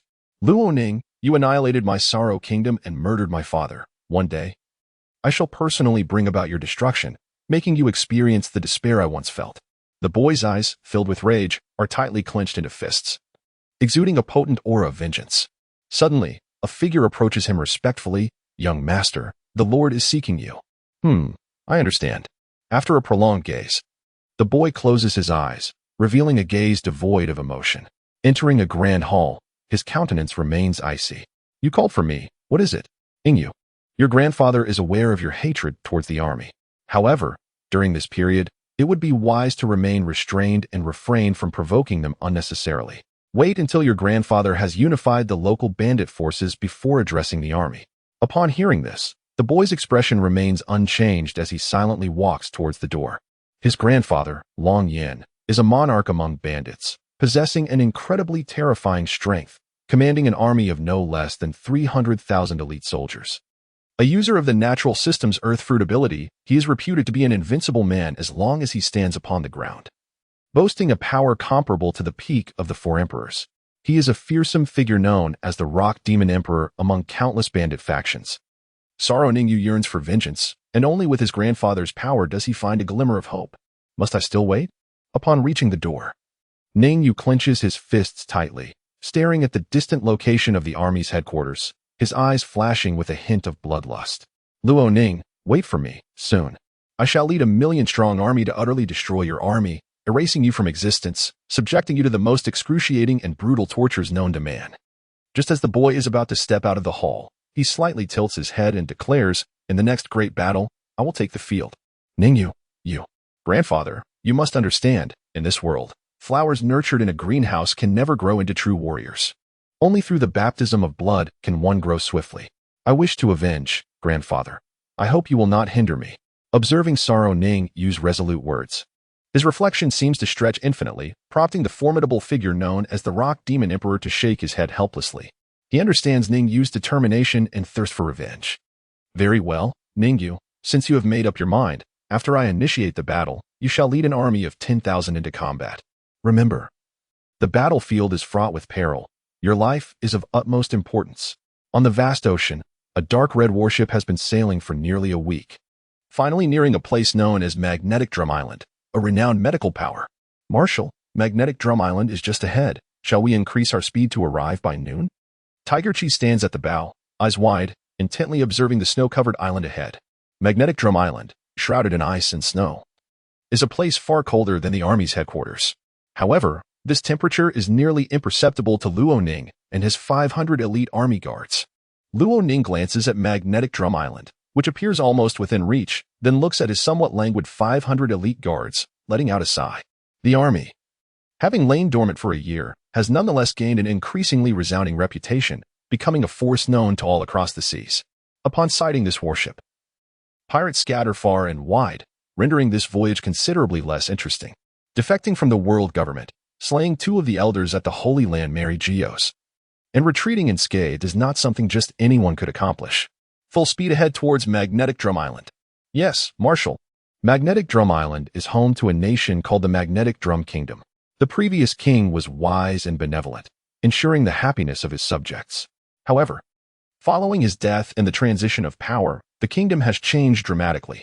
The current king, Valbo, is tyrannical, oppressive, imposing exorbitant taxes, and deriving pleasure from murder, leaving the populace in hardship and despair. Today, however, King Valbo appears somewhat flustered, seemingly uninterested even in oppressing his subjects. It is as if the Magnetic Drum Kingdom is on the brink of a cataclysmic upheaval. Your Majesty, the Army Marshal and his 2 elite guards, along with the Army's elite, are en route to our Magnetic Drum Kingdom. They are accelerating their approach, indicating a significant interest in our kingdom. The speaker is a confidant of King Valbo, one of the strongest warriors in the kingdom. However, should such a level of combatant face the army, even the elite guards would likely be unable to prevail. Dalton, have you confirmed it? The army's destination is indeed our Magnetic Drum Kingdom? Chief Guard Dalton slightly nods. His expression inscrutable, yet a flicker of hope glimmers in his eyes. Having served under 2 kings, Dalton has grown disillusioned with the current ruler, Valbo. Yet, due to Valbo's terrifying power, he dares not resist. Now, with the army, a force representing justice, approaching, a glimmer of hope arises within Dalton. If the army is willing, the current ruler of this nation could certainly be replaced. The people would no longer endure oppression and could lead better lives. As the chief guard, Dalton is not unfamiliar with the army, an emerging power with formidable strength. He has heard that the common folk under the army's domain live lives akin to paradise. How wonderful it would be if the people of Magnetic Drum Island could also experience such a life. Have we contacted the Navy? We must request a general to come protect me. After all, I am one of the nations supporting the world government. King Valbo suddenly rises. His expression tense as he inquires. The Navy, as one of the world's top powers, if they were to send a general to protect Magnetic Drum Kingdom, what could he, Valbo, possibly fear? Could it be that the army dares to provoke one of the world's foremost powers, the Navy? It is crucial to acknowledge that behind the Navy stands the world government, which has reigned over this realm for centuries. The king has long since established communication with the Navy. The Navy has declined to dispatch an admiral to our Drum Kingdom, leaving us to fend for ourselves. Dalton's words caused a profound tremor within the heart of the king of Drum Kingdom, leaving him in a state of turmoil. How could it be that the Navy refuses to send an admiral for our protection? Why? Walpo shouted, his eyes widening with growing terror. Indeed, the army is a force that carries the banner of justice on the world stage. However, the pirates roaming the seas, along with the oppressive nobles and merchants, would meet their demise at the hands of the army. None would survive. Rather than being a force of justice, in Walpo's eyes, the army resembled those executioners, bringing forth nothing but endless fear and slaughter. He hoped the army's intentions were not directed towards Drum Kingdom. Otherwise, the rulers of the nation would surely be replaced. As for why the Navy refrained from sending its 3 admirals for his protection, Walpo remained oblivious to the truth. Naturally, the battle between the 3 admirals and Tiger Shing a year ago had not garnered much attention in the world. At the Navy headquarters in Marineford, within the Marshal's office, Sengoku and the 3 admirals convened. Several individuals were already aware of the situation concerning Drum Kingdom. A year prior, a single Tiger Shing, one of the 3 elite guards under the command of Lonan, had been enough to severely injure the 3 admirals. Now, with Lonan personally leading the charge, accompanied by Tiger Chi and Tiger Ba, along with 500 elite army guards, this formidable force was heading towards Drum Kingdom. How could the Navy dare to easily dispatch its 3 admirals? Even if Sengoku and Garp were to personally arrive, they would likely find little benefit. Given these circumstances, why wade into such murky waters? After a year of development, the army's strength had become increasingly unfathomable. At this critical juncture, with the 4 emperors of the New World and the pirates across the seas growing ever more unstable, the Navy dared not act recklessly. An hour passed, and at noon, the army finally arrived at Drum Kingdom, renowned as a nation of medical excellence. The warships docked at the shore, and Lonin stepped onto the ground, facing the kingdom's guard. A makeshift army led by Dalton. Drum Kingdom had a relatively small population, with the total number of guards numbering nearly 1,000. Although the army's contingent was only half that, these 500 were the most elite soldiers within the ranks, forged through countless battles and drenched in blood. This army was one where even the weakest could face 1,000 foes. 500 against 1,000. Yet, this confrontational scene appeared strangely eerie and awkward. As Lonin leaped from the warship, his eyes glinted with a chilling coldness, fixating on the approaching 1,000 guards of Drum Kingdom. A palpable aura of death, accumulated from countless killings, surged forth from him, causing involuntary retreat and dread among the onlookers. Am I to understand that you are provoking the might of my army? It must be noted that thus far, none who dared challenge the army have met with a favorable outcome, not even the world government itself. Lonin's words carried an unmistakable threat, causing the eyes of the 1,000 guards to widen in fear, their hearts racing as if gripped tightly, struggling to breathe. Is this the terrifying force that can stand against the world government and the Navy? Observing Lonin, who exuded an aura of terror. Along with the 500 elite army guards behind him, Dalton swallowed hard, unable to suppress his inner fear, and involuntarily took a step back. The army. The most formidable emerging power, without a doubt. Truly, their reputation is well-deserved. Your Excellency, we mean no offense to the might of the army. We merely seek to extend our hospitality, ensuring your stay in Drum Kingdom is pleasant, Dalton stammered, although he could not shake his fear of the aura emanating from Lonin. Nor could he dismiss his desire to overthrow the current king, Walpo. Yet, as the captain of the guards, he restrained his impulsive thoughts. It was not that he did not wish to act. Rather, he understood the consequences should his revolution fail. You are here to welcome me? Lonin observed Dalton's fearful and somewhat dazed expression, a smirk appearing on his lips. How intriguing, truly fascinating. I had not anticipated that this small island nation, Drum Kingdom, would possess an understanding of hospitality. Such encounters are rare in this world. In that case, lead the way to the largest city in Drum Kingdom. I trust this minor task is within your capabilities as the captain of the guards? With that, Lonin patted his left shoulder, adjusting his dark military cloak unique to the army, and set forth. Of course, it is merely a small matter. Rest assured, our largest city will not disappoint you. Your Excellency, Dalton replied, though inner trepidation lingered. Accompanied by the 500 elite army guards, Tiger Chi, Tiger Ba, and Guina, they made their way into the heart of Drum Kingdom, to a city of 100,000 residents. The core of the kingdom should be the most critical area, not easily traversed by the military. However, due to Lonin's overwhelming presence and Walpo's fear of the army, their entry felt as effortless as strolling into one's own backyard. A day prior, within the grandest palace of Drum Kingdom, King Walpo looked sternly at a trusted aide before inquiring, have all matters been taken care of? During the army's arrival, we must declare a general amnesty, abolish all taxes, and instruct our soldiers to restrain themselves and avoid any misconduct. Should I discover anyone who disrupts my plans, I shall ensure they meet a fate worse than death. Understood, my king. I shall ensure your peace of mind, eliminating every existing threat without leaving a single one behind. Beneath King Valpo, a soldier knelt on one knee, a peculiar smile emerging silently upon his face. Observing his loyal confidant, the king could not help but reveal a bloodthirsty grin, nodding slowly in acquiescence. As the sovereign of the Drum Kingdom, Valpo tacitly endorsed the intentions at play. That day, the Drum Kingdom unleashed its forces akin to a band of brigands. That day, blood spattered amidst the unending cries of anguish, screams, and weeping. That day, countless souls who ought to have lived were engulfed beneath a thick blanket of snow, vanishing from existence.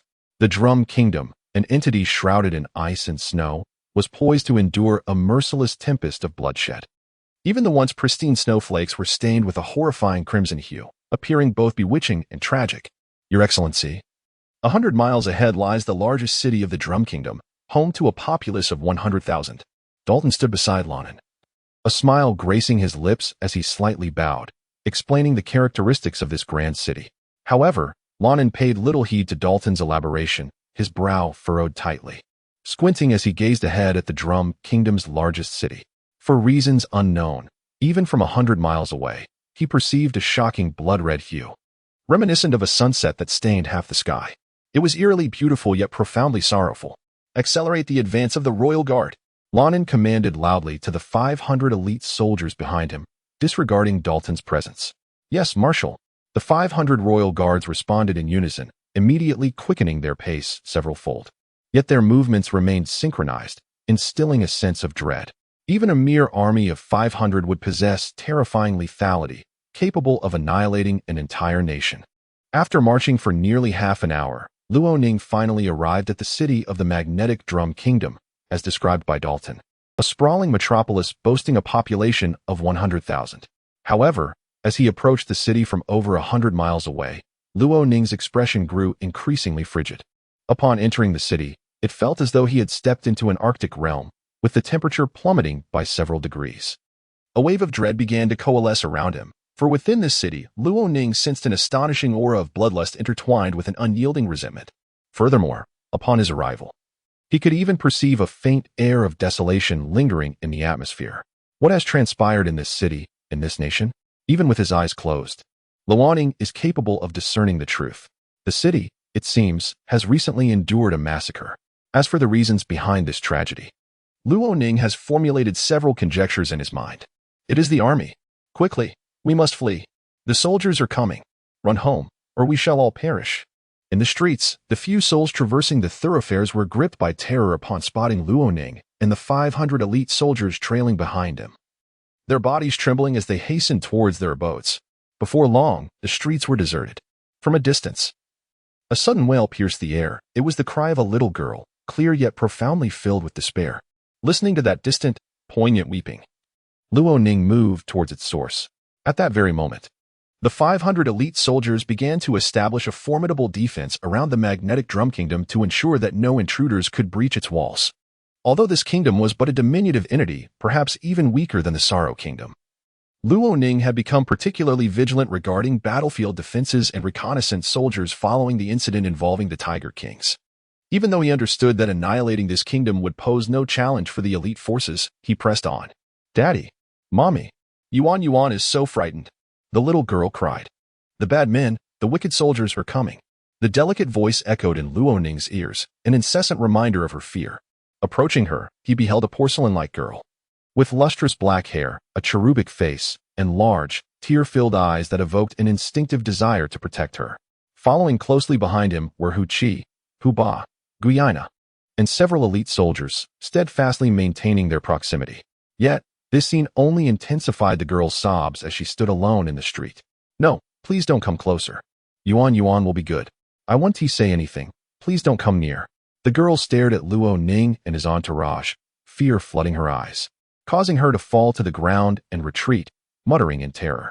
To her, they appeared as soulless, man-eating beasts, utterly terrifying. Luoning lowered his head, remaining silent, his expression growing increasingly grim. Despite the girl's incessant cries, he did not halt his advance. Suddenly, the door of a nearby house swung open, and a man rushed out, seemingly intent on protecting the weeping Yuan from harm. Alas, he was powerless to do so. Before he could approach Luoning, an elite soldier emerged from the shadows, subduing the man to the ground, rendering him immobile. "Vile beasts, how dare you touch a child? If you have the courage, come at me." The man attempted to resist, but his strength waned, bloodshot eyes fixed on Luoning as he shouted. Witnessing this scene, a barely perceptible glint of ferocity flickered in Luoning's eyes, and a smile crept upon his lips, reminiscent of a friendly neighbor. Yet, beneath that smile lay a tempest of rage. "I believe I now understand the reason behind the massacre in this city. The hidden, sordid underbelly of the pirate world has truly opened my eyes. It should have been evident that wherever humans gather, such places will exist, and the army was born for this very purpose." He swiftly scooped the little girl into his arms, enveloping her in warmth amidst the icy grip of the surroundings. It was indeed a pitiful sight, a solitary child wandering the deserted streets. In his embrace, the girl's eyes fluttered shut, her frail body trembling. One could only imagine the depth of her fear and lack of safety at that moment. "Why is it so warm? Am I not dead?" The girl opened her eyes to behold a familiar, comforting face, as she felt the warmth of his body and the safety emanating from deep within. Her fear began to dissipate. "Brother, you are a good person, the best person Yuan has ever met. But why are some of the soldiers so cruel? My daddy and mommy will never come back." As she spoke, tears welled in her eyes, cascading down her cheeks. "Your name is Yuan, isn't it? I understand. From now on, you can stay with me, all right? Okay, let us make a pinky promise," the little girl declared earnestly, extending her small finger.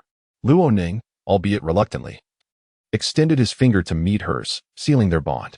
10 minutes later, Luo Ning entrusted Yuan to Guina, standing in the now desolate street. Gazing upon the largest city in the magnetic drum kingdom, home to over 100,000 inhabitants, his expression darkening with a palpable intensity. The magnetic drum kingdom seemed to lack any justification for its existence. Elite soldiers, I command you to conquer this kingdom within 30 minutes. Can you accomplish this? Luo Ning's voice resonated, and the soldiers, upon hearing his orders, unsheathed their crimson-hued blades, their faces resolute as they shouted in unison, "We obey." Thus, the war commenced without warning. Meanwhile, the captain of the kingdom's guard, Dalton, who commanded nearly 1,000 guards, had yet to arrive in the city. The king, Walbo, remained ensconced in his fantasies, contemplating how to govern the kingdom after the army's departure.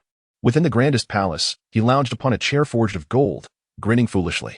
Indeed, this kingdom seems to have an excess of doctors. Once the army leaves, I shall expel the surplus, retaining only the top 20 most skilled, bestowing upon them the noble title of Doctor 20. Henceforth, whenever the citizens fall ill, they will have to beseech me, their king, for assistance, and I shall exploit them mercilessly. Haha. I am truly a genius. I, Walbo, am a genius. The laughter of Walbo echoed throughout the palace. Yet, at that moment, he remained oblivious to the fact that Marshal Luo Ning had resolved to attack his kingdom, not solely due to the plight of the little girl, but because he could no longer tolerate the injustices within this realm. In Luo Ning's eyes, the magnetic drum kingdom had lost all reason for existence. By order of the Marshal, conquer this kingdom within 30 minutes. Kill them all, leave not a single one alive, those who dare to resist. The voice of the army's elite echoed within the grandest palace of this nation. Though the kingdom of Drum was but a small realm, its king was tyrannical, ruling with an iron fist, conscripting soldiers and enforcing an inhumane regime. Consequently, the nation boasted a considerable military force. Within the palace alone, there resided an army of 20,000 from the kingdom of Drum, whereas the elite guard consisted of merely 500.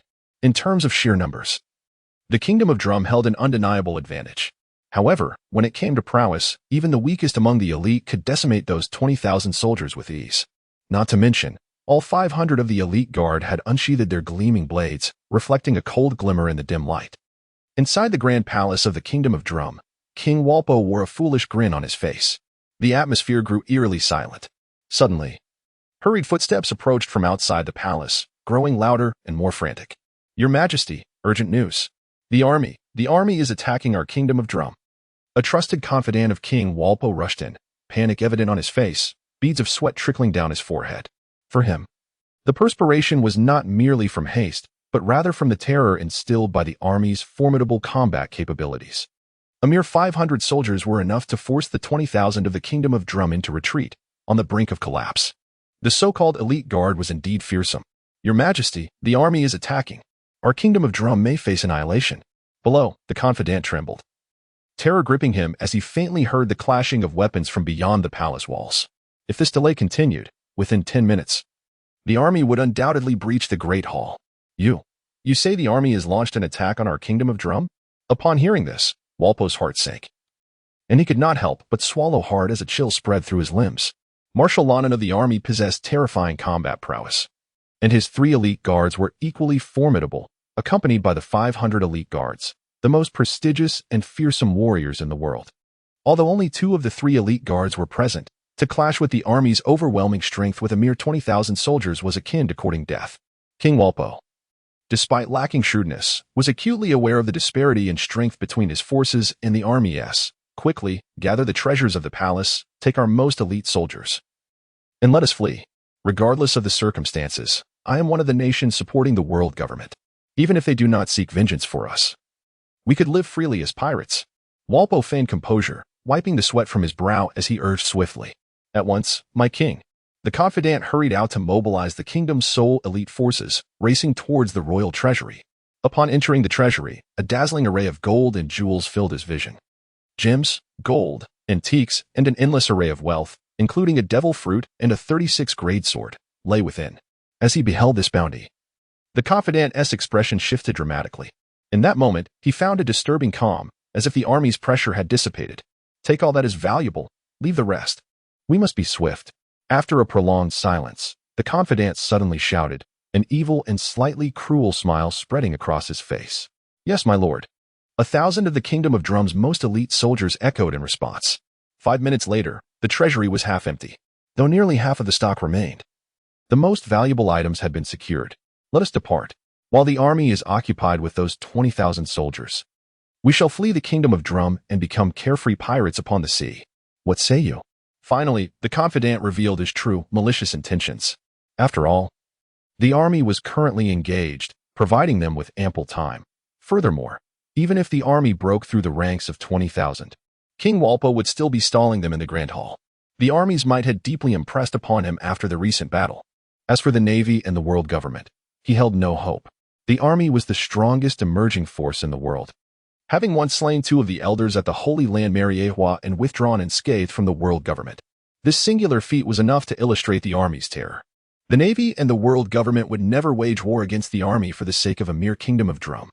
Even as a confidant of King Walpo within the kingdom, he could still sense the looming dread. The world is on the brink of turmoil. If that is the case, why should one remain subservient? Setting sail to establish a pirate crew and becoming a captain would indeed be a splendid venture. What are you saying? The king awaits us. And you dare utter such words? Among the 1,000 soldiers, the captain glared furiously at the confidant of Valbo, seething with indignation. Just as he was about to draw his sword to slay the traitor, he was taken aback when death descended silently. A head fell to the ground, blood splattering amidst the eerie silence of the national treasury, leaving all soldiers stunned, awestruck by the ferocity and prowess of the confidant. The king is dead. I am now the most powerful. Anyone who dares to oppose will meet a fate akin to his. I command you to leave. Is there anyone who objects? The confidant's visage was one of brutality, his face stained with crimson, exuding an aura of terror. Under the weight of his formidable might, no one dared speak or resist. After all, this nation is on the verge of collapse, compounded by the king's prior tyranny. It seems that embarking on a life of piracy may not be such a dire fate after all. With such thoughts, the 1,000 soldiers fell into silence, tightly gripping their steel blades and firearms, following the king's former confidant in retreat, away from the advancing army. In the Grand Hall, the betrayal of the confidant went unnoticed by Valbo, the king of the magnetic drum kingdom, who remained seated upon his golden throne, waiting in silence. Little did he know that what awaited him was death. 5 minutes passed unnoticed. Suddenly, a series of footsteps echoed outside the hall, synchronized and eerily uniform. Valbo's face lit up with joy, oblivious to any anomaly, convinced that his dispatched confidant was returning with treasures and the kingdom's finest soldiers to escort him. Outside the grand palace of the magnetic drum kingdom, the army's elite guards followed closely behind Lonin. "Marshal, all rebels in the magnetic drum kingdom have been eradicated. How shall we deal with the surrenderers? Should we execute them or grant them clemency?" Huchi trailed behind Lonin, clad in a dark military cloak, his demeanor tinged with a hint of menace. Is that even a question? Lonin mused inwardly, feeling a sense of helplessness. If it were Hu Xing, he would undoubtedly know the appropriate course of action. Huchi, a battle fanatic, possessed a sharp mind but lacked agility in thought. His confusion was understandable. Take control of the army headquarters, send Costa to oversee the magnetic drum kingdom, and monitor all surrenderers. Should anyone dissent, execute them without reporting. Yes, Marshal. I shall attend to it. After Huchi departed, only Huba remained by Lonin's side, accompanied by nearly 100 elite guards. Observing this, Lonin shook his head slightly, yearning for the days when Hu Xing was present. During the time, he need not worry about anything. Hu Xing would handle every matter with uncanny precision, as if he were a worm in Lonin's belly, always managing to fulfill his expectations. In the palace of the magnetic drum kingdom, Lonin, flanked by the elite guards and his confidant Huba, entered as though into his own backyard. Yet, upon entering the palace, an inexplicable event unfolded before Lonin. The king of the magnetic drum kingdom, Valbo, still sat upon his golden throne, a smile gracing his face, eyes glimmering with anticipation, as if awaiting something. Astonishingly, even as Lonin and his 100 elite guards entered the palace, there was no resistance. Although the magnetic drum kingdom was a small realm, its military strength boasted over 20,000 troops. In this nation, the most elite soldiers of the royal guard, for reasons unknown, were nowhere to be seen by Luo Ning. You are Valpo, the king of the drum kingdom? Luo Ning slightly lifted his head, gazing at the opulent throne at the pinnacle of the palace. Crafted from gold and shimmering with brilliance, a cold smile involuntarily curling at the corners of his lips. Since you do not deny it, I shall. On behalf of the army, pronounce your sentence. Valpo, as the sovereign of the Drum Kingdom, has enacted tyranny, exacting exorbitant taxes and conscripting soldiers, subjecting the common folk to a hellish existence filled with suffering. Now, I sentence you to death. Do you have any objections? Luo Ning's voice resonated throughout the vast, luxurious, and resplendent palace. Atop the throne, King Valpo of the Drum Kingdom felt an overwhelming sense of panic. Beads of sweat, as large as pearls, trickled down his forehead and back, and his vision dimmed. The army, it is truly the army? Impossible. How could this be? I must be mistaken. I must be mistaken. With tears welling in his eyes, Valpo rubbed them fervently, causing them to redden as tears streamed down his cheeks. At this moment, he could neither believe nor accept the reality that unfolded before him. He had dispatched his confidants to gather treasures from the royal treasury, planning to escape the kingdom. How could the truth deviate so drastically from his expectations? No, do not approach. I am the king of the Drum Kingdom. If you slay me, the navy and the world government will not spare you. Spare me, and I will relinquish the Drum Kingdom to you, making you its king. Please, I beg you, do not kill me. In this moment of desperation, Valpo finally confronted reality. The reinforcements he awaited were not his loyal soldiers but Luo Ning, leading 100 army sentinels. Reality, after all, is difficult to align with expectations. Seeing this, Luo Ning shook his head, letting out a soft sigh. In his memory, the Drum Kingdom had flourished under the wise governance of the previous king, who treated the common people with kindness and implemented benevolent policies, earning their affection. Yet, under Valpo's reign, everything had changed. Perhaps Valpo's life of indulgence had shaped him into the tyrant he had become. Help! Someone please help me. Where are my 1,000 elite soldiers? Where are my confidants? I do not wish to die. Who can come to save me, the king of the Drum Kingdom? Valpo cried out in despair, his face contorting with rage, yet within the grandest palace of the Drum Kingdom, no one could save him. As for the 1,000 elite soldiers he spoke of, they had long fled with nearly half of the treasury under the betrayal of his confidants. Huba, resolve this matter. The others are to head to the treasury of the Drum Kingdom and assess our spoils. Upon hearing the command of General Luo Ning, Huba stepped forward, bowing slightly, his expression devoid of any emotional fluctuation. As you command. The general's orders are clear. The king of the Drum Kingdom is irredeemable, and thus he is sentenced to death. Approaching Valpo, Huba drew forth the dark red blade from his waist, his demeanor icy. One strike, fatal. Blood spattered as Valpo's head slowly fell to the ground, rolling downward due to inertia. Thus, Valpo, the current king of the Drum Kingdom, met his demise. The Drum Kingdom would also face its ruin. The territories once under the Drum Kingdom would now belong to the army. The fall of the Drum Kingdom was a calamity for its royal family. However, for the ordinary citizens beneath its rule, it was a fortuitous event, a tremendous blessing. Luo Ning, while not proclaiming himself a paragon of justice, held within him a personal sense of righteousness, a standard by which he understood justice. Perhaps somewhat patriarchal, but such was Luo Ning. What he pursued was justice. Anyone who opposed his will was deemed evil. This, too, echoed the essence of this world. In the pirate realm, strength reigned supreme, even if some were unwilling. The world government and the navy perceived the army as malevolent. Yet, so what? The army acted according to Luo Ning's will. Why should he explain himself to others? As long as he followed his heart and acted without remorse, was that not sufficient? With the Drum Kingdom's demise, 100 army sentinels advanced towards its treasury to tally the spoils of war. Beside Luo Ning stood only Huba, ever vigilant, and Guina, who observed him with a smile. After half an hour, footsteps echoed once more. General, we have captured 1,000 soldiers from the Drum Kingdom and discovered a substantial amount of berries on them. How shall we proceed? A sentinel rushed to the palace entrance, his face flushed from exertion. 1,000 soldiers from the Drum Kingdom? Upon hearing this, Luo Ning glanced at the decapitated head of Valpo still unclosed, a glimmer of amusement flickering in his eyes. The once mighty sovereign of the Drum Kingdom now faced ruthless betrayal from his own subordinates. The most pitiful aspect was that, before his death, he remained oblivious to the truth, desperately hoping for his confidants to lead 1,000 elite soldiers to rescue him. Though the 1,000 soldiers of the Drum Kingdom stood as mere shadows before the army sentinels, they were to be closely monitored. Lead them away. Let them be executed as a final tribute to Valpo, the last king of the Drum Kingdom. Very well, General.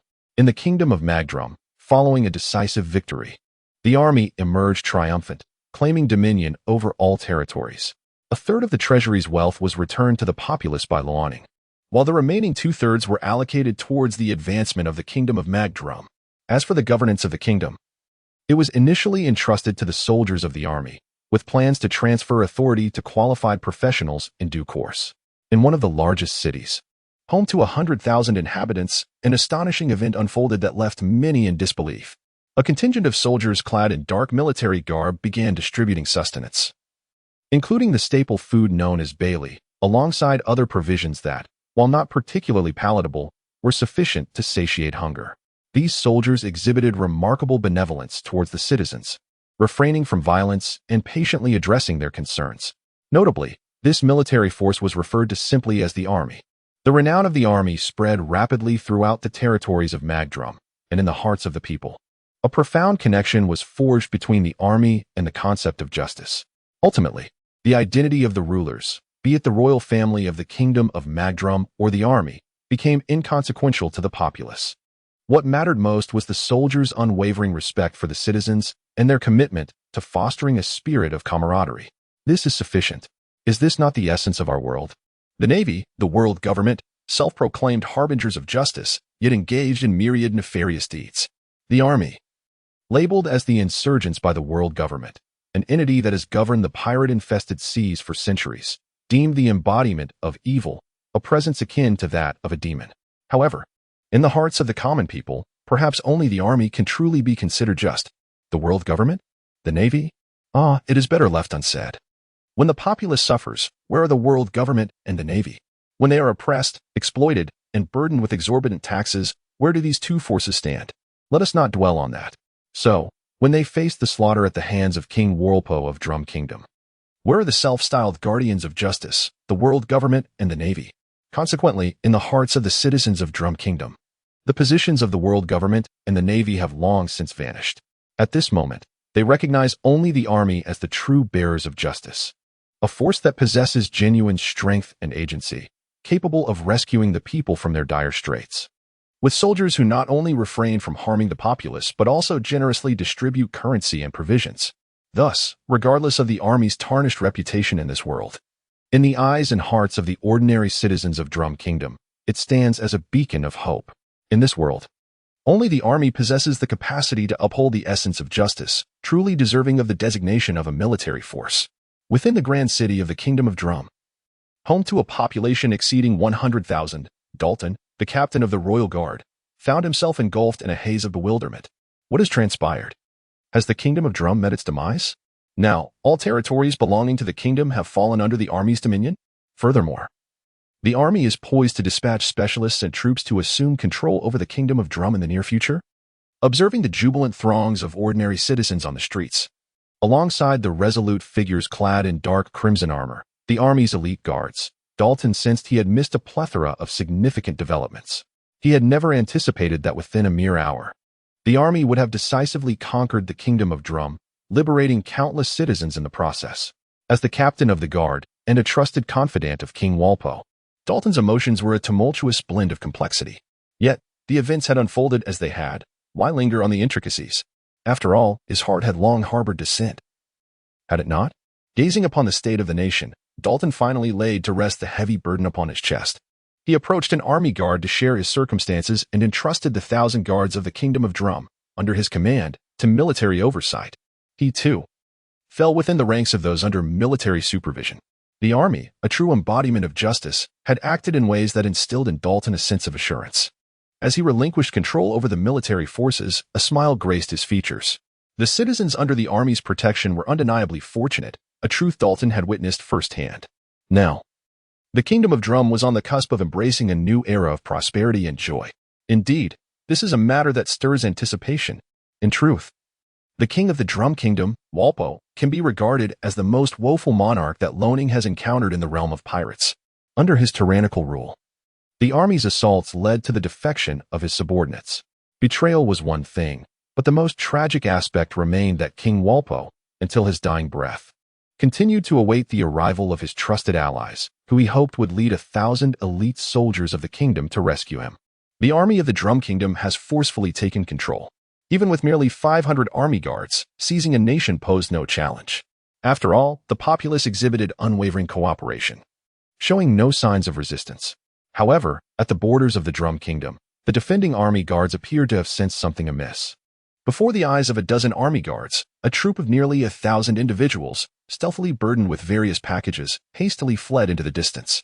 Upon witnessing this scene, the dozens of army guards swiftly obstructed their path and shouted, "Who are you? This is the territory of the army. Halt immediately. If you fail to comply, do not blame us for being impolite." Yet, the 1,000-strong troop, upon hearing the guards' command, exhibited no response, continuing their escape with their burdens, and their speed intensified. As if emboldened by the guards' discovery, the commander has issued orders. All who dare to resist shall be slaughtered. Now, eliminate every last one of that 1,000, leave none behind, cried an officer among the army guards, whose rank equated to that of a 100-man leader, as he drew forth a dark red steel blade from his waist, radiating a palpable aura of menace. This is a terrifying aura, forged through countless wars and soaked in the blood of innumerable lives. Among a 1,000-strong army, the leader is a young man clad in a soft fur coat, shivering slightly in the snow-covered surroundings. Upon noticing the sudden appearance of several dozen distinct figures behind him, a sense of despair washes over him. He must flee. These men are the army's elite guard, rumored to possess the strength to contend with 10,000 foes, even among the weakest. Thus, he hastens his escape, dismissing any thoughts of resistance, for to do so would be to court death. Gritting his teeth, he endures the biting cold and sprints away with an unprecedented swiftness, his movements somewhat comical, yet undeniably faster than before. The urgency of his circumstances compels him to move with such haste. Behind him lies the most formidable emerging force within the army, the personal guard of the Marshal. Though the elite guard numbers only 500, their prowess is unrivaled across the land. They have a storied history, having clashed fiercely with the world government at their sacred site, successfully eliminating 2 of the elders and retreating unscathed. While this feat was made possible by the presence of Marshal and 3 elite bodyguards, the current situation is far removed from that dramatic encounter at the world government stronghold. At this very moment, the contingent of dozens of army guards possessed the capability to take the lives of 1,000 men without sustaining any harm themselves. The commander was acutely aware of the strength of his own 1,000-strong force. "Run, quickly, cast aside all your belongings and flee," he urged. "If you fail to heed my warning and meet your demise, do not blame me for not having forewarned you." Upon hearing the young man's words, the 1,000-strong battalion promptly discarded their various burdens, hoping that the army guards would show them mercy. It is vital to recognize that the army guards had gained an increasingly formidable reputation in this world. It was not merely the young leader who understood their terror. Many among the 1,000 troops were well aware of the fearsome prowess of the army guards. Regrettably, it seemed that the army guards had no intention of sparing them. Even as the soldiers jettisoned their encumbrances, the guards continued their relentless advance toward the 1,000-strong battalion with remarkable speed. In the frostbitten realm of the magnetic Drum Kingdom, a place enshrouded in ice and snow, the army guards clad in dark red armor relentlessly pursued the 1,000-strong force. This scene, however, appears utterly